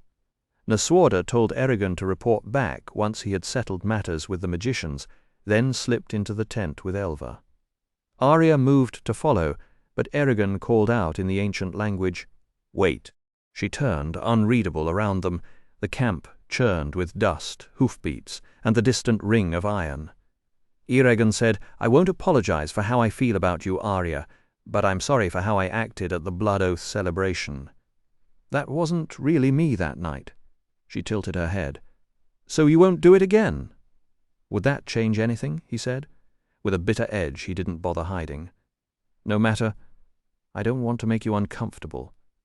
Her expression softened a little. I'm not trying to hurt you, Eragon. I understand, he said, and he wasn't sure he did. A silence settled between them. He asked about her flight. She said it was fine. He asked about the desert. She asked why he expected trouble. Then she asked the question he had been dreading. And you, how have you been since the celebration? He tried to lie to her, to say he hadn't missed her, hadn't thought about her at all, but the ancient language clamped his throat shut. Instead, he used an elven trick, tell a truth that implies a falsehood. I'm better than before, he said, meaning only his back. She studied him, unconvinced, but said, I'm glad. From inside the pavilion, Nasuada called her name. Arya glanced toward the tent, then back at him. "We're both needed elsewhere. A battle is coming." She lifted the flap, paused, and said, "Take care, Eragon Shadeslayer." Then she was gone. He stood motionless, his heart sinking. The words had been said, and nothing had changed, but as the night wind hit his face, something hardened inside him. Fine. Let her go. There was a war to fight, a dragon waiting, and a company of magic users under his command. He could carry this ache into battle if he had to, but he wouldn't let it weigh him down. Eragon stood there with fists clenched, shoulders bunched, glaring at a patch of dirt he didn't even see, his temper boiling over. Then Saphira nuzzled his shoulder and said softly, "Come on, little one. You can't sulk here forever, and this saddle's starting to drive me crazy." He grumbled as he yanked at her neck strap, the buckle catching just as he'd expected, and he found himself half wishing the leather would snap. Instead, he worked the rest loose and let the whole saddle and its baggage crash to the ground in a messy pile. "That's better," Saphira said, rolling her massive shoulders. Digging his armor from the saddlebags, Eragon dressed for battle, hauberk over tunic, greaves on his shins, bracers on his forearms, padded cap, steel coif, bright helm, and mail-backed gauntlets at the end. Zarok rode at his left hip on the belt of Beloth the Wise, and across his back he slung the white swan feather quiver his Lanzadi had given him. To his surprise, the bow the elf queen had sung for him fit inside even strung. After shifting his and Oryx's belongings into a pavilion, Eragon and Saphira set out to find Triana, who led Duvrangur Gata. They'd taken only a few steps when Eragon felt a mind he couldn't read nearby, so they veered off and discovered a small green tent with a donkey tied out front. A blackened iron cauldron sat on a tripod over one of those sulphurous earth-born flames, and around it hung nightshade, hemlock, rhododendron, yew-bark, and mushrooms, death caps and spotted quartz, all familiar from Oromis's lessons. Angela stood beside the cauldron, stirring with a long wood paddle, and Solembum was curled at her feet with a pitiful meow. She looked up, her corkscrew hair exploding around her glistening face, and the green fire made her scowl look genuinely terrifying. "So you're back, are you?" "We are," Eragon said, "and that's all you can manage. Have you looked at Elva, seen the mess you made of her?" "Yes." "Yes," Angela howled. "Can't you even speak like a normal person? All those years with the elves, and all you can say is yes. Let me tell you something, you blockhead." She then delivered a detailed, colourful, and thoroughly creative lecture on the depth of his stupidity, the questionable ancestry required to produce such an idiot, and a long menu of ghastly punishments he deserved. She went so far as to suggest one of his grandparents had run off with an Urgle. Eragon didn't argue. He simply clasped his hands behind his back and waited, because he knew she was right. If anyone else had spoken to him that way, he would have demanded a duel, but Angela had earned the right to be furious, and the truth was he had made a horrible mistake. When she finally paused, he said, "You're absolutely right, and I'll do my best to undo the spell once the battle's over." Angela blinked 3 times in a row. Her mouth shaped a silent "oh," then snapped shut. Angela shot him a wary look, narrowing her eyes. "You're not just trying to keep me calm, are you?"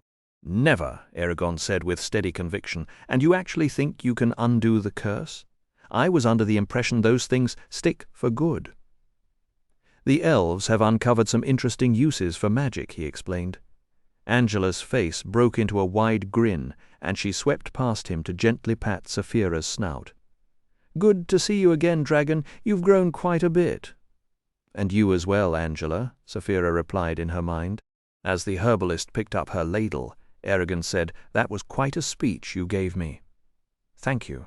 I spent weeks perfecting it. Such a pity you missed the finale. It's truly memorable. I could perform the rest now if you'd like." "I'll pass. I can imagine the rest just fine." He studied her for a moment. "You don't seem all that surprised by how I've changed." Angela shrugged and tossed a handful of leaves into the bubbling pot. "I have my ways of knowing. Actually, I think it's an improvement. You were a bit unfinished before." "That I was." He gestured to the bundles of dried plants swaying overhead. What's all this for? Oh, just a little experiment I'm working on. Nothing to worry about. Eragon noticed a strange-looking mushroom with alternating orange and purple rings. By the way, did you ever figure out whether toads exist? Angela chuckled. As a matter of fact, I did. It turns out all toads are frogs, but not all frogs are toads, so technically toads don't exist, which means I was right all along. She stopped stirring, reached sideways and grabbed a chipped clay mug from the bench. Here, have some tea. Eragon eyed the lethal plants around them, then Angela's open face before taking the cup. He muttered 3 quick spells under his breath, checking for poison, and only then dared to sip. The tea was surprisingly pleasant, with a hint of mint and something almost like honey. As he drank, Solembum padded over to Saphira and, for once, acted like a common house cat, arching his back against her leg. She bent her neck and brushed the workat's spine with the tip of her nose. I met someone in Eldest who knows you, she said. Solembum stopped rubbing and tilted his head. Is that so? Yes, Quickpaw, also called the Dream Dancer, and sometimes Maud. Solembum's golden eyes widened, and a deep, throaty purr rumbled through his chest as he pressed even harder against her. Angela turned back to Eragon. So I assume you've already spoken with Nasuada, Arya, and King Orin. He nodded. And what did you think of dear old Orin? Eragon picked his words with care. Well, he certainly has a great many interests, Angela snorted. He's as giddy as a fool on Midsummer's Eve, but then again everyone is in one way or another. Still, dragging all that glass all the way from Aberon, he must be out of his mind. Angela raised an eyebrow. Wait, what? You haven't seen the inside of his tent? Unlike some people, she sniffed, I don't go out of my way to impress every monarch I meet. So Eragon described the bizarre mass of glass instruments and brass contraptions crowded inside Orin's tent on the burning plains. Angela abandoned her stirring and listened with genuine interest, her wooden ladle dangling in mid-air. The moment he finished, she began bustling around the cauldron, grabbing the hanging plants with a pair of tongs and muttering to herself. Well, I think I'd better pay Orin a visit myself. We'll have to hear about your trip to Eldest another time. Now, shoo, both of you get going. Eragon shook his head as the small woman shooed him and Saphira out of her tent, leaving him still holding the half-finished cup of tea. Talking to her is always a bit strange, Saphira suggested. Exactly. A cold wind spiced with wood smoke and the clatter of a far-off forge swept through the camp as Eragon and Saphira searched for Triana's tent. It was a strange hunt, because the canvas was tucked behind a jut of rock precisely so Galbatorix's magicians could not see it, and so few knew where it was that nearly half an hour slipped away before they stood before its dark entrance. Saphira's tail scraped the stones as the flap snapped open, and Triana stepped out, sleeves rolled past her elbows ready for trouble. Behind her clustered a knot of worried but determined spellcasters. Eragon spotted more than a few who had fought or healed at Farthen Dur. The usual double-take happened when they registered his new appearance. Triana raised a hand. Shadeslayer, Saphira. We would have liked some notice. We've been bracing to strike at what we assumed would be a terrible foe. Eragon gave a thin nod. Landing had meant a report to Nasuada and King Orin first, and that was not something he could postpone. Triana's eyes narrowed. And now, you never saw fit to visit us before, although we are nearer to you in blood and art than anyone else in the Varden. I'm taking command of Vranga Gata, Eragon said. The spellcasters hummed, and Triana stiffened. A few reckless minds brushed against his own, so he answered with a sharp mental shove that sent 2 men and a woman recoiling. On whose orders? She asked. Nasuada's, for a moment. Triana smiled. Ah, but Nasuada does not command us. We assist the Varden freely. Eragon could have been diplomatic, but the day had been long. Then I'm sure she'll be surprised to learn that after everything she and her father gave Vranga Gata, you no longer want her protection. Strange way to repay loyalty, but if that's your choice— He let the pause drag. We won't force you. Besides, you were the one who offered me this post once. What changed? Triana lifted an eyebrow, trying to look unruffled. You refused me, Shadeslayer. Or did that slip your mind? Her voice, however, betrayed a defensive edge, and Eragon knew she was on shaky ground. She looked older than he remembered. The march across Alagasia to Surda had left its mark, as had supervising these magicians through one grim preparation after another. He almost pitied her. "We couldn't accept then," he said. "It was the wrong moment. Triana changed tactics. Fine. Why does Nasuada think you're fit to lead us? Surely you and Saphira are better used elsewhere." Eragon was not about to confess that the idea had been his. "Nasuada wants me to command Duvrangagata for the coming battle, and that is exactly what I will do." Her face hardened. "We've devoted our whole lives to magic. You've barely had 2 years of practice. What makes you our better? Never mind. What's your strategy? How do you plan to use us?" "Simple," Eragon said. "You'll join minds together and hunt for enemy spellcasters.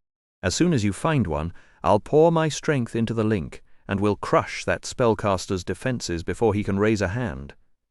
Then we can take out the soldiers his wards were shielding," Eragon said, turning back to the assembled spellcasters. Triana lifted an eyebrow. "And what will you be doing while we handle that?" "Fighting beside Saphira," he answered. A heavy silence settled over the room, and one of the men behind Triana muttered that it sounded like a solid plan.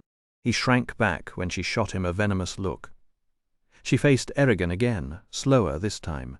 Ever since the twins died, she reminded him, she had led Duvrangagata. Under her direction, they had funded the Varden's war effort, rooted out the Black Hand, Galbatorix's spy network that tried to assassinate Nasuada, and performed countless other vital services. Those were no small accomplishments, and she could keep producing results. So why, she demanded, did Nasuada want to depose her? What had she done to displease her? Eragon suddenly understood everything. She had grown used to power and did not want to give it up, and worse, she saw his arrival as a judgment on her leadership. Right, he thought bitterly, because nothing says serving the Varden like clinging to a title. But he swallowed the sarcasm and chose diplomacy instead. Saphira's voice cut through his thoughts. "You need to settle this now, and fast. Time is running out." He searched for words that would establish his authority without pushing Triana further away. Then he spoke, not to the whole group, but directly to her. "I didn't come here to make enemies," he said. "I came to ask for help." He glanced around the candlelit chamber, taking in the wary faces and the firelight flickering across the carved stone walls. "Saphira and I are strong, maybe strong enough to handle any number of Galbatorix's pet magicians. But we can't be everywhere, and we can't protect everyone. If the Empire's battle mages join forces against us, even we will be hard-pressed to survive. We need you. You've done remarkable work with Duvrangagata, Triana, and I'm not here to take that away. As a magician, I have to work with you, and as a rider, I may have to give orders that must be followed without question. The chain of command has to be clear. You'll keep most of your independence. I'll be too busy to meddle in your everyday affairs, and I would be a fool to ignore your counsel. So I ask again, will you help us, for the good of the Varden?" Triana paused, studying him, then bowed. "Of course, Shadeslayer, for the good of the Varden. It will be an honor to have you lead Duvrangagata. Then let us begin."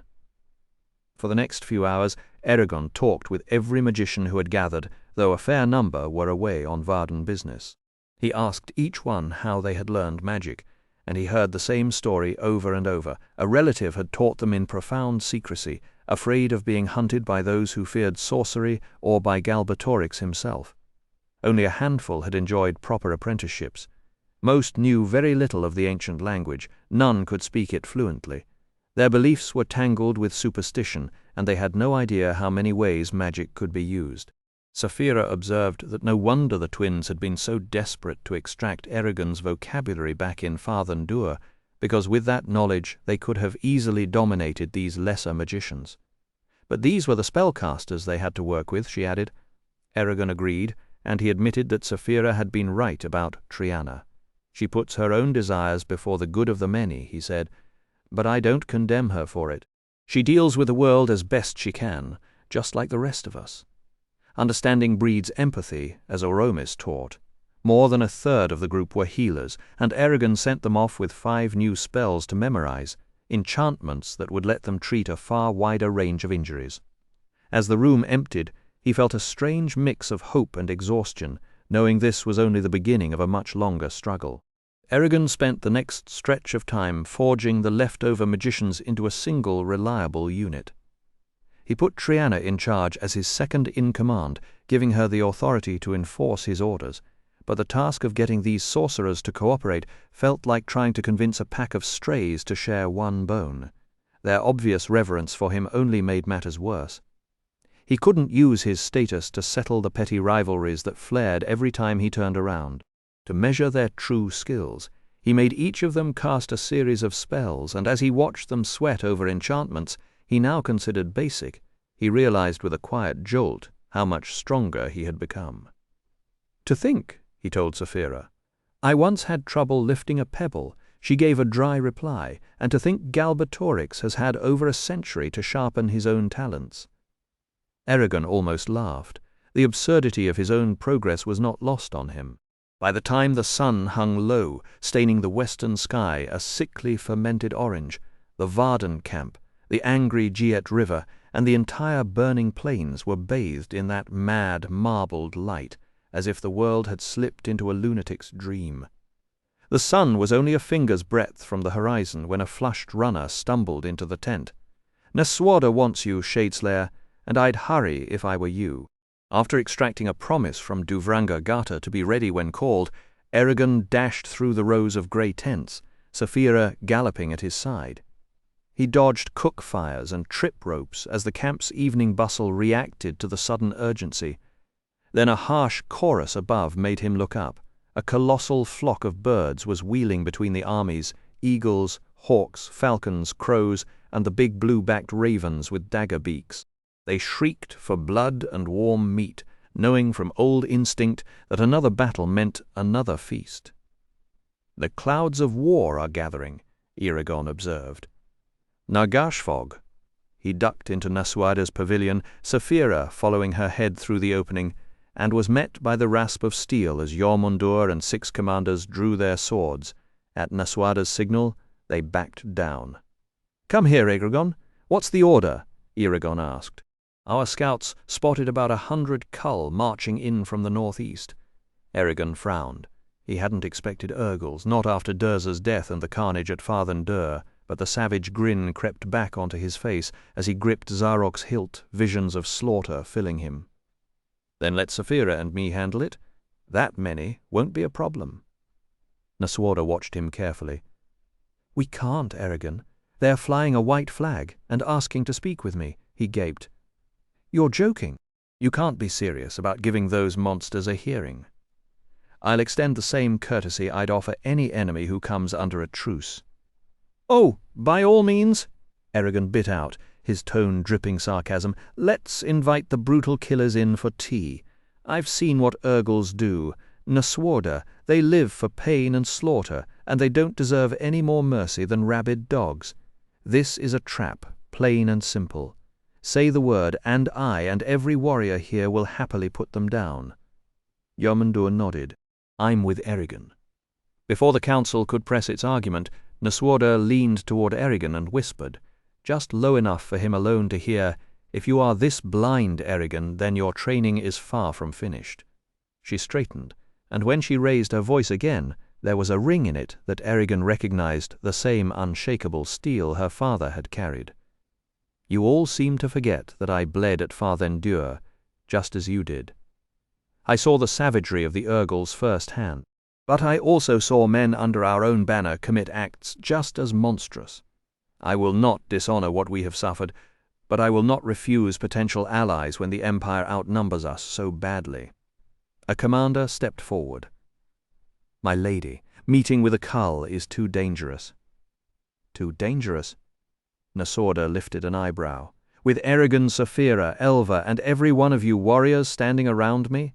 I hardly think so." Eragon ground his teeth in frustration. "Say something, Saphira. Talk her out of this harebrained plan." "No, I won't. Your mind is clouded on this issue. "You can't agree with her," he shot back, genuinely appalled. "You were at Yazuak with me. You saw what those Urgles did to the villagers. What about Tyrm, Gilead, Farthen Dua? Every time we cross paths with them, they try to kill us or worse. They're nothing but vicious animals. The elves said the exact same thing about dragons during the Dragon War." Saphira replied calmly. Of course, she was right. He hated that. He hated that almost as much as the knot tightening in his stomach. At Nasuada's signal, her guards folded back the pavilion's front and side panels, exposing the entire assembly to the open air. Saphira crouched low beside Eragon. Nasuada seated herself in her high-backed chair, while Jormundur and the other commanders arranged themselves in 2 straight rows, forming a gauntlet that everyone approaching would have to walk through. Eragon took his place at her right hand, Elva at her left. Within 5 minutes a violent roar erupted from the eastern edge of the camp. The shouting swelled into a storm of jeers and thrown insults, and through it came a single cull, striding toward Nasuada, while the Varden screamed and spat around him. The Urgle, or ram as Eragon remembered, kept his head high and bared his yellow fangs, but otherwise ignored the abuse. He was a striking creature, over 8 feet tall, with thick, spiraling horns, grotesque but powerful features, and a build so dense it seemed he could crush a bear with one blow. His clothes were little more than a knotted loincloth, a few crude iron plates bound with scraps of mail, and a curved metal disc between his horns. His black hair hung in a heavy queue. Eragon's lip curled in hatred, and his hand twitched toward Zarok. Every instinct screamed at him to attack. Yet he found himself admiring the brute's courage, walking alone and unarmed into a sea of enemies, and when Eragon sent a tendril of thought toward the cull's mind, he struck a wall as hard as stone. The cull stopped at the edge of the pavilion, unwilling to come closer. Nasuada raised a hand, and her guards roared for silence. The crowd fell into a watchful hush. Then the Urgle lifted his massive arms to the sky, drew in a deep breath, and let out a bellow that seemed to shake the canvas overhead. Swords flashed in every direction, but the cull paid them no mind. He finished his cry, let his lungs empty, and turned his eyes to Nasuada as if no one else existed. "What treachery is this, Lady Nightstalker?" he growled, his voice thick and guttural. "I was promised safe passage. Do humans break their word so easily?" A commander leaned toward Nasuada and murmured, "Let us punish him for his insolence, mistress. One word, and he is done." Eragon had no desire to speak, but his duty to Nasuada and the Varden left him no choice. He bent close to her ear and murmured that the cull's posture was not a slight, but a time-honored greeting among Urgle war leaders. The expected reply was to knock foreheads, though he doubted she wanted to test that tradition with something that huge. "Did the elves teach you this?" she asked, never taking her eyes off the waiting warrior. He admitted they had, and that they'd taught him far more about the Urgles than he cared to remember. "Good," she said, a wry edge creeping into her voice, "because I'd hate to discover that head-butting was the only useful thing you brought back from them." Then, louder, she told the cull and her assembled ranks that the Varden were not liars like Galbatorix and the Empire. He could speak freely under the truce. The cull grunted, lifting his chin and baring his throat, a gesture Eragon recognized as friendship among their kind, since lowering the head meant a threat and signaled an intention to charge with horns. Firelight caught the ridges of his brow as he spoke. "I am Nar Gajvog of the Bolvek tribe. I speak for my people." Each word seemed chewed and spat out with effort. "Urgles were hated more than any other race," he said, "hunted and burned and driven from their halls by elves, dwarves, and humans alike." Nasuada didn't flinch. "Not without good reason." Gajvog nodded, granting the point, then told her his people loved war, yet they had thrived since the riders fell, and the bleak land they inhabited could no longer feed the swelling tribes. That desperation had pushed them into Galbatorix's arms. The pact had been a lie, he went on. The king's flame-haired shaman, Durza, had bent the minds of their war chiefs and forced the wild independent tribes to cooperate, which went against their very nature. When the Urgles learned the truth inside the dwarves' hollow mountain, the Herndal, the ruling mothers, sent Garjvog's own brood mate to demand answers from Galbatorix. She never came back. Our finest people died for him, the Cull growled, shaking his massive head, and then he discarded us like a broken sword. He is a snake-tongued, honorless betrayer. We are fewer now, but we will fight with you if you'll have us. Nasuada asked what it would cost, and Garjvog answered without hesitation. Blood, Galbatorix's blood, and land for breeding and growing once the empire fell. Eragon read her decision in the hard set of her jaw before she spoke, and so did Jormundur, who leaned in to mutter that she couldn't do this, that it went against nature. Nasuada's reply was brisk and final. Nature wouldn't defeat the empire. The men will desert before they fight alongside Urgles, Jormundur warned. Then we'll handle that, she said, and turned to Eragon. Would the Urgles keep their word? Only as long as they shared a common enemy, he admitted. That was enough.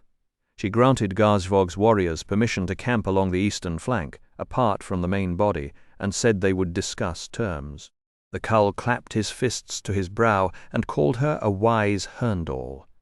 When she pressed him on the name Night Stalker, he made a rumbling sound that Eragon took for laughter and explained that it was the name her father had earned hunting Urgles in the dark tunnels beneath the dwarf mountain, and she had inherited it. He turned and strode out of camp. Nasuada immediately announced that anyone attacking the Urgles would be punished as if they'd attacked a fellow human, and ordered the word posted throughout every company. She had barely finished when King Orrin came marching toward her at full stride, cape flapping behind him. "Nasuada!" he shouted before he was even close. "Is it true you met with an Urgle?" Orrin was in the middle of demanding why no one had roused him sooner, when a sentry burst from the maze of weathered canvas, shouting that an imperial horseman was approaching at full speed. Whatever quarrel the king had with Nasuada vanished on the spot. They hurried toward the Vardens' forward line, followed by more than 100 onlookers, but Eragon skipped the crowd. He vaulted onto Saphira's back, and she carried him with a few powerful wing beats to the ramparts, trenches, and rows of sharpened stakes at the army's edge. The lone courier pulled his black gelding to a stop about 30 yards out, clearly unwilling to come closer. Above him a pair of hawks circled, already imagining their first course.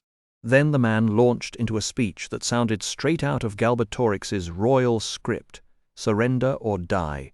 No more negotiations. The hand of friendship turned into a fist of war. Flee now, he warned, for the empire would soon cleanse Alagasia of every traitor, miscreant, and subversive. With a perfectly straight face, he added that it pained his lord to punish the misguided rebels of Surda, but the king would do what duty demanded. Eragon nearly laughed at the audacity. The poor man was either sincerely brainwashed or had become remarkably good at lying.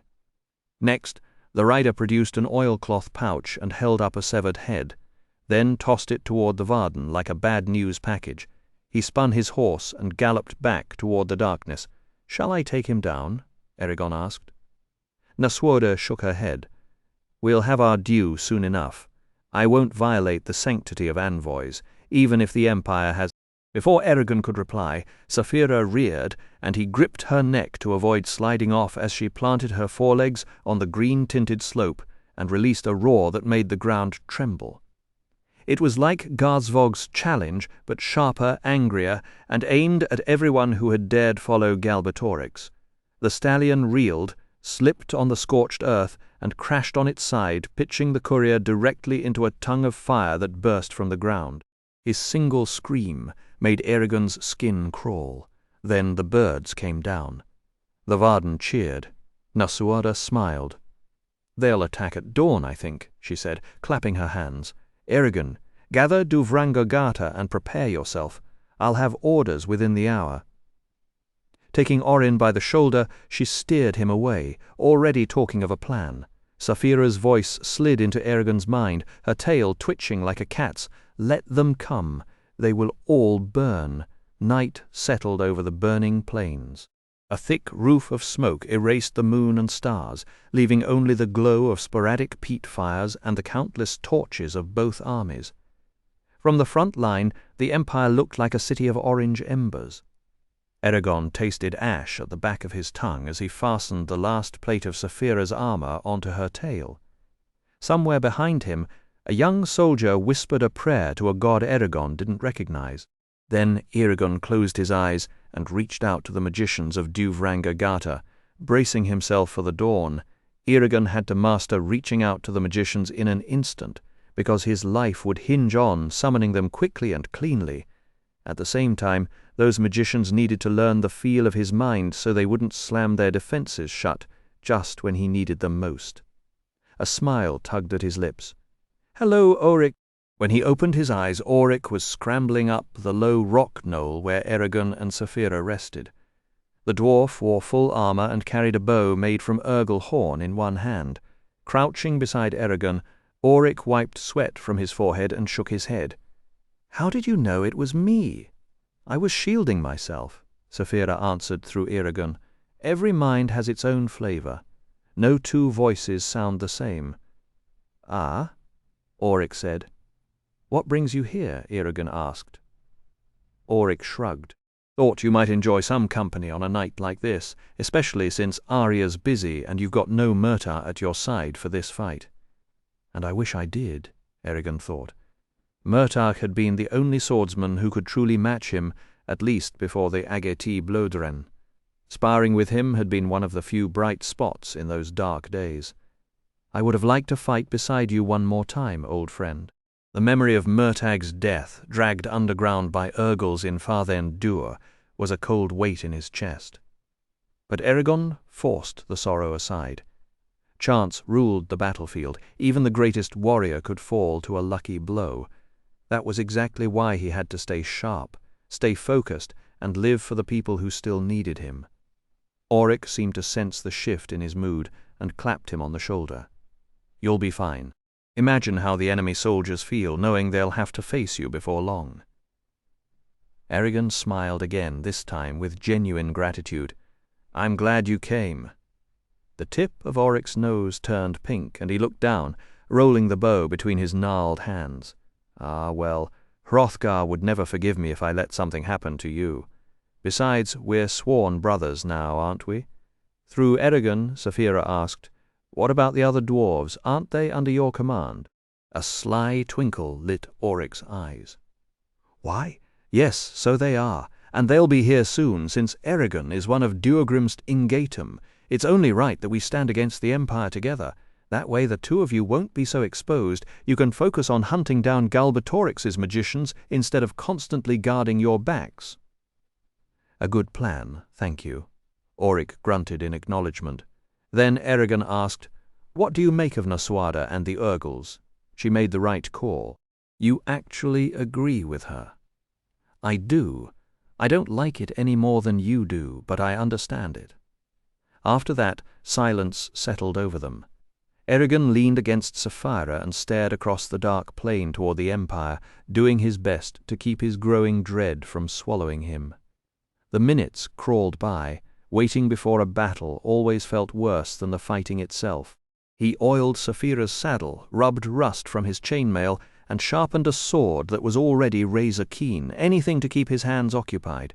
He also continued testing the minds of Duvranga-Gata, memorizing each one so he could find them in the chaos to come. More than an hour later, he stiffened as he felt two presences approaching through the scarred no-man's land. Angela? Solembum? Frowning, he woke Auric, who had dozed off, and told him what he sensed. The dwarf reached for his war axe. "I've met the herbalist only a few times, but she never struck me as a traitor. She's been welcomed among the Varden for years."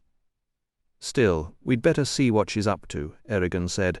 They picked their way through the camp to intercept the pair near the fortifications. Angela soon stepped into the torchlight, Solembum padding close at her heels. She was wrapped in a dark, full-length cloak that made her look like part of the mottled shadows, and her eyes glittered with the same unnerving curiosity as ever. Angela moved with a burst of energy that seemed wildly out of character, for someone who usually had her nose buried in dusty old manuscripts, scrambling over the dwarven barricades like a woman half her age, swinging from beam to beam, leaping trenches, and finally sprinting down the last steep incline to stop panting and grinning right in front of Saphira. She threw back her hood and beamed at the assembled group. "A welcome party, how sweet of you all." The workat at her feet shivered, his fur rolling in waves, and then his shape dissolved into something blurry and indistinct before snapping back into focus as a scraggly-haired boy. Angela dug into the leather pouch at her belt, produced a child's tunic and breeches, and handed them over along with the small black dagger Solembum, always favoured in a fight. Auric narrowed his eyes, his suspicion plain. "And where exactly have you been?" "Oh, here and there," Angela said, waving a hand dismissively. Eragon raised an eyebrow. "I think you'd better be more specific." Her face hardened for just a moment. "Oh, really? Don't trust us?" Solembum bared his teeth in a silent warning. "Not entirely," Eragon admitted with a half-smile. "Good," Angela said, patting his cheek. "That attitude will keep you breathing. If you must know, I've been lending a hand in defeating the Empire, just not in the loud, messy way you lot go about it." Auric crossed his arms, unimpressed.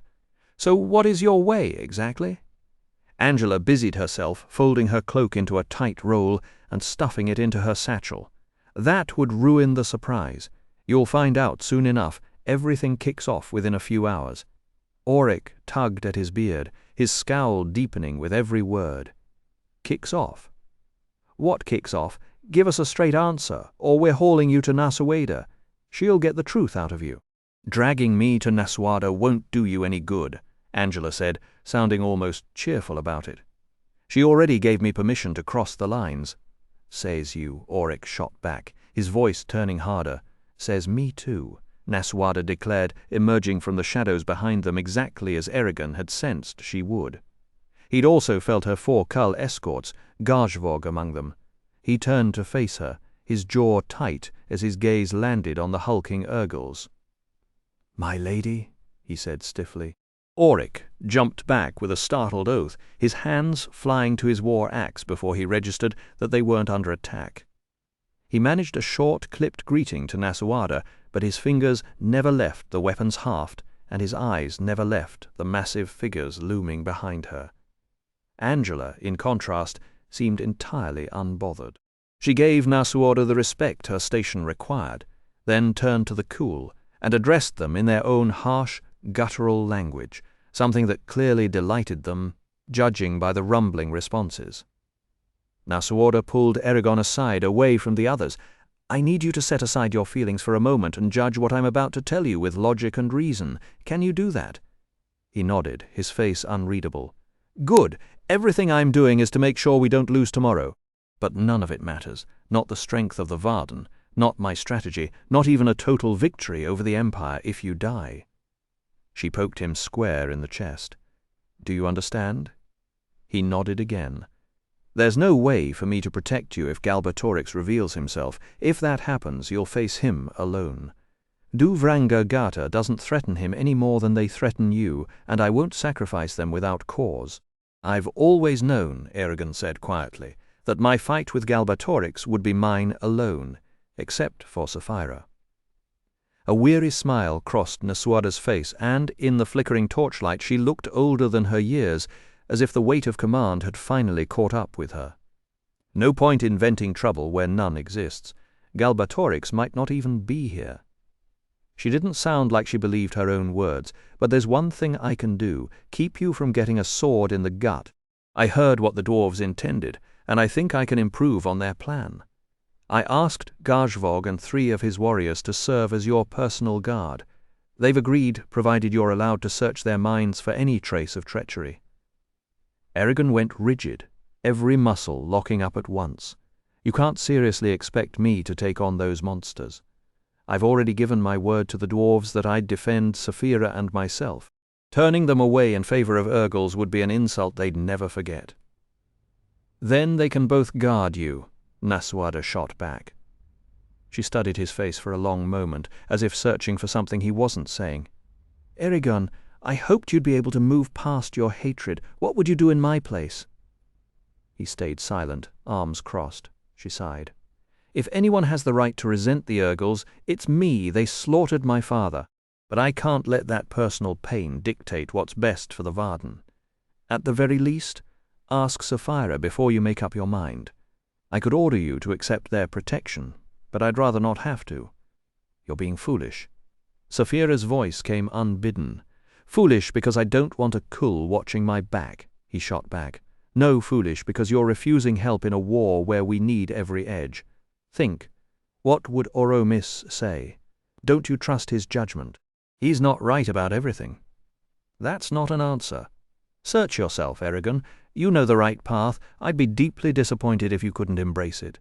Her prodding only dug his heels in deeper, but deep down he knew there was no graceful way out. Fine, he muttered. I'll let them guard me, but only if I find nothing suspicious lurking in their minds. And after this battle, promise me I won't have to work with an Ergel ever again. Nasuada shook her head slowly. I can't make that promise. It might harm the Varden more than you realize. She paused, then added, Oh, and Eragon. Yes, my lady, if I fall in this fight, I've chosen you to take my place. Should that happen, I suggest you lean heavily on your Mundur. He's seen more than any of the Council of Elders. And remember, the welfare of those under your command comes before everything else, am I clear? The announcement hit him like a wave of cold water. Nothing in the world meant more to Nasuada than the Varden, and handing it to him was the purest proof of trust she could offer. The weight of it humbled him, and he bowed his head. I would try to be as good a leader as you and Ajihad. You honor me. Yes, I do. She turned and rejoined the others, leaving him standing there. His anger, still simmering a moment ago, had cooled into something heavier. Walking back to Sapphira, he studied Gazvog and the other Ergels. The torchlight caught the curve of their tusks and the hard set of their jaws. He tried to read their moods, but their features were like carvings in alien stone. He could pick out only the broadest hints. Nor could he find an ounce of empathy for them.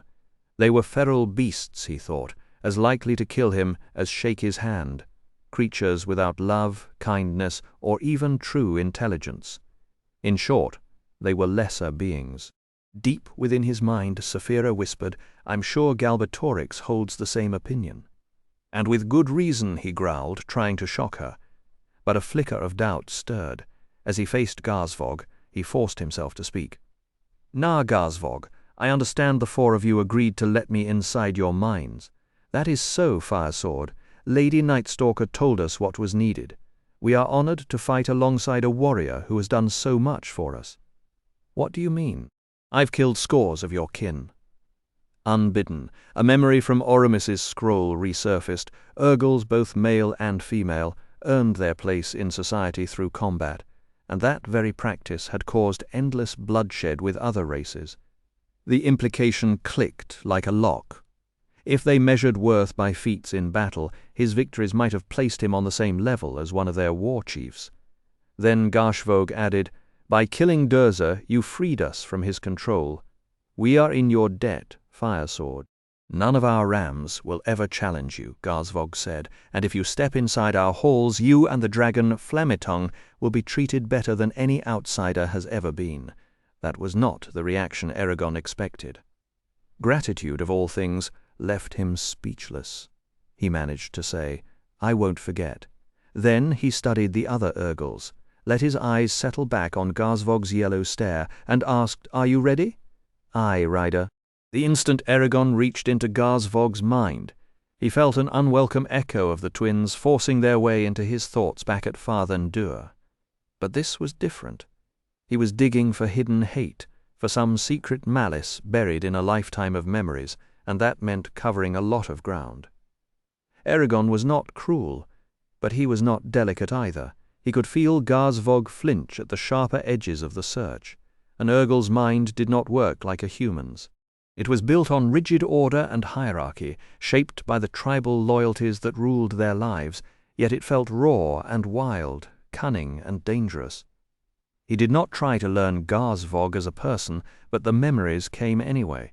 A tumble-down village, deep in the spine, a mother using an antler comb on her son's hair and humming a quiet tune, learning to hunt with his bare hands.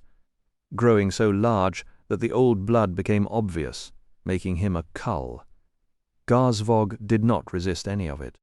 If anything, he seemed eager to prove that Urgles were not born enemies. "We cannot afford another rider who wants to destroy us," came Garsvog's thought. "Look well, Fire Sword. See if we are the monsters you think." Then the visions came faster than Eragon could track. A hard childhood, challenge after challenge, leaving home to earn a name, the slow growth of bitterness and fear toward a world that hated his kind, fighting at Fathen Dur, learning that Durza had been manipulating them all along, and finally the desperate hope that changed everything, put aside the old grudges, stand with the Varden and see Galbatorix fall. Eragon searched for any sign of deceit and found none. It felt less like an invasion and more like a testimony, when he moved through the other 3 Urgles, their memories lined up with Garsvog's.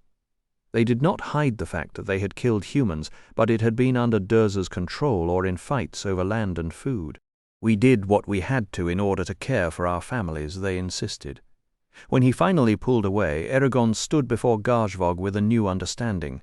This Urgle's bloodline was as noble as any prince's, and although he had no formal education, his mind was as sharp as Oramis's when it came to strategy and philosophy. "Brighter than me," Eragon admitted to Saphira. He bared his throat in a gesture of respect and said aloud, "Na Garsvog." For the first time, he truly understood the weight behind that title. "I'm proud to have you at my side. Tell the Herndal that as long as the Urgles keep their word and do not turn against the Varden, I will not oppose you." Eragon still doubted he would ever like an Urgle, but his old certainty now felt small and foolish. Saphira's barbed tongue tapped his arm, making his chainmail ring. "It takes courage to say you were wrong." Eragon could not argue with that. "If you're afraid of looking foolish, think of how much worse I'd look, clinging to a mistake." "Why, little one?" That was actually a wise thing to say. The teasing was there, but underneath he felt her genuine pride in what he had pulled off. Garsvog repeated again, "We are in your debt, Fire Sword," and the Urgles touched their clenched fists to their heavy brows. Nasuada obviously burned to ask about every detail, but she held her tongue. "Good. Now that this is settled, I must be off.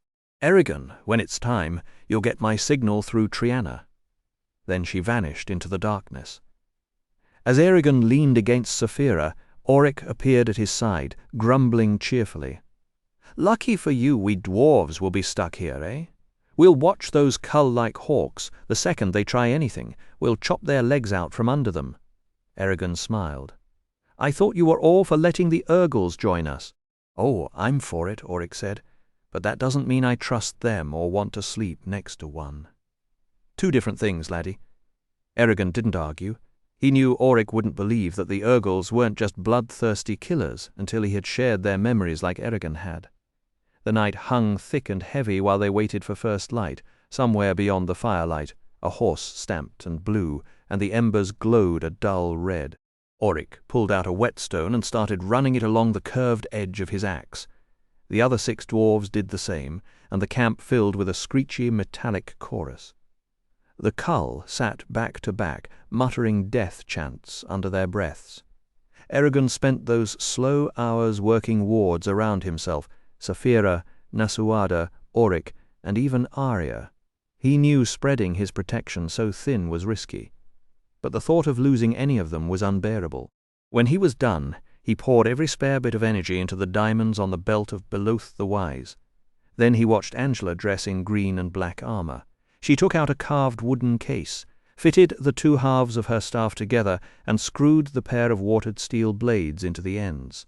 After spinning the whole weapon over her head a few times, she seemed satisfied. The dwarves gave her dirty looks, and one muttered something about it being blasphemy for an outsider to wield that ancient dwarven weapon. For a while the only sound was that grinding, raspy noise from the dwarves. Then, near dawn, screaming tore through the night. Eragon and Saphira caught it first because of their senses, but soon everyone could hear the awful howls coming from the Empire's direction. Auric stood up and stared toward the horizon. What are they torturing to make sounds like that? It chills my very bones. Angela's usual cheer was gone. She looked pale and grey, almost ill. "I told you it wouldn't be long," she said. Eragon looked at her from Saphira's side. "You did this?" "I. Poisoned their stew, their bread, their drink, whatever I could reach. Some will die now, others later, as the toxins kick in.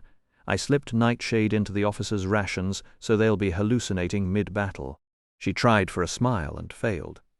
"Not honorable, I know, but I'd rather do that than get killed. Confusion to the enemy and all that." Auric was horrified. Only a coward or a thief uses poison. What glory is there in beating sick men? As if on cue, another scream rang out, longer and more desperate. Angela laughed without humor. "Glory? Go find it among the thousands I didn't poison. I promise you'll have plenty of glory by sunset." Eragon asked, "So that's why you needed the supplies from Orin's tent?" Angela gave him a tired nod, and then she turned her face toward the dark sky, waiting for the dawn to break. He found Angela's act revolting, but he refused to judge it as right or wrong. It had to be done. She had poisoned those soldiers for the same reason Nasuoda had made peace with the Urgals, because sometimes survival demanded terrible bargains. Yes, he thought, that's exactly it. All around him, the screams of the dying swelled until Eragon wanted to cover his ears and hide from the noise. The sound made his skin crawl and his teeth ache, yet he made himself listen. This was what defying the Empire cost, and turning away would be its own betrayal. He sat with his fists squeezed tight and his jaw locked, while the burning plains carried the voices of broken men into the fading dark. The first pale streaks of sunrise were crossing the land when Triana touched his arm. "It is time." A jolt of energy burned away his exhaustion. He vaulted to his feet, shouted the warning, and swung up into Saphira's saddle, pulling out his new bow in the same motion. The Cull and dwarves closed around them, and they rushed down the earthen rampart to the opening carved during the night. The Vardens slipped through the gap in near silence. Rank after rank padded their armor and weapons with rags to muffle any sound. The smell of horse sweat and damp wool hung over the column, and off to one side a young dwarf was gripping his axe until his knuckles went white. Saphira fell into the column just as Nasuoda appeared on a chestnut warhorse, flanked by Arya and Triana. They exchanged quick nods. During the night a low foul mist had settled over the no-man's land, and the pale dawn turned it into a thick golden curtain. That cover let the Varden cross 3/4 of the open ground before the enemy sentries raised the alarm. As the horns split the air, Eragon almost laughed at the absurdity. Nothing said good morning quite like a wall of battle cries.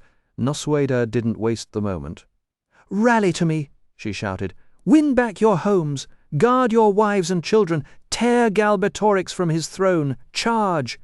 She spurred her horse into a gallop, and the Varden answered with a bellow, weapons raised high. Eragon relayed Nasuoda's order to Barden, the spellcaster riding with King Orin.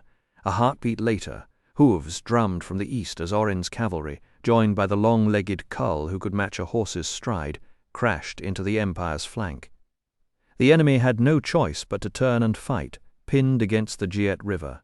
That bought the Varden the last stretch of open ground. The armies collided with a roar that seemed to shake the earth. Pikes snapped against spears, hammers rang on shields, swords screeched off helms above the chaos. Carrion birds wheeled in hungry circles, shrieking at a battlefield already soaked in blood. Eragon's heart was pounding. Now it truly was kill or be killed. His wards were already draining him, turning aside magic aimed at Arya, Auric, Nasuoda, and Saphira. Saphira stayed off the front line, because exposing themselves to Galbatorix's sorcerers would have been suicide. Eragon took a deep breath and cast his mind outward, firing arrows as he searched for the enemy magicians. The mages of Du Vrangagata were the first to find an enemy spellcaster. Eragon seized on their signal, followed the mental trail, and plunged into the magician's mind. He crushed his defenses, tried not to feel the man's panic, learned which soldiers he was protecting, and spoke one of the 12 words of death. Then, without a heartbeat's pause, he touched the minds of every soldier who had lost that shielding and ended them all. The Varden cheered when the enemy line went slack. Eragon was amazed and a little frightened at how simple it had become. Those enemy troops never had a moment to flee or mount a counterattack. So different from Fathen Dur, Eragon mused grimly. He took no pride in the slaughter. The perfection of his magic was cold comfort when men were dying around him. One young imperial soldier caught his eye, a boy with a farmer's tan and a half-open locket on his chest, and Eragon had to look away. But reflection was a luxury he couldn't afford. The Empire's soldiers shook off their surprise and scrambled to their war machines. Catapults lobbing spheres of baked clay, trebuchets flinging barrels of burning oil, and giant crossbows raining 6-foot bolts into the Varden ranks. The explosive clay spheres and streams of fire turned the battlefield into chaos. A ball slammed into the earth barely 10 yards from Saphira, and Eragon dropped behind his shield. A razor-sharp shard flew at his skull, only to halt mid-air against one of his magical wards. He winced as the protection drained some of his strength. The barrage tore through the Varden lines, bringing their push to a grinding halt. If we let these monsters keep firing, we'll never outlast the Empire, Eragon realized. Saphira could have smashed the engines in seconds, but flying into a sea of spears while enemy spellcasters lurked was far too risky. 8 Imperial pikemen broke through and charged Saphira, stabbing at her scales. Before Eragon even reached for his sword, the dwarves and the Kull tore them apart. "A good fight!" Gargevog bellowed, his voice shaking the ground. Auric, teeth bared in a blood-spattered grin, echoed the cry. Eragon knew better than to waste magic directly on the war machines. Each one was shielded against every spell he could imagine, but perhaps there was another way. Reaching out with his consciousness, he found the thoughts of a soldier loading one of the catapults. Even with the mental wards of a hidden magician protecting the man, Eragon forced his way in and took control, steering him like a puppet. He made the pawn climb onto the catapult and slash at the thick, twisted rope that wound the throwing arm. Before the man's fellows could drag him off, the rope snapped with a thunderous crack. The arm whipped backward, knocking over several crewmen and crippling the engine. A cold smile twisted Eragon's mouth as he repeated the trick on the next catapult, then the next, until every siege engine in sight was either broken or wrecked. But when he pulled his mind back to his own body, Eragon's satisfaction died. Dozens of Varden fighters were crumpling to the ground around Saphira. One of the Varden's magic corps had been caught off guard and killed. Cursing under his breath, Eragon threw his awareness outward, following the faint trace of magic to find the enemy mage who had struck them. He left his physical safety entirely in Saphira's claws and the guard's blades. For more than an hour he tracked Galbatorix's spellcasters across the mental battlefield, but they were slippery, cagey predators. They refused to engage him head-on, and that hesitation gnawed at him. Then, just before one captured sorcerer took his own life, Eragon ripped a raw thought from the dying mind. "They've been ordered not to kill you or the dragon. So the king wants us breathing." He sent to Saphira with a bitter edge. "But why? We've already chosen the Varden's side. Maybe Galbatorix is saving us for a cramped little reunion in his throne room," she answered dryly. "Or perhaps a live rider and dragon make for grander trophies." Saphira had no time to answer before Nasuada rode up, a gore-splattered vision of exhaustion. Her shield was battered and dented, her face smeared with dirt and blood, and a deep gash on her left thigh poured crimson down her leg. "Eragon," she gasped, her voice cracking, "I need you, both of you. Show yourselves. Give our men hope, and put fear into the Empire's ranks." Eragon's heart lurched at her haggard face. "Let me heal that leg," he insisted, already reaching for his magic. "I should have placed stronger wards around her." "No," Nasuada's voice hardened. "We lose this battle if you don't turn the tide." Her eyes looked distant, hollowed out. "We need a rider." She slumped in the saddle, and Eragon raised Zarok in a sharp salute. "You have one, my lady. Go," she ordered. "And may whatever gods still listen guard you both." Eragon slid down from Saphira's neck. From that height he couldn't reach the enemy, so he planted himself beside her right forepaw. "Auric, Gargevog, guard her left flank," he commanded, his blade already humming with energy, and whatever you do, don't get in our way." The enemy officer's voice was a snarl. "You'll be overrun, Fire Sword." Eragon's answer came flat and cold. "No, I won't. Now take your positions." As the Varden shifted around them, he rested a palm on Saphira's flank and looked into one of her clear sapphire eyes. "Shall we dance, friend of my heart?" "We shall, little one."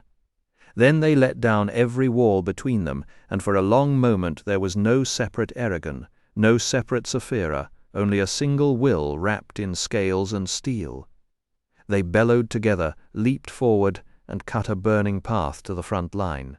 In the confusion, Eragon couldn't say if the jet of flame that cooked a dozen soldiers inside their armor came from his lips or hers, or if the arm that brought Zarok down in a silver arc and split a man's helm came from his shoulder alone. The air clogged with a metallic reek of blood, while smoke swept over the scorched fields, hiding, and then revealing knots of men locked in struggle. Overhead, carrion birds turned slow circles as the sun climbed toward noon. Through the minds of the soldiers around them, Eragon and Saphira caught glimpses of how the battle saw them. Saphira always came first in those panicked thoughts, a ravening, scaled monster, claws and fangs painted red, killing with tail, paws and gouts of dragonfire that swallowed entire platoons. Her scales caught the light like a million tiny mirrors, flashing and flaring until men had to look away. Then they noticed Eragon, a small figure running at her flank, moving too fast for any human to track. He splintered shields with one blow, rent steel armor like cloth, and sheared through enemy swords as though they were twigs. Arrows and bolts stalled mid-air and fell to the poisoned ground a few strides away, stopped by his wards. But this was worse than the Urgles in Farthendur. These were his own people, farmers, smiths, brothers, and every time Eragon saw a white-faced soldier or dipped into a frantic mind, the same thought flickered: this could be me. Yet there was no room for mercy. Anyone who stood in their way died. Once he noticed a raw recruit with a straw-colored beard shaking so hard he dropped his spear, and Eragon had to look away as Saphira's tail swept the boy into the mud. Still, the Empire kept feeding soldiers into the grinder.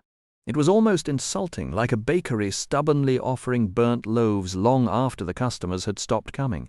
But he and Saphira had no time to laugh. 3 times they sallied out from the Varden's lines, and 3 times they killed every man in the Empire's first few ranks before withdrawing to keep from being surrounded.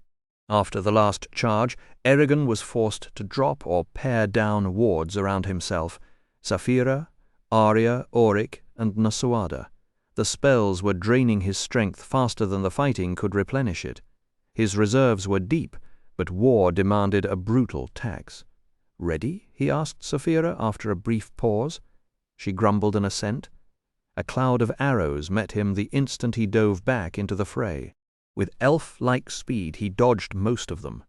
His magic no longer stopped such missiles, caught 12 on his shield, and stumbled as 2 punched into his belly and side. Neither penetrated his armor, but they beat the breath from him and left bruises the size of apples. "Don't stop. You've handled worse," he told himself. He rushed a cluster of 8 soldiers, snapping aside their pikes and stabbing with Zarok like a lightning bolt.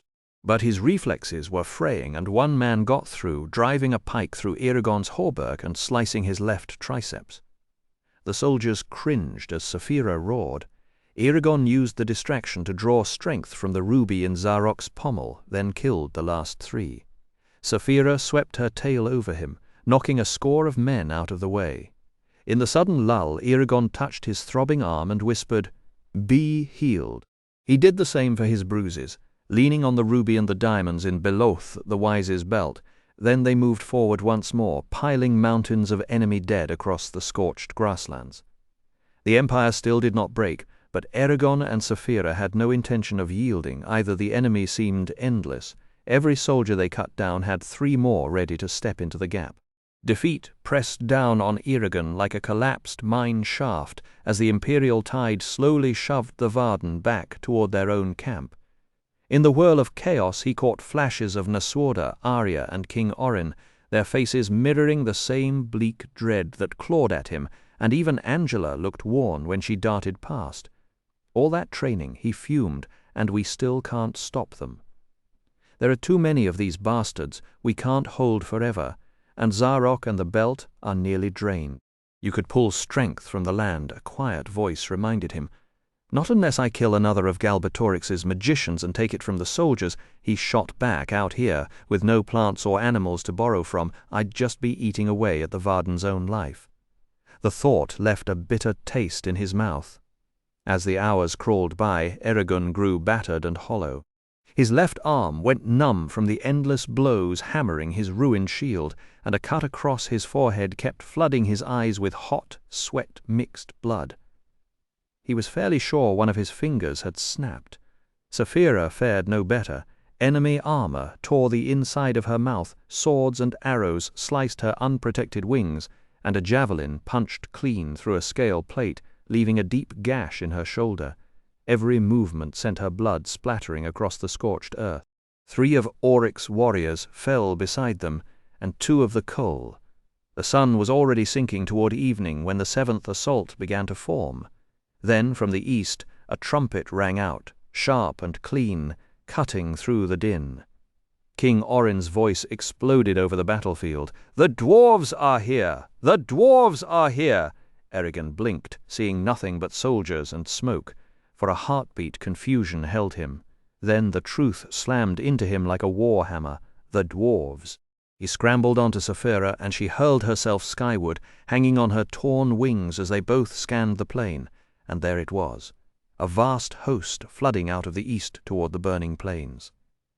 At its head strode King Hrothgar in gleaming gold mail, his jeweled helm flashing, ancient Volund gripped in his iron fist. The dwarf king raised the hammer in greeting, and Eragon howled with all the breath in his lungs, brandishing Zarok overhead. Fresh fire surged through him, burning away the pain and exhaustion. Saphira joined her voice to his, a thunderous cry that made the Varden lift their heads with sudden hope and the Empire's soldiers falter. "What did you see?" Auric yelled as she dropped back to earth. "Is it Hrothgar? How many warriors has he brought?" Eragon stood in his stirrups, voice raw with joy. "Take heart! King Hrothgar is here, and every dwarf in the mountain is behind him. We'll crush the Empire. Now grab your swords and remind these flea-bitten cowards why they fear us. Charge!" As Saphira surged toward the enemy line, a second shout came from the west. "A ship! A ship is coming up the Giet River!" Eragon snarled. "We can't let that vessel land if it's carrying reinforcements for the Empire." Reaching out to Triana, he sent, "Tell Nasuada that Saphira and I will handle this. If Galbatorix sent that ship, it's going straight to the bottom." "As you wish, Argetlam," she replied. Without a moment's hesitation, Saphira wheeled upward, climbing high over the trampled, smoking plain. The noise of battle faded beneath them, and in the strange, sudden clarity, Eragon saw how scattered both armies had become, the Empire and the Varden broken into small, desperate clusters fighting across the entire breadth of the burning plains into the chaos of battle. The dwarves slammed hard against the Empire's flank, just as Orin's cavalry had done earlier. Saphira rolled left and bolted through a bank of clouds toward the Giet River, carrying Eragon out of sight of the fighting. When the clouds parted, a sudden gust swept away the peat smoke and revealed a 3-masted ship on the orange water below, straining against the current with twin banks of oars. The vessel was battered and torn, and it flew no flag to declare its allegiance. That didn't matter to Eragon. He'd seen too many decoys to trust a silent ship. As Saphira dove, he raised Zarok above his head and let loose a savage war cry. Aboard the dragon wing, Roran gripped the prow rail and worked the ache in his shoulder. The cold, jagged pain from the Razak's grip still haunted him, and he flexed his fingers until the numbness faded. Elaine came to stand beside him, one hand resting on her belly. "The water looks cursed," she said. "Maybe we should have stayed in Doth instead of rowing into more trouble." Roran felt the truth in her words.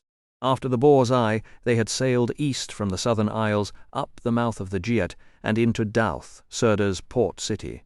Their stores were nearly gone, and many of the villagers had come down with a fever.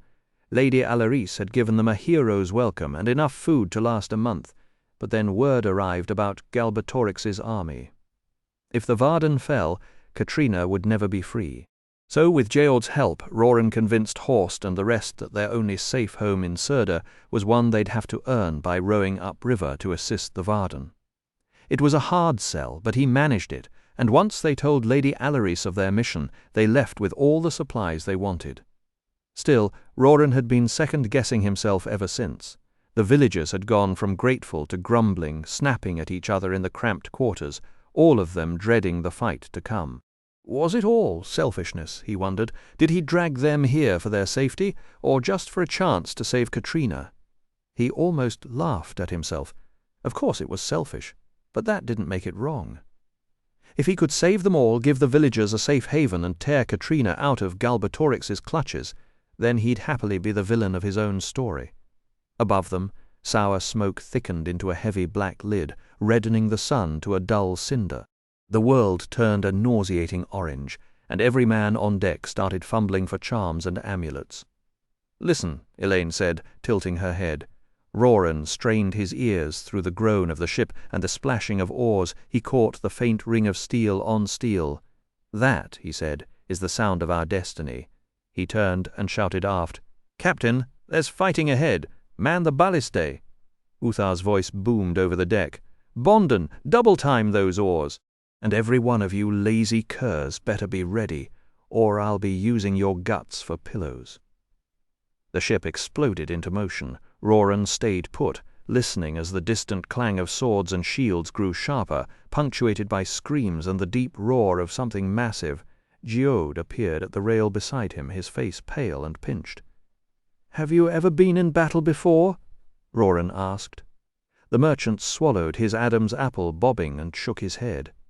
Roran clapped him on the shoulder. "Good. No bad habits to unlearn." Then he turned his gaze ahead, where the orange haze churned with fire and smoke. Brom and I had our share of scraps, but nothing this big. Then we're both stepping into new territory. The smoke parted on the right just enough to show a shoreline boiling with fire pits, sickly orange vapors, and swarms of soldiers locked in combat. Roran couldn't make out Empire from Varden, but he knew in his gut this fight was still up for grabs. A nudge could decide it. Then a shout rolled over the water. "A ship! A ship's coming up the Jet River!" Roran turned to Elaine. "Get below. You'll be safer." She nodded and scrambled to the forehatch, pulling it shut behind her. Horst arrived and passed him a shield from Fisk's stores. "Thought you might want this." "Appreciated. Aye." He stopped mid-word. The air compressed around them, a hard thud that rattled his teeth, then another and a third, followed by a raw-throated battle cry from his childhood.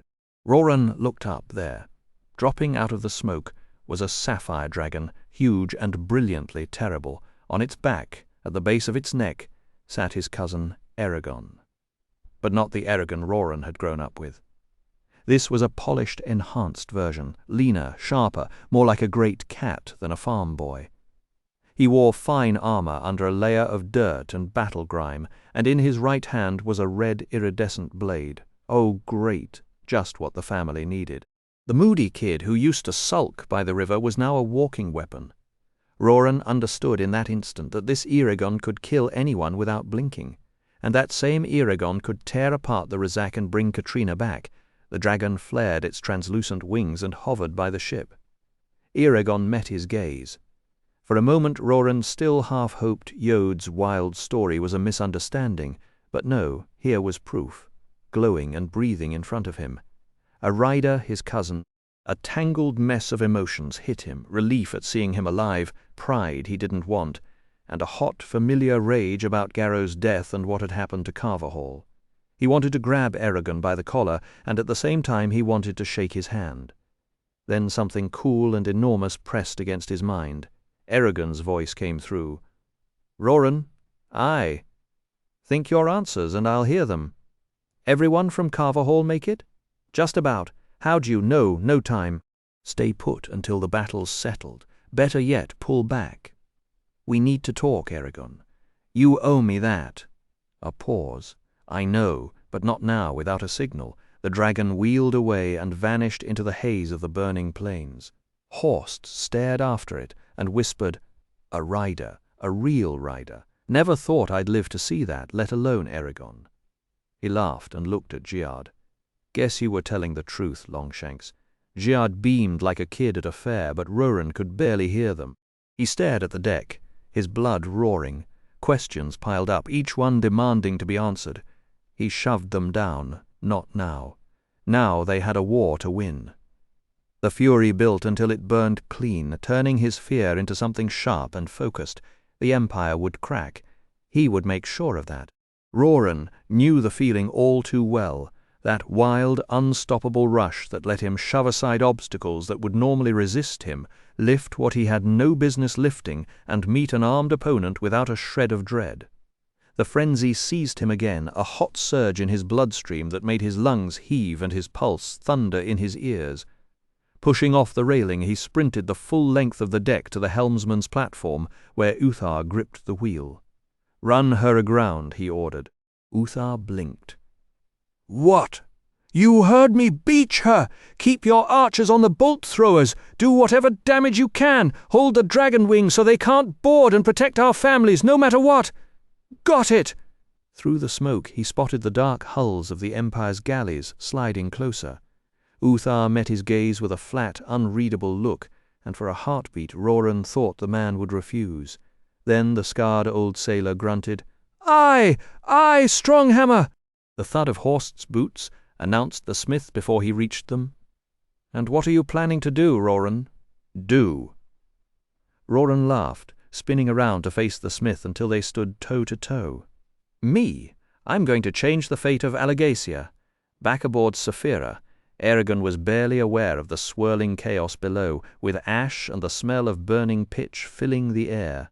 He knew Roran had taken to the sea, but the thought that his cousin might be heading for Surda and that they would meet in the middle of a battle had never crossed his mind, and those eyes, Roran's eyes, were full of questions, relief, fury, and something close to blame. In that gaze Eragon understood his cousin had found out about Garrow, and the wound wasn't healed. "Perfect timing, cousin. Just the family reunion I always wanted in the middle of a bloody battlefield." Then a sword rang off his greaves, jolting him back to reality. With a hoarse yell he cut the attacker down. Shaking off his stupor, he reached out to Triana. "No one on that ship is an enemy. Pass the word, they are not to be touched. Ask Naswada if she would be willing to send a herald as a favor to us to explain things and keep them clear of the fighting." "As you wish, Argetlam." Saphira came down on the western edge of the fight, covering the burning plains with 3 enormous strides before she stopped in front of Hrothgar and his dwarves. Eragon slid off her back and walked to the king. "Hail, Argetlam! Hail, Saphira!" Hrothgar called. "The elves did a better job on you than they promised." Auric stood at his side. "No, king," Eragon answered. "It was the dragons, is that so? When this bloody business is over, you owe me the full story. And I'm glad you took my offer and joined Durgrimst in Gatum. It's an honor to call you kin. And you mine." Hrothgar laughed, then turned to the dragon. "I haven't forgotten your promise to mend Isidar Mithrim. My artisans are already fitting the Star Sapphire back together in the middle of Trondheim. I can't wait to see it whole." Saphira bowed her head. "I'll keep my word." Eragon relayed the words. Hrothgar tapped one of the metal plates on her side with a calloused finger. "You're wearing our armor. I hope it's served you well." "Very well, King Hrothgar," Saphira said through Eragon. "It has spared me many wounds." The king straightened, lifted Volund, and his deep eyes twinkled. "Then let's go test it again in the Forge of War." He turned to his warriors and roared. "For the dwarves," their voices answered. "By Hrothgar's hammer! By Hrothgar's hammer!" Auric echoed the cry. Eragon joined the chant and ran with the dwarf king toward the blood-red lines of soldiers, Saphira at his side, and now, with the dwarves beside them, the Varden finally had the upper hand. They shoved the enemy back, split their formations, and crushed them, forcing Galbatorix's great army to yield ground they'd held since morning. Angela's poisons had also done their quiet work, weakening the ranks before the charge. Across the battlefield, Imperial officers were falling apart, issuing one blunder after another. Their commands only opened gaps for the Varden to slice through, and the chaos spread like wildfire through the ranks. Common soldiers recognized the shifting tide. Hundreds tossed aside their shields and surrendered. Some switched sides on the spot and hacked at their old allies, and others simply dropped their weapons and bolted. By late afternoon the fight had devolved into a brutal scramble. Eragon had just parried a sword thrust from one soldier while kicking another backward, when a burning spear screamed overhead and slammed into a command tent 20 yards behind him, turning canvas into a bonfire.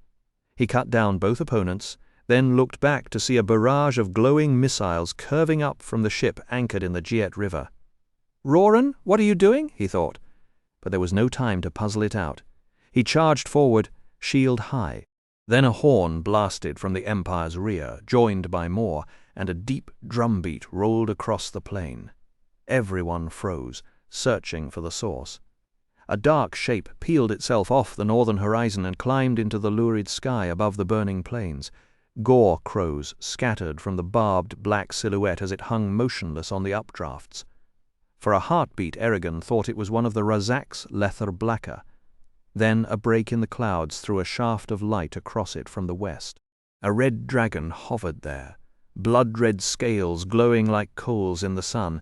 Its wing membranes looked like wine held up to a lantern. Its claws, teeth, and the spikes running down its spine gleamed white as fresh snow. The creature's vermilion eyes shone with terrible delight, and strapped to its back was a saddle holding a man in polished steel, a hand and a half-sword riding at his hip. Dread hit Eragon like a fist. Galbatorix has hatched another one. But even as fear clawed at him, anger burned it away. "Oh, sure, because today wasn't hard enough already," he muttered. The man in steel raised his left hand, and a spear of crackling ruby energy leaped from his palm, striking Hrothgar square in the chest. The dwarf spellcasters screamed as their own life force was ripped from them, trying to deflect it. They collapsed, and Hrothgar clutched his chest before pitching onto the ground. A groan rolled through the dwarf lines as their king fell. No. Eragon shouted, and Saphira's roar shook the sky. His eyes locked on the enemy rider with pure hatred. "I'll kill you for that." Yet he knew they were in no shape for a duel with someone that powerful. Then he spotted a bay stallion lying in the mud, a spear jutting from its side, still breathing. Eragon pressed a hand against its neck and whispered, "Sleep, brother." He drained the horse's fading life into himself and Saphira. It wasn't enough to fully recharge them, but the exhaustion eased and the trembling in his limbs stopped. Rejuvenated, he vaulted into the saddle and shouted, "Auric, take command of your kinsman!" Across the field, Arya's eyes found his, full of worry, but he shut her out and cinched the straps around his legs. Saphira launched herself at the red dragon, wings pounding hard to build speed. "I hope you remember Glader's lessons," he said. Saphira didn't reply with words. Instead, she hurled her thoughts at the intruder. Traitor, egg-breaker, oath-breaker, murderer. Together they struck at the minds of the rider and dragon, trying to smash through their defenses. But the rider's consciousness felt strange, layered, as if thousands of voices whispered from deep inside it, trapped and begging to be freed. The instant contact was made, the rider answered with a shockwave of pure force, stronger than anything even Oromis had ever mustered. Eragon hunkered down behind his mental barriers, scrambling to recall the silly rhyme Oromis had drilled into him for moments like this. Something about a small man with a silver blade fighting shadows under a frosty sky. The pressure in his mind abruptly vanished as Saphira slammed into the red dragon, a pair of blazing comets colliding head-on. They clawed and kicked, talons screeching against armor and flat scales. The red dragon was shorter but thicker through the chest and shoulders, and for a heartbeat it knocked Saphira aside before they tangled up again, each snapping at the other's throat. Eragon clung to Zarok as the two beasts rolled toward the burning plains, hammering each other with tail and feet. About 50 yards up, they broke apart and fought to regain altitude. Saphira recovered first, rearing back and spitting out a huge sheet of flame, but the fire split apart when it got within a dozen feet of the red dragon and went streaming harmlessly past. "Blast it!" Eragon muttered, and as the enemy dragon opened its jaws, he shouted, "Scolia nosu fra Brisinga!" The flames whirled around them without leaving a mark. Then both dragons shot upward through the smoke into the clear, freezing sky, weaving and diving to get above each other. A quick nip on Saphira's tail made both her and Eragon yelp. Saphira whipped into a tight loop and came up behind the red dragon, which veered left and tried to spiral around her. The sky dance got more and more complicated, but Eragon's focus cracked when he felt a disturbance below. The mages of Duvranga Gata were fighting two new Imperial spellcasters, far stronger than the previous ones. They'd already taken out one of the Varden's magicians and were beating at another's shields. Triana's frantic mental cry reached him. "Shadeslayer, you have to help. They'll kill everyone." Her thought cut off as the rider stabbed at Eragon's mind again. "This has to end," Eragon growled through his teeth, struggling to keep his mental footing. He looked over Saphira's neck and saw the red dragon diving beneath them. He didn't dare open his mind wide enough to talk to her, so he just yelled, "Catch me," and slashed the straps around his legs with 2 quick strokes of Zarok, then jumped. The instant his weight left the saddle, he laughed out loud, not from bravery, but from sheer, stupid joy at the impossible madness of it. There was something almost magical about falling, the way his stomach floated and the air shrieked past his ears. His helm flew off, his eyes teared up. He spread his arms and legs the way Oromis had taught him, trying to steady his fall. The rider in steel far below noticed the move, and the red dragon swerved left, but too slow. Eragon struck out with Zarok as the flank swept past, feeling the blade bite deep into the creature's hamstring before momentum yanked him away. The dragon bellowed in pain. Eragon spun violently end over end, and by the time he stopped tumbling, he'd dropped through the smoke and was plunging straight for the burning plains, certain death if he hit. He could use magic to slow himself, but that would drain whatever strength he had left. He twisted his head both ways, silently begging. Come on, Saphira, now would be great. And as if she had heard, she burst out of the smoke above him, wings folded tight against her body. Diving toward him, she dove beneath him, spreading her wings to soften their fall, and Eragon ducked past the spikes to settle back into the saddle just as she leveled out and gravity reclaimed him. "Don't ever do that again," she snapped. He looked at the steam rising from the blood on Zarok's edge and muttered, "It worked, didn't it?" But his grin died when he saw the red dragon hurtling down at them. Saphira twisted and dodged, but the enemy matched her every move, snapping at her, battering her with his wings, forcing her closer to the ground. They wrestled through the sky until their lungs burned. Mouths were dry, tongues hung loose, and all they could manage was a long, tired glide. Eragon kept his mind sealed shut and shouted, "Land, Saphira! I'll take him on foot." Saphira gave a grunt of weary surrender and glided down to a flat stone shelf on the western edge of the Jet River. The waters below had turned crimson, heavy with the blood of the battle. A raven settled on a boulder nearby, watching with a patient black eye. Eragon jumped off as soon as Saphira touched stone, tested the ground, and nodded, smooth and level, no roots, no loose gravel. A few heartbeats later, the red dragon rushed overhead and planted himself on the far side of the plateau. He kept his left hind leg raised, a deep gash nearly cutting through the muscle. The great beast quivered along his entire length, like a wounded dog, struggling not to whimper. He tried to hop forward, stopped, and bared his teeth at Eragon. Then the enemy rider unbuckled his legs from the saddle, slid down the dragon's good side, and walked around to examine the damage. Eragon let him look, hoping the sight would cut into the man the way it would have cut into him. That was his mistake. The rider muttered a few words too faint to catch, and within 3 heartbeats the leg was whole again. Eragon's skin went cold. Healing like that should have taken time and careful energy, but the stranger had tossed it off like a shrug. Still, he was not Galbatorix, and his dragon was not black. Eragon latched onto that small fact. Doubt was a luxury he couldn't afford. They met in the middle of the plateau while the 2 dragons circled behind them like wary judges. The rider hefted his sword in both hands and swung it high. Eragon caught the blow with Zarok, and crimson sparks burst between them. Eragon shoved hard, then poured everything he had into a storm of stabs and feints that drove the armored stranger back toward the edge of the stone shelf. But at the rim, the rider held his ground and turned away every attack. He sees my strikes before I make them, Eragon thought. On a fresh day, Eragon could have used his speed to break through. Now all he could manage was a thin scratch across that gleaming breastplate. The rider had neither the speed nor the strength of an elf, but his technique was better than Vanir's and dead even with Eragon's. When Eragon's opening burst of energy faded, panic crept in. The last strength stored in Zarok's ruby and in the belt of Beloth the Wise could fuel him for another minute at best. Then the rider stepped forward. Another step. Before Eragon could reset his feet, they were back in the center, trading blows, and Zarok felt heavier with every heartbeat. His shoulder screamed, his breath came in ragged gasps, and sweat poured into his eyes.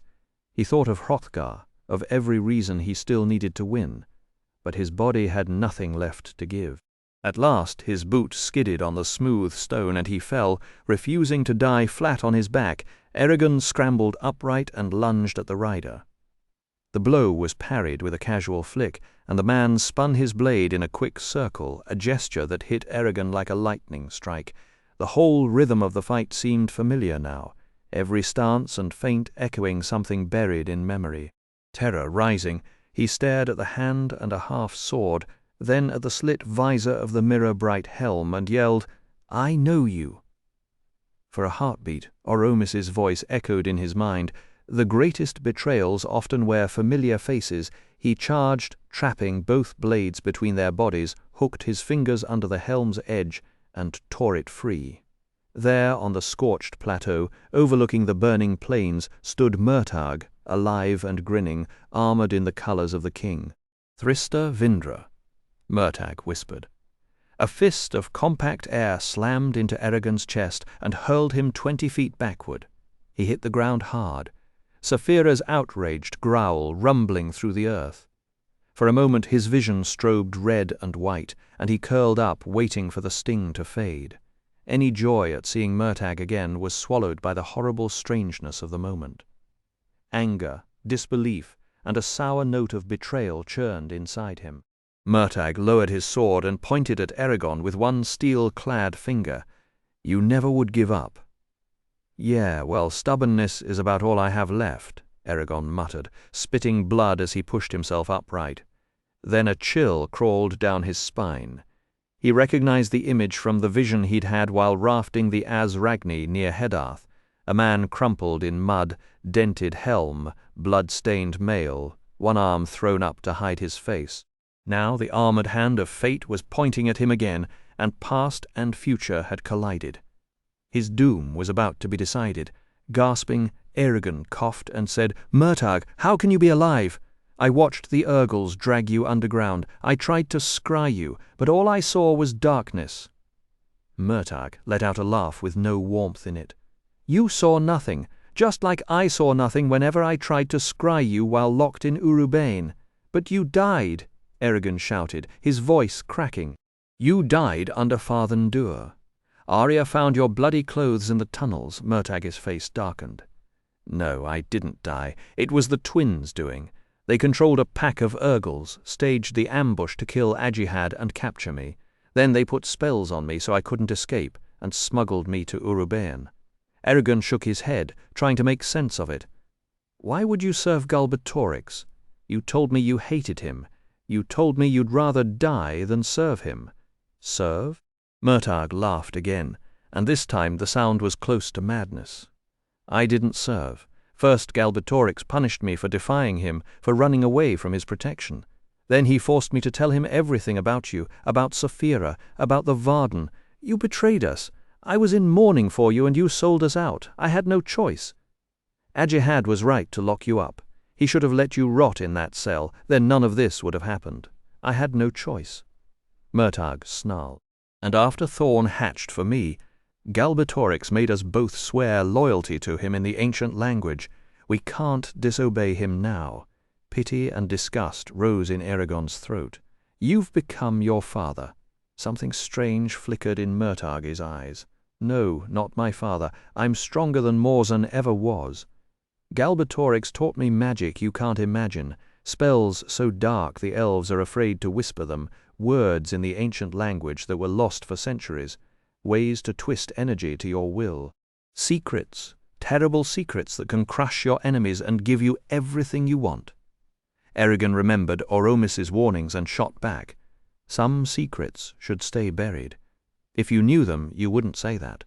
Brom was a dabbler, nothing more, and the elves, bah. All they can manage is hiding in that forest and waiting for the inevitable. Murtagh swept his gaze over Eragon, taking in every change. You've got the look of the elves now. Did Islanzadi decide to remake you in her image? Eragon gave no answer, and Murtagh shrugged, a flicker of indifference crossing his face. No matter, I'll have my answers soon enough. He stopped, gaze fixed on the eastern edge of the battlefield. Eragon followed it and saw the twins standing at the Empire's vanguard, hurling crackling balls of energy into the packed ranks of the Varden and the dwarves.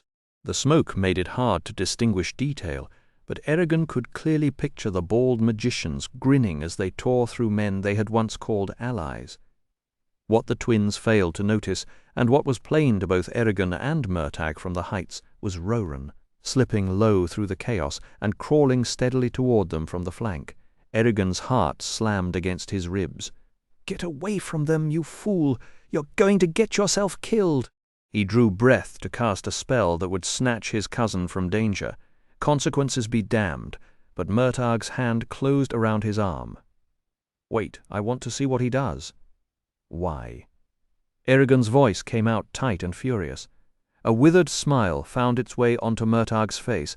"The twins kept themselves well entertained at my expense when I was their prisoner. I'd like to watch them pay for it." Eragon narrowed his eyes.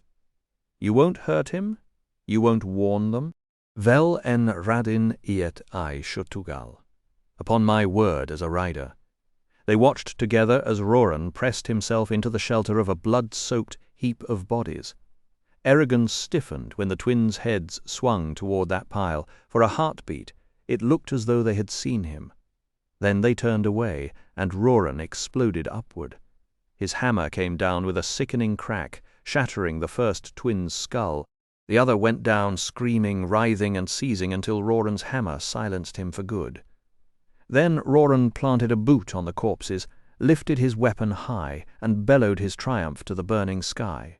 Eragon wrenched his attention back to Murtagh. "So what now? You here to kill me?" "Hardly." "Galbatorix wants you alive. For what purpose?" Murtagh's mouth twitched. "You mean you haven't figured it out?" "Ha! Now that's a fine joke." He pointed at Saphira. "It was never about you. It's about her. The egg Galbatorix guards so carefully holds a male. The last dragon egg in the world. Saphira is the only female dragon left in existence. If she breeds, she'll be the mother of an entire race, understand now. He doesn't want to wipe out the dragons. He wants to use her to rebuild the riders from the ground up. He can't kill either of you if his plan is ever going to work." Eragon opened his mouth to speak, but Murtagh pressed on, his voice dropping into a mocking, almost theatrical register. "And what a plan it is, Eragon. You really should hear him lay it out sometime. He's got it down to a fine speech. Unite Alagasia under one banner. Eliminate the need for war. Restore the riders to their former glory. Gives you goosebumps, doesn't it? As long as you don't let your mind linger on the burning villages and funeral pyres that keep his dream alive." "Oh, it's a beautiful dream," Eragon snapped, acid creeping into his voice. "Tell me more about how the man who destroyed the riders in the first place should be trusted to rebuild them." "And for good reason," Murtagh said, his tone hardening. "They were old, soft, and rotten to the core. The elves held their leashes and used them to keep humans on their knees. They had to be cleared away so the world could begin fresh." Eragon's face contorted in fury, and he stalked back and forth across the plateau, breathing hard. Then he stopped, jabbing a hand toward the slaughter below. "How can you stand there and defend that? Look at what he's done. Look at what he does every single day. Galbatorix burns, he kills, he claws for power, he lies, he murders, he manipulates, and you know it. That's exactly why you refused to serve him in the first place." His voice gentled. I understand that you are forced to fight against your will. Hrothgar's blood is not on your hands. But you can run, Murtagh. Arya and we could find a way to break the bonds Galbatorix has laid on you. Join me instead. With the Varden, you would be celebrated, not feared. You could be the hero you've never allowed yourself to be." For a long moment Murtagh stared down at the battle-worn blade in his hands, and Eragon let himself believe. Then Murtagh lifted his gaze, and when he spoke his voice was barely a whisper. "You can't save me, Eragon. Galbatorix alone could release us from our oaths, and he will never ever do that," Murtagh said, his voice hollow. "He knows our true names, Eragon. We're bound to him for as long as we live." Eragon tried to harden his heart, but sympathy leaked through anyway. "Then the only way to set you free is to kill you both," he said, his tone heavy. Murtagh laughed without humor. "Kill us. Why would we volunteer for that?" Eragon chose his words slowly. "It would end Galbatorix's hold on you. It would also save hundreds, maybe thousands of people from dying in this war. Isn't that a cause worth dying for?" Murtagh shook his head. "Maybe for you, but Thorn and I still love living too much to let go. No stranger's life is worth more than ours." A cold wind moved across the plateau, carrying smoke and the distant sound of swords. Eragon knew there was no arguing with that. He struck at Murtagh's mind again and lunged, sword aimed straight at his heart. "Let her!" Murtagh barked.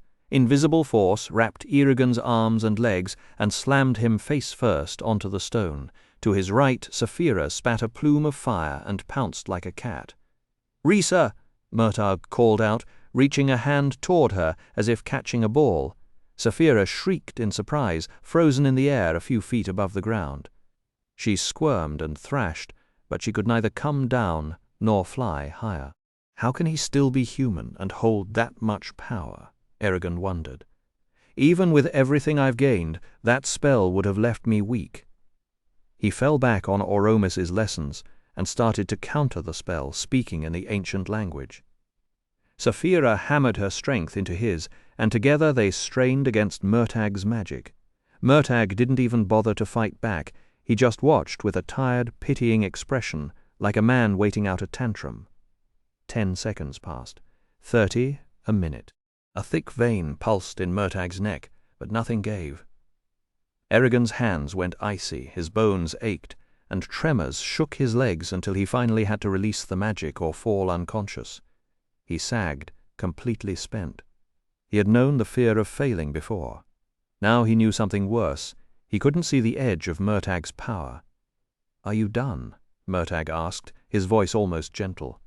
"You don't actually believe you can beat me, do you?" "No one can except Galbatorix." He crossed to Eragon and ran the point of his sword across Eragon's throat, just hard enough to draw blood. Eragon fought back the need to blink. "I could haul you back to Urubane without even trying," Murtagh said. Eragon met his eyes. "Don't let me go. You tried to kill me 5 seconds ago, and you'd have done the same if you were standing where I am." Murtagh's face stayed blank. Eragon lowered his voice. "We used to be friends. We fought side by side. Galbatorix can't have twisted you so far that you've forgotten all of it. If you take me now, you'll be lost forever." For a long moment, the only sound was the clash and roar of the armies below. Blood trickled down Eragon's neck from the shallow cut. Saphira thrashed her tail, helpless rage in her eyes. At last Murtagh spoke. "I was ordered to capture you and Saphira. I tried, I failed." He paused, then drew the sword away. "Stay out of my way. When we return, Galbatorix will bind me with new oaths in the ancient language, and those oaths will leave no room for mercy the next time we meet." Eragon tried to move, but the invisible bands still held him. "What you're doing is right." Murtagh's mouth curled into a tired smile. "Maybe, but before I let you go," Murtagh reached down, pried Zarok from Eragon's grip, and stripped the red sheath from Beloth the Wise's belt. "If I've truly become my father, then I'll take my father's blade. Thorn is my dragon, and he'll be a thorn to every enemy we face, so it's only right that I also wield the sword Misery, Misery and Thorn, a fitting pair. Besides, Zarok should have gone to Morzan's eldest son, not his youngest. By birthright it belongs to me. A cold pit opened in Eragon's stomach. It can't be. A cruel smile twisted Murtag's face. I never told you my mother's name, did I? And you never told me yours. Let me say it now, Selina. She was my mother and your mother, and Morzan was our father. The twins figured out the connection while they were digging around in your mind. Galbatorix was very interested in that little piece of information. "You're lying!" Eragon shouted, unable to bear the idea of being Morzan's son. Did Brom know? Did Oromis know? Why didn't they say anything? Then he remembered Angela's prophecy. Someone in his family would betray him. She had been right. Murtagh simply shook his head, repeated his words in the ancient language, and leaned close to whisper, "You and I are the same, Eragon, mirror images of each other. You can't deny it." "You're wrong." Eragon growled, straining against the spell. "We're nothing alike. I don't have a scar on my back anymore." Murtagh flinched as though stung, his face turning hard and cold. He lifted Zarok and held it upright before his chest. "So be it. I take my inheritance from you, brother. Farewell." He grabbed his helm from the ground, swung onto Thorn, and never once looked back as the dragon crouched, spread its wings, and flew off the plateau into the north. Only when Thorn vanished below the horizon did the magic release Eragon and Saphira. Saphira's talons clicked on the stone as she landed. Then she crawled over and touched his arm with her snout. "Are you all right, little one?" "I'm fine," but he wasn't, and she knew it. He walked to the edge of the plateau and looked out over the burning plains and the wreckage of the battle. It was over. With the twins dead, the Varden and dwarves had pushed back the confused soldiers, driving many into the river or chasing them across the scorched ground. The Empire had sounded the retreat, no doubt to regroup and try again to invade Surda. Behind them they left tangled piles of the dead, enough to fill an entire city. Thick black smoke rolled off bodies that had fallen into the peat fires, and hawks, eagles, crows, and ravens descended like a shroud over the field. Eragon closed his eyes, and tears slipped out from under his lids. They had won, but he had lost. Great, just great. Another happy family reunion. He and Saphira picked their way between the corpses, moving slowly because of their wounds and their exhaustion. Survivors staggered past, hollow-eyed, staring at nothing. Once his bloodlust faded, Eragon felt only sorrow. What a tragedy, to lose so many lives for the sake of stopping a single madman. He sidestepped a thicket of arrows planted in the mud and noticed the gash on Saphira's tail where Thorn had bitten her, along with her other injuries. "Here, lend me your strength. I'll heal you. Tend to those in mortal danger first. Are you sure?" "Quite sure, little one." He knelt and mended a soldier's torn neck, then moved on to one of the Varden. He made no distinction between friend and foe, treating both as best he could. A raven landed on a broken shield nearby and let out a hoarse cry, as if calling the fallen home. The wind carried the smell of burned leather and scorched earth, and Eragon kept working, one wound at a time, because that was all he could do. Eragon's mind churned so violently that his hands moved through the healing work almost on autopilot. He wanted to shove Murtagh's words aside, call them poison, but too many pieces fit. Selina had disappeared from Carverhall more than 20 years ago, returned only long enough to leave him in her brother's care, and never came back. That was all he knew. But Murtagh had filled in the gaps, how she slipped away from Morzan's fortress while Morzan chased after Brom, Geode, and Saphira's egg. How she must have hidden her pregnancy after Morzan nearly killed Murtagh with Zarok, then fled to Carverhall to keep Eragon safe from Morzan and Galbatorix. It was a bitter comfort. For a moment Eragon felt something warm. His mother had loved him enough to risk everything. That feeling curdled when he remembered she was gone, that they would never meet, never speak. He had clung to a faint hope that his parents might still be alive, but now the father part of that wish turned to ash. He didn't want to know Morzan at all. What stung was losing the chance to know Selina. Growing up as a fosterling, he'd always wondered why she left him with Garrow and Marion. The answer, when it finally came, arrived from a stranger in the worst possible place, amid wounded soldiers and dying men, with blood on his hands and the weight of a war crushing his shoulders. It would take months, maybe years, to sort through the wreckage. When he was a boy, he used to dream that his father was someone important, a lord or a warrior. The reality was far worse. His father was not just a rider, but a traitor, one of the forsworn who helped Galbatorix destroy the Order, a nightmare wearing his own bloodline. I was sired by a monster, he thought, the man who sold out the riders and threw a blade at his own son. Eragon felt dirty, stained by things he never did. Then, as he coaxed a broken spine back into place, a different way of seeing it clicked into his mind. So what if Morzan was my parent? He's not my father. Garrow is. Garrow raised me, taught me to work hard and keep my word. Brom and Oramis shaped me too, and Roran is my brother, not Murtagh, no matter what the blood says. He nodded, almost to himself, and held on to that. It wasn't about blood, it was about who showed up, who sacrificed, who gave him something to believe in. That single shift in thinking let him breathe again. "You've gotten wiser," Saphira said from above. He shook his head. "Wiser? No. I finally learned how to think. That's Oromis's gift." He wiped grime off a fallen banner boy's face, confirming the boy was dead, then straightened with a grimace as his muscles seized. Saphira's voice nudged at him again. "You realize Brom must have known. Why else would he hide in Carver Hall, waiting for you to hatch? He was watching his enemy's son." The thought made Eragon uneasy. "He was right to watch," he muttered. "Look what happened to me." A hot gust ruffled his hair as Saphira huffed. "But he still protected you. He gave his life to save you from the Razak." Eragon swallowed. "Do you think he never told me because he was afraid I'd turn out like Morzan, like Murtagh?" Saphira tilted her head, staring somewhere past him, and didn't answer. "Fine. Keep your secrets," he said, and knelt beside one of King Orin's men, a soldier gasping around an arrow buried in his gut.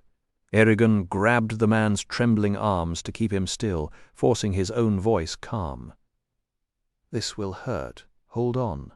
"Steady there," Eragon murmured, kneeling beside the wounded soldier. The man's lips were cracked, his throat raw from screaming. "Water, please, Shadeslayer," he rasped, sweat cutting tracks through the grime on his face. Eragon forced a reassuring smile. "I'll give you a drink soon, but it's better to wait until I finish healing you. If you can hold on, I promise you'll have as much as you want." The soldier clenched his jaw against another surge of pain and nodded. "If I must." Eragon drew the arrow shaft with a surge of magic, and Saphira joined her strength with his, knitting torn flesh and organs while feeding on the man's own vitality. It took a few minutes, and when it was done, the soldier pressed his belly in disbelief. The skin was smooth and unmarked. Tears welled in his eyes. "Shadeslayer, I don't know how." Eragon pressed his water skin into the man's hands. "Keep it. You need it more than I do." 50 yards beyond, Eragon and Saphira stepped through a stinging curtain of smoke and came upon Auric and 10 other dwarves, men and women alike, standing in a circle around Hrothgar's body, laid out on 4 shields in his gleaming golden mail. They pulled at their hair and beat their chests, keening to the sky. Eragon bowed his head and whispered, "May you find peace, King Hrothgar."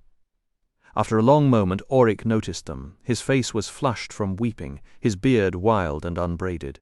He staggered closer, and without any preamble demanded, "Did you kill the coward who did this?" "He got away," Eragon said, unable to say the name Murtagh. Auric slammed his fist into his palm. "Damn it! But I swear to you by every stone in Alagasia, and as a member of Durgrimst Ingatum, I will do everything in my power to avenge Hrothgar's death. You're the only one besides the elves, strong enough to hunt down that murdering coward. When you find him, grind his bones into dust, pull his teeth, pour molten lead into his veins, make him suffer for every minute he stole from Hrothgar." Eragon almost smiled at the gruesome poetry of it, a dark thought he quickly crushed. Instead he asked gently, "Wasn't it a good death? Wouldn't Hrothgar have wanted to die in battle with Volund in his hand?" In battle, yes, Auric shot back, against an honest foe who'd stand and fight like a man, not brought down by a magician's trickery from behind. He turned to look at the body, then crossed his arms and dropped his chin to his collarbone, struggling to breathe. When my parents died of the pox, Hrothgar took me into his hall, gave me a purpose, made me his heir, losing him. He pinched the bridge of his nose, hiding his face behind his fingers. It's like losing my father all over again. The grief was so raw that Eragon felt something twist in his own chest. I understand, he said. Auric raised his head, eyes wet. I know you do, Eragon, I know you do. He wiped his face and gestured at the 10 dwarves. First, we must carry him back to Father Dur, so he can rest alongside his ancestors. Dur-Grimst Ingatum needs a new Grimst-Borith, and then the 13 clan chiefs, including these here, will choose the next king. I don't know what comes after that. This tragedy will stir some clans to anger and push others away. Eragon set his hand on Auric's shoulder. Worry about that later. If you need me, my arm and my will are yours, and if you'd like, come to my tent. We'll share a cask of mead and toast Hrothgar's memory. Auric nodded. I'd like that, but not yet. Not until we've pleaded with the gods to give him safe passage. He returned to the circle and raised his voice once more in mourning. As they moved on through the burning plains, Saphira's voice echoed in Eragon's mind. Hrothgar was a great king. Aye, he agreed wearily, and a good person. He sighed, his own grief compounded by exhaustion. We need to find Arya and Nasuada. I may not be able to heal a scratch right now, but they have to know about Murtagh. Saphira's agreement hummed through their bond. Agreed, turning south toward the Varden encampment, Eragon spotted Roran striding up from the Giet River, and his stomach tightened with unease. Roran stopped dead in front of them, set his boots wide, and fixed his gaze on Eragon. His jaw worked silently, as if the words were trapped behind his teeth. Then he threw a punch straight at Eragon's chin. Eragon could have dodged it, but he let it connect, twisting his head just enough to spare Roran's knuckles. It still throbbed like a fresh brand. Rubbing his jaw, Eragon met his cousin's eyes. I guess I earned that. You did, Roran said, voice flat, and we need to talk. Can it wait? No. The Razak took Katrina. They've had her since we left Carverhall, and I need your help to bring her back. In that instant, the weight of Roran's haunted expression made sense, as did the sight of the whole village camped outside Surda. Brom had been right. Galbatorix sent the Razak back to Palancar Valley. Eragon felt the old pull between loyalty to family and duty to report to Nasuada. There's something I have to do first, he said. Then we'll figure this out. You can come with me if you want. I'll come. As they crossed the scarred, broken ground, a raven circled overhead, crying out into the heavy air. Eragon kept stealing glances at Roran from the corner of his eye. Finally, in a low voice, he said, I missed you. Roran's stride hitched, and he answered with a curt nod. A few steps later, he asked, So that's Saphira, right? Geord mentioned her name. Aye. Saphira eyed Roran with one glittering orb, and he returned her stare without flinching, which was more than most could manage. When Eragon repeated her words, Roran blinked. She talks. Saphira turned her head toward him. Did you think I was as mute as a pebble? Sorry, Roran said, recovering. I didn't realize dragons were so clever. A grim, sideways smile touched his lips. First Razak and spell-slingers, now dwarves, riders, and dragons that make conversation. The whole world's gone sideways. Seems that way. I saw you fighting that other rider. Did you wound him? Is that why he ran? Wait, Eragon said. You will hear the full tale soon enough. When they reached the pavilion, Eragon swept the flap aside and ducked in, with Roran behind him and Saphira's head and neck following through the opening. A small lantern guttered on the table, stretching long shadows across the canvas. In the center, Nasuada sat on the edge of the table while a maid peeled off her dented armor. She was in the middle of a heated argument with Arya. The gash on her thigh had healed clean. As soon as she spotted Eragon, she stopped mid-sentence, rushed over, and threw her arms around him. "Where were you? We thought you were dead or worse." "Not quite," Eragon said. The candle still burns, Arya murmured. Naswada stepped back. We couldn't see what happened to you and Saphira after you landed on the plateau. When the red dragon left and you didn't reappear, Arya tried to contact you but felt nothing. We were just debating how to move Duvranga Gata and a whole company of warriors across the river. I'm sorry, Eragon said. After the fight I was so drained that I forgot to keep my barriers up. Then he pulled Roran forward. Naswada, this is my cousin Roran. Ajihad might have mentioned him. Roran, this is Lady Naswada, leader of the Varden and my liege lord, and Arya Svitkona, the elves' ambassador. Roran bowed to each of them in turn. It's an honor to meet Eragon's cousin, Naswada said. Indeed, added Arya. After the introductions, Eragon explained that the entire village of Carverhall had flown in on the dragon wing and that Roran had killed the twins. Naswada raised a dark eyebrow. The Varden owe you a debt, Roran. Who knows how much chaos the twins would have caused before Eragon or Arya could have caught up with them. The pavilion smelled of oiled leather and old blood.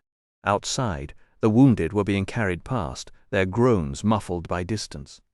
Naswada faced Roran, her voice steady but worn. You turned the tide in this fight, and I won't forget that.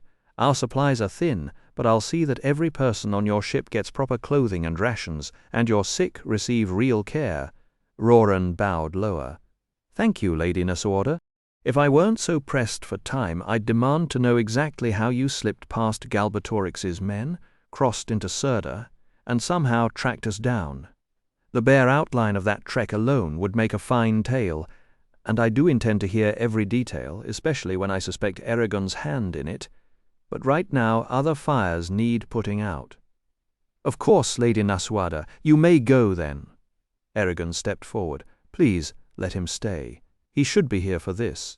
Naswada gave him a puzzled look. Very well, if that's what you want. But stop circling, Eragon. Get to the meat of it.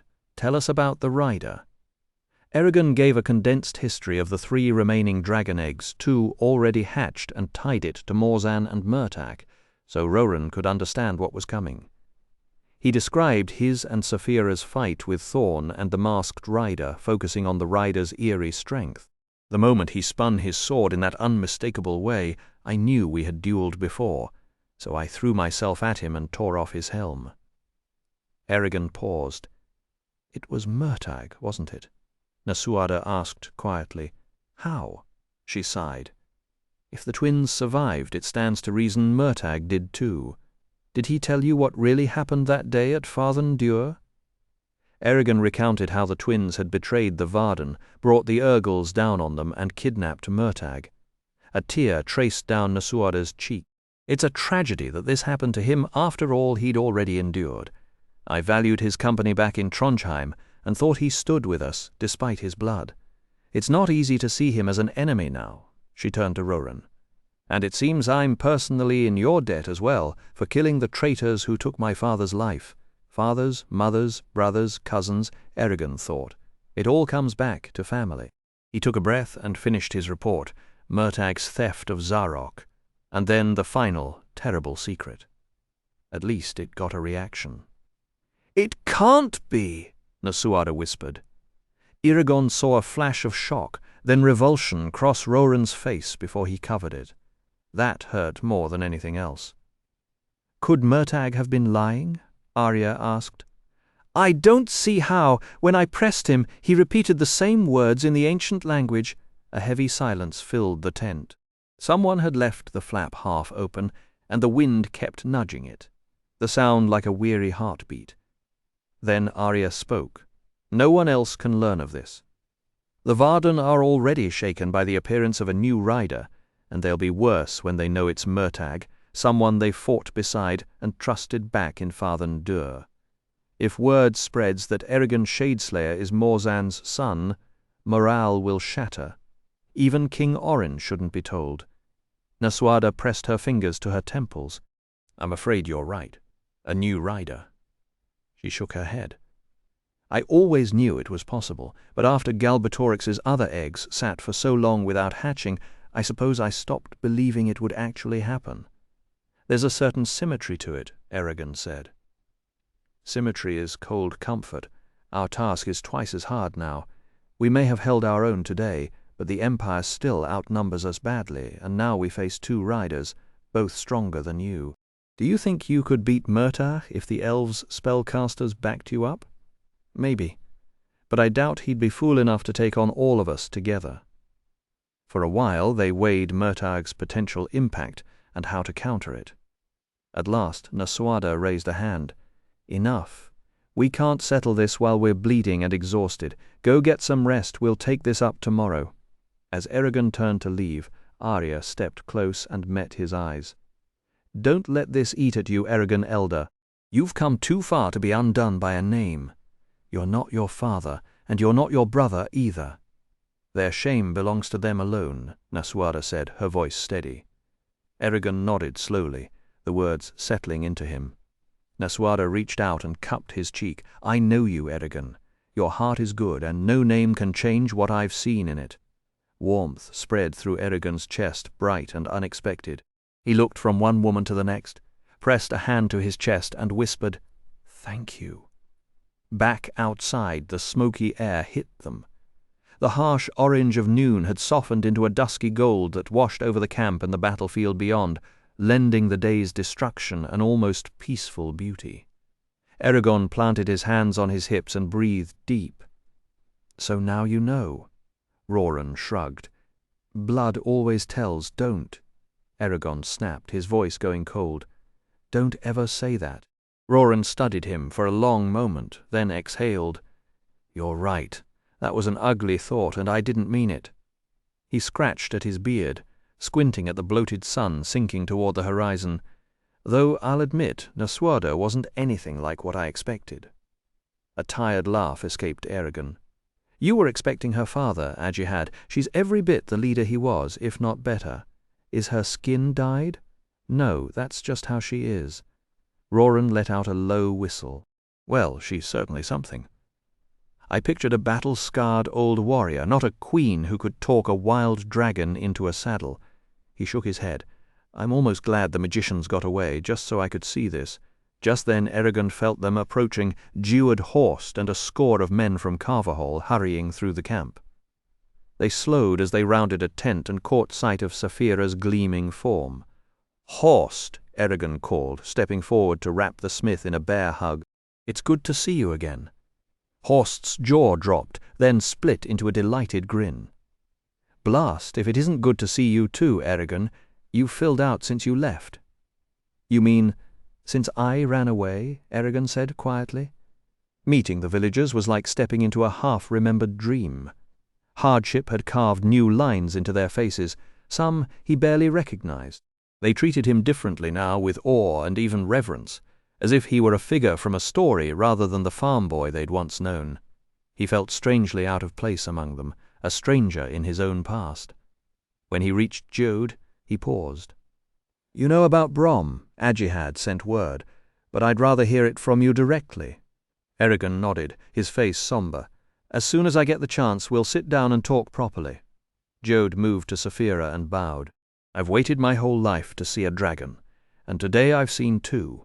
I'm a fortunate man, but you're the one I wanted to meet. Saphira bent her neck and touched Jode's brow with her snout. He shivered at the contact. Eragon relayed her message. She says thank you for helping rescue her from Galbatorix. Without you, she'd still be languishing in the king's treasury. You were Brom's friend, and that makes you ours. Jeed smiled, then surprised them all by speaking the ancient language. Atra esterni ono thelduin, Saphira Bjartskula. Horst turned to Roran. Where did you go? We searched high and low after you took off chasing those 2 magicians. Never mind that now, Roran said, his voice carrying a new authority. Return to the ship and have everyone disembark. The Varden are sending food and shelter. We'll sleep on solid ground tonight.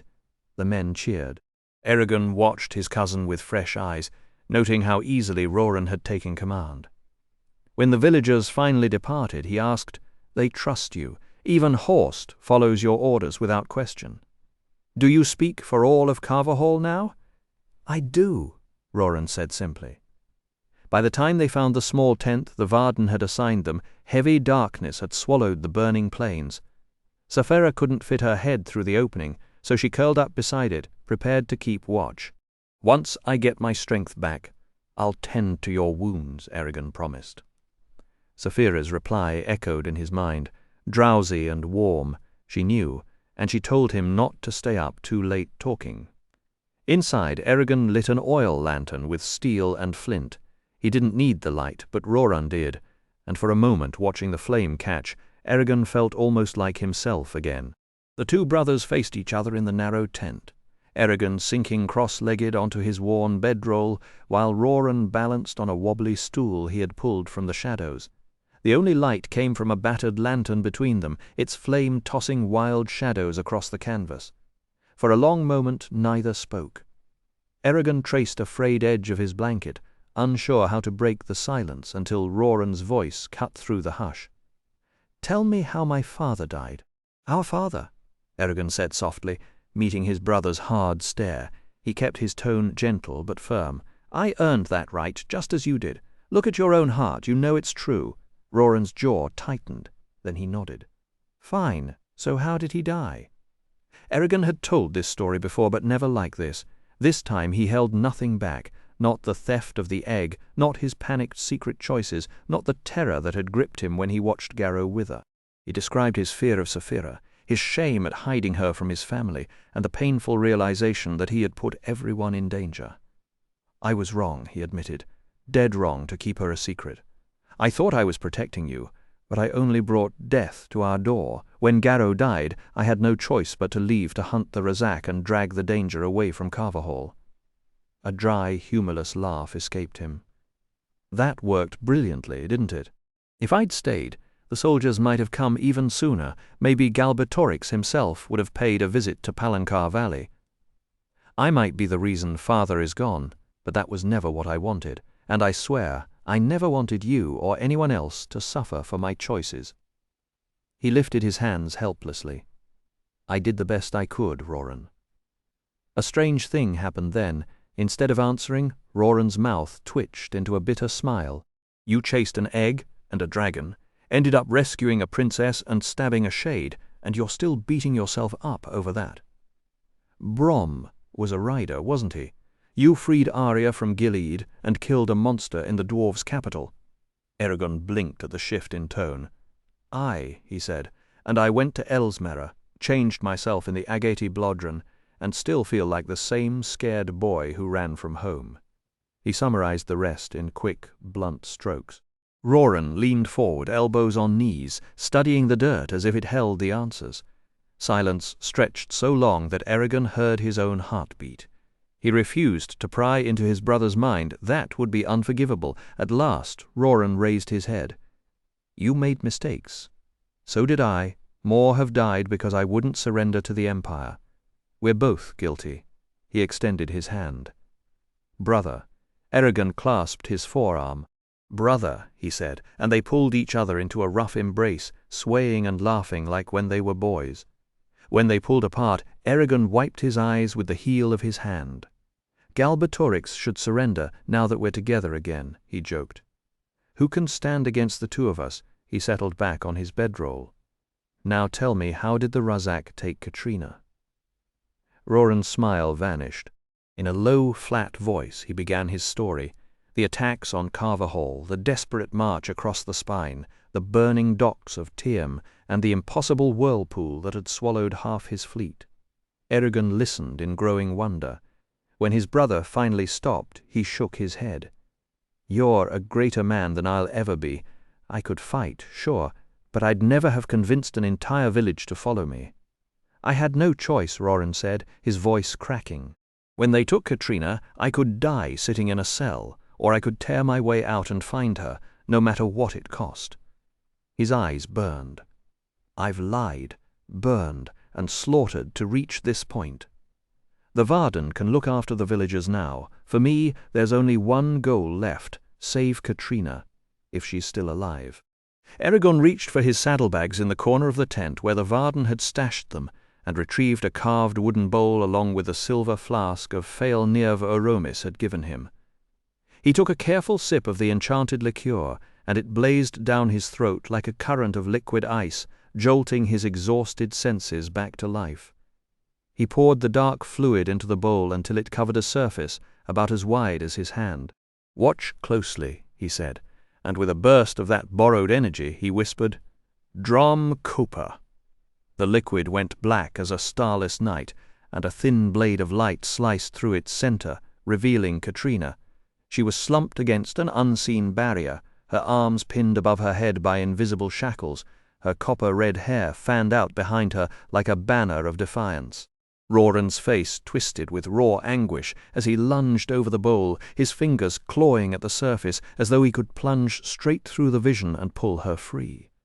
Hope, rage, and fierce devotion warred in his eyes, and Eragon felt a chill trace his spine, realizing his cousin would tear the world apart if it meant reaching her.